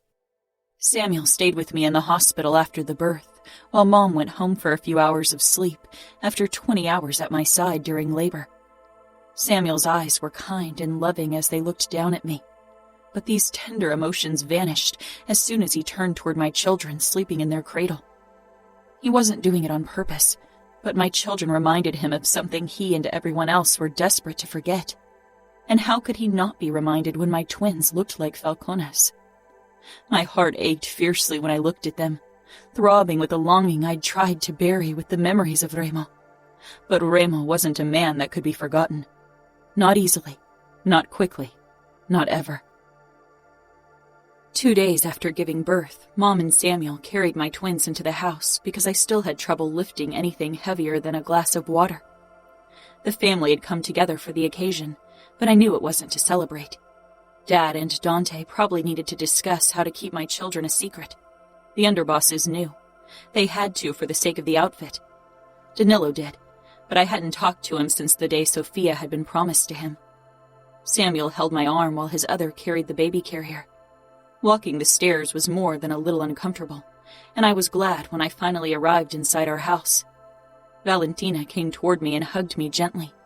She and Dante were still trying for child number 3, but so far it wasn't working. She peered down at my babies with a soft smile. They are beautiful, Serafina. They are, I agreed. Sam and Dad exchanged a look, and it felt like a stab in the heart because when they looked at my children, they saw the black hair and dark eyes and nothing more. They saw Falcones. They saw shame and guilt. Would they ever allow my babies to be more than the greatest failure in the history of the outfit? Sophia rushed down the staircase, followed by Anna. Leonis showed less enthusiasm than the girls as he sauntered down the steps, rolling his eyes. Sophia stopped beside me and Samuel, looking down at Greta sleeping soundly in the carrier. I'd noticed that Samuel had insisted on carrying Greta, not Nevio, but I tried not to put too much meaning into it. Sophia hadn't been allowed in the hospital because we didn't want to draw too much attention to us, and her eyes were wide in surprise. Wow, she breathed. I've never seen hair that black. She'd never seen Remo. Anna nodded as she lightly brushed a finger over Nevio's head. His eyes peeled open, and as always when they did, my breath lodged in my throat. Dark eyes. Remo's eyes. Even at 2 days old, my boy was his father. Dad averted his eyes, brows pulling tight, and looked at Dante with an expression that tore me cleanly in half. Valentina squeezed my shoulder and leaned in. It takes time, Serafina. Give them time.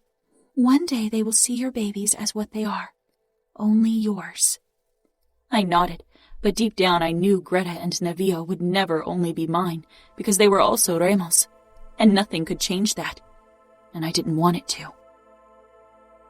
The next day I was cradling Greta in my arm while Nevio rested on the sofa beside me, deep asleep when Dante came in. He strode toward us, his eyes flickering over my children. His expression didn't give anything away, and I wondered if it was because he didn't resent my twins like everyone else, or if he was too good at hiding his true feelings. He sank down in the armchair across from me, opening his jacket so it didn't wrinkle. He gave me a tense smile. "How are you?" I stroked Greta's cheek before I looked up again. "Good." He nodded. "I know things aren't easy for you, Serafina. It was never meant to be like this. I've wanted to talk to you for a while." He trailed off, his expression tightening.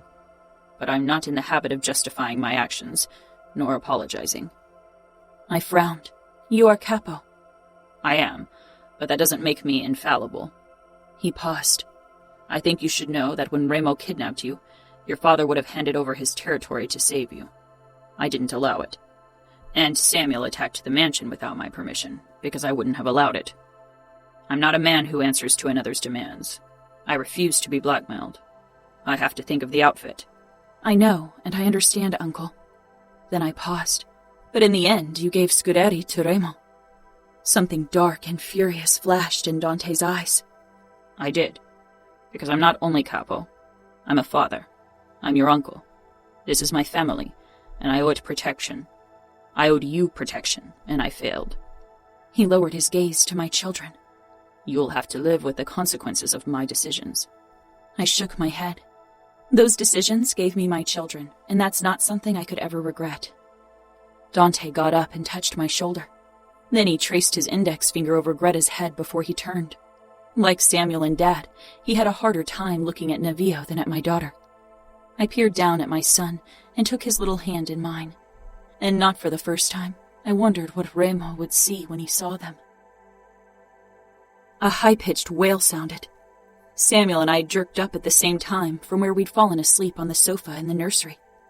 We didn't bother going into our beds most of the time because Nevillo and Greta woke every 2 hours. He and Mom took turns helping me, and during the day Sophia changed diapers and helped feed them as well. I couldn't remember the last time I'd slept more than 2 hours in the last 6 months. Samuel rubbed his face. I knew he didn't sleep much on the nights he wasn't helping either. The outfit was planning something. He had only hinted to it, but it could only be an attack on the Camorra.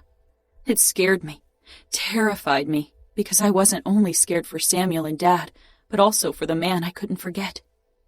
I stood, and so did Samuel. He reached for Greta like usual, and I took Nevillo. This was our routine, one I didn't question anymore. I was glad for Samuel's support, even if he couldn't bear being near my son. 30 minutes later, Samuel and I sat shoulder to shoulder, Greta sound asleep in his arm, and Nevillo wide awake in mine. He snatched at my hair and yanked. I loosened his hold, wincing, and pushed the strand out of reach. Nevillo let out a happy yowl, eyes zooming in on Samuel. I followed his gaze. My brother sighed and put his head back. Don't give me that look, Fina. What look? Like I'm breaking your heart. Why do you have such a hard time looking at Nevillo, but have no trouble holding Greta? Because with her I can overlook the similarities. But with Nevillo... Samuel shook his head, lowering his gaze to my boy, who was happily chewing on his own fingers. With him all I can see is Remo fucking Falcone. Shh! I shushed him. I stroked Nevillo's head, but he was oblivious to what was being said. One day he would understand, though. One day he would realize what the looks he got meant. You'll never be free of him because of them, Fina. Maybe without those kids, people would have eventually forgotten what happened and moved on. But they are living, breathing reminders.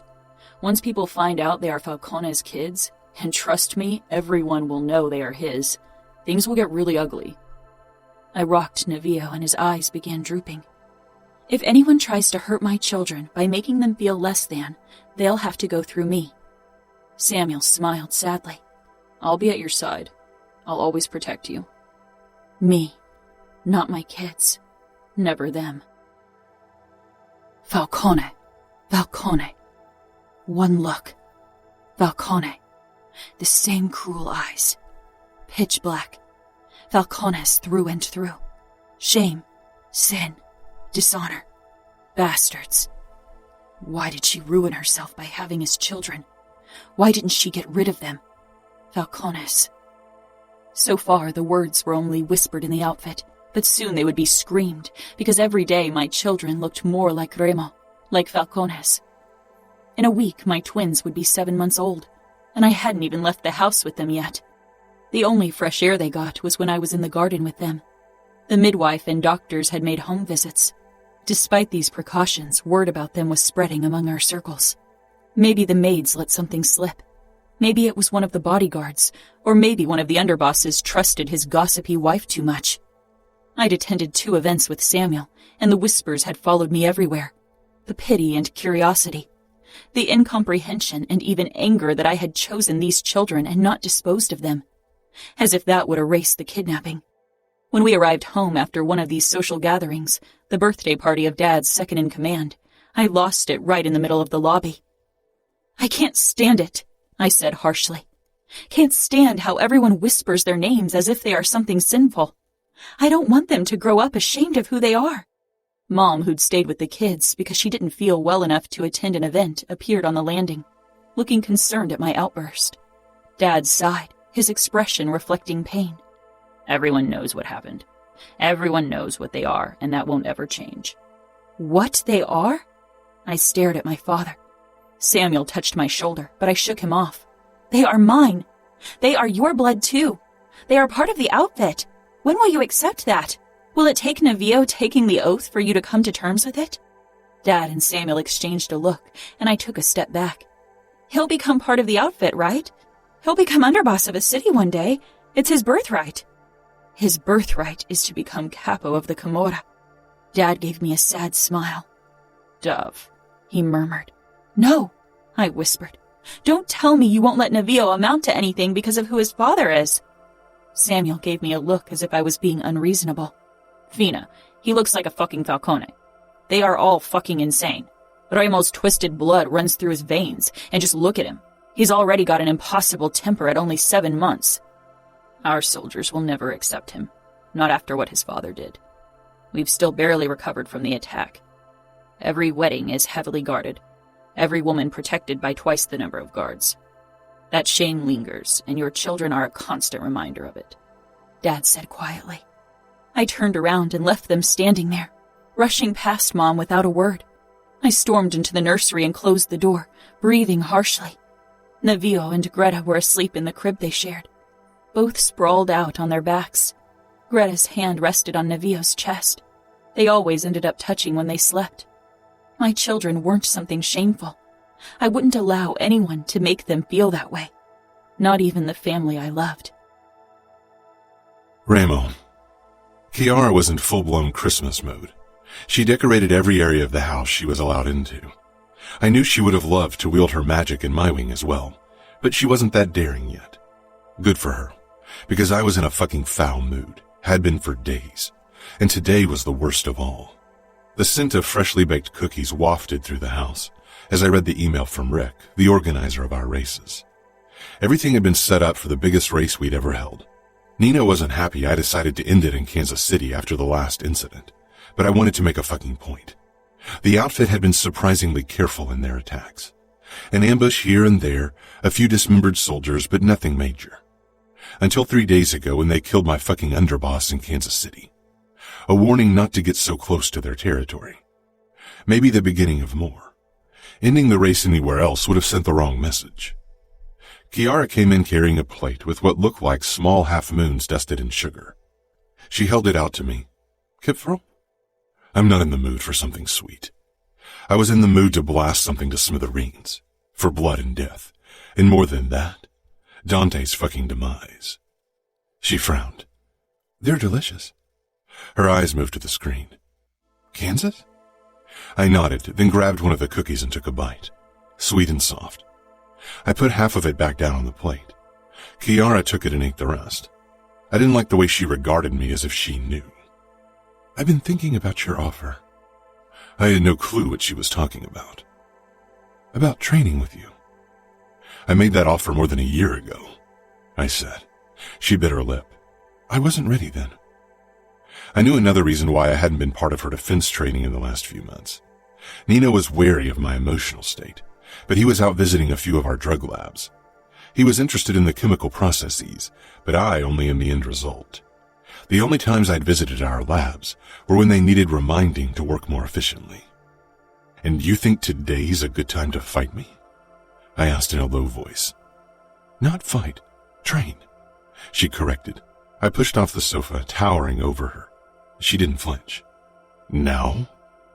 She put the plate down and indicated the boxing ring. I shook my head. In real life, you won't be in a boxing ring when you're being attacked. It'll be in a dark alley, when you're on your way home. Your attacker will have been following and watching you for a while. He'll be behind you. We both knew that it would never come to that. Chiara was never alone anymore, and the stupid bastard daring to look at her the wrong way would lose his eyes. Run. She blinked. What? I leaned down, invading her personal space, trying to get her pulse up. Run. Understanding filled her eyes. She took a step back and then she turned and began running. I took another cookie and bit half of it off before putting it back down on the plate. Then I chased her. Running after Chiara brought back memories I didn't fucking need today or ever. Anger surged through me. I took the steps 2 at a time, and caught up with her in the connecting hallway to their wing.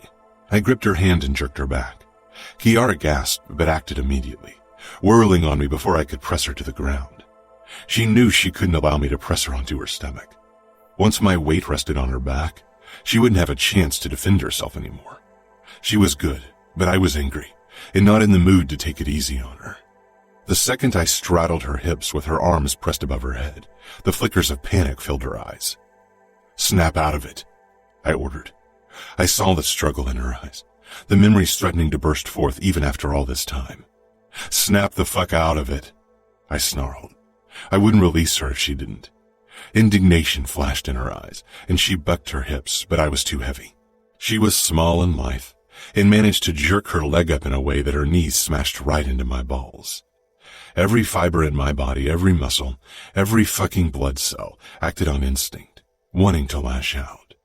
I shoved off her and sank back against the wall, chest heaving, trying to calm the rage in my veins. "Sorry," Kiara said, sitting up and watching me worriedly. I smiled darkly. "No need. You did what Nino taught you. But you didn't pull back because I hurt you, only to stop yourself from hurting me in response." I raised my eyebrows.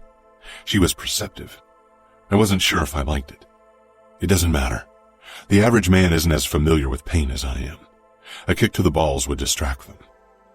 She nodded, then she surprised me by sitting beside me against the wall. "Today's Serafina's birthday, right?" "Kiara," I said in warning. She tilted her head. "She didn't marry, did she?" "I don't have spies on the outfit, so I wouldn't know." "It would have been in the news." I had stopped searching for news on Serafina a few days after I'd released her. She was a thing of the past. "I thought she was falling for you." I stood, glaring down at her. "You women always need to turn everything into a fairy tale, even a kidnapping. Serafina was my captive. The only falling she did was her fall from grace." She pushed off the ground as well. "You can pretend all you want, but I saw the way you looked at her." I backed her into the wall. "You didn't see anything, because there wasn't anything. I fucked Serafina and enjoyed every moment of it. I wanted to possess her, wanted to rip her innocence from her, and I did. That's it." "If that were all, you would have bathed in your triumph afterward. But you hardly even mentioned her since you let her go, as if you can't bear saying her name."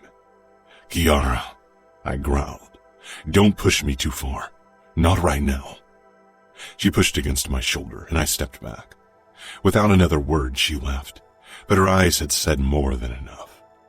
When I came back down into the game room to kick the punching bag, Savio and Adamo were on the sofa, playing some fucking shooting game, as if we didn't have enough bloodshed in real life. The plate with the cookies was empty. "Are there more cookies in the kitchen?" Savio asked without looking up. "How would I know? Ask Kiara." Savio slanted a curious glance my way. "What crawled up your ass?" I sank down across from them. "Right this moment? You. In general? Kansas. That race is going to be spectacular," Adamo said. "Don't sound so fucking excited. You don't really believe Remo will allow you to race again after last time, do you?" Savio muttered, throwing his feet up on the table. "That wasn't my fault," Adamo snapped. "Sure, when you crash a car, it's never your fault." "I won't crash this time. I'm much better. I'll win." Savio didn't look convinced. "It's the longest race, 8 hours minimum. That gives you plenty of time to fuck up." "I won't fuck up. And the long distance is the best part. It's a cool layout," Adamo said. "You won't drive," I said finally. "The race ends in Kansas City. I don't want you that close to outfit territory." "Nobody has to know that I'm there. I'm in a car. I can use another name." "No, and that's final." Adamo frowned and sank deeper into the sofa. "You promised me I could race more often if I didn't skip school and did my Camorra duties." "And that promise stands, Adamo. But not this race." "But Luke will be there again with a new car. He rammed me last time. I want to kick his ass and make him crash his car." I leaned forward. "You won't go anywhere near that race, Adamo." "Fine," he mumbled. "But next race I'm allowed?" I nodded. I thought Adamo's fascination with races would wane with time, but it hadn't. He still lived for the occasional race, and I had started rewarding him with them for tasks well done. He was still a reluctant made man, but he'd improved. Not just his fighting skills, but also his guilt over what we did. Sometimes I wondered if I should just let him become the organizer for our races, and have him race cars instead of trying to force him into another role. But we needed him. Open war with the outfit required every made man we had. Chapter 25. Serafina. Dad was antsy. He kept checking his phone, which rested beside his plate. He usually didn't have his phone on display when we had dinner. It was our family time. Mom brought a spoon with pureed sweet potato in an arch to Greta's waiting mouth. She smacked her lips happily around the food. I, on the other hand, tried to stop Navio from throwing his food around. He didn't like being fed and preferred to shove food into his mouth by himself, but he was still too small for that and made too much of a mess. I held his small hands so he couldn't grab the spoon and brought it to his mouth. It took 3 attempts before he accepted the food. They are cute, but watching them eat is a bit disgusting, Sophia said, her nose wrinkled. And since they started eating normal food as well, their diapers stink. Dad frowned, obviously unhappy about the topic. He could eat dinner while someone was tortured right in front of him, but a stinky diaper bothered him. Men. Navio let out an indignant howl when I tried for another spoonful of puree. He jerked in his seat. Dad's eyes held disapproval. 7 months and he still couldn't bear Navio's sight. At least he'd held Greta a few times, but I didn't think he could ever look past their DNA. The front door banged open, and Samuel rushed into the dining room, looking ecstatic and a bit unhinged. Dad rose slowly, and Samuel smiled. I shivered because there was something dark and awfully eager in my twin's expression. "We got him," he said. "We got the bastard." "Where is he?" Dad asked, knowing exactly whom Samuel was referring to. I set down the spoon. Mom and I exchanged a look. "Danilo and I took him to our safety house as discussed." "Danilo?" A horrid suspicion overcame me. Mom began cleaning Greta. Dad's eyes moved to me, and finally Samuel turned to me as well. I approached them. "Who did you catch?" Samuel touched my shoulders lightly, his eyes bright, but in their depths something was lurking that scared me. "We got our hands on Remo Falcone. He was taking part in a street race close to our borders and we caught him." My insides turned to stone. "Why did you catch him?" I had a feeling I knew exactly why. To torture the little pisser and send Remo a video of it, like he sent us a video of you. And maybe we will send him each part of his brother that will cut off, wrapped in a white ribbon. "Sam, Adamo is only 15. He is a boy. It's not right." Samuel's face hardened. "He is a member of the Camorra, the fucking tattoo and all.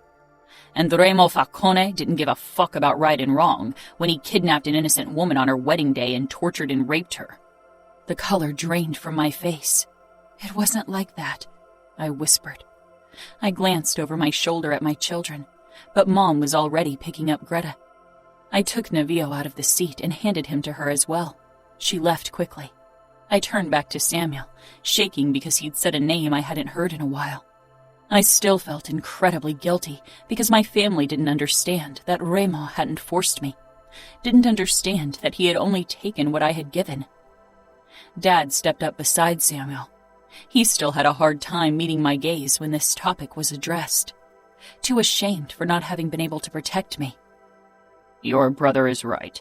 The Falcones get what they deserve. We will destroy their crazy family like they destroyed ours." I swallowed. That's what he thought? That our family was destroyed? I saw it every time he looked at my children, and his expression flashed with guilt and disgust. "Remo won't stand back and let you torture his brother. He won't care about the danger. He will walk into our city and tear everything down that's in his way." Samuel dropped his hand, face twisting with self-hatred. "Like we should have marched into Vegas and saved you." Dad ran a hand through his hair. "You know we couldn't. Remo would have killed Fina the second we got close. We were lucky he didn't do it when you were there on your own. We couldn't risk it after that. Remo would have never killed me, but they didn't know that. Couldn't possibly understand, and how could I ever explain to them when I didn't understand it myself? Instead, we sat back and waited for him to make demands while he was busy forcing himself on her and getting her pregnant. I'm here. Stop talking about me like I'm not here. Sorry, Dove, Dad said with a sigh. My heart fluttered. He seldom called me Dove anymore, not because he loved me less, but because he felt responsible for my broken wings. I'm not blaming either of you, I said firmly, looking first at my father, then at Samuel. But I know Remo, and he will do anything to save his brother. Anything. We will see. We're going to do a live recording for the fucker today. He can watch his brother getting tortured live on the dark net. Samuel grinned. I took a step back. You're joking. No, Samuel said. I only came to pick up Dad. Danilo is already preparing everything, and Dante is supposed to arrive any moment as well. You planned this? Not Adamo, no, Samuel said. We wanted to attack the race. It was pure luck that the little bastard enjoys racing cars. Dad nodded. We should leave now. Let's go. I gripped Samuel's arm. Let me go with you. He exchanged a look with Dad, who said, No, Dove. That's nothing you should see. Why not? I've been a captive of the Camorra for months. Do you really think torture or blood still bother me? Do you think anything can bring me to my knees anymore? I'm not the innocent girl of the past. I have a right to be there. I was the one they kidnapped.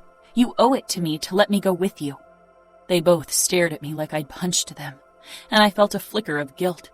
But playing the guilt card was my only chance to convince them, and I needed to see Adamo. Dad closed his eyes briefly, then gave a small nod. Come on.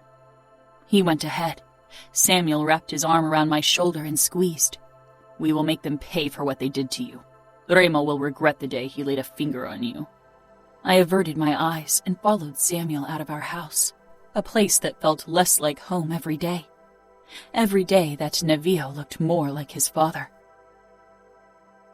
The house they took me to was a shabby 3-story building close to the tracks, located in the industrial part of Minneapolis. When we stepped inside, my eyes registered Danilo first.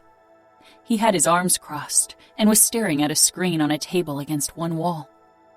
Beside him stood my Uncle Dante, as usual dressed in a suit, but his jacket was already slung over a chair that sat in front of the screen, and he had rolled up his sleeves. My stomach turned. I'd never seen him with rolled-up sleeves, and I knew why. I had never been around when he'd tortured someone. There was another man, one of Dad's soldiers, who was working at a laptop, probably establishing the darknet connection. They turned when we entered, and all eyes zeroed in on me. I wasn't supposed to be here. Dante frowned and came toward us. Danilo stayed where he was, but he too watched me. I wasn't his fiancée anymore. I was nothing to him. My sister was promised to him, and now she was as precious as I had been. And yet he would be part in the outfit's revenge, because Remo had insulted Danilo in the worst way possible. He had taken me from him. Dante stopped before us, his cool eyes resting on me. Serafina, this is outfit business. You shouldn't be here. It is my business, Uncle. The Falcones held me captive. I met his gaze head on. After months in Remo's company, I didn't feel the urge to lower my gaze despite my uncle's own scary vibe, especially today. There was something predator-like about him, about them all. Eager to tear into their victim, to hear its screams and taste its blood. He inclined his head. It will be brutal and bloody. You are free to watch on the screen. He turned and walked back to Danilo, followed by Dad. Samuel squeezed my shoulder. If it's too much, go sit there. He pointed at his sofa behind the table with the screen. You shouldn't leave the building. I don't want you outside without me or Dad. I nodded. Samuel released me and joined the other men. Slowly I moved closer, and when I reached the table, I caught sight of the screen. My breath caught in my throat. It showed Adamo in an empty room, bound to a chair, his head hanging down. Ready? Dante asked. Danilo, Dad, and Samuel nodded. Dante turned to the man at the screen. Are we live? All set. The camera in the torture room is sending. Good, Dante said coldly. With a last glance at me, the men disappeared through a door. A few minutes later, they appeared on the screen, entering the room. I sank down on the chair beside my father's soldier, who gave me a quick, curious glance. I could imagine what he thought, what they all thought. Since I had been kidnapped, I was only known as the woman Remo Falcone sullied, the broken one. Samuel held something under Adamo's nose, so he jerked upright, eyes flying up in shock. He had changed since I'd last seen him. His face had become harder, older, and he had grown and become more muscular. He wasn't wearing a shirt, and a few scars littered his chest, but not nearly as many as Remo had. The distant resemblance to Remo sent a stab through my heart. Adamo's gaze wandered over my dad, Samuel, Danilo, and Dante, and for a second fear flashed across his face. Then he controlled his features. Dante stepped forward, and the look on his face sent a chill down my spine. Adamo Falcone, welcome to outfit territory. Adamo smiled bitterly. I would have won the race if you hadn't shot out my tires. My eyes grew wide. Provoking my family in a situation like that was madness. Dante's expression became harder. Samuel had already taken his knife out, and Danilo looked ready to plunge his dagger into Adamo as well. Only Dad remained back. He was a restrained man, but his stance was off. You share the same arrogant disposition as your brother Remo, I see, Dante said pleasantly. It's only fair that he gets to watch you pay for his sins. Adamo shook his head. No matter what you do, Remo won't care. The Remo is crueler than all of you combined. Dante tilted his head. We will see. He took a knife from a table to the side and moved back toward Adamo, who tensed and leaned back. Dante reached down and cut Adamo's right arm loose. Confusion drew my brows together. Dante grabbed Adamo's arm and turned it over, displaying the Camorra tattoo. How long have you been a made man? 1 year and 4 months, Adamo muttered, glaring up at my uncle. You will be judged as a made man, not a boy. Adamo Falcone. Adamo grimaced. I don't give a shit about all this. Do what you have to do. It won't change a thing. Dante stepped back and gestured at the other men. Who wants to go first? You are the ones who are closer to Serafina. Adamo winced and looked at Samuel, who took a step forward. I want to go first. Tears stung in my eyes. Please don't, Sam. Samuel moved toward Adamo and punched him hard. Adamo's head fell back, blood spraying out of his nose as it broke. I rose slowly from my chair, ignoring the stare from the man beside me. Samuel brought his knife down on Adamo's stomach and left a long cut. Adamo cried and lashed out with his free hand, but Samuel grabbed it and twisted the hand back, breaking it. I took a step back, my hand covering my mouth. I had never seen Samuel like this. I knew what he was, what they all were. This wasn't right. I had to stop them somehow. See, Remo, your brother will bleed in your stead. We'll tear him apart, piece by piece, for what you did to my sister. He will suffer for you, Samuel snarled. In that moment, little of my twin was left. A made man, a monster. Just because I never saw his monstrous side didn't mean Samuel was less of a monster than any other of the men in our world. Dad pushed away from the wall, gripped Adamo's free arm, and jerked it back with a sickening crunch. He had a look on his face I had never seen. Adamo's screams blared through the speakers, and I began running. Adamo didn't deserve this. And with their actions, they would make everything worse, because Remo would seek retribution.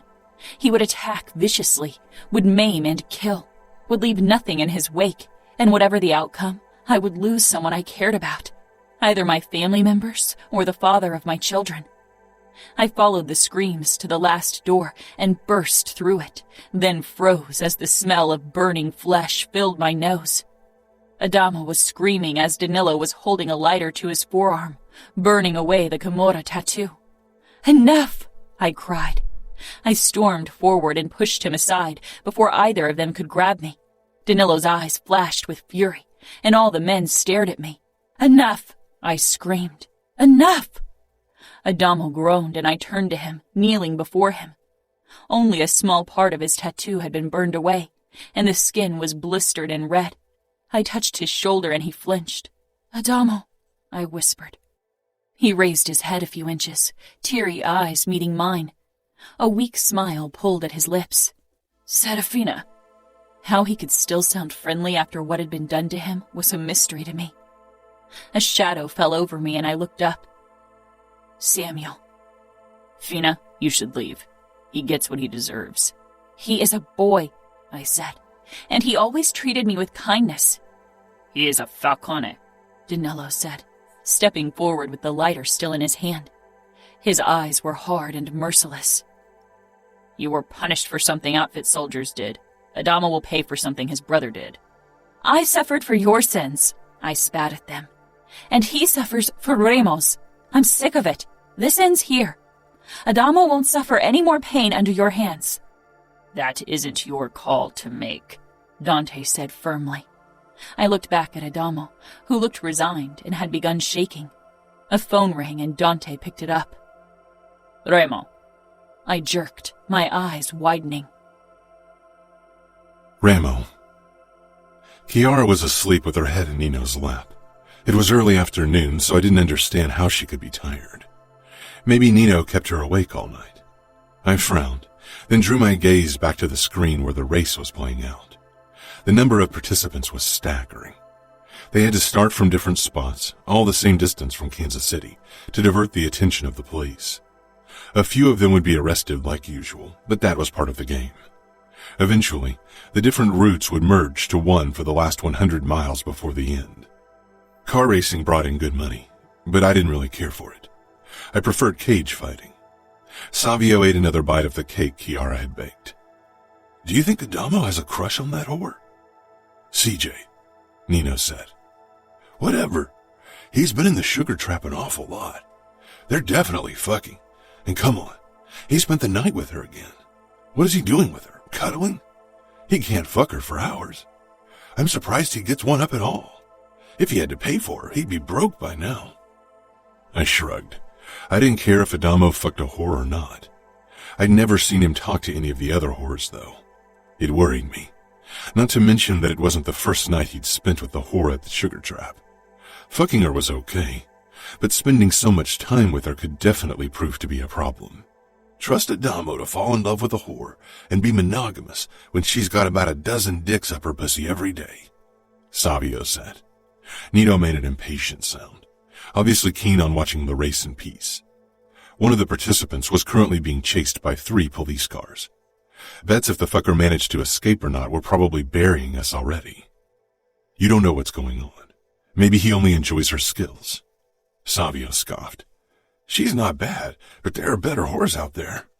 "It's not like he has many to compare her to," I said, growing tired of the discussion. "One of these days he's going to bring her over here and keep her," Savio said. The perspective switched to another drone camera, and my brows drew together.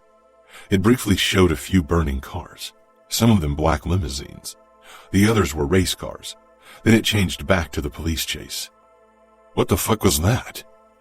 The front door swung open with a bang. Steps thundered toward us. Nino put an arm over Chiara and pulled his gun. I rose with my own gun raised. Fabiano stormed into the living room, panting. "The outfit attacked our territory." I froze. Savio jerked to his feet. "What?" I growled. If Dante had set a single foot on Vegas ground, I'd walk into Chicago tomorrow. Then another thought struck me. The race. Fabiano nodded. "The organizer from the Kansas race called a few minutes ago. There was an attack on the race. I think he called me because he thought it would stop you from killing him." Tough luck. I'd deal with him once I was done with the outfit. "How long ago did they attack?" "About an hour ago. There's chaos over there, but the race is going on with the remaining cars." "Why didn't they alert us sooner?" "They didn't know what was going on at first. When they realized it was the outfit, they tried to divert the other race cars first so they could keep the race going." Chiara stirred. "What's wrong?" I pulled my knife, shaking, furious that Dante had attacked again. Nino stood, pulling Chiara to her feet. "Go to our bedroom." Nino looked at me, eyes widening, then nodded quickly and hurried away. My phone rang. I picked it up and brought it to my ear. "Remo," said a man. The voice was distantly familiar, but I couldn't place it. The background noise suggested he was in a helicopter or small airplane. "This is Danilo Mancini. I'm calling to tell you we have your brother, and we're going to enjoy his screams like you enjoyed Serafina's. Tell Nino to set up a dark net connection for later, so you can watch as we tear him apart. I will enjoy slicing him into tiny pieces." He hung up. It took my brain a few moments to process the information. "Call the sugar trap and ask if Adamo's there," I ordered. Fabiano frowned but did as he was told. "Is Adamo there?" he asked without a greeting. "Then ask her." "Remo, what's going on?" Nino asked carefully. My phone beeped with an incoming message, with detailed instructions for the connection. I held it out to Nino, who took it from me, frowning. His mouth tightened when he read what the message said. "He's not there. Apparently he left last night. CJ said he asked her to pretend she was with him because he wanted to join the race." I nodded, trying to ignore the way my chest kept constricting. Savio didn't say anything, only stared at me. Fabiano had fixed himself a drink and downed it in one gulp. Eventually Nino looked up from the phone. "We won't be quick enough to save him. There won't be anything left of him to save when they're done with him." I got out, fury and weaker emotion burning through my veins. Why couldn't the kid have listened for once? Fuck it. "Call Gregory. Tell him he can have Kansas if he attacks the outfit." Nino nodded and pressed the phone back to his ear as he walked back and forth in the room. Savio ran a hand through his hair. "Fuck! We have to do something." From the words I caught, Gregory had no intention of getting involved. I flung my knife at the heavy bag. "Fuck!" I snarled before Nino had uttered a single word. "He says this isn't his fight." "Bastard," Fabiano muttered. "I will soon make it his fucking fight. For this, I will declare war on him and the fucking Bratva in outfit territory." "Do you want me to set up the connection?" Nino asked quietly. "Of course," I growled. "If Adamo has to suffer, we will watch. We will suffer with him. Fuck it all." Nino didn't move for a moment. Then he nodded slowly. "We need to figure out where they are taking him," I told Fabiano. He knew the outfit better than any of us. "I assume honor dictates that they take him to Minneapolis, because that's where her family lives. She wasn't married to Danilo yet, or they would have taken Adamo to his city to dish out punishment there," he said. "It would take us at least 3 hours to reach Minneapolis, and probably several more hours to figure out where they kept Adamo. The darknet connection would begin in 50 minutes. I took my phone again and dialed Dante's number. He rejected the call. "Fuck him," I rasped. "Call our pilot. The plane better be ready in 20 minutes or I'll kill him." Nino made the call, and we set out toward the airport. Fabiano stayed with Chiara, whom he was taking to a safe house with Leona. I'd alerted every fucking soldier in Las Vegas to be vigilant. The plane was ready on time, and we started almost immediately. I tried to call Dante again, but he didn't pick up. "It's his game this time," Nino murmured after a while. Savio had his face buried in his hands. "It is," I agreed. "And he'll win." Nino raised his eyebrows. "I'll allow him to put me checkmate." "Remo," he began, but I smiled grimly and indicated the laptop. "It's time to turn this on." I pressed the blade against my palm when Adamo appeared on the screen. He was slumped forward on a chair. When they started cutting him, Adamo's scream filled the airplane, blaring from the speakers mercilessly, and fuck. They were the first screams in forever that got under my skin. The first since her screams. I cut into my palm, deep, drawing blood. Savio gripped the armrest of the seat, his arms shaking. Nino was behind me, one hand digging into my shoulder. Danilo was next and took out a lighter. I jumped to my feet, shaking with rage, so much rage it threatened to rip me apart. Adamo's eyes widened. Fuck. He was a kid. He wasn't like us. This was supposed to be me. I was supposed to burn for them. Danilo touched the flame to Adamo's skin, and his screams got louder. I reached for my phone again, knowing that Dante would reject my call like before, and hating this fucking sense of helplessness. I was supposed to burn for them, for him, and I would. Enough! A female voice rang out, and my eyes snapped back to the screen as Serafina threw herself in front of my brother, protecting him. I froze, unable to trust my eyes, to believe that the woman who haunted my nights was really in front of me. Nino and Savio stared at me, as if they waited for me to lose my shit completely. Fuck, Savio murmured, shaking his head. She hadn't returned to me like I'd thought she would. She hated me more than I expected, and yet she protected Adamo. Because he wasn't the one she wanted to see suffer. She wanted to see me bleed. She would get her wish. Remo? Nino said in a cautious voice. I raised the phone to my ear, waiting for the inevitable, but this time it didn't come. He finally answered my call. Dante, I'll give you what you really want. Tomorrow morning, I'll be in Minneapolis and exchange myself for Adamo. He didn't need to know we were already on our way, but maybe he did. Remo, he said coolly.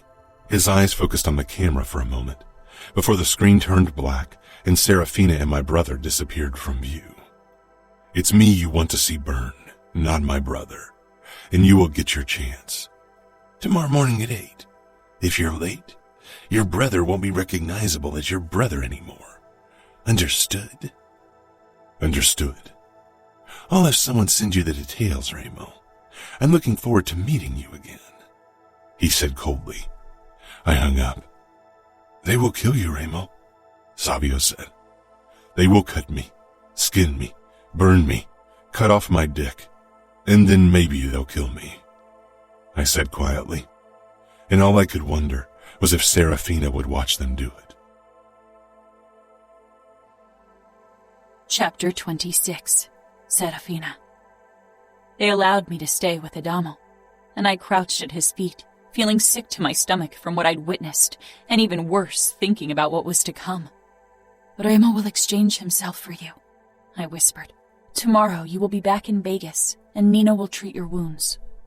Adamo tilted his head, dark eyes bleak. Remo is Capo. He won't die because I've been stupid enough to get myself captured.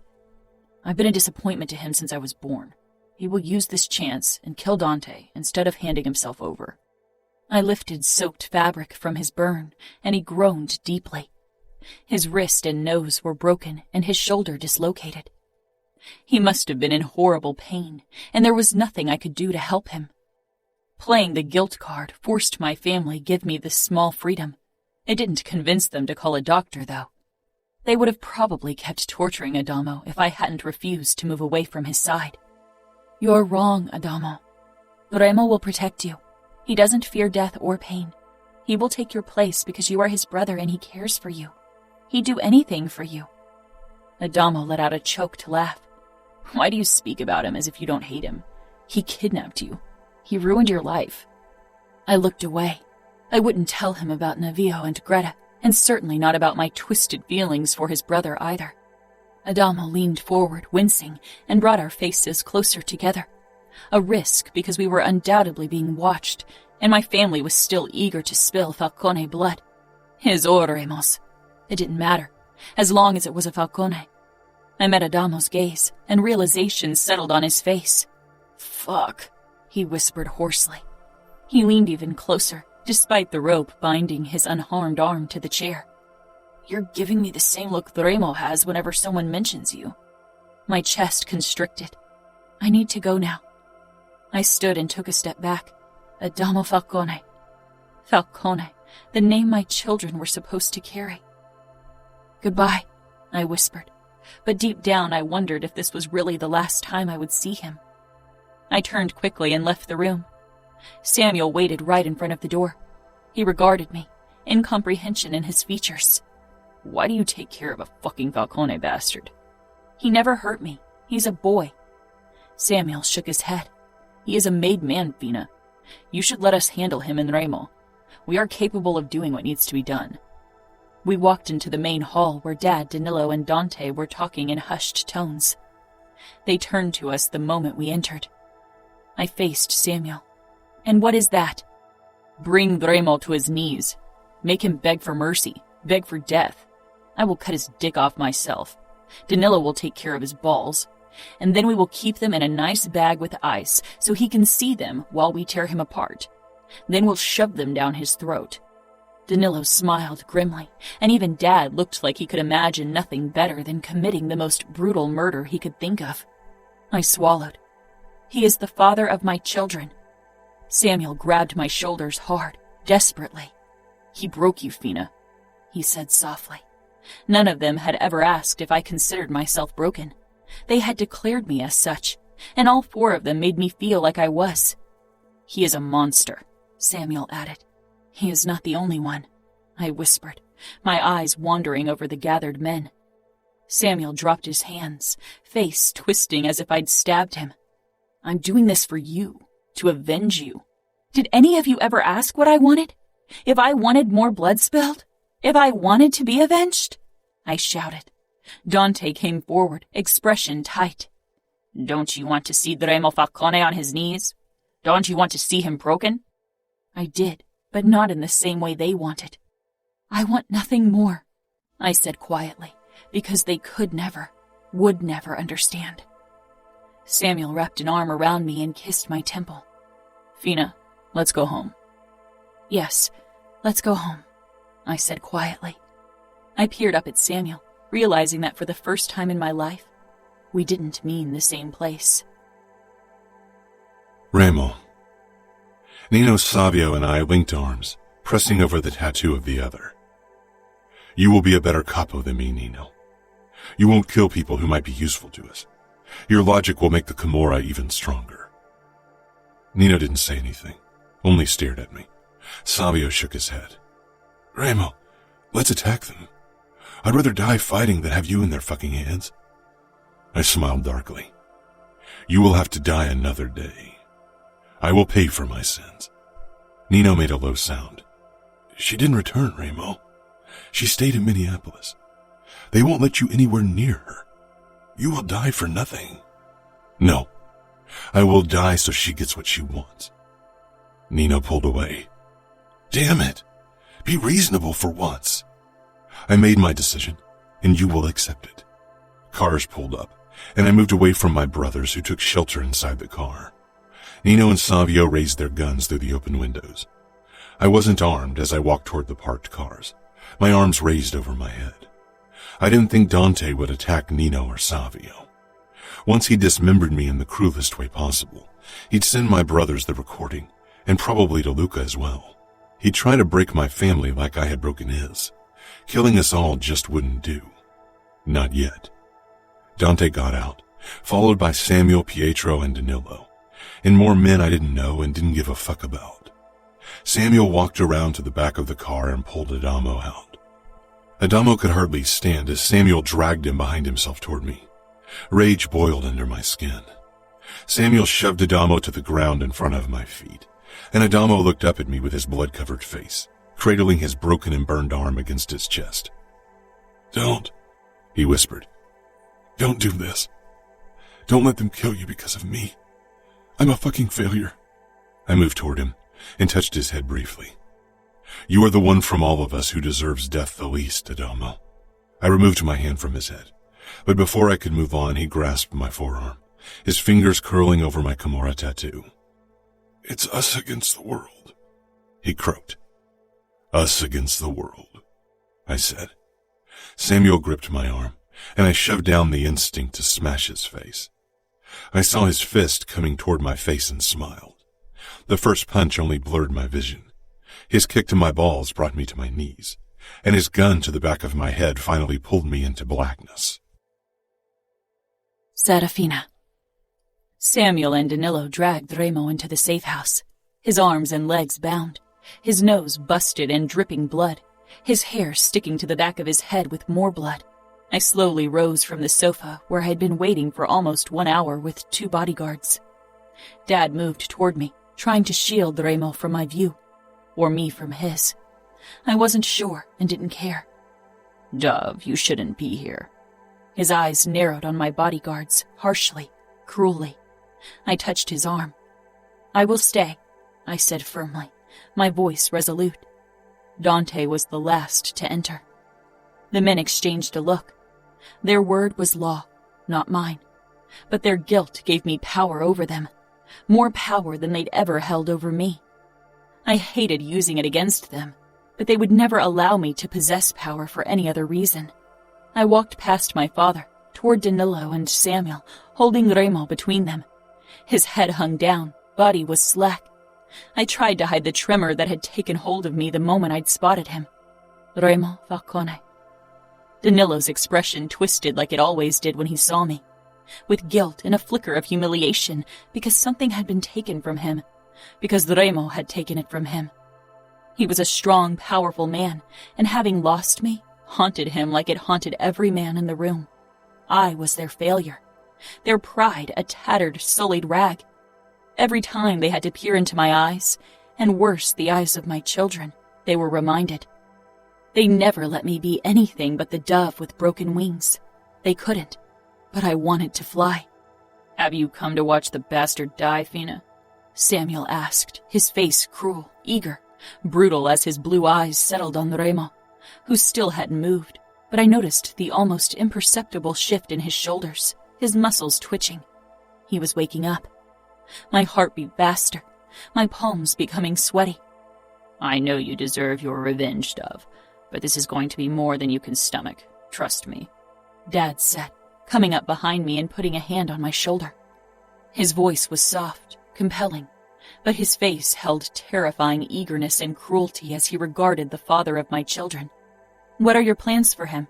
I asked my uncle, because he was the man who would have the last word on the matter. His cool blue eyes weren't as controlled as usual.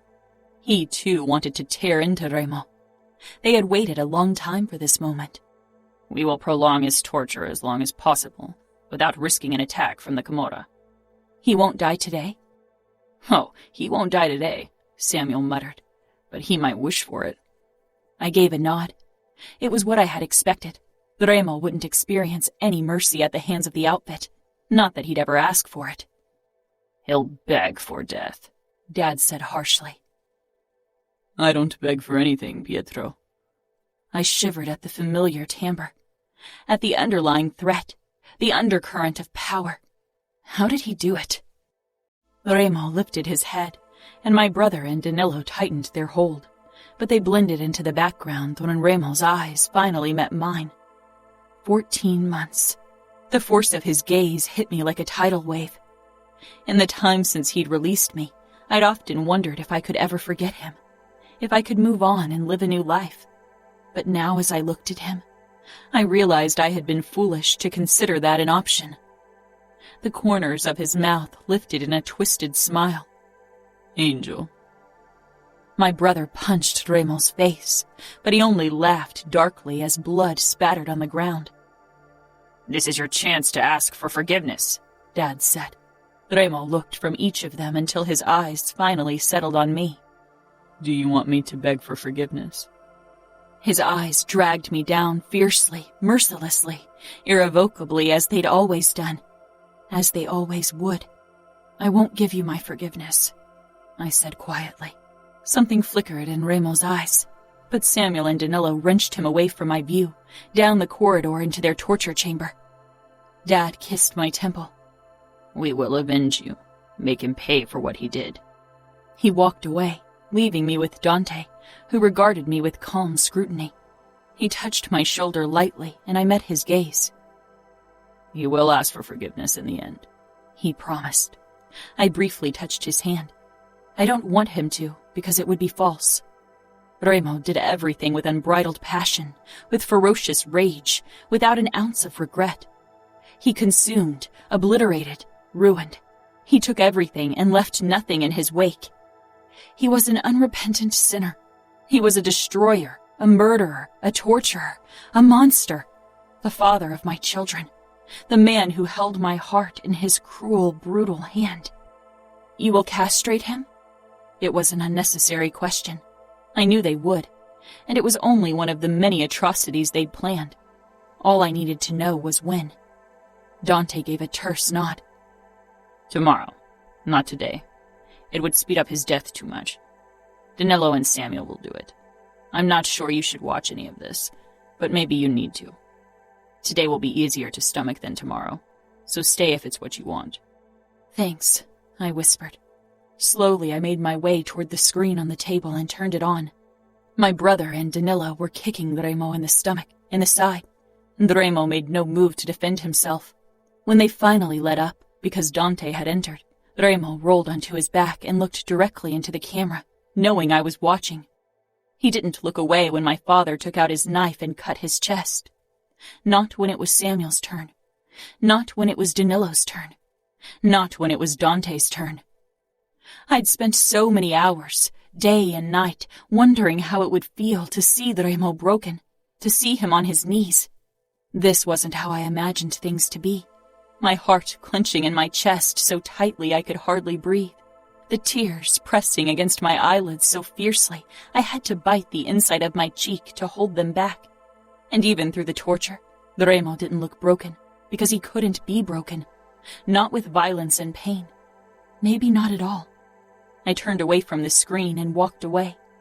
My bodyguards followed close behind, their steps slow and measured. Shadows meant to protect and save me, but I was beyond saving. My family tried to mend me, but I didn't need it because I wasn't broken. Slipping behind the steering wheel of the Mercedes limousine, I revved the engine the second my bodyguards were inside. My foot pressed down on the gas. They slanted looks my way, but didn't comment. They were meant to protect, not judge. I was allowed this freedom because my family's guilt had paid for it. They couldn't bear keeping the dove with broken wings in a gilded cage.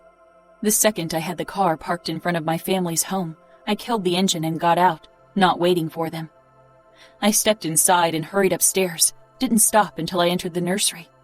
Both Nevio and Greta were asleep in their shared crib, looking peaceful and painstakingly beautiful. I stroked their heads, the thick black hair like their father's. When my fingers brushed Nevio's temple, his eyes peeled open with those dark brown, almost black eyes. I leaned down and pressed a kiss to his forehead, then to Greta's, breathed in their scent, then sank down in a chair and watched them sleep. I wasn't sure how long I stayed like that when the door opened. Familiar steps sounded behind me, steps that had accompanied me almost all my life. A warm hand came down on my shoulder, and I covered it with mine. Samuel pressed a kiss to the crown of my head, then rested his forehead against it for a couple of moments. So gentle and caring, so very different from the man I'd seen torturing Remo. He straightened, and I tilted my head back, peering up at him. His gaze rested on Greta and Nevio. But for him there was nothing beautiful about them. As always, his eyes shone with guilt and aversion when he regarded them, before he noticed my scrutiny and lowered his gaze to me. Warmth filled his expression. I wished he could spare some of it for the children I loved more than life itself. Samuel was my blood. He would always be. He was part of me as I was part of him, and I didn't resent him for his feelings toward my children. I knew he hated their father, not them. But more than that, he hated himself. I stood, grabbed his neck, and pulled him down until his forehead rested against mine. Please, Sam, stop blaming yourself. Please, I beg you. I'm not broken. You have no reason to feel guilty. He returned my gaze, but I realized his guilt ran too deep. Maybe tomorrow he'd finally be free. Maybe he could let go of his guilt when he had to let go of me. I love you, I said, knowing it was the last time. Samuel wrapped his arms around me. And I love you, Fina. Chapter 27. Serafina. Dad and Dante didn't come home that evening. They would spend the night in the safe house. Safe house. What a name for a house to torture enemies. After Samuel had made sure I was okay, he drove back there as well. Maybe they were worried Remo might manage to escape, or maybe they wanted to keep torturing him throughout the night. Probably the latter. I grabbed a bag and packed a few things for Greta and Nevio. Then I walked down into the basement where we kept our weapons, as well as other necessities in case of an attack. I perused the display of guns and knives. I strapped a gun holster to my chest over my t-shirt. It allowed me to strap a gun and a knife to my sides, as well as another gun to my back. Just to be on the safe side, I added a knife holster to my calf. I had chosen loose linen pants for the occasion, just for that purpose. After that, I rummaged through the medical supplies. Samuel had explained everything to me, so I was prepared if something happened, not so I could use it against them. I grabbed a syringe with adrenaline and one with a sedative. After I'd put on my thick cardigan, I stuffed the syringes into its pockets and returned upstairs. It was quiet in the house. Sophia was probably reading in her room before bed, and Mom was most likely doing the same. The bodyguards were in their quarters in the back of the house, and 2 were guarding the fence surrounding the garden. I put on comfortable sneakers, then headed for the nursery. I considered going to my mother, saying goodbye, apologizing for what I was about to do. But words would never be enough to explain my betrayal. Words were too insignificant. They would never understand. I'd try to call her later, once we were safe. Lifting the bag over one shoulder, I grabbed Navio and Greta before I made my way out of the nursery, moving quietly. I froze when I spotted Sophia standing in her doorway in her pink nightgown, brown hair disheveled. Her eyes took in everything, and a small frown drew her brows together. Where are you going? I considered what to tell her, how to explain to a 12-year-old what I had done and was about to do. I'm leaving. I have to. Sophia's eyes widened, and she padded toward me with bare feet. Because of Greta and Navio? I nodded. She was young, but she wasn't as oblivious as we all wanted to believe. She stopped right in front of me. You're leaving us. I swallowed hard. I have to, Ladybug, for my babies. I want them to be safe and happy. I need to protect them from the whispers. Sophia regarded my twins. She leaned forward and kissed each of them on the cheek, her eyes filling with tears as she peered up at me. My heart clenched tightly. I know what people say about them, and I hate it, but I don't want you to go. Her voice broke. I know. I tried to hold back my emotions. Give me a hug. She wrapped her arms around me and the twins, and we remained like that for a moment. Don't tell anyone, please. She pulled back with a knowing look. You're going to return to their father? I nodded, a half-truth. But Sophia didn't need to know that our family and her future husband were currently torturing the man she was referring to. Do you love him? I don't know, I admitted. Sophia looked confused for a moment, but then she nodded, biting her lip, more tears gathering in her eyes. Dad won't allow me to see you anymore, will he? I swallowed. I hope one day he'll understand. I'll miss you. I'll miss you too. I'll try to contact you. Remember, I love you. She nodded, tears trailing down her cheeks. I quickly turned before I lost it. I could feel Sophia's eyes on me as I walked downstairs. The light from upstairs illuminated my path as I headed into the garage. I put Navio and Greta into their car seats, then slipped behind the steering wheel. The guns were digging uncomfortably into my back and side. The garage door slid up, and I pulled out and steered the car down the long driveway. I pressed the button for the gate, and it opened. A guard stepped in front of the gate, and I had to pull to a stop or run him over. The windows were tinted, so he couldn't see the kids on the back seat. I let down the window a gap. Miss Bione, nobody informed us you'd be leaving. I'm informing you now, I said firmly. He frowned. I'll have to ask the boss. I scowled. Get out of my way. I'm driving over to the safe house to kill the man who raped and tortured me. His eyes grew wide, and he lowered his gaze, the shame of all outfit soldiers reflecting clearly on his face. I'll have to make a quick call. He lifted his phone to his ear, and I considered hitting the gas. He lowered the phone, touched the screen again, then lifted it once more. Samuel, I can't reach your father. Your sister is at the gate, trying to leave. He held the phone out to me. I took it with a glare. Fina, what's going on? Tell him to let me leave. Fina. I'm coming over. I need to see what you're doing. You owe it to me, Sam. Guilt sliced through me, but I shoved it back. You should take a bodyguard with you. Sam, I whispered harshly. Let me leave. Do you want me to beg? I've done enough of that. Trust me. A lie. One I'd never wanted to use on Samuel. He sighed. Okay, but right now we're not doing anything. Dad, Danilo, and Dante are catching some shut-eye. It's been a long day. I'll be there in 15 minutes. Let them sleep for now. They don't need to know I'm coming over yet. You know how Dad can be. I handed the phone back to the guard, and after an order from my brother, he finally let me through. Samuel was waiting for me outside the safe house when I pulled up. I programmed the heating so it would keep the car warm for my babies before I exited. Samuel regarded me with a deep frown. He was wearing a different shirt than last time I saw him, and as I got closer, I noticed the red under his fingernails. He wrapped an arm around my shoulders, and for a moment I tensed because I worried he could feel the holster. But his arm was too high up and my cardigan too thick. He led me inside. My eyes searched the main area. They're in the sleep area upstairs. Do you want me to wake them? No, I said quickly. My eyes were drawn to the screen.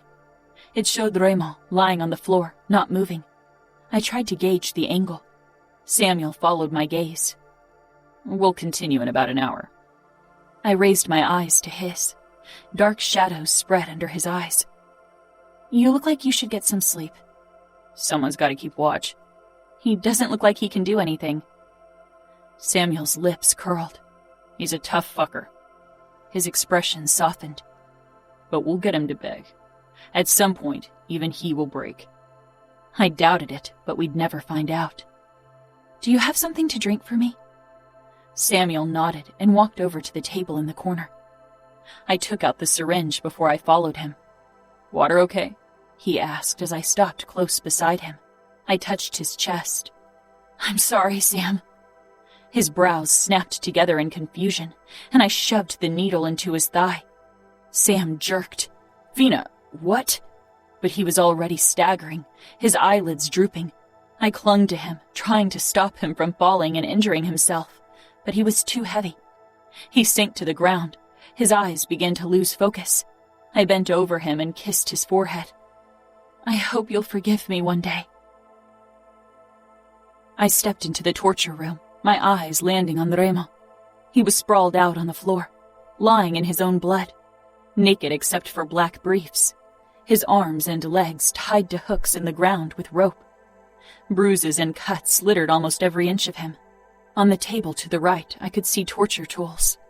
The knives covered in blood, but some of the others were still pristine and untouched, waiting for their purpose. Remo's eyes peeled open in his blood-covered face, and they knocked the breath out of me again. A dark smile twisted his mouth, but there was an emotion in his eyes that tightened my stomach. Angel, have you come to watch your family cut off my dick? I hear that's scheduled for today. I crept closer to him, my sneakers trudging through his blood covering the rough floor. My steps didn't falter.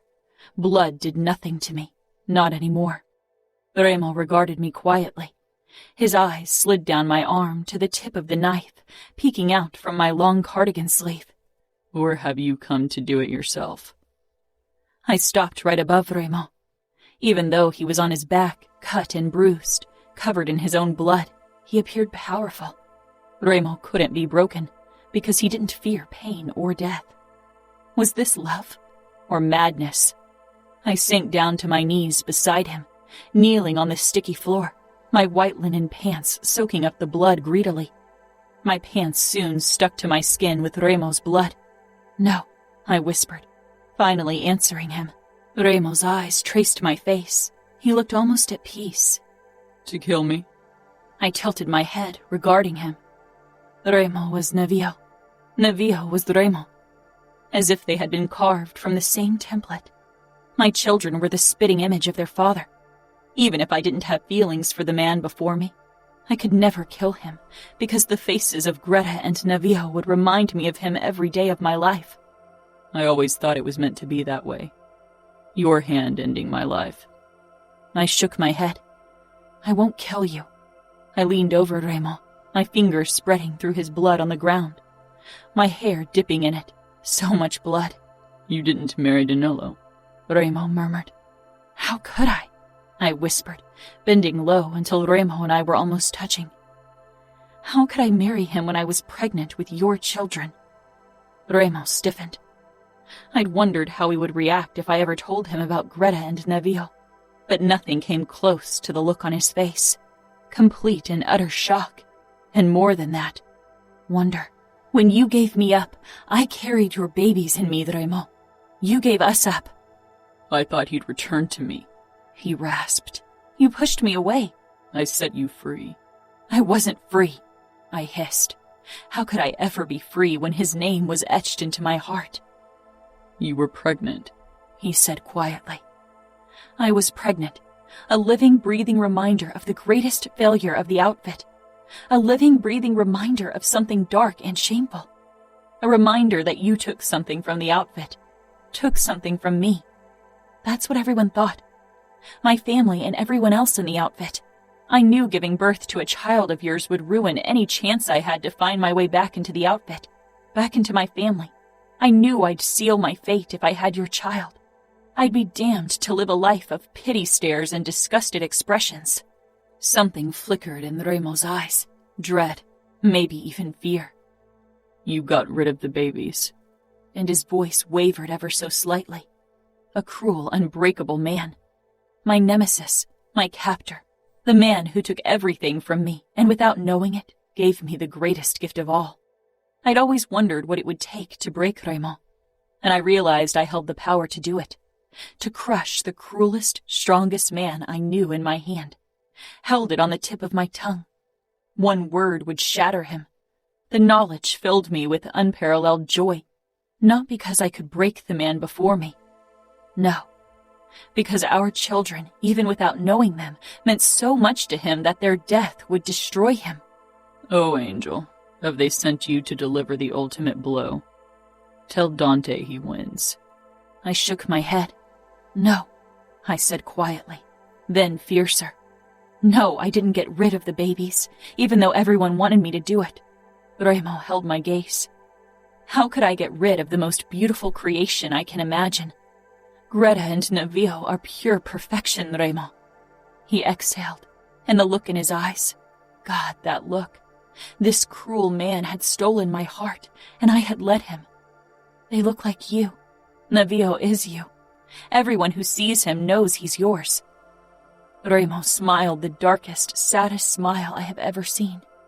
Have you come to tell me before my death that I'll never see them?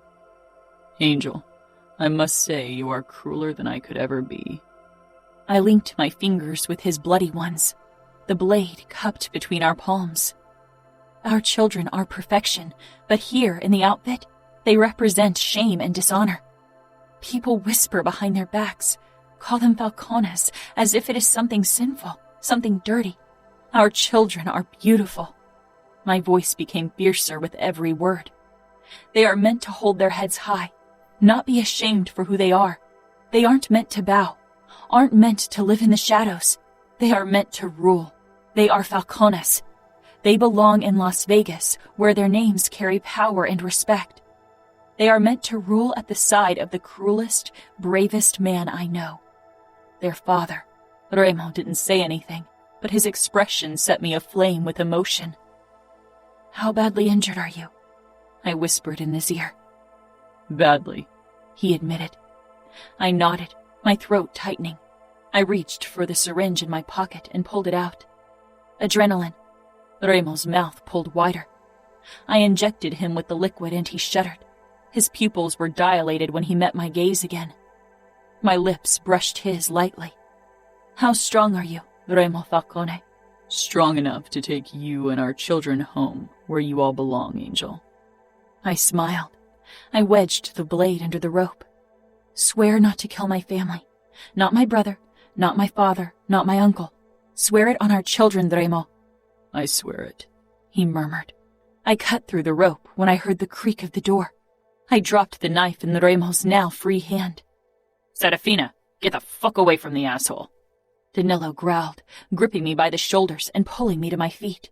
I whirled around on him, getting in his face. Don't tell me what to do. I have a right to be here. Danilo was breathing harshly, his chest heaving. I took a step back, closer to Remo again. Dante and my father stepped in. I shielded Remo mostly from their view, but that wouldn't last long. You shouldn't be here, Dove. This isn't something for a woman, Dad said gently. He still believed in my innocence, but Dante and Danilo regarded me more cautiously. Where's Samuel? Dante asked.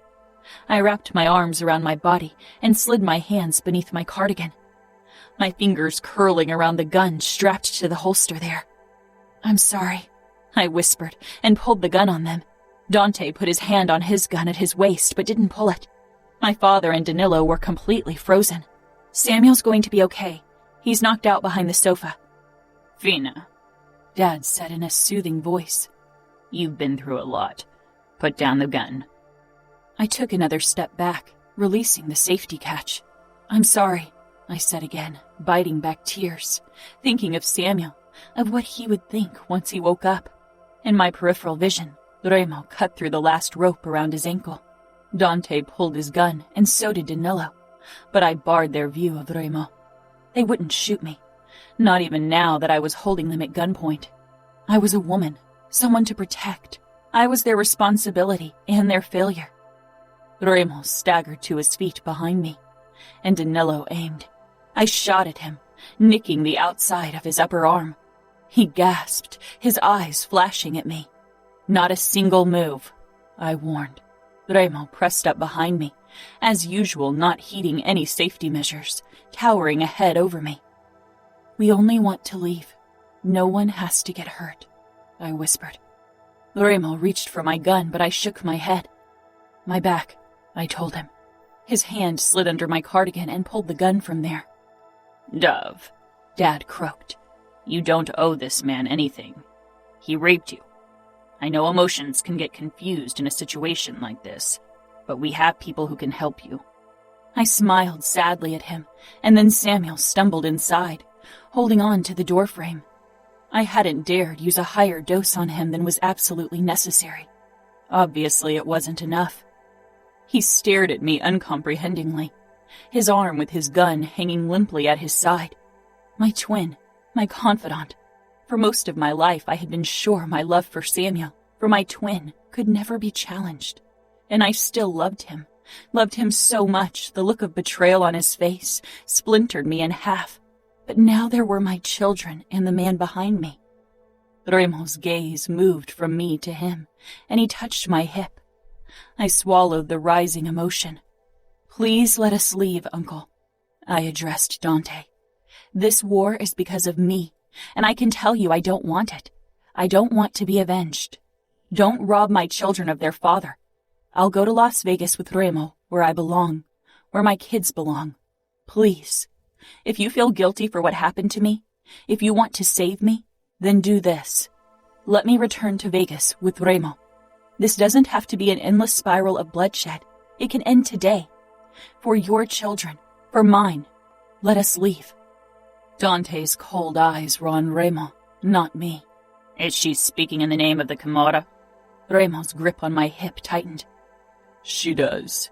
You breached my territory, and I breached yours. We're even. We're not, Samuel roared, stepping forward, swaying. Remo lifted his gun a couple of inches. You kidnapped my sister and broke her. You twisted her into your fucking marionette. We won't be done until I'm standing over your disemboweled corpse so my sister is finally free of you. Sam, I choked. Don't do this.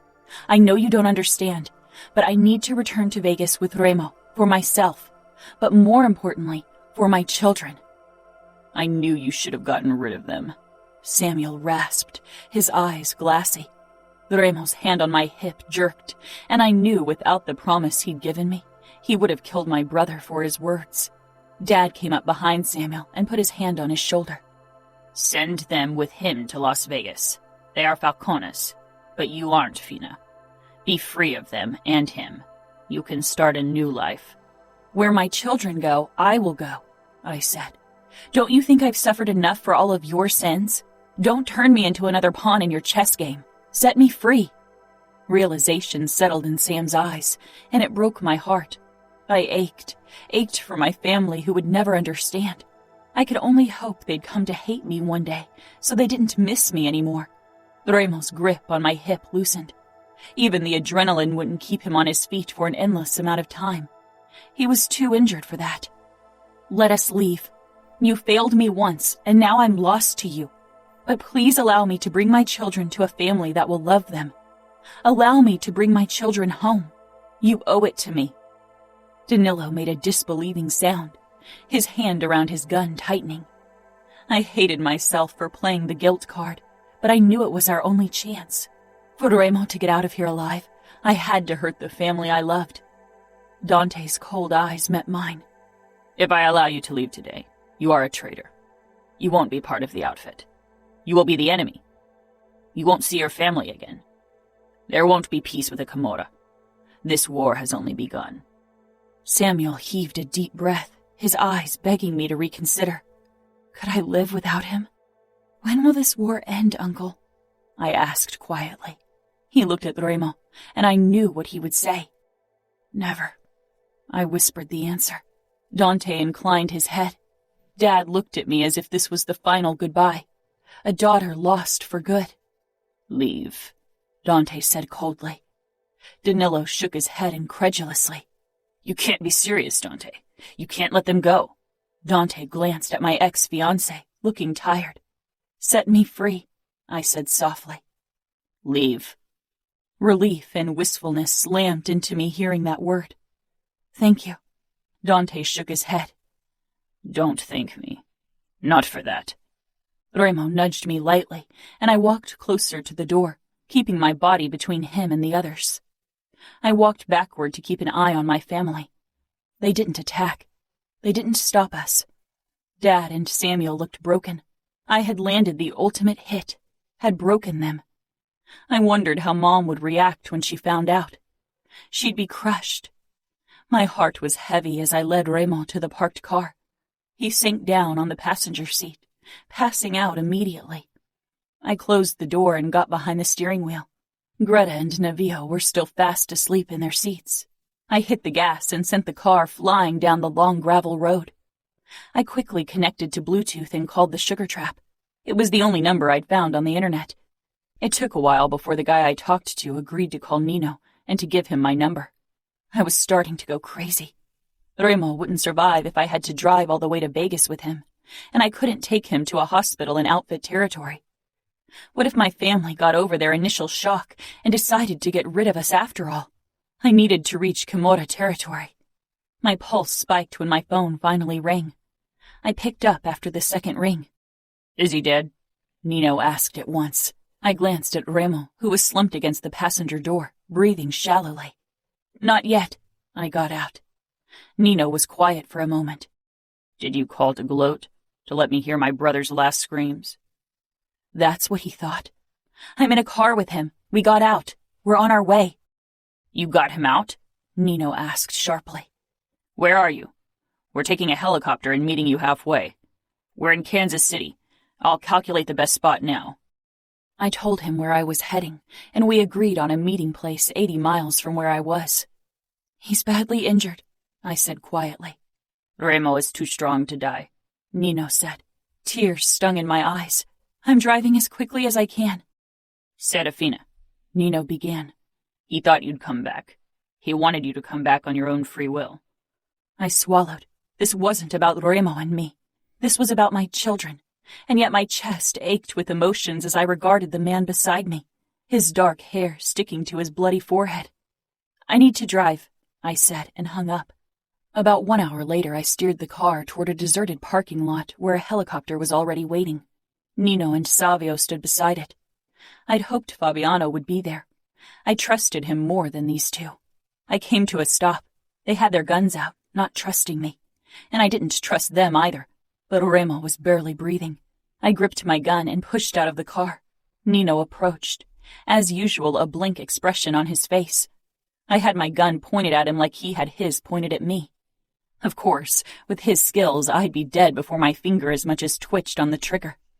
I lowered my gun and walked toward the passenger door, opening it. Nino still regarded me cautiously. Savio came up behind him, his gun at his side, not pointed at me. "Will you help me? Or do you want Remo to die?" Nino moved forward, and the second he saw his brother, he shoved the gun into his holster and rushed to my side. He quickly checked Remo, then gripped him under the arms. Remo groaned.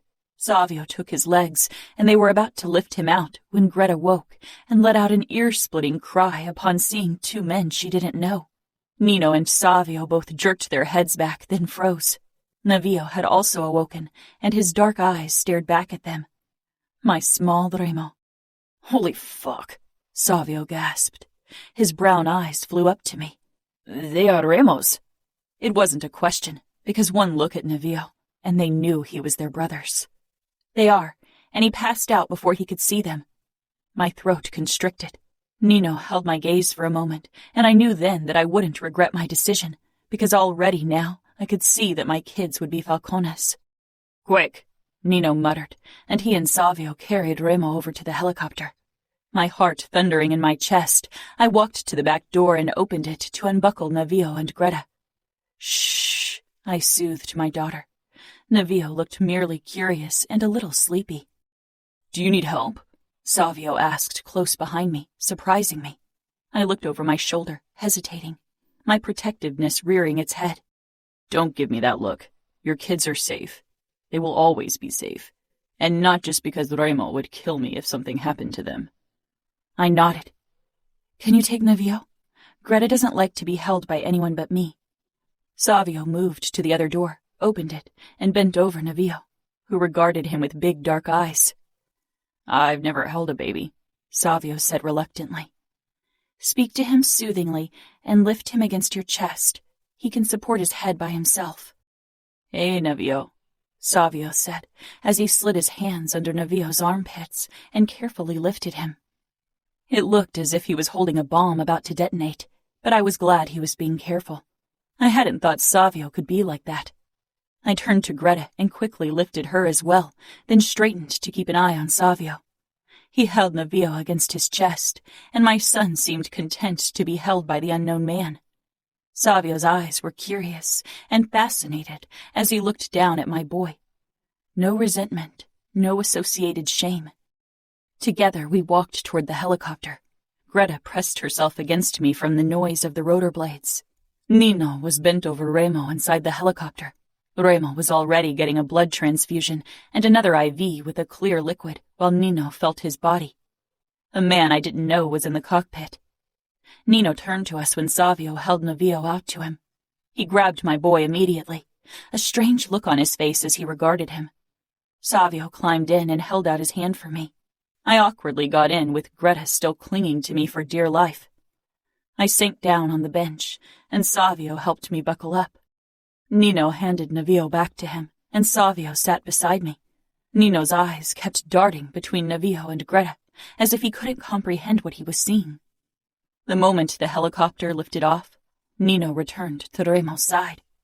Navio stared down at his father, then at me, and I swallowed the emotion. What if Remo died before he could see his kids?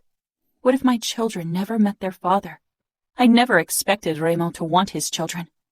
But now that I knew he did, guilt washed over me. I thought I protected them by keeping them from him, by staying in the outfit. But I had been wrong. Las Vegas was their home, because it was Remo's home. Chapter 28. Serafina. After we landed in Las Vegas, Nino immediately rushed Remo off to a hospital the Camorra worked with, and Savio stayed with me. I was exhausted and emotionally drained. "What happens with us now?"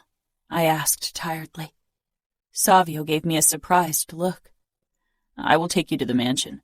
Remo will want to have you and his kids around when he returns." "You think he will survive?" Savio nodded. "Remo won't die."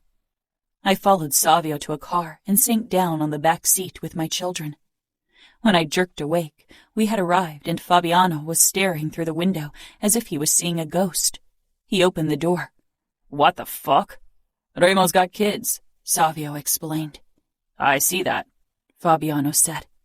Savio took Navio again, and I got out with Greta, who had her face buried in my neck. Fabiano couldn't stop staring at Navio. Then finally he met my gaze. "You saved Remo?" I nodded. Fabiano searched my eyes, and I wasn't sure what he was looking for. "It's too cold for Navio and Greta to stay outside. Can you get my bag from the trunk?" Fabiano nodded and walked to the back of the car. I followed Savio inside the house, a strange sense of familiarity washing over me. This place didn't feel like home. I'd only experienced it as a captive, and I wondered how things would be now that I had come here freely. Could this become a home for me and my children? Savio had said Remo would want me to live here with them, but I wasn't sure. It felt surreal being here, but there was no going back now. The realization sank in slowly, and for a moment I felt immobilized by the weight of it. Holding Greta seemed to ground me. "You can give Nevio to me," I managed, offering my free arm. Savio's brows drew together, but he gave me my son without hesitation, and I hugged him to me. Savio and Fabiano watched me for a moment, as if they weren't sure what to do with me. "How is he?" Chiara asked, hurrying into the entrance hall. She jerked to a stop when she spotted me with the kids. Her eyes widened. "Nino took him to hospital," Savio said. Chiara only stared at me. Her eyes darted down to Nevio and Greta, and she shook her head in disbelief. A girl with freckles and brown hair followed Chiara and also stopped in her tracks. Chiara was the first to move. She came toward me, her eyes alight with warmth. "How did Remo react?" Tears sprang into my eyes and her smile fell. "He passed out before he saw them," I whispered. "Nothing kills Remo," Fabiano said firmly. I nodded. Greta began crying, and Nevio too was becoming increasingly cranky. I need to feed them and change their diapers. Then they need a place to sleep. Savio glanced at Fabiano, who shrugged. Chiara rolled her eyes. "Would it be okay if I took you to the bedroom you were in last time? I don't want to open the other rooms in Remo's wing. Or would you prefer to stay in mine and Nino's wing?" I choked out a laugh. "I'll stay in Remo's wing." The other girl smiled hesitantly. "I'm Serafina, and this is Nevio and Greta." "Leona," she said. "Nice to meet you." Fabiano stepped up to her and put his hand on her waist in a possessive gesture. So she was his girl. Chiara took my bag from Fabiano and led me upstairs into Remo's wing. I knew the way by heart, but her company felt good. When we stepped into my old room, my breath caught in my throat at the rush of memories that overwhelmed me. But another loud wail from Greta snapped me out of it. I moved over to the bed and carefully lowered them down on it. Chiara kept throwing glances at my twins, longing in her gaze. "How can I help you?" I opened the bag and held out the baby formula. In the evening, they always needed the bottle to calm down. "Could you prepare 2 bottles?" Chiara returned 15 minutes later with the bottles and settled beside me on the bed. "Why don't you feed Nevio while I take care of Greta?" I suggested. Her eyes lit up. "Thank you." I laughed. "You're helping me. I should thank you." She grinned as she took Nevio and settled him on her lap. "I should warn you, he is a bit of a wrestler." Chiara brought the bottle to Nevio's mouth, and as expected, his little hands reached for the bottle, trying to snatch it out of her hand. She laughed. I blinked back tears as I focused on Greta, who was happily drinking, her big dark eyes peering up at me sleepily. Emotions painfully tightened in my chest. Remo had to survive.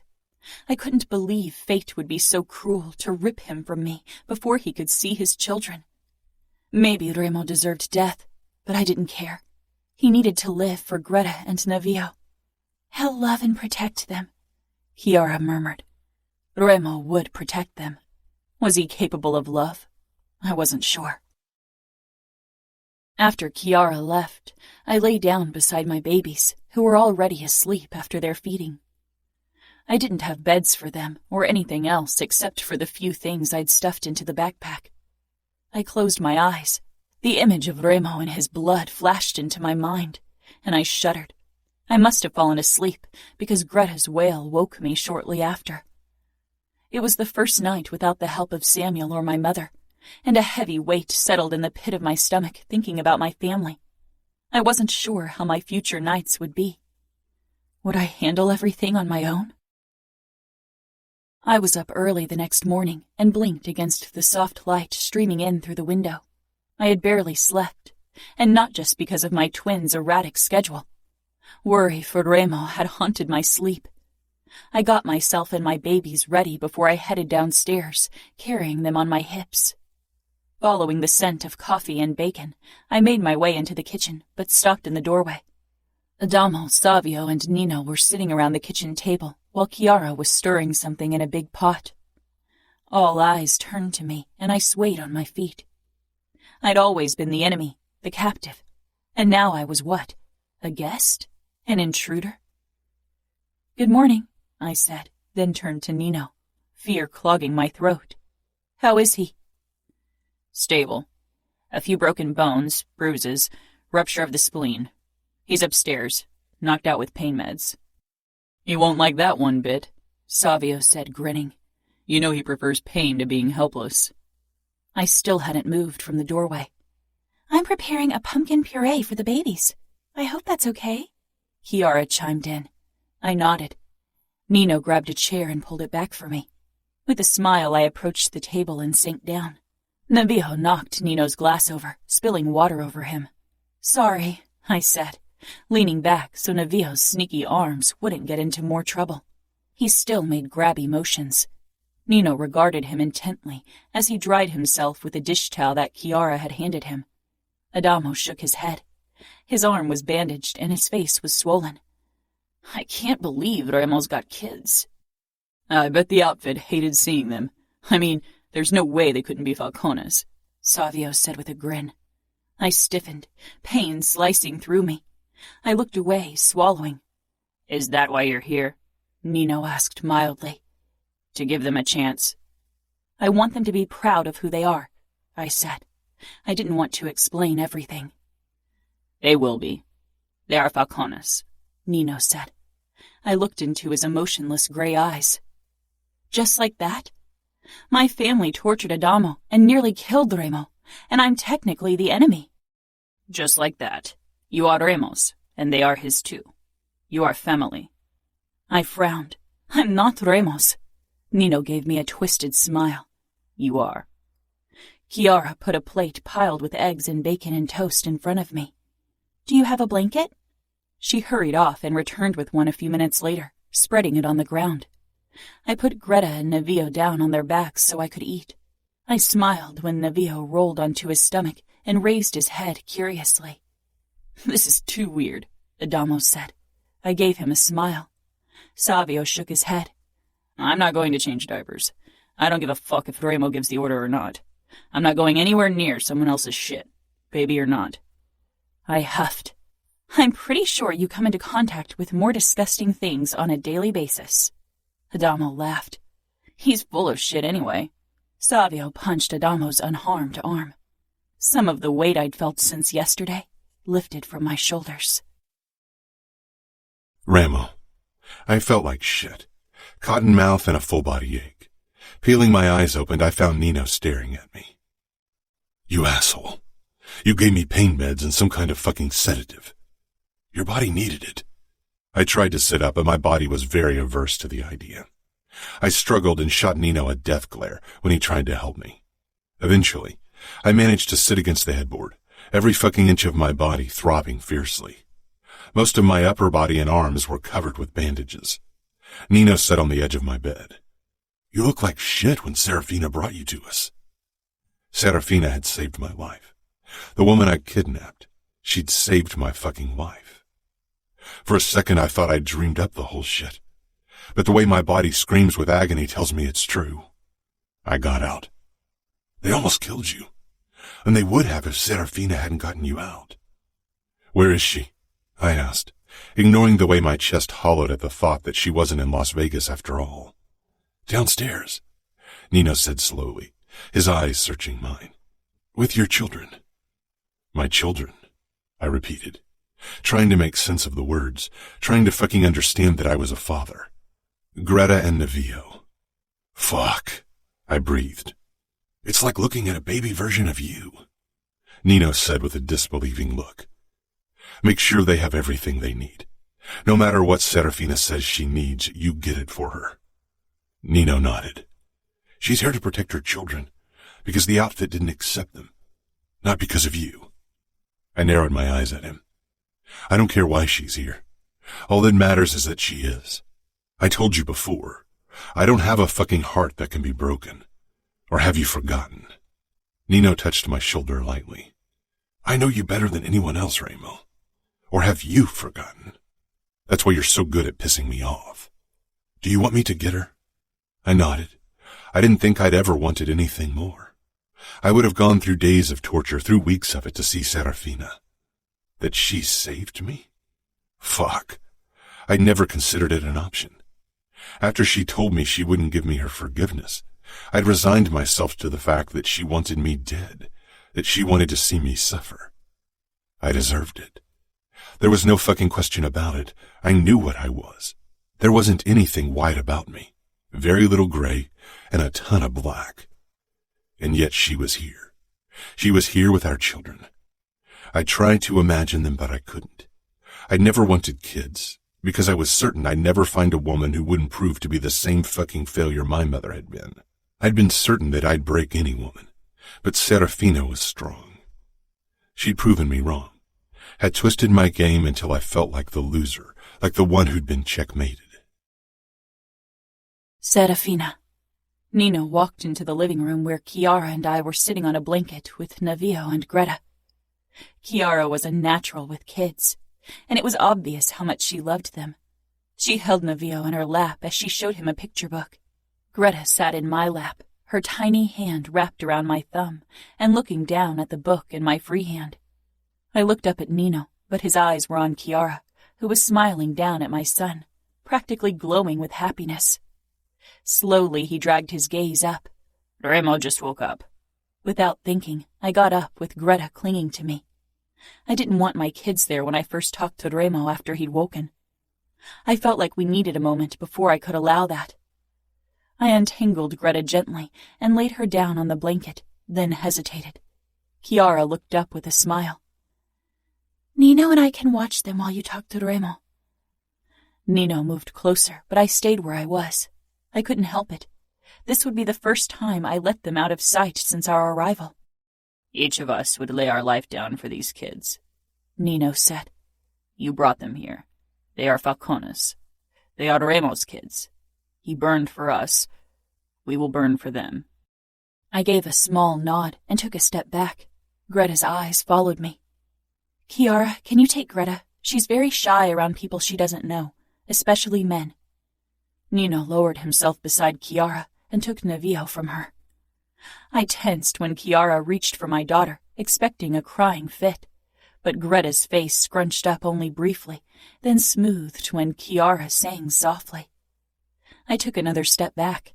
Chiara beamed at Nino as he put Navio down on his lap and pointed at the picture book. Nino oozed calmness, which was perfect for my kids. Navio ignored the picture book that Nino held up and stared at the colorful tattoos on Nino's arm, touching them with his small hands as if he thought they'd come alive under his fingertips.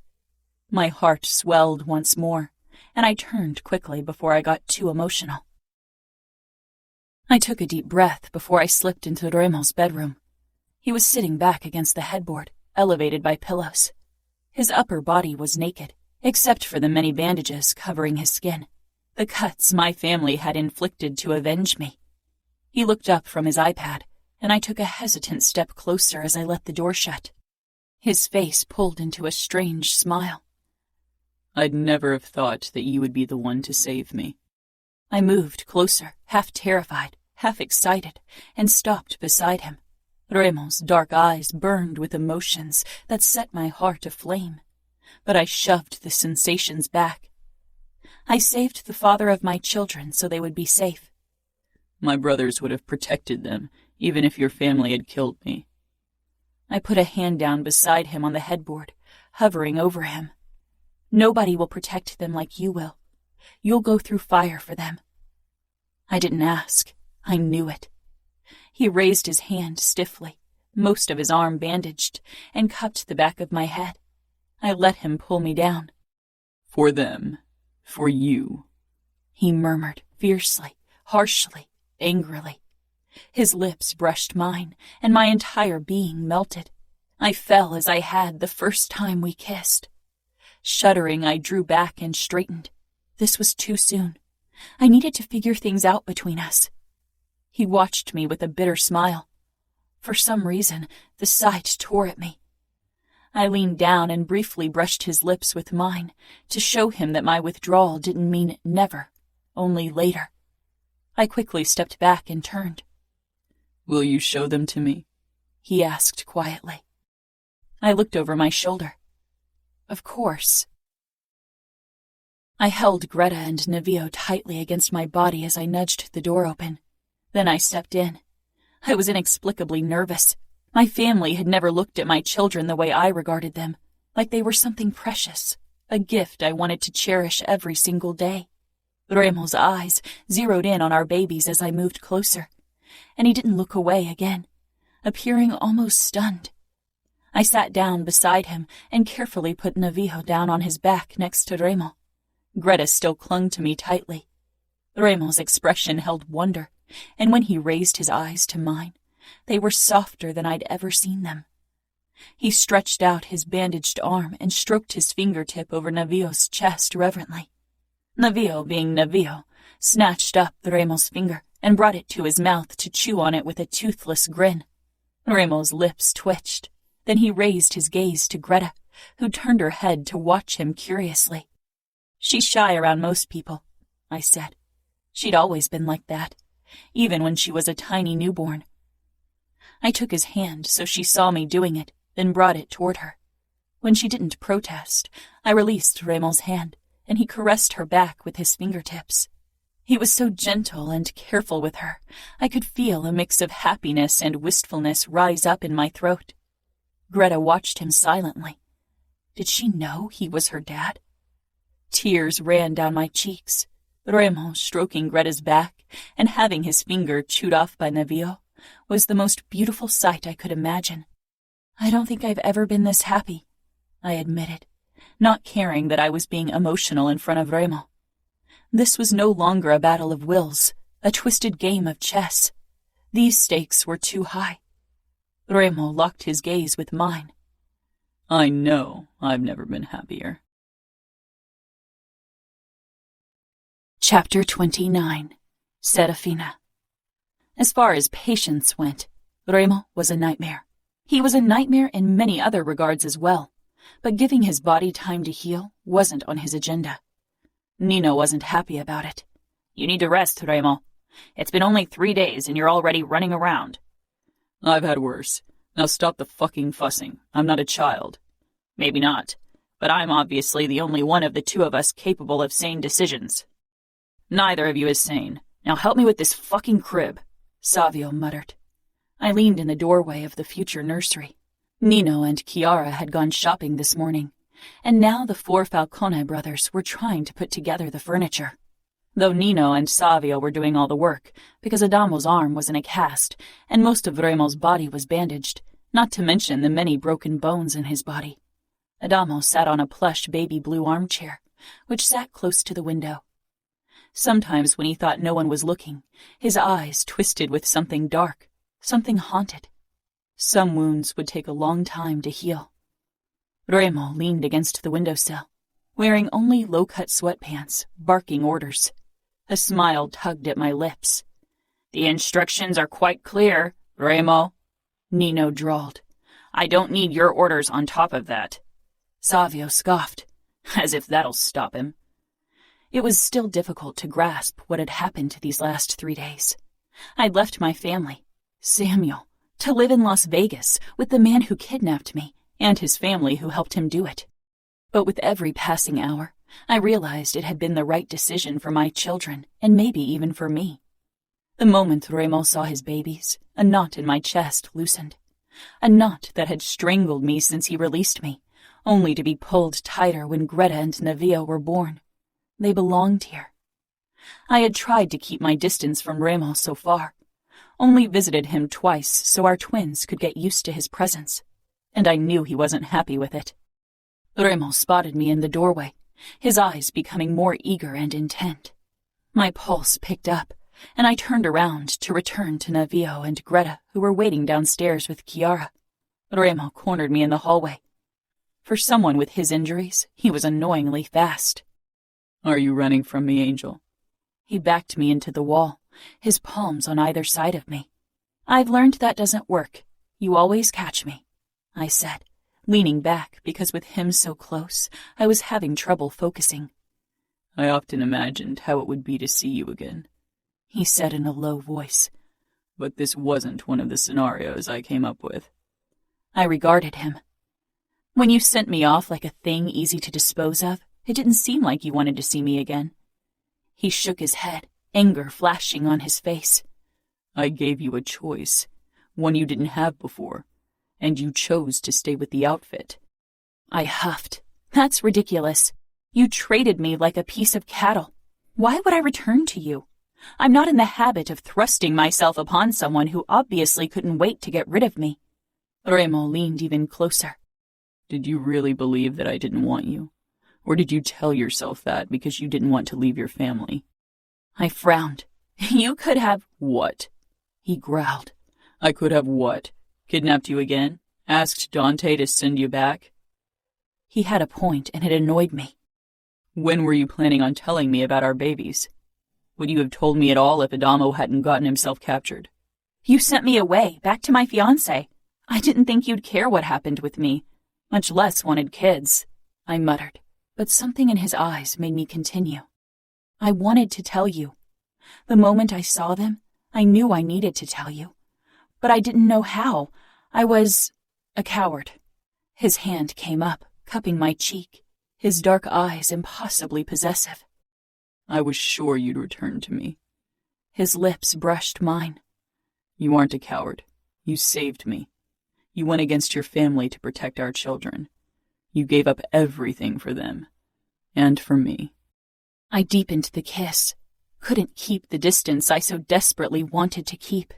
Remo's lips, his tongue, the feel of his rough palm against my cheek awakened a deep longing, a desperate need I'd kept buried since he'd set me free. My core tightened as his familiar manly scent flooded my nose, and memories of how Remo's hands, his mouth, his cock had felt came to the surface. I drew back, coming to my senses, and slipped out from under Remo's arm. He gave me a knowing smile before I hurried away, but I had seen the proof of his body's reaction to me in the bulge of his sweatpants. Only 1 week until Christmas. The mansion was decorated beautifully with red baubles, golden tinsel, and sprigs of mistletoe. Luckily, Greta and Navio weren't mobile yet, or the greenery would have had to go. I'd sent Samuel a few messages, telling him I was safe and asking if he was okay. He hadn't replied yet, but I knew he'd read the messages. Maybe his hurt was still too fresh. 5 days weren't enough to come to terms with the fact that your sister betrayed you for a man you hated more than anything in the world. My messages to Mom and Sophia hadn't even been received. I suspected Dad had gotten new phones for them so I couldn't contact them. I approached Chiara as she stirred a new batch of baby food, a sweet potato puree. Do you get Christmas presents for each other? Nino had given me a credit card from one of the Falcone bank accounts yesterday, and while I'd wanted to decline at first, I took the card. Remo seemed determined to make sure I had everything I needed. Still, it felt a bit odd to use their own money to buy them presents, but it wasn't as if I could access my family's accounts anymore. Well, last year was still a bit of a Christmas trial. Nino and his brothers still need to get used to a female touch in their life. But I got them gifts, and a few days after Christmas, I got gifts from them as well. She laughed. I think this year they might have gifts on time. I don't know what to get any of them. I don't know them well enough, and I don't really feel like part of this family yet. She touched my shoulder. But you are, Serafina. It's a strange situation for all of us, but it's the best thing that could have happened, especially for Remo. You think? I whispered. I know it, she said firmly. How are things between you? I'm trying to keep my distance. I'm scared of allowing too much closeness too fast. But you want to be with him? I laughed. I don't think I have a choice. He won't force you. That's not what I mean, I said quietly. I don't think my heart or my body will leave me a choice. She nodded, understanding filling her face. I'm so happy for the both of you, the four of you. Do you think Remo's capable of love?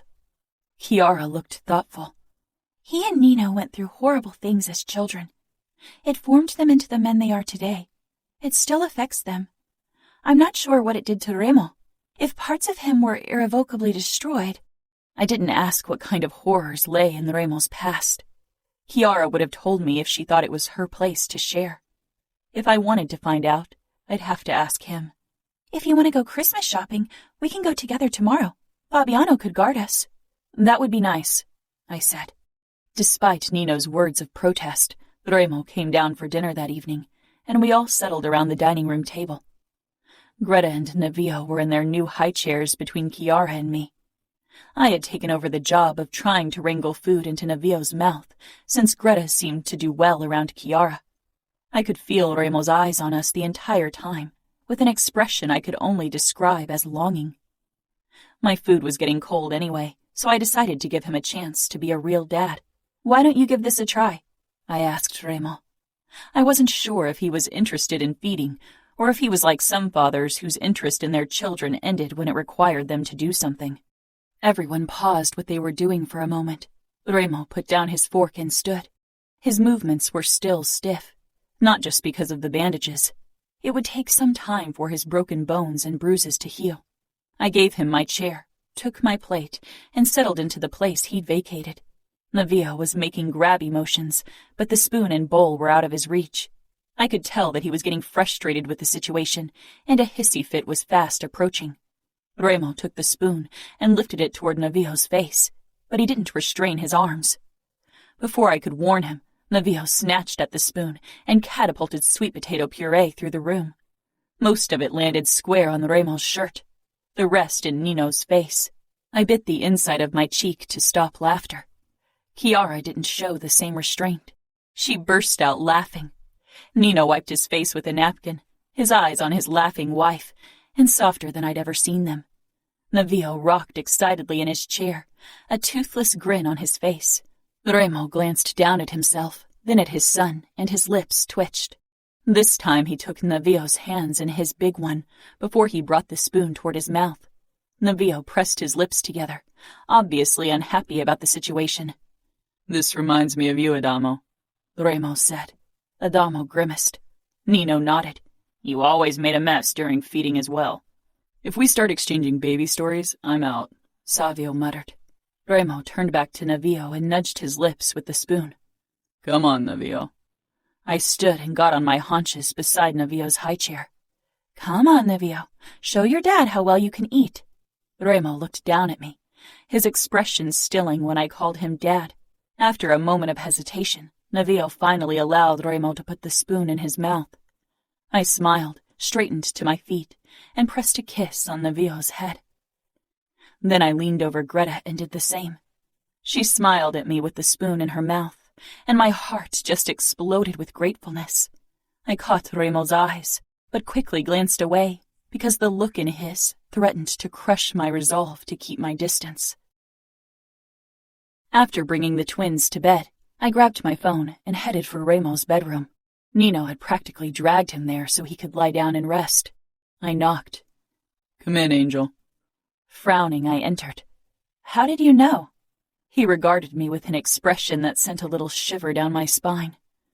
"Because my brothers don't knock, they barge in, and Chiara usually stays away from my bedroom." I nodded, my hand still on the door, debating if I should leave it open just to be safe. Remo smiled knowingly. "I'm practically bedridden. No reason to be worried. I won't attack you." Bedridden, as if. That man couldn't be broken easily. I closed the door. I wasn't worried about Remo making a move. I was worried I'd throw caution in the wind and do what I'd been dreaming of forever. As if that would stop you. Remo didn't say anything. I held up my phone. "I thought you'd like to see photos of Navio and Greta." "I'd like that," Remo said, moving to the side so there was room beside him on the bed. I eyed the spot, then Remo leaning against the headrest with his naked upper body. Even the bandages didn't make Remo any less attractive. Trying to hide my thoughts, I strolled over to him casually and sank down beside him, legs stretched out before me. Remo's eyes lingered on them. I was wearing a dress and no tights because it was surprisingly warm in the house. Goosebumps rippled across my skin. I cleared my throat and clicked on the first photo, which Mom had taken shortly after I'd given birth to the twins. I held them in my arms and looked down at them with an exhausted yet adoring expression. Remo leaned in and his arm brushed mine. Despite the material of my dress between us, a tingle shot through me at the brief contact. "You look pale in the photo," he said quietly. After 22 hours of labor, everyone does. Remo's dark eyes flickered with a hint of wistfulness. I wish you could have been there. If I'd known what I know today, I would have come to Vegas sooner. I'm sorry I took that away from you. Remo cupped my chin, and I tensed because he looked like he was going to kiss me. Regret over the past is wasted energy. We can't change the past, no matter how much we want to do it. What would you want to change? I asked, trying to ignore the feel of Remo's touch. He shook his head with a dark smile. Not your kidnapping. I don't feel an ounce of regret about stealing you. You don't? I frowned, pulling back slightly, but Remo leaned in, fingers still on my chin. Not one fucking bit. I'd kidnap you again to be the one you gift yourself to. You could have never been mine if I hadn't stolen you. I didn't argue, neither about me being his, nor about the fact that without the kidnapping, we would have never found each other. What about you? Remo murmured. Do you regret becoming mine? No, I admitted, and finally drew back from his touch. Not that. I just wish it wouldn't have cost my family so much. Remo nodded and settled back against the headrest. Hardly anything worth having can be gained without loss and pain and sacrifice. My eyes trailed over his wounds and bruises. He'd sacrificed himself for his brother, but I had a feeling it wasn't the only reason why he'd allowed my family to capture and torture him. He'd accepted pain, maybe even losing his life, for a chance to see me again. I cleared my throat and clicked on the next photo. The first photo of Navio and Greta lying in a crib beside each other. I showed him photo after photo, neither of us saying anything. It was difficult to focus on anything but Remo's warmth, his scent, the strength and power he oozed. When I finally shut off my phone, my body was humming with need. I met his gaze, which rested unabashedly on me. Remo regarded me with an expression I knew too well. Hunger and dominance. He touched my bare knee. I exhaled. His hand slipped slowly up between my legs. Remo, I warned, but he held my gaze, his lips pulling wider. Have you let anyone touch what's mine? I glared, but my body screamed for more. For Remo's touch, for his lips. He knew the answer, could see it on my face. No, he said quietly. All of you is only mine. You set me free, remember? I belonged to myself. We both knew it was a lie. I'd never been free of his hold on me. But he, too, had lost his freedom. His hand slipped higher until finally he brushed over the fabric of my panties. They were drenched, just from being in his presence. Remo groaned, low and dark, and my resolve crumpled. His thumb drew small circles on my crotch, and I could feel myself growing even more aroused. Remo's dark eyes held mine, and as usual I couldn't look away. His thumb pushed under my panties and between my folds, spreading my wetness. I whimpered from the contact, skin on skin. So good, so desperately needed. He drew small circles on my clit, round and round and round. I parted my legs a bit more and gripped the sheets, needing something to hold on to as I stared at Remo. His gaze possessed me like it always did. Are you going to come, Angel? I gave a small nod. It had been too long. I was falling apart so quickly. He didn't speed up the pace as his other hand pushed up my dress so he could see his finger working me, round and round. Part your legs more, he growled, and I did. He slipped between my folds again, spreading my wetness some more. I want to fuck you so badly. You're still healing, I rasped. His broken bones needed to mend. One of us needed to be the voice of reason, even if my body hated me for it. He sat up stiffly. Straddle me with your ass facing me. What? Do it, he ordered. I didn't question him, could barely think straight from the throbbing between my legs. I pushed up and climbed over Remo, careful not to ram my knees into his ribs. My palms rested beside his knees as I knelt over him, my ass pushing out. Remo lifted up my dress until I was exposed, and my core tightened in anticipation. Fuck, Remo murmured, causing me to shiver again. I gasped when he pushed 2 fingers into me, my back arching at the delicious sensation of my walls gripping him. Remo let out a low groan, and I almost came hearing it. I could see the proof of his own need straining against his sweatpants. The sight of your pussy taking my fingers is the fucking best. I whimpered in response and began to meet his thrusts, kneading his fingers deeper, faster, harder. Yes, Angel, take them, he rasped.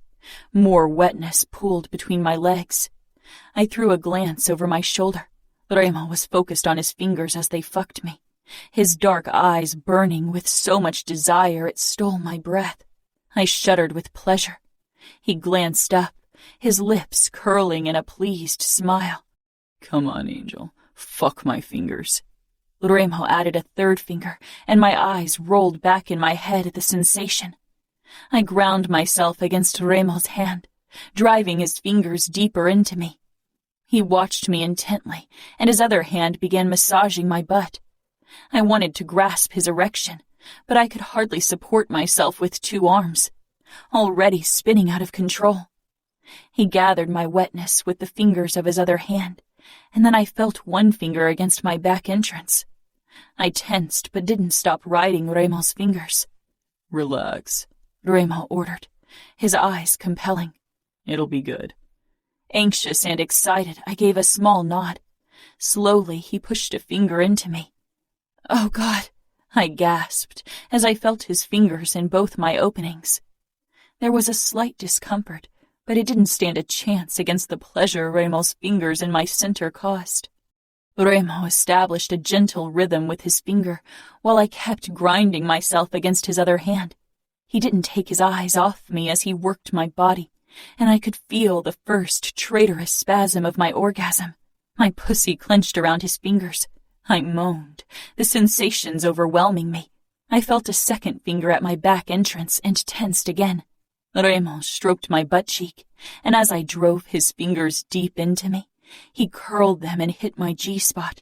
I came hard, crying out desperately, and he pushed the 2nd finger into my back entrance. I gasped from the pain, and my orgasm heightened in force. I shuddered, caught between intense pleasure and dull pain. My arms gave way, and I braced myself on my forearms. Remo kept thrusting. Yes, Angel. I told you I'd show you pain and pleasure. Half lowered onto him, I could feel his erection digging into my belly. He groaned again, almost in agony. I was completely overwhelmed, stunned, and a little embarrassed. I never considered allowing someone to go anywhere near my ass. Of course, Remo wanted that part of me as well. Remo pulled out of me slowly, and I gasped. His hands came down on my ass cheeks, and he massaged me gently. If I died now, it would be worth it. I huffed. You won't die today. I won't explain that to Nino. No, thank you. Remo chuckled, and the sound sent a different kind of shiver through my body. I loved the sound of Remo laughing, especially if it was earnest. I pushed myself up, then knelt beside Remo. He curled his hand over my neck and pulled me toward him for a slow kiss. When he drew back, his eyes searched my face. I knew my cheeks were flushed, not just from my orgasm, but also from embarrassment. There's so much pleasure I still want to show you, Remo murmured, tracing his lips over my jaw and cheek. He dropped his head back against the headboard, sighing as he reached for a glass filled with dark liquid on his nightstand. I recognized the scent immediately. Scotch, really? It'll help with the healing, trust me. I've done a lot of research in the past. I shook my head. And, he added with a challenging smile, it seems to be the only pleasure I'm allowed today. He took a sip. My eyes darted down to the impressive bulge in his pants. I knew what I wanted to do. I wanted to render him into a helpless mess of desire as he did with me. Trying to decide if you're brave enough. I glowered. I've given you a blowjob before. His mouth twitched. You tried, but you didn't finish, so it doesn't count. I knew he was trying to goad me. Unfortunately, it was working. I moved down until I knelt beside his groin. Remo reached for his pants and pulled them down, wincing as he did so. Quite eager, aren't you? I teased. He smiled, but it was dark and hungry, and his body was tense. I lowered my head and took his tip into my mouth. Remo moaned, his fingers tingling in my hair. I swirled my tongue around him, and my own core tightened with renewed need. Remo's breathing deepened, his muscles tensing as he watched me. Take more of me, Remo ordered quietly, and I did. I let him claim my mouth until he hit the back of my throat. He thrust into me slowly, his hand in my hair keeping me in place. He held my gaze as I let him claim my mouth. His other hand cupped my cheek. Remo, brutality and tenderness. I still didn't understand him or us.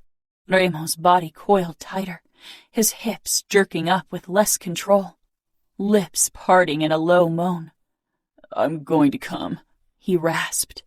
I saw the question in his expression, and my heart swelled with affection. And God help me, love.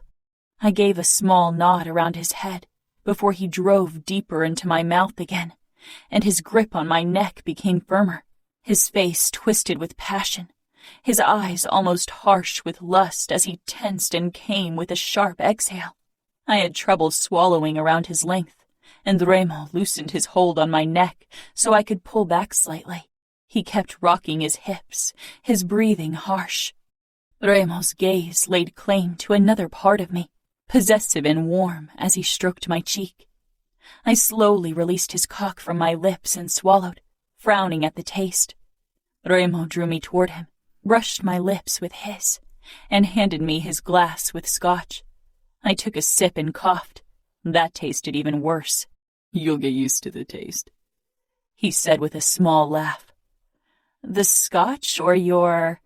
He gripped my arms and wrenched me against him so I was cradled against his chest. I caught the wince, but then it was gone. My cum, he murmured as he licked my lips, then dove into my mouth. Our kiss was slow, almost teasing, until it wasn't. It became needy and eager. He positioned me so one of my legs was thrown over his groin, my head against his shoulder. His hand parted me, then his fingers slid over my drenched panties. He pushed the fabric aside and slowly pushed 2 fingers into me. His other hand began pinching and twirling my nipple. He played me masterfully with his fingers as I lay draped over him. We kissed softly, our eyes locked the entire time until a new wave of pleasure shot through me. I barely caught my breath when Greta's cry rang out. I sighed with a small smile. Perfect timing, he murmured, giving me another lingering kiss. I quickly slid out of bed and rushed into the bathroom to wash my hands before I returned to the bedroom. Remo stood beside the door, waiting for me. You should stay in bed and rest, I said. I should help you with our children. His voice didn't allow any objections, and I had to stifle a pleased smile. By the time we arrived in the nursery, Navio had started crying as well. I took Greta because she didn't know Remo well enough. Remo lifted Navio out of the crib without hesitation and pressed him to his chest. It was obvious that he'd held a baby before, that he knew how to handle them. I took a whiff. New diapers. Remo carried Navio over to the changing table and began his work. I watched him for a moment longer, my body flooding with so many hormones. I could feel the waterworks beginning. I blinked and looked away. I'll go into the kitchen and prepare their bottles. Remo glanced up, his gaze lingering on my eyes, then nodded. When I returned 10 minutes later, Navio was already dressed and resting in Remo's arm. I handed him a bottle, and he sank down in the armchair, wincing again. He was moving more stiffly than before, probably from overexertion. I changed Greta's diaper before I settled on the armrest beside Remo and started feeding her. "This is strange," I whispered after a moment. Remo frowned. "It's not what I imagined when I kidnapped you." I searched his face, trying to figure out what this meant to him, what I really meant to him, but I didn't dare ask. I knew it was futile to stay away from Remo, not only because my body was already calling for his touch again, but also because my heart yearned for his closeness. After they had fallen back asleep, I was on my way toward my room when Remo gripped my wrist, stopping me. "Stay with me." I nodded and allowed Remo to pull me back to his bedroom, where I put one of his shirts on before slipping under the covers. Remo pulled me against him, wincing as I touched his bruises. "You're in pain," I protested, trying to put distance between us, but Remo tightened his hold on me. "Fuck the pain. I want you in my arms." I stilled and finally relaxed against him, my cheek pressed up to his strong chest. This felt too good to be true. Chapter 30. Serafina. Christmas rolled around. The first Christmas for Navio and Greta. The first Christmas as a part of the Falcone clan. After wishing Samuel a Merry Christmas and not hearing anything in return, I went downstairs with Navio and Greta. Remo was already in the living room with his brothers, discussing their plans for future races. After the outfit attack, safety measures would have to be doubled. I was supposed to help Chiara in the kitchen, but still needed to figure out what to do with the kids. Remo looked up when I entered. As usual, his expression stilled when he saw me with our twins, almost as if he still had a hard time trusting his eyes. "Can you watch them?" I asked as I headed toward them. Nino sat beside Remo. Adamo and Savio were on the couch across from them. "Will you take Navio?"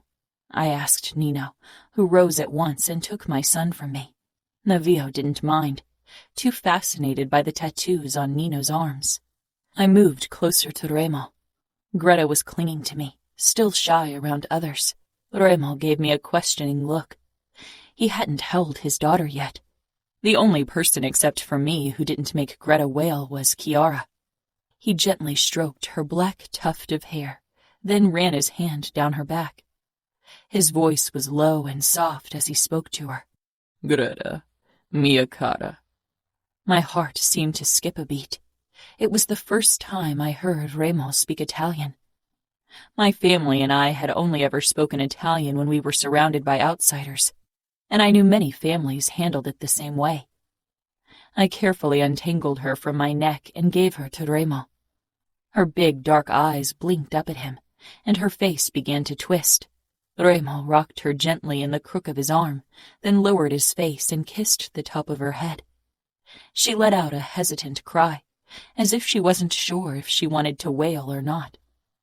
I handed him her favorite rattle, and he showed it to her. She reached for it, eyes already brightening, and he helped her shake it. I took a step back, then another as Remo rocked her. Remo sank down, still rattling and whispering words of consolation. Greta's expression made it clear that she wasn't convinced yet, but that she wasn't wailing was a good sign. Savio and Adamo looked as if they were having a stroke. I got it. Remo was one of the most feared men of the country, and here he cradled his baby girl in his arms, patient and careful. Nino was rocking Navio on his thigh, and my son let out delighted screeches. "I suppose that's the end of my whoring days in the house," Savio muttered. Remo looked up from Greta, his eyes narrowing. "I don't want a fucking whore anywhere near my children." Greta cried at the harshness in his voice, and Remo's lips tightened. He shook her gently, then murmured something I didn't catch. The moment she stopped crying, I turned and left. My babies were cared for. I finally went to help Chiara in the kitchen. Chiara was taking care of the vegetarian appetizers and the vegetarian main course, while I tried my hand at a roast beef and a chocolate cake. I didn't have much experience preparing any kind of food, except for the occasional baby puree, so this proved to be a challenge. Later, we all settled around the table with a well-done roast beef, not medium rare as intended, and a slightly burnt chocolate cake, but nobody minded. During my captivity, I'd only caught glimpses of the brotherly bond Remo and his brothers shared, but now as I became a part of their family, I realized just how strongly they cared for each other. Remo had traded himself for Adamo, had signed his death sentence so Adamo could live. There was no greater sign of love than that. It gave me hope that Remo was capable of that kind of emotion. When Remo and I returned to our bedroom that night, I risked another glance at my phone, and my shoulders slumped. No messages. Remo came up behind me, his hands on my waist, his lips hot on my throat. Do you regret leaving the outfit? I leaned back against him. His chest was bare and he'd removed most of the bandages, despite Nino's protests. No, Greta and Navio will be happier here. He bit down on my throat gently. And you? I turned in his hold and kissed him. I think I'll be happy too. Remo pulled my dress over my head before he backed me up toward the bed, and we both fell down. We kissed for a long time, until I was desperate and hot. Remo moved down my body and removed my panties, then stretched out between my legs. His lips and tongue pushed me over the edge within a couple of minutes. Then he climbed back up, his body covering mine, his weight braced on his forearms. His eyes held mine when he slammed into me, claiming me fully for the first time in 14 months. "Remo!" I gasped out. Despite the flashes of pain on his face, Remo's thrusts didn't falter. He hit deep and hard, his eyes owning me. When he reached between us and stroked my clit, I cried out, clenching around him and gripping his shoulders tightly. Remo growled in pain and pleasure, but kept thrusting as I rode out my orgasm. He kissed me fiercely, possessively, then pulled out. He turned me on my stomach before he kissed my ear as he settled between my thighs. I felt a firm presence at my ass and stiffened in surprise and fear. Remo stroked my back, massaged my butt. I want to own every part of you, he murmured, kissing my shoulder. He turned my head so I met his gaze and kissed me slowly. Remo had put his fingers into me a couple of times, but his erection was so much bigger. Say something, he urged. I swallowed, nervous. I'm yours, all of me. Remo's eyes softened. Relax, Angel. I'll be careful. For a moment, his weight lifted, and I heard him take something from the drawer. Over my shoulder, I saw him covering his cock with lube. Then he was back over me. He bit down on my shoulder blade lightly as he pushed forward, and I arched up when the stretching got too bad.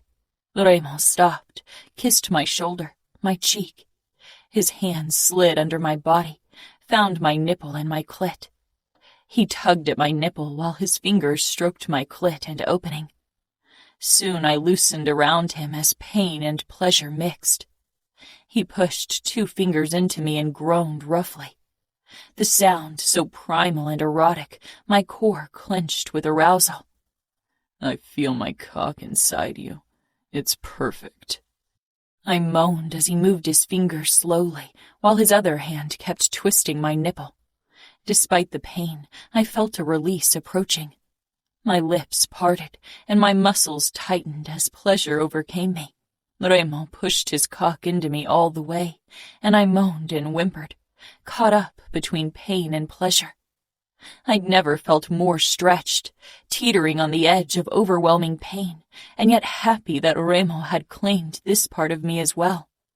I shivered, overcome with sensations. Remo kissed my cheek. Can I?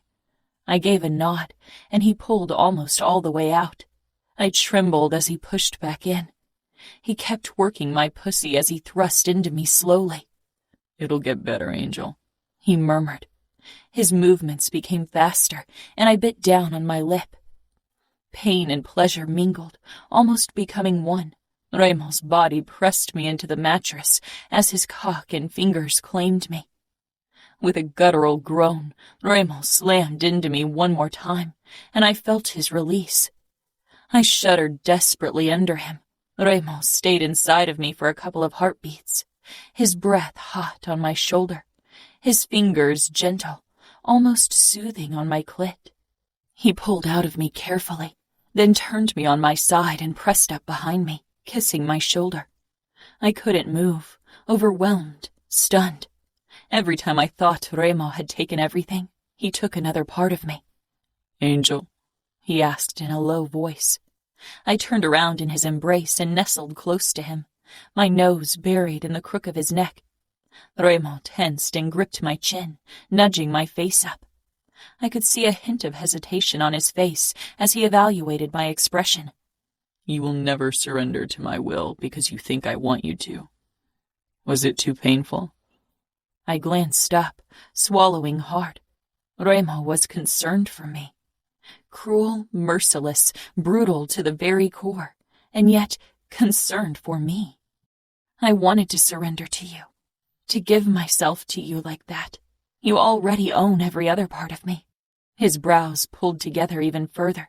He traced my face with his finger. I don't enjoy hurting you unless it heightens your pleasure. I tilted my head. You sound surprised. I enjoy hurting people, but not you. Never you. I fell silent, wondering what it meant. Remo pushed up and reached over me and into the drawer of his nightstand. He pulled out a small parcel, then set it down between us. For you, he said. My eyebrows rose. He hadn't given me a present earlier, but I had assumed the gifts for Greta and Navio had been meant for me as well. It had been difficult enough to get something for Remo. Eventually, I'd opted for a guide of running trails of the region, as well as a quickly assembled photo book from our twins' first 7 months. What is it? Open it, Remo demanded, fingertips tracing my side and hip. I lifted the lid and my breath stilled as my eyes registered the necklace with the pendant in the shape of wings. It was a beautiful piece of finely worked goldsmithing, intricately gorgeous. I took it out carefully. Where did you get it? You didn't leave the house. I had it handcrafted by a local goldsmith shortly after I released you. My lips fell open in surprise. Remo helped me put the necklace on, and the cool gold settled in the valley between my breasts. Ruinously gorgeous, Remo murmured as he traced my skin. I gave him a curious look. You ruined me for all other women. A wave of possessiveness overcame me. Remo was mine. Remo. I watched Serafina as she stroked the heads of our children, patient, loving, even though they both had been crying on and off for hours. She sang to them, whispered words of sweet nothings to them. She had left her family for them so they would be safe, so they would get the life they deserved, the life they were destined for. I had seen the look in her eyes when she'd said goodbye to her twin. Serafina had given up so much for our children. Her body was weaker than mine. She wasn't as harsh or cruel or fearless. But God, she was strong. When Navio and Greta had finally fallen asleep, she'd straightened from where she'd bent over their crib, and when she noticed me, she tensed slightly but came toward me. She'd been oddly quiet today, and I knew something was bothering her. But I didn't talk emotions if I could help it. Serafina stopped in the hallway.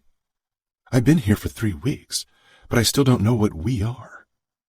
I braced myself beside her shoulders, peering down at her. You're an angel, and I'm your ruin. My lips pulled into a wry smile.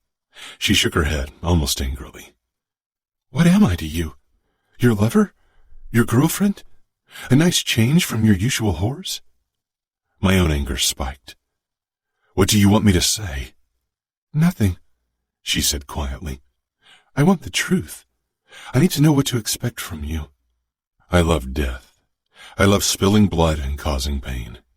I love to see terror in people's eyes, and that won't ever change. I whispered harshly, because it was true. She looked up at me. You are the cruelest man I know. You took everything from me.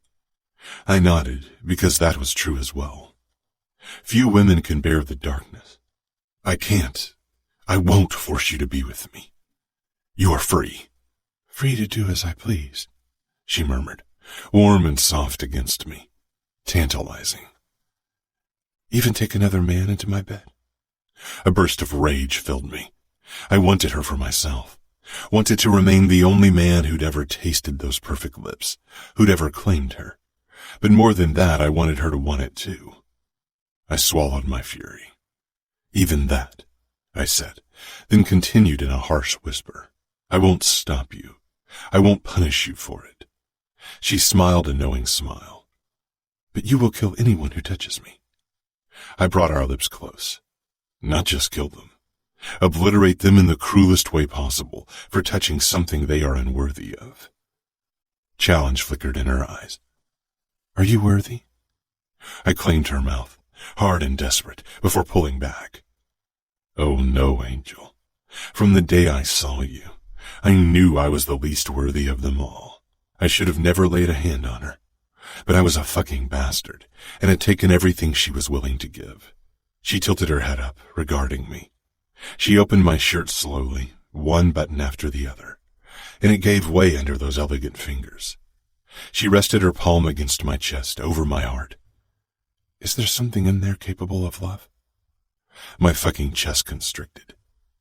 Whatever's in there, it's yours. Whatever love I'm capable of, it's yours too. She cupped my face, her eyes fierce, almost brutal in their intensity. You are beyond redemption, Remo, she whispered, and I smiled bitterly because I knew it. She shook her head. But so am I, because even free to do as I please, I choose you. I'm no angel. An angel wouldn't love a man like you, but I do. I love you. And she kissed me harshly, brutally, all rage and love, and I kissed her back with the same love, the same rage. This woman had stolen my black heart. From the first moment I saw her, I wanted to own her. At first to destroy the outfit and Dante, then later because it became an irresistible need, a voracious longing. And in the end, Serafina was the one who owned me, black heart, condemned soul, scarred body. Every fucking part of me was hers. And if she'd let me, I'd be hers till my last day. Serafina. My heart burned with emotions, fiercely. Remo had declared his love for me, something I'd never considered a possibility. This cruel man owned my heart, and I didn't want it any other way. Remo's kiss was violent, harsh. Then he pulled back. Marry me. I froze. It had been an order. Remo wasn't a man who asked for anything. I leaned back against the wall slowly, searching his eyes. He didn't let me retreat. He kissed me again, but gentler. Marry me, Angel. It still wasn't a question, but his voice wasn't dominant anymore. It was soft, compelling, raw. Become a Falcone? I murmured against his lips. Become a Falcone. Become mine. I smiled. I have been yours for a long time. Is that a yes? He asked, his hand sliding over my outer thigh, stroking, distracting me. Yes, I whispered. Serafina Falcone, he murmured. I like the sound of it. I smiled, because this name sounded right. More right than Mancini ever had. Was this love? Was this madness? I didn't care. It was perfection either way. Chapter 31. Serafina. I was inexplicably nervous when Remo told me he wanted to announce our wedding to his brothers and Chiara the next day. We'd all gathered in the kitchen for breakfast, Livio on Chiara's lap and Greta on mine. You have a new wedding to look forward to, Remo said without warning. Every pair of eyes darted from him, then to me. My cheeks flushed. I wasn't sure what Savio and Nino thought of the situation. Adamo and Chiara liked me, but the other two... Will we be allowed to kidnap someone, or at least spill some blood? Since you sampled the goods before, Bloody sheets won't happen after all. Savio drawled, grinning. Remo reached over the table and hit him over the head. Savio only chuckled. Be careful I don't spill your blood. Adamo smiled at me, then rolled his eyes at Savio. Chiara got up, handing Navio to Remo so she could hug me. I'm so happy. Savio and Nino definitely didn't look unhappy, but their reaction wasn't as enthusiastic as Chiara's or Adamo's. Not that I had expected it to be. When Savio got up to take a call, I followed after him, but waited until he was done before I approached him. He eyed me curiously when he noticed me. He didn't look like a teenager anymore, especially now that he was sporting stubble. Are we good? I asked. If you're talking about the soup incident, that's forgotten. Trust me, most people want to do worse to me, especially women, so I've learned not to hold grudges. He shrugged. And we were the ones who held you captive, so you have more reason to be pissed. True, but my family kidnapped your younger brother and almost killed your oldest. So I guess we're even? Savio's expression tightened briefly at the mention of my family, and my own stomach churned painfully. You are part of our family now. I don't give a fuck about the past. Just make sure you don't break Remo's fucking heart. Do you think that's a possibility? I teased. His dark brows drew together. Before you, I'd have bet my balls against it. To be honest, I wasn't sure if Remo had something resembling a heart. He loves you. Savio looked away, obviously uncomfortable. We are brothers. We'll die for each other. I smiled. We should return. Savio muttered. I don't want Remo to think we're getting it on behind his back. I snorted. Sorry, Savio. Nothing against you, but you don't stand a chance. Savio gave me an arrogant smile.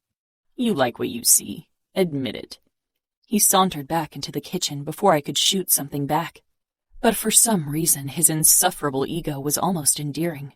It reminded me a bit of Samuel, which was consoling and painful at the same time. After my conversation with Savio, I felt better. Now I only needed to straighten out things with Nino. He and I had never really warmed up to each other, and I wasn't sure if it was because Nino didn't like me or if it was because of his nature. Remo leaned in when I sat down beside him. Did he behave? Savio rolled his eyes at his brother. He tried, I said. That's all I can hope for. Maybe they'll try your patience as they do mine. Raising twins will teach you the patience of a saint. I doubt your brothers can test me. We'll see, Savio said with a chuckle. And don't hold your breath. Remo won't reach sainthood anytime soon. I don't want him to be a saint, I said, looking at Navio and Remo, both watching me with those impossibly dark eyes. After breakfast, I asked Nino if we could talk. We headed into the garden, despite Remo's suspicious expression. Do you disapprove of our wedding? Nino assessed me without a flicker of emotion. No, I never considered marriage an option for Remo, but that doesn't mean I don't think it's a good thing. It was for me, despite my own reluctance in regards to marriage. I nodded. You never seemed to like me much. It was never a matter of dislike, Serafina. You were our captive, the enemy, and I didn't want Remo to lose himself in his game. I thought it wouldn't work. But I was wrong. You saved him. I couldn't let my family kill him. Nino shook his head. That's not what I mean. I waited, watching Nino's profile as he stared off into the distance. Remo and we are messed up in ways that can't be fixed. Not really. For someone to accept us despite what we are, it takes a lot of forgiveness and love. Our past, it broke certain parts of us. Remo never talks about the past. Nino nodded. He'll tell you eventually. Give him time. We have all our lives. Remo. I held Serafina in my arms after sex. My chest pressed up to her back, my nose buried in her soft hair, relishing in her sweet scent. She traced the scars on my palm. She did it often. In the beginning it had bothered me because it was part of me I didn't share with anyone except for Nino.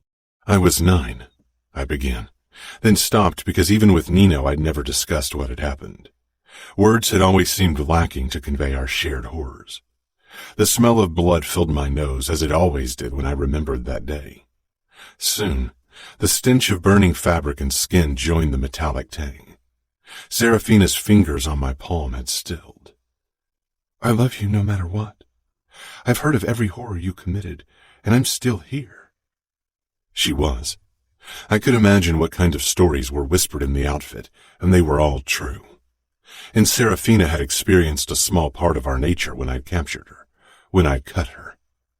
Looking at the faded white scar, I still felt a fucking twinge in my chest. I brushed aside her hair and kissed the nape of her neck. That she found it in her heart to love me despite it all, that she trusted me with our children, it seemed impossible. I know what I am. But my father, he was monstrous in a different way.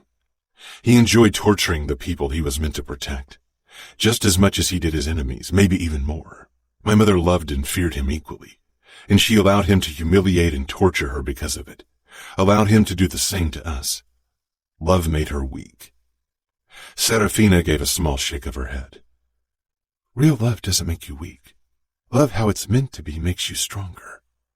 But there's no room for fear where there's love. I tightened my hold around her.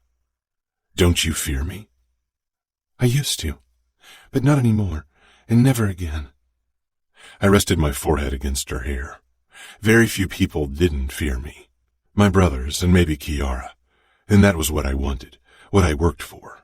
Eventually she hated my father more than she loved him, and she decided to punish him in the only way she thought she could. I closed my eyes, remembering that day. Mother came into my bedroom in her long nightgown, which was straining over her belly. She never brought us to bed or said goodnight, so I tensed when I saw her in the doorway. I'd gotten me and my brothers ready for bed, while she lay on the sofa, staring at nothing. Remo, my boy, can you come with me? I narrowed my eyes. She sounded too caring, too loving. My boy? She sounded like a mother. She smiled and I took a hesitant step forward, more hopeful than suspicious. Nino and Savio are already in my room. That convinced me. I followed her toward her bedroom. For a second I considered slipping my hand in hers. But she had never held my hand like that, and I was too old now. The moment I stepped inside the bedroom, she threw the door shut and closed us in. My eyes registered Nino kneeling on the floor, cradling his arm. Everything was red. Rivulets of red trailed down his arms, his wrists gaping open, his eyes locked on mine. He wasn't making a sound, only crying as he bled. Blood everywhere. It clogged my nose. I frantically looked for Savio and found him motionless on the bed. A cry wedged itself into my throat until I noticed the rise and fall of his chest. Not gone. Mother stepped in front of me and grabbed my arm. Silver flashed before my eyes and I jerked. My hands and face burned as the blade cut me. I hit and clawed and roared, fighting her off. And then she stopped and the smell of smoke filled the room. The curtains were burning. We'd burn. We'd all burn. Nino began to hum, rocking back and forth, pale and sweaty. I rushed toward the window. Outside I heard the shouts of my father's men. I ripped at the curtains and flames licked at my palms and neck and arms, snatching hungrily at my skin. I screamed as I broke the window. I helped Nino out, then grabbed Savio, and jumped out of the window with him in my arms. Bones broke and I burned all over. Agony, pure and overwhelming. Staring up at the window, I saw our mother's crying, desperate face amidst the smoke and flame. Crying because I'd taken her revenge from her, because I hadn't died with my brothers as we were supposed to. I wanted her to burn, wanted her gone from our life. I wanted her dead. Serafina was quiet when I finished. She swallowed. How can a mother do that to their children? I die for Greta and Nevio. I never hurt them. And if you ever hurt them, Remo, I'll kill you. That's a promise. I hope you will, because if I hurt them, I deserve nothing less than a knife to the fucking heart. Serafina turned around in my arms, her blue eyes fierce and trusting. But you won't ever hurt them. I know you won't, and you protect the people you love. I nodded.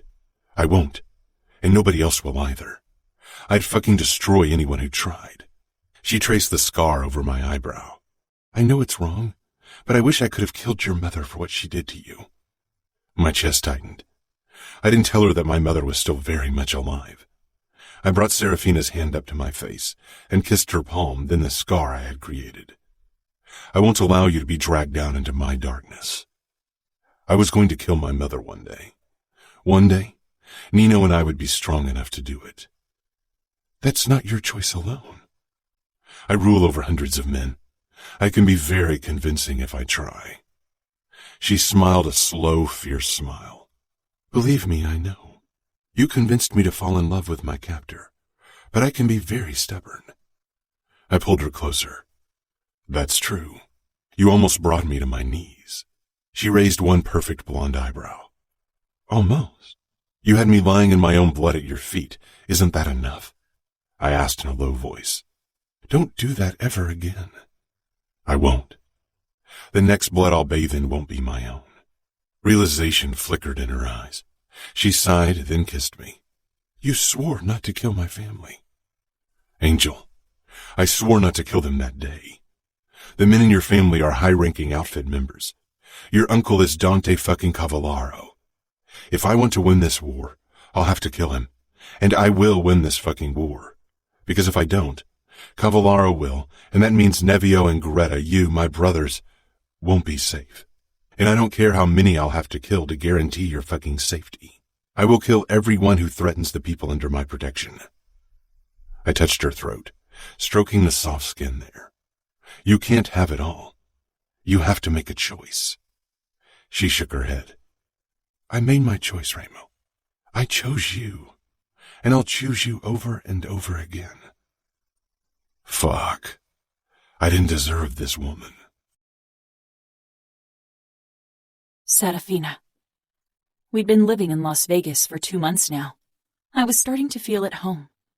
More at home than I'd felt in Minneapolis since I'd given birth to my twins. I kept sending Samuel messages, but they became less frequent because of his lack of reaction. Every week I'd sent him a short note telling him I was well and a photo of the twins and me.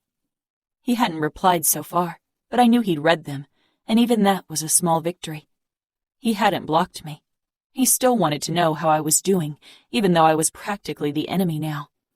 The war between the Camorra and the outfit wouldn't end anytime soon, even if things had calmed down for the moment.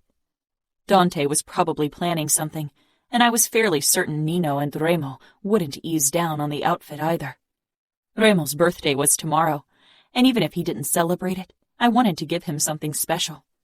It was difficult to come up with a present for someone who ruled over the West Coast and could buy anything he wanted because money wasn't an issue. It had taken me a long time to come up with something that held meaning and showed Remo what he meant to me. Early in the morning, after another sleepless night with the twins, I approached Nino, who was swimming his usual laps in the pool. Chiara was keeping watch over the babies, since they were both rather needy at the moment due to their teething. Nino noticed me standing beside the pool and swam toward the edge. Is something the matter? I have a favor to ask of you. Nino hoisted himself out of the water. My eyes scanned the myriad of tattoos on his upper body and thighs. Nino regarded me curiously, and I realized I'd been staring. Sorry, I didn't mean to gawk, but I was wondering where you've had your tattoos done. Nino walked over to the lounge chair and picked up his towel. Some of them I did myself. The ones in places I can't reach I had done in a tattoo studio not too far away. You do tattoos? I can do them, yes, he said. Why? I hesitated. Because I want to get a tattoo. Can you do it for me? That depends what exactly you want. I want angel wings on the back of my neck, I said, a flush spreading on my cheeks under Nino's scrutiny. I wasn't sure if he knew Remo's nickname for me, but it felt like something personal I was sharing. Wings I can do, if you have a design in mind. Can you show me where exactly you want the tattoo? He came up to me and I pushed my hair to the side, baring the nape of my neck and touching the spot. Here. It will be painful, Nino warned. I sent him a look. I gave birth to twins. I think I can handle a needle. Nino inclined his head. That is true. While I can't assess the force of labor pain since I've never experienced it, I assume it's excruciating. It is, I said. So you will do it? If it's your wish, then yes. When? As soon as possible. The tattoo is Remo's birthday present. Again, Nino gave me a mildly curious look. We can do it later in the afternoon. I can set up everything in one of the guest rooms. Thank you, I said. Thank me once it's done and you're happy with the outcome. He paused. I assume you don't want Remo to find out for now. I nodded. If possible. It's a secret I don't mind keeping from my brother. As promised, Nino had set up everything in a guest bedroom in his wing. I was nervous, despite my best intentions not to be. Nino oozed calm as I stretched out on my stomach on the bed. He disinfected my neck before he touched the tattoo needle to the skin, and I winced at the first sting. I soon got used to the burning sensation. Nino moved quickly, meticulously, and I didn't speak as he worked, not wanting to distract him. When he was finally done, I sat up and accepted the mirror Nino held out to me. He held a second mirror behind my neck. The outcome was more stunning than I could have ever imagined. I didn't know it was possible to paint such intricate artwork with a needle. The feathers of the wings looked so real, I expected them to flutter in the wind. It's beautiful, I admitted. Nino nodded. Remo will appreciate the message. You know that he calls me Angel? I overheard him saying it, yes. And you are the counterpart to his fallen angel on his back. Did you tattoo it as well? I did, Nino murmured. Why the broken, singed wings? The fallen angel is kneeling, and the tips of the feathers are crooked and burning. Nino regarded me closely. What did Remo tell you about our past? He told me your mother tried to kill you, and that you almost burned to death. Nino's face tightened, and he nodded. Remo burned to save us. I never asked Remo about the details, why he wanted to get the tattoo, but I think it has something to do with that day. Thank you, Nino. Nino gave a small shake of his head. No, thank you. Hiding my tattoo from Remo proved difficult. I had it covered with my hair, but when I moved my head, I often had to stop myself from wincing. That evening, after bringing the twins to bed, Remo pulled me against him in our bedroom, his hands squeezing my butt before they moved higher. He kissed me and touched my neck. I drew back with a wince before I could stop myself. His eyes narrowed. What's wrong? I considered making up something, but Remo was too good at detecting lies, and his birthday was only 2 more hours away. This was supposed to be your birthday present, I said softly, as I lifted my hair and turned so he could see my neck. Remo was quiet, and I risked a look at him over my shoulder. Slowly he raised his eyes from my wings with a strange smile. Wings? I smiled. Because you gave me wings. He shook his head, his dark eyes softening. Angel, he said quietly, brushing his fingers over my tender skin. You had wings all along. You only needed a little push to spread them and fly. I turned back to face him. Maybe, but I wouldn't have done it on my own. We kissed slowly at first, but Remo quickly deepened our kiss, and suddenly we were on the bed, tugging at our clothes and stroking every inch of naked skin we could reach. I pushed Remo onto his back, smiling, and his answering smile, all desire and dominance, sent a stab of arousal through me. Leaning forward to claim his mouth for a kiss, I lowered myself on his erection, groaning at the feeling of fullness. Remo pushed up into a sitting position, bringing us chest to chest. Racing heartbeat to racing heartbeat. I gasped at the shift of him inside of me, at the feel of his strength as his arms slung around my back. I rolled my hips, driving him deeply into me as we kissed. We held each other's gaze as we always did, and those dark eyes captivated me as they'd done from the very start, so often cruel and merciless, but passionate and reverent when they rested on me. Tender and caring when they regarded our twins. When we'd both found our release, we stayed wrapped up in each other like that, our breathing ragged, bodies slick with sweat. I ran my fingertips over Remo's back, tracing the spot where the wings of his fallen angel spread out. He trailed his own fingertips upwards, along my spine until he reached my new tattoo. I winced slightly And Remo's touch turned even softer. My heart was ready to burst out of my ribcage from the look in his eyes. Remo scanned my expression, his brows drawing together. I sighed. Sorry. Since my pregnancy, I'm more emotional. I hope it'll go away soon. I cleared my throat, then rested my palm over his shoulder blade. What's the meaning of your tattoo? You know why I got mine, but I wonder why you got yours. A hint of wariness flashed in Remo's eyes. The walls he was used to keeping up, wanting to lock back in place. Nino did it, about 7 years ago. I nodded to show him I was listening. It's a fallen angel, like you said. It represents the fall Nino and I took on the day our mother tried to kill us. My brows snapped together. Fall?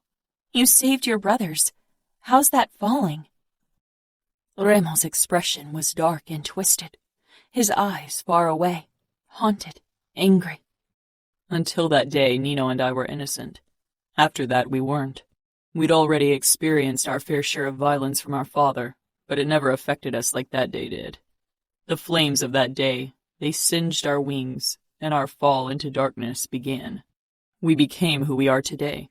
That's why the fallen angel is kneeling in pools of blood. I noticed that the fallen angel knelt in pools of some kind of liquid, that a few of its singed feathers dipped into it, but I hadn't realized it was blood. For a moment, I wasn't sure what to say, how to console Remo. Could words ever be enough to make the horrors of his past better? I'm sorry, I said quietly. Remo's gaze focused on me, tore away from the images of the past. You aren't the one who should be sorry, and I won't forgive her, no matter how often she'd apologize. Not that she ever did. I froze. Your mother didn't die that day? No. Even though I wanted her dead, I'm glad she survived that day, or Adamo wouldn't be here. She was heavily pregnant with him. I shook my head, completely at a loss over what Remo's mother had done. Where is she? In a mental facility. Remo's voice dipped and turned vicious. We are paying for it so she can live and breathe and exist, when she shouldn't be doing either. Why haven't you killed her? With anyone else, I would have never asked something like that. But this was Remo. Killing was in his nature, and his words made it clear that he hated his mother. Remo pressed his mouth to the crook of my neck. Because, he growled, for some fucking messed up reason, Nino and I are too weak to kill her. We haven't seen her in over 5 years. Do Savio and Adamo know what happened?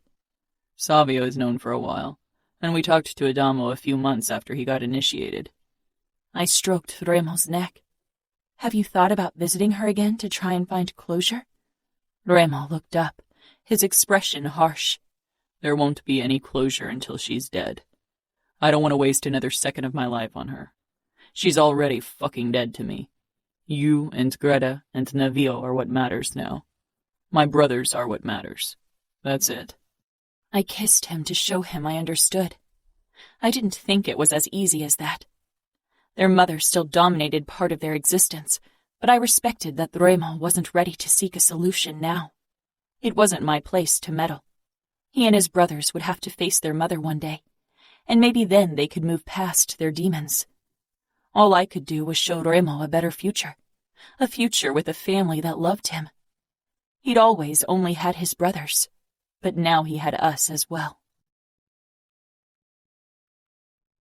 Chapter 32. Remo.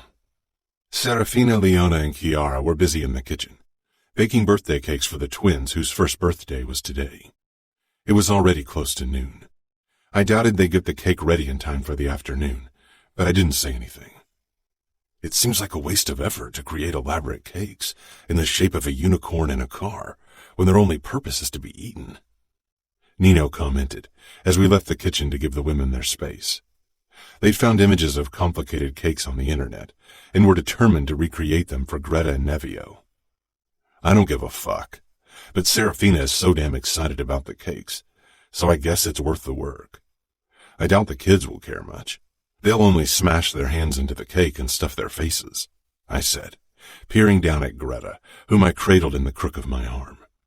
She felt completely comfortable in my presence now, and it felt like one of the biggest triumphs in my life to have her big dark eyes look up at me with trust. And by my fucking honor and everything else that mattered, I'd never do anything to betray that trust. When she'd been wary of me in the beginning, it had felt like a knife to the heart. I'd always relished the fear in the eyes of others, with the exception of my brothers.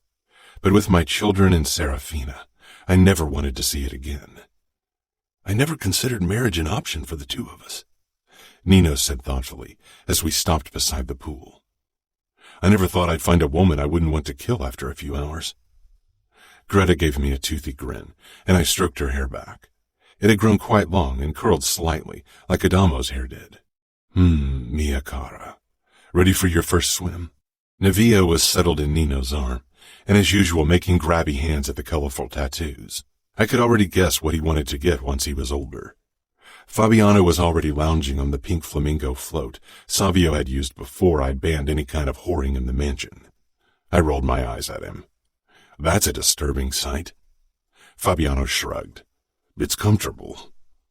Savio and Adamo were playing water ball close to the waterfall in the pool and bickering as usual.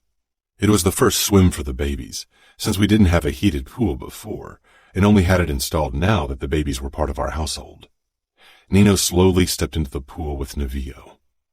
Navio let out a screech, smiling at me. My fucking heart swelled with pride. That boy didn't fear anything. Sometimes it almost worried me how similar to me he was. He'd get himself in trouble as soon as he could walk better. Nino moved over to Fabiano on the float, and Navio made his grabby hands, wanting to ride on the flamingo with Fabiano. Fabiano raised his eyes to mine, asking for permission. I nodded, twisting my forearm with the tattoo. Between us, it meant more than just an oath to the Camorra, more than being a made man. The day Fabiano had sworn himself to me, to the Camorra, he'd become family, and I trusted him with my kids. I'd never told him, but I got why he'd acted the way he did when I tried to drive a wedge between Leona and him. He wanted to protect her, wanted to protect someone who could see past the fucking darkness, who loved him despite it all. Serafina had changed my view on things, and if it was in my nature, I might have apologized to Fabiano for how I'd acted.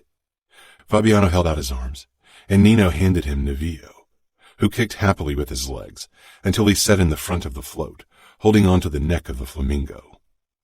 I hope you gave that thing a good scrub, I called over to Savio, who gave me the finger. I went down the steps into the pool. The moment Greta's feet touched the water, her face twisted, but I made a low, soothing sound and she relaxed. Shifting her so her head was level with mine, I lowered us further into the warm water. Greta held on to me, eyeing the water critically. After a while, she smiled and hit the water with her palm. I went over to the flamingo float, but Greta tightened her hold on me when I tried to put her on it. Navio babbled, his tiny legs wiggling as Fabiano held him by the waist. Both Greta and Navio were big on the babbling, but they both hadn't said any word except for Mom. And while Navio was already making his first steps, Greta only crawled. She was a cautious kid and reminded me a lot of Nino. Navio grinned at me, squeezing the neck of the flamingo before he extended his arms with his grabby hands. Dad! Dad! For a moment I froze, my expression stilling. Fabiano grinned, and Nino squeezed my shoulder. I wrapped my arm around Navio and pressed him to my chest. Greta pressed her wet palm against Navio's cheek, giggling. I waded through the water with the two, dipping lower, causing them to scream with joy. Serafina headed toward us in a heart-stoppingly sexy white bikini, Chiara and Leona close behind her. She lowered herself to the edge of the pool. Mom! Greta called, and I handed our daughter over to Serafina. I stayed close and touched Serafina's thigh. She raised her eyebrows. Something the matter? You have a strange expression. Navio said Dad. I told her. She leaned down and kissed me. Her expression so full of happiness, it filled even my cruel heart with warmth.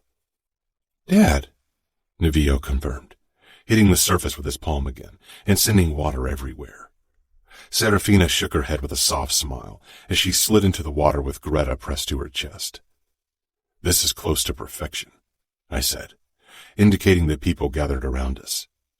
Everyone who matters is here, and I'd fucking protect them all with my life. A shadow passed over Serafina's face, and she averted her gaze, blinking. I curled my hand over her neck, bringing our faces closer together. She locked gazes with mine. I know you miss them, especially your brother. She nodded.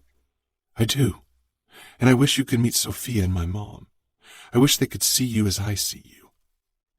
Serafina saw me in a way most people never would, because I'd never allow them to do so. I can't promise you peace. It's not only my call to make, and there's a lot of bad blood between the Camorra and the outfit. I won't back down, not when Cavallaro was the first to breach my territory. I still wanted to bathe in Cavallaro's blood, and I knew he shared the sentiment. Peace would never happen. I know, and I can deal with it.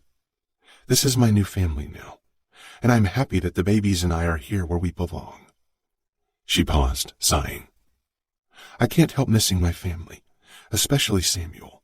We've always been so close, and now I haven't heard from him in so long. It's hard. I was used to handling things, used to things going my way, but this was one thing I couldn't change for her. I wasn't going to make a peace offering toward Cavallaro, even when the attack on Rogers Arena was orchestrated by Scuderi. But the attack on our race in Kansas definitely wasn't. He tortured my brother. That was another thing I couldn't easily forget. I wanted them to bleed. At least Dante fucking Cavallaro. Greta giggled again, and Nevillo fell in. Serafina's expression brightened, and she smiled at me. Fuck. That smile got me every time. Serafina. Nevillo was a small whirlwind, and it had only gotten worse since he started to walk. It was the day before our wedding, and only 4 days since the twins' birthday, and Chiara was busy with last-minute preparation, even though it was going to be a small affair.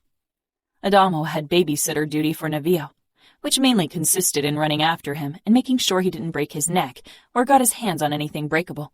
Every time Adamo lifted Nevillo into his arms, he began wailing in protest. I gave Adamo an understanding smile when he let out a sigh. I can take over if you want. Adamo smiled sheepishly. I need a break. Chuckling, I took Nevillo from him and hoisted him up on my hip despite his loud protest. Mom, no! No, no, no! I was so looking forward to them speaking, Remo said, from his spot on a blanket where he played with Greta while trying to get work done on his iPad simultaneously. But Nevillo enjoys the word no a bit too much for my taste. No, Mom, and Dad were the only words that Nevillo had mastered so far. No! Nevillo bellowed. I laughed. Remo shook his head.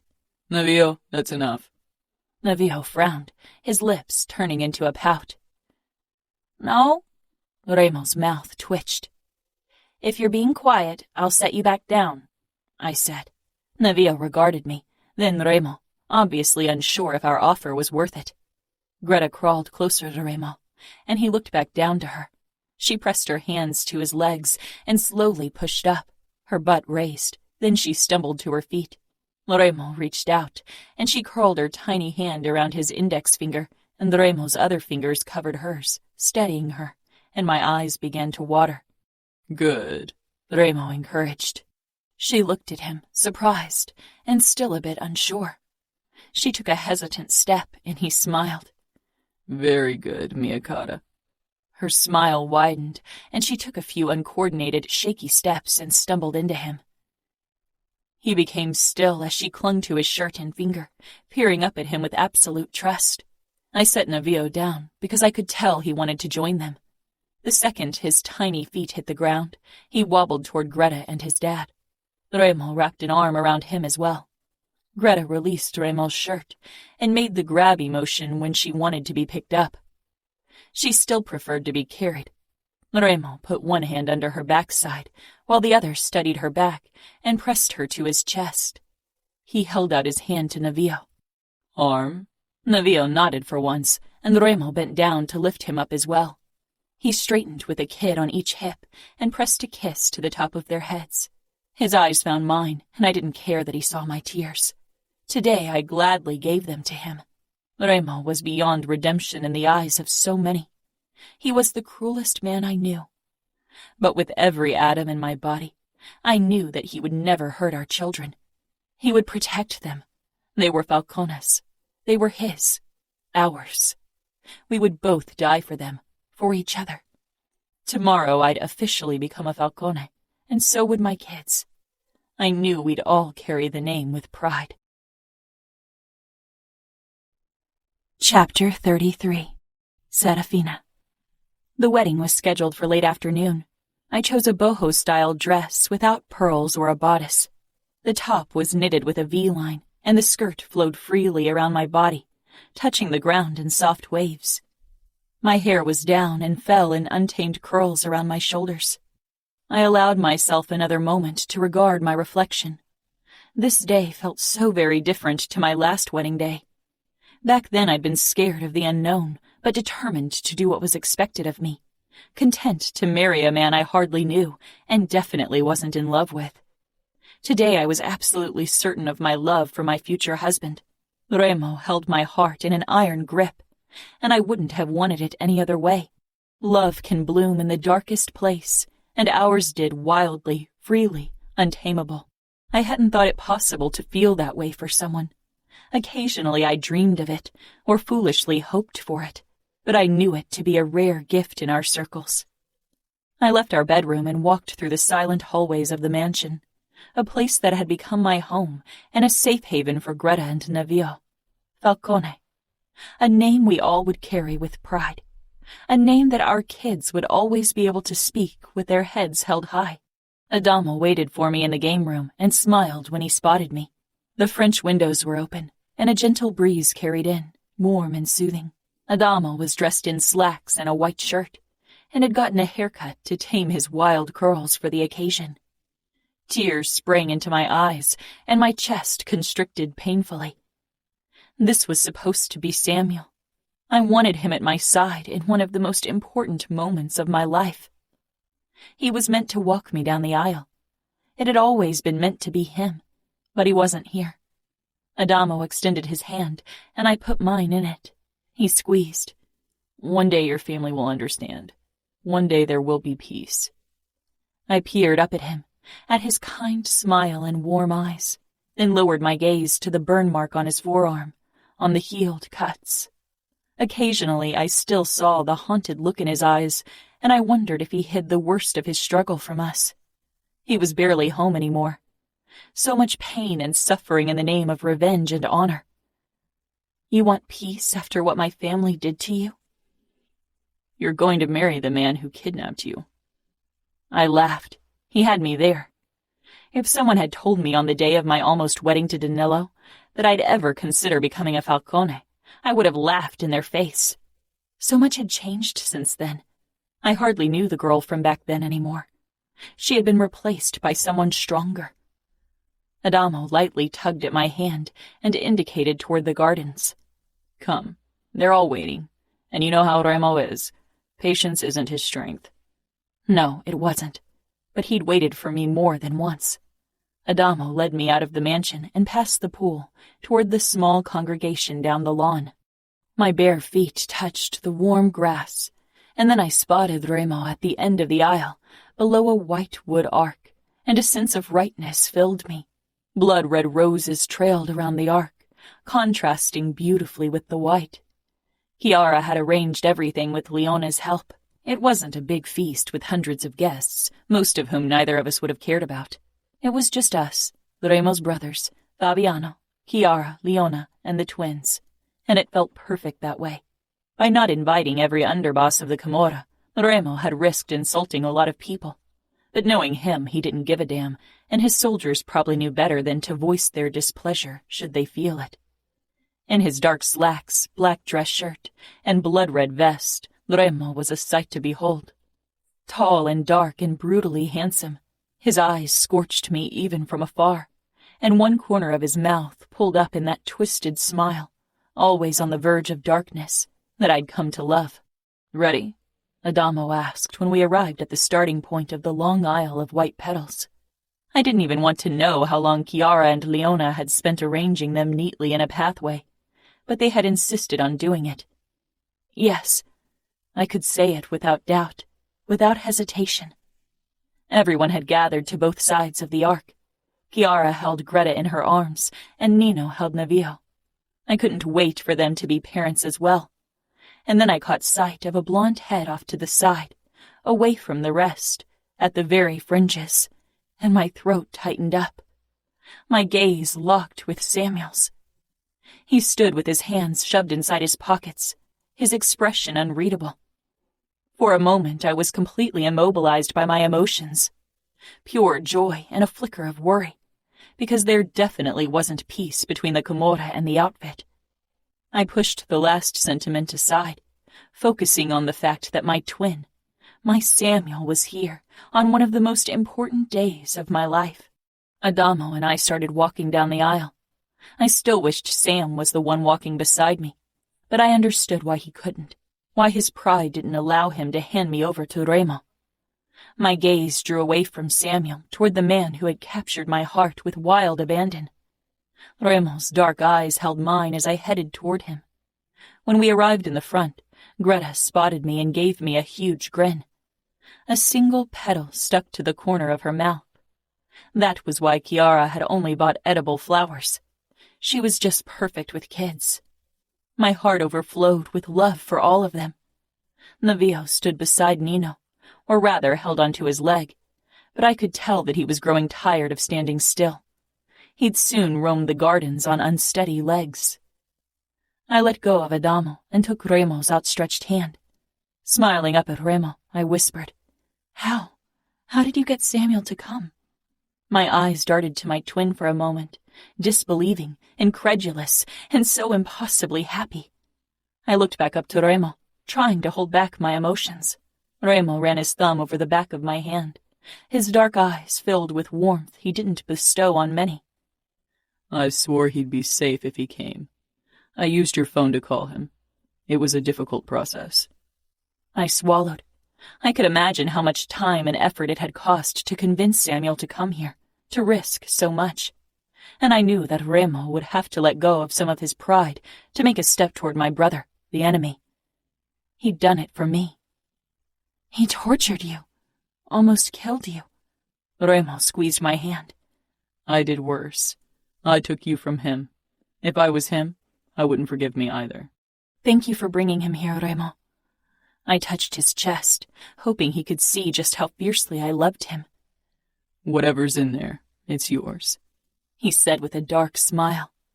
"And I love every part of it, of you, the good, the bad, the light, the dark, even your blackest corners." Remo's eyes flashed with fierce affection. Nino did the ceremony, since we didn't want any outsiders around for our special day. He'd gotten the license to do so only recently, which didn't pose a big problem in Las Vegas. We kept the ceremony short, foregoing a long-winded traditional speech before we spoke our vows. We each had chosen rings for the other that we hadn't seen yet.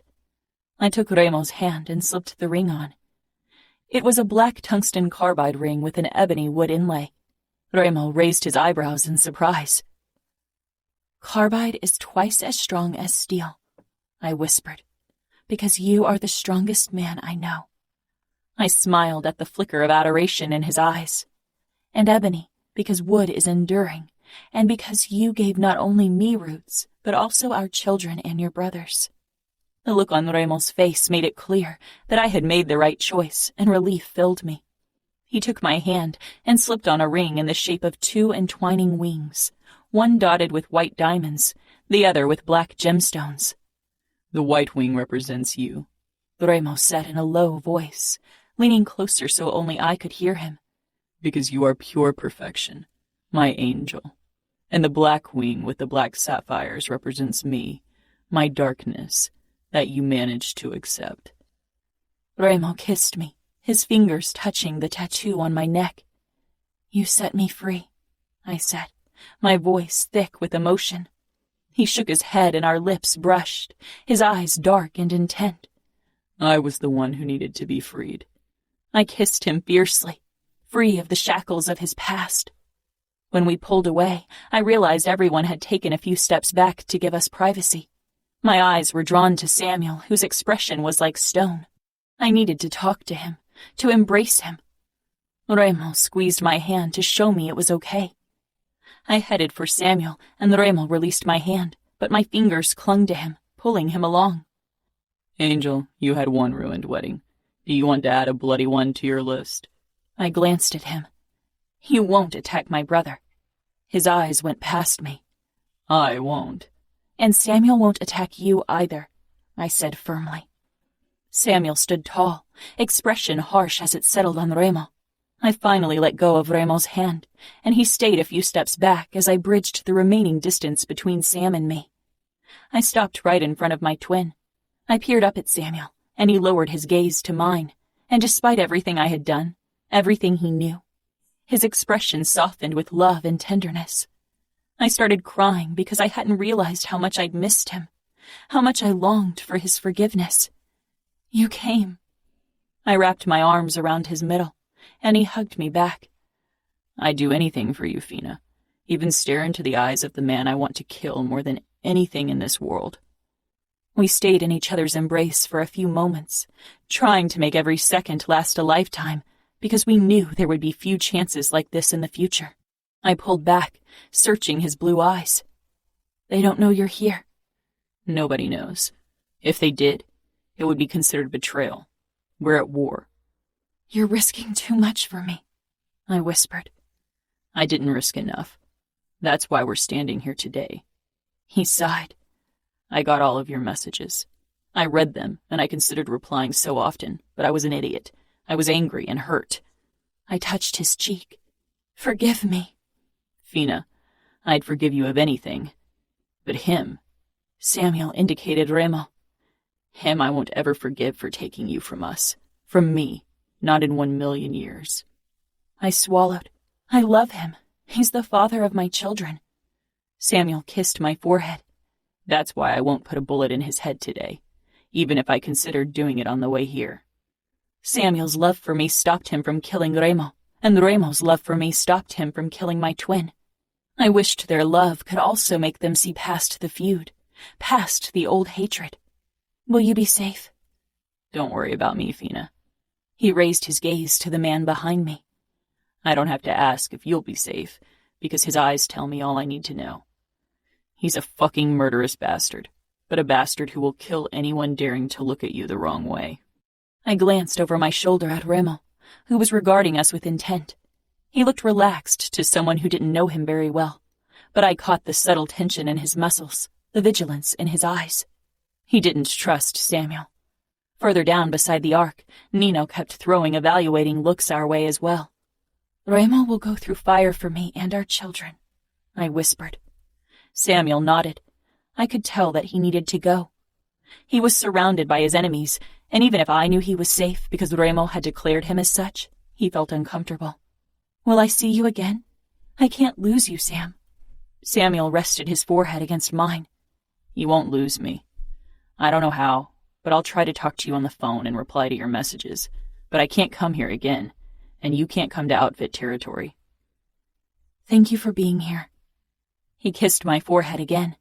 Then, with another hard look toward Remo, he walked away, sideways, never fully turning his back because he didn't trust Remo's promise. When he finally disappeared from view, I released a sharp breath. A bittersweet happiness filled me. Remo came up behind me, his arms wrapping around my chest, pulling me against him. You'll see him again. He won't give you up. He's as stubborn as you. I gave him an indignant look. I'm not stubborn. Of course not. He kissed my shoulder blade, then lightly bit down on the crook of my neck, making me shiver with desire. I couldn't wait to be alone with him. Remo. Serafina was practically shaking with arousal as I led her to our bedroom after the wedding feast. She was a beautiful bride, free and untamed and glowing with happiness. She was everything she was meant to be. When we arrived in our bedroom, she pushed me against the door, shutting it in the process. Standing on her tiptoes, she pressed her body against mine, her fingers raking through my hair as her mouth tasted mine. Fuck. I met her tongue with hunger and need as my hands cupped her ass through her dress, squeezing hard. She moaned into my mouth, rubbing her breasts against my chest. One of her hands slid down my chest and closed over my cock, which was already painfully hard. I rocked my hips, driving myself against her palm. Snatching up Serafina's hand, I turned us around, trapping her between the door and my body, her arm raised above her head, pressed into the wood. So dominant, she teased, and I silenced her with a harsher kiss, thrusting against her to show her what awaited her. I gathered her long skirt. "Hold it up, Angel," I ordered. She bit her lip, stifling a smile. Her fingers curled over the fabric, and she held it up, revealing a flimsy lace thong.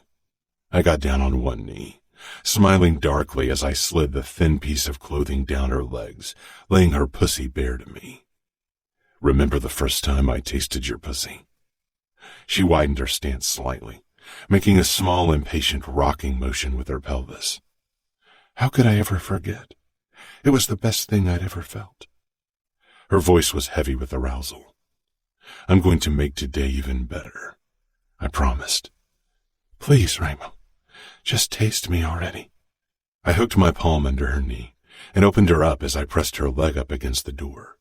Finally, I leaned forward and took a long lick. Pulling back, I rasped, "Oh, Angel, you're already so fucking ready for my cock." Her eyes narrowed. "I don't care. I want your tongue first. Now stop talking." I chuckled, ridiculously turned on by her desire and bossiness. Thrusting 2 fingers into her, I began sucking her clit. She cried out, one of her hands clutching my head as I alternated between sucking her nub and her soft lips, while my fingers worked her deeply. Her wetness and the heady scent of her arousal drove me insane with desire, my cock close to combusting. I just wanted to fuck her, but she'd get what she wanted first. Her moans and whimpers turned more desperate as I drove her close to the brink, only to release her clit and suckle the inside of her thigh, my fingers stilling. "Remo," she said, half angry, half desperate. I closed my mouth over her clit as I slammed my fingers into her, and Serafina arched up, crying out my name as her release shook her body. I kept thrusting and suckling until she began jerking, overwhelmed by the sensation. Sliding my fingers out of her channel, I dipped my tongue in, causing her to let out another low moan. I pushed to my feet, shoving down my pants and crashing my lips down against hers so she could taste herself. "Ready to be fucked now?" I growled. "Oh, yes," she groaned, her marble cheeks flushed with desire. I hoisted her up against the door, her dress bunched between our bodies as Serafina wrapped her legs around my hips. Locking gazes, I drove into her in one hard thrust. Her walls clamped down around my cock, and she tilted her head back with a gasp, baring that perfect throat.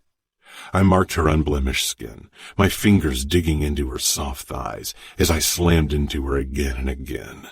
She clung to my shoulders, her lips parted, lids hooded with pleasure. Her grip turned painful as she got closer, her heels digging into my ass. I groaned, my balls tightening, but I kept thrusting into her, pushing her up against the wall, and then she froze with a beautiful cry. It took all my fucking self-control not to be swept away with her.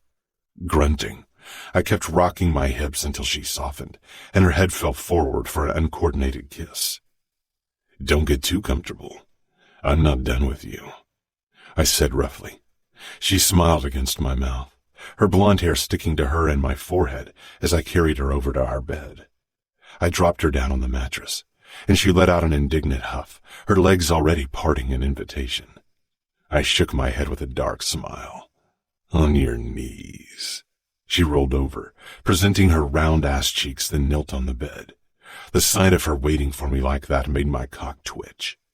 I leaned over her and bit her ass cheek before I pulled her toward my waiting cock. I caught the slight tensing of her muscles, the way she braced herself but she loosened, turned soft when I slid into her pussy, not her ass. We tried it a few times. It had always been my favorite before her, but I could tell Serafina only did it for me. She didn't enjoy it, and in turn it had lost its appeal to me. I wanted Serafina crazy with lust, not tense with discomfort. I established a hard, fast rhythm, my balls slapping against her pussy. Serafina reached under her body and began stroking her clit. brushing my dick with her nails in the process, driving me completely crazy. Leaning forward, I brushed her hair aside so I could see her inked wings. I had already been close, and as I slammed into Serafina deeper than before, I finally let loose. Serafina got caught by my climax as well and bucked up, her arms giving out as her own release hit her. I kept pumping into her until I was completely spent.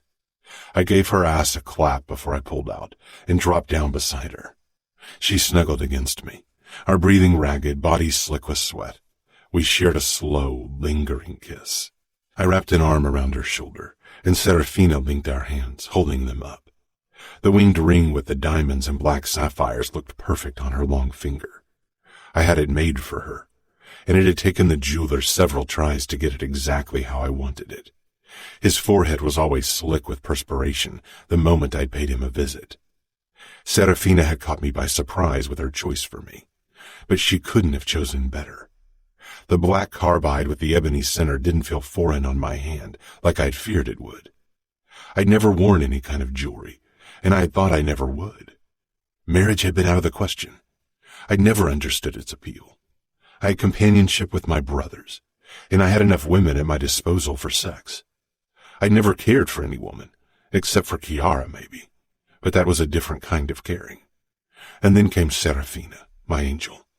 The woman meant to be my greatest triumph, and she was, only not in the way I'd thought she'd be. "What are you thinking?"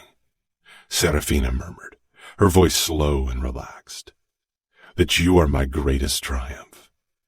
She peered up at me. "I'm the queen. You are the king, and you used me to put the outfit in checkmate." Her voice was soft and teasing, because she knew I didn't mean it like that. Not anymore. "If anyone's been checkmated, then it's me," I murmured. "You knocked me over, wiped away my resolve, captured my cruel black heart." She raised her head. "Neither of us has been checkmated. We both won the game. We got each other. We got Nevio and Greta. You had to lose something to win." She nodded, but her eyes weren't sad. "I did. But losing something makes you appreciate the things you have so much more. I don't regret a thing, because it brought me here. I love you with every fiber of my being." I pulled her in for a kiss, still stunned that she could ever love me after what I'd done. I lightly traced the almost invisible scar on her forearm. "And I love you," I murmured harshly. I never thought I'd utter those words to anyone, even though I'd admitted my feelings to Serafina before. "Because you brave my darkness every day. Because you should run, but you don't. Because you gave me the greatest gift of all, our children and yourself. I brave your darkness gladly, because your light shines all the brighter against it," she said. I kissed her fiercely. This woman had my cruel heart. She'd always have it. I was cruel. I was beyond redemption. But I didn't care as long as Serafina, as long as Nevio and Greta saw something redeeming when they looked at me. I'd make sure I'd never betray their love and trust. And if anyone ever dared to take them away from me, I'd show those unfortunate bastards what I was to those I didn't give a fuck about. The cruelest man of the West. This has been Twisted Pride, the Camorra Chronicles Book 3 by Cora Reilly, narrated by Tortom and Charlie Angel. Copyright 2019 by Cora Reilly. Production copyright 2020 by Cora Reilly.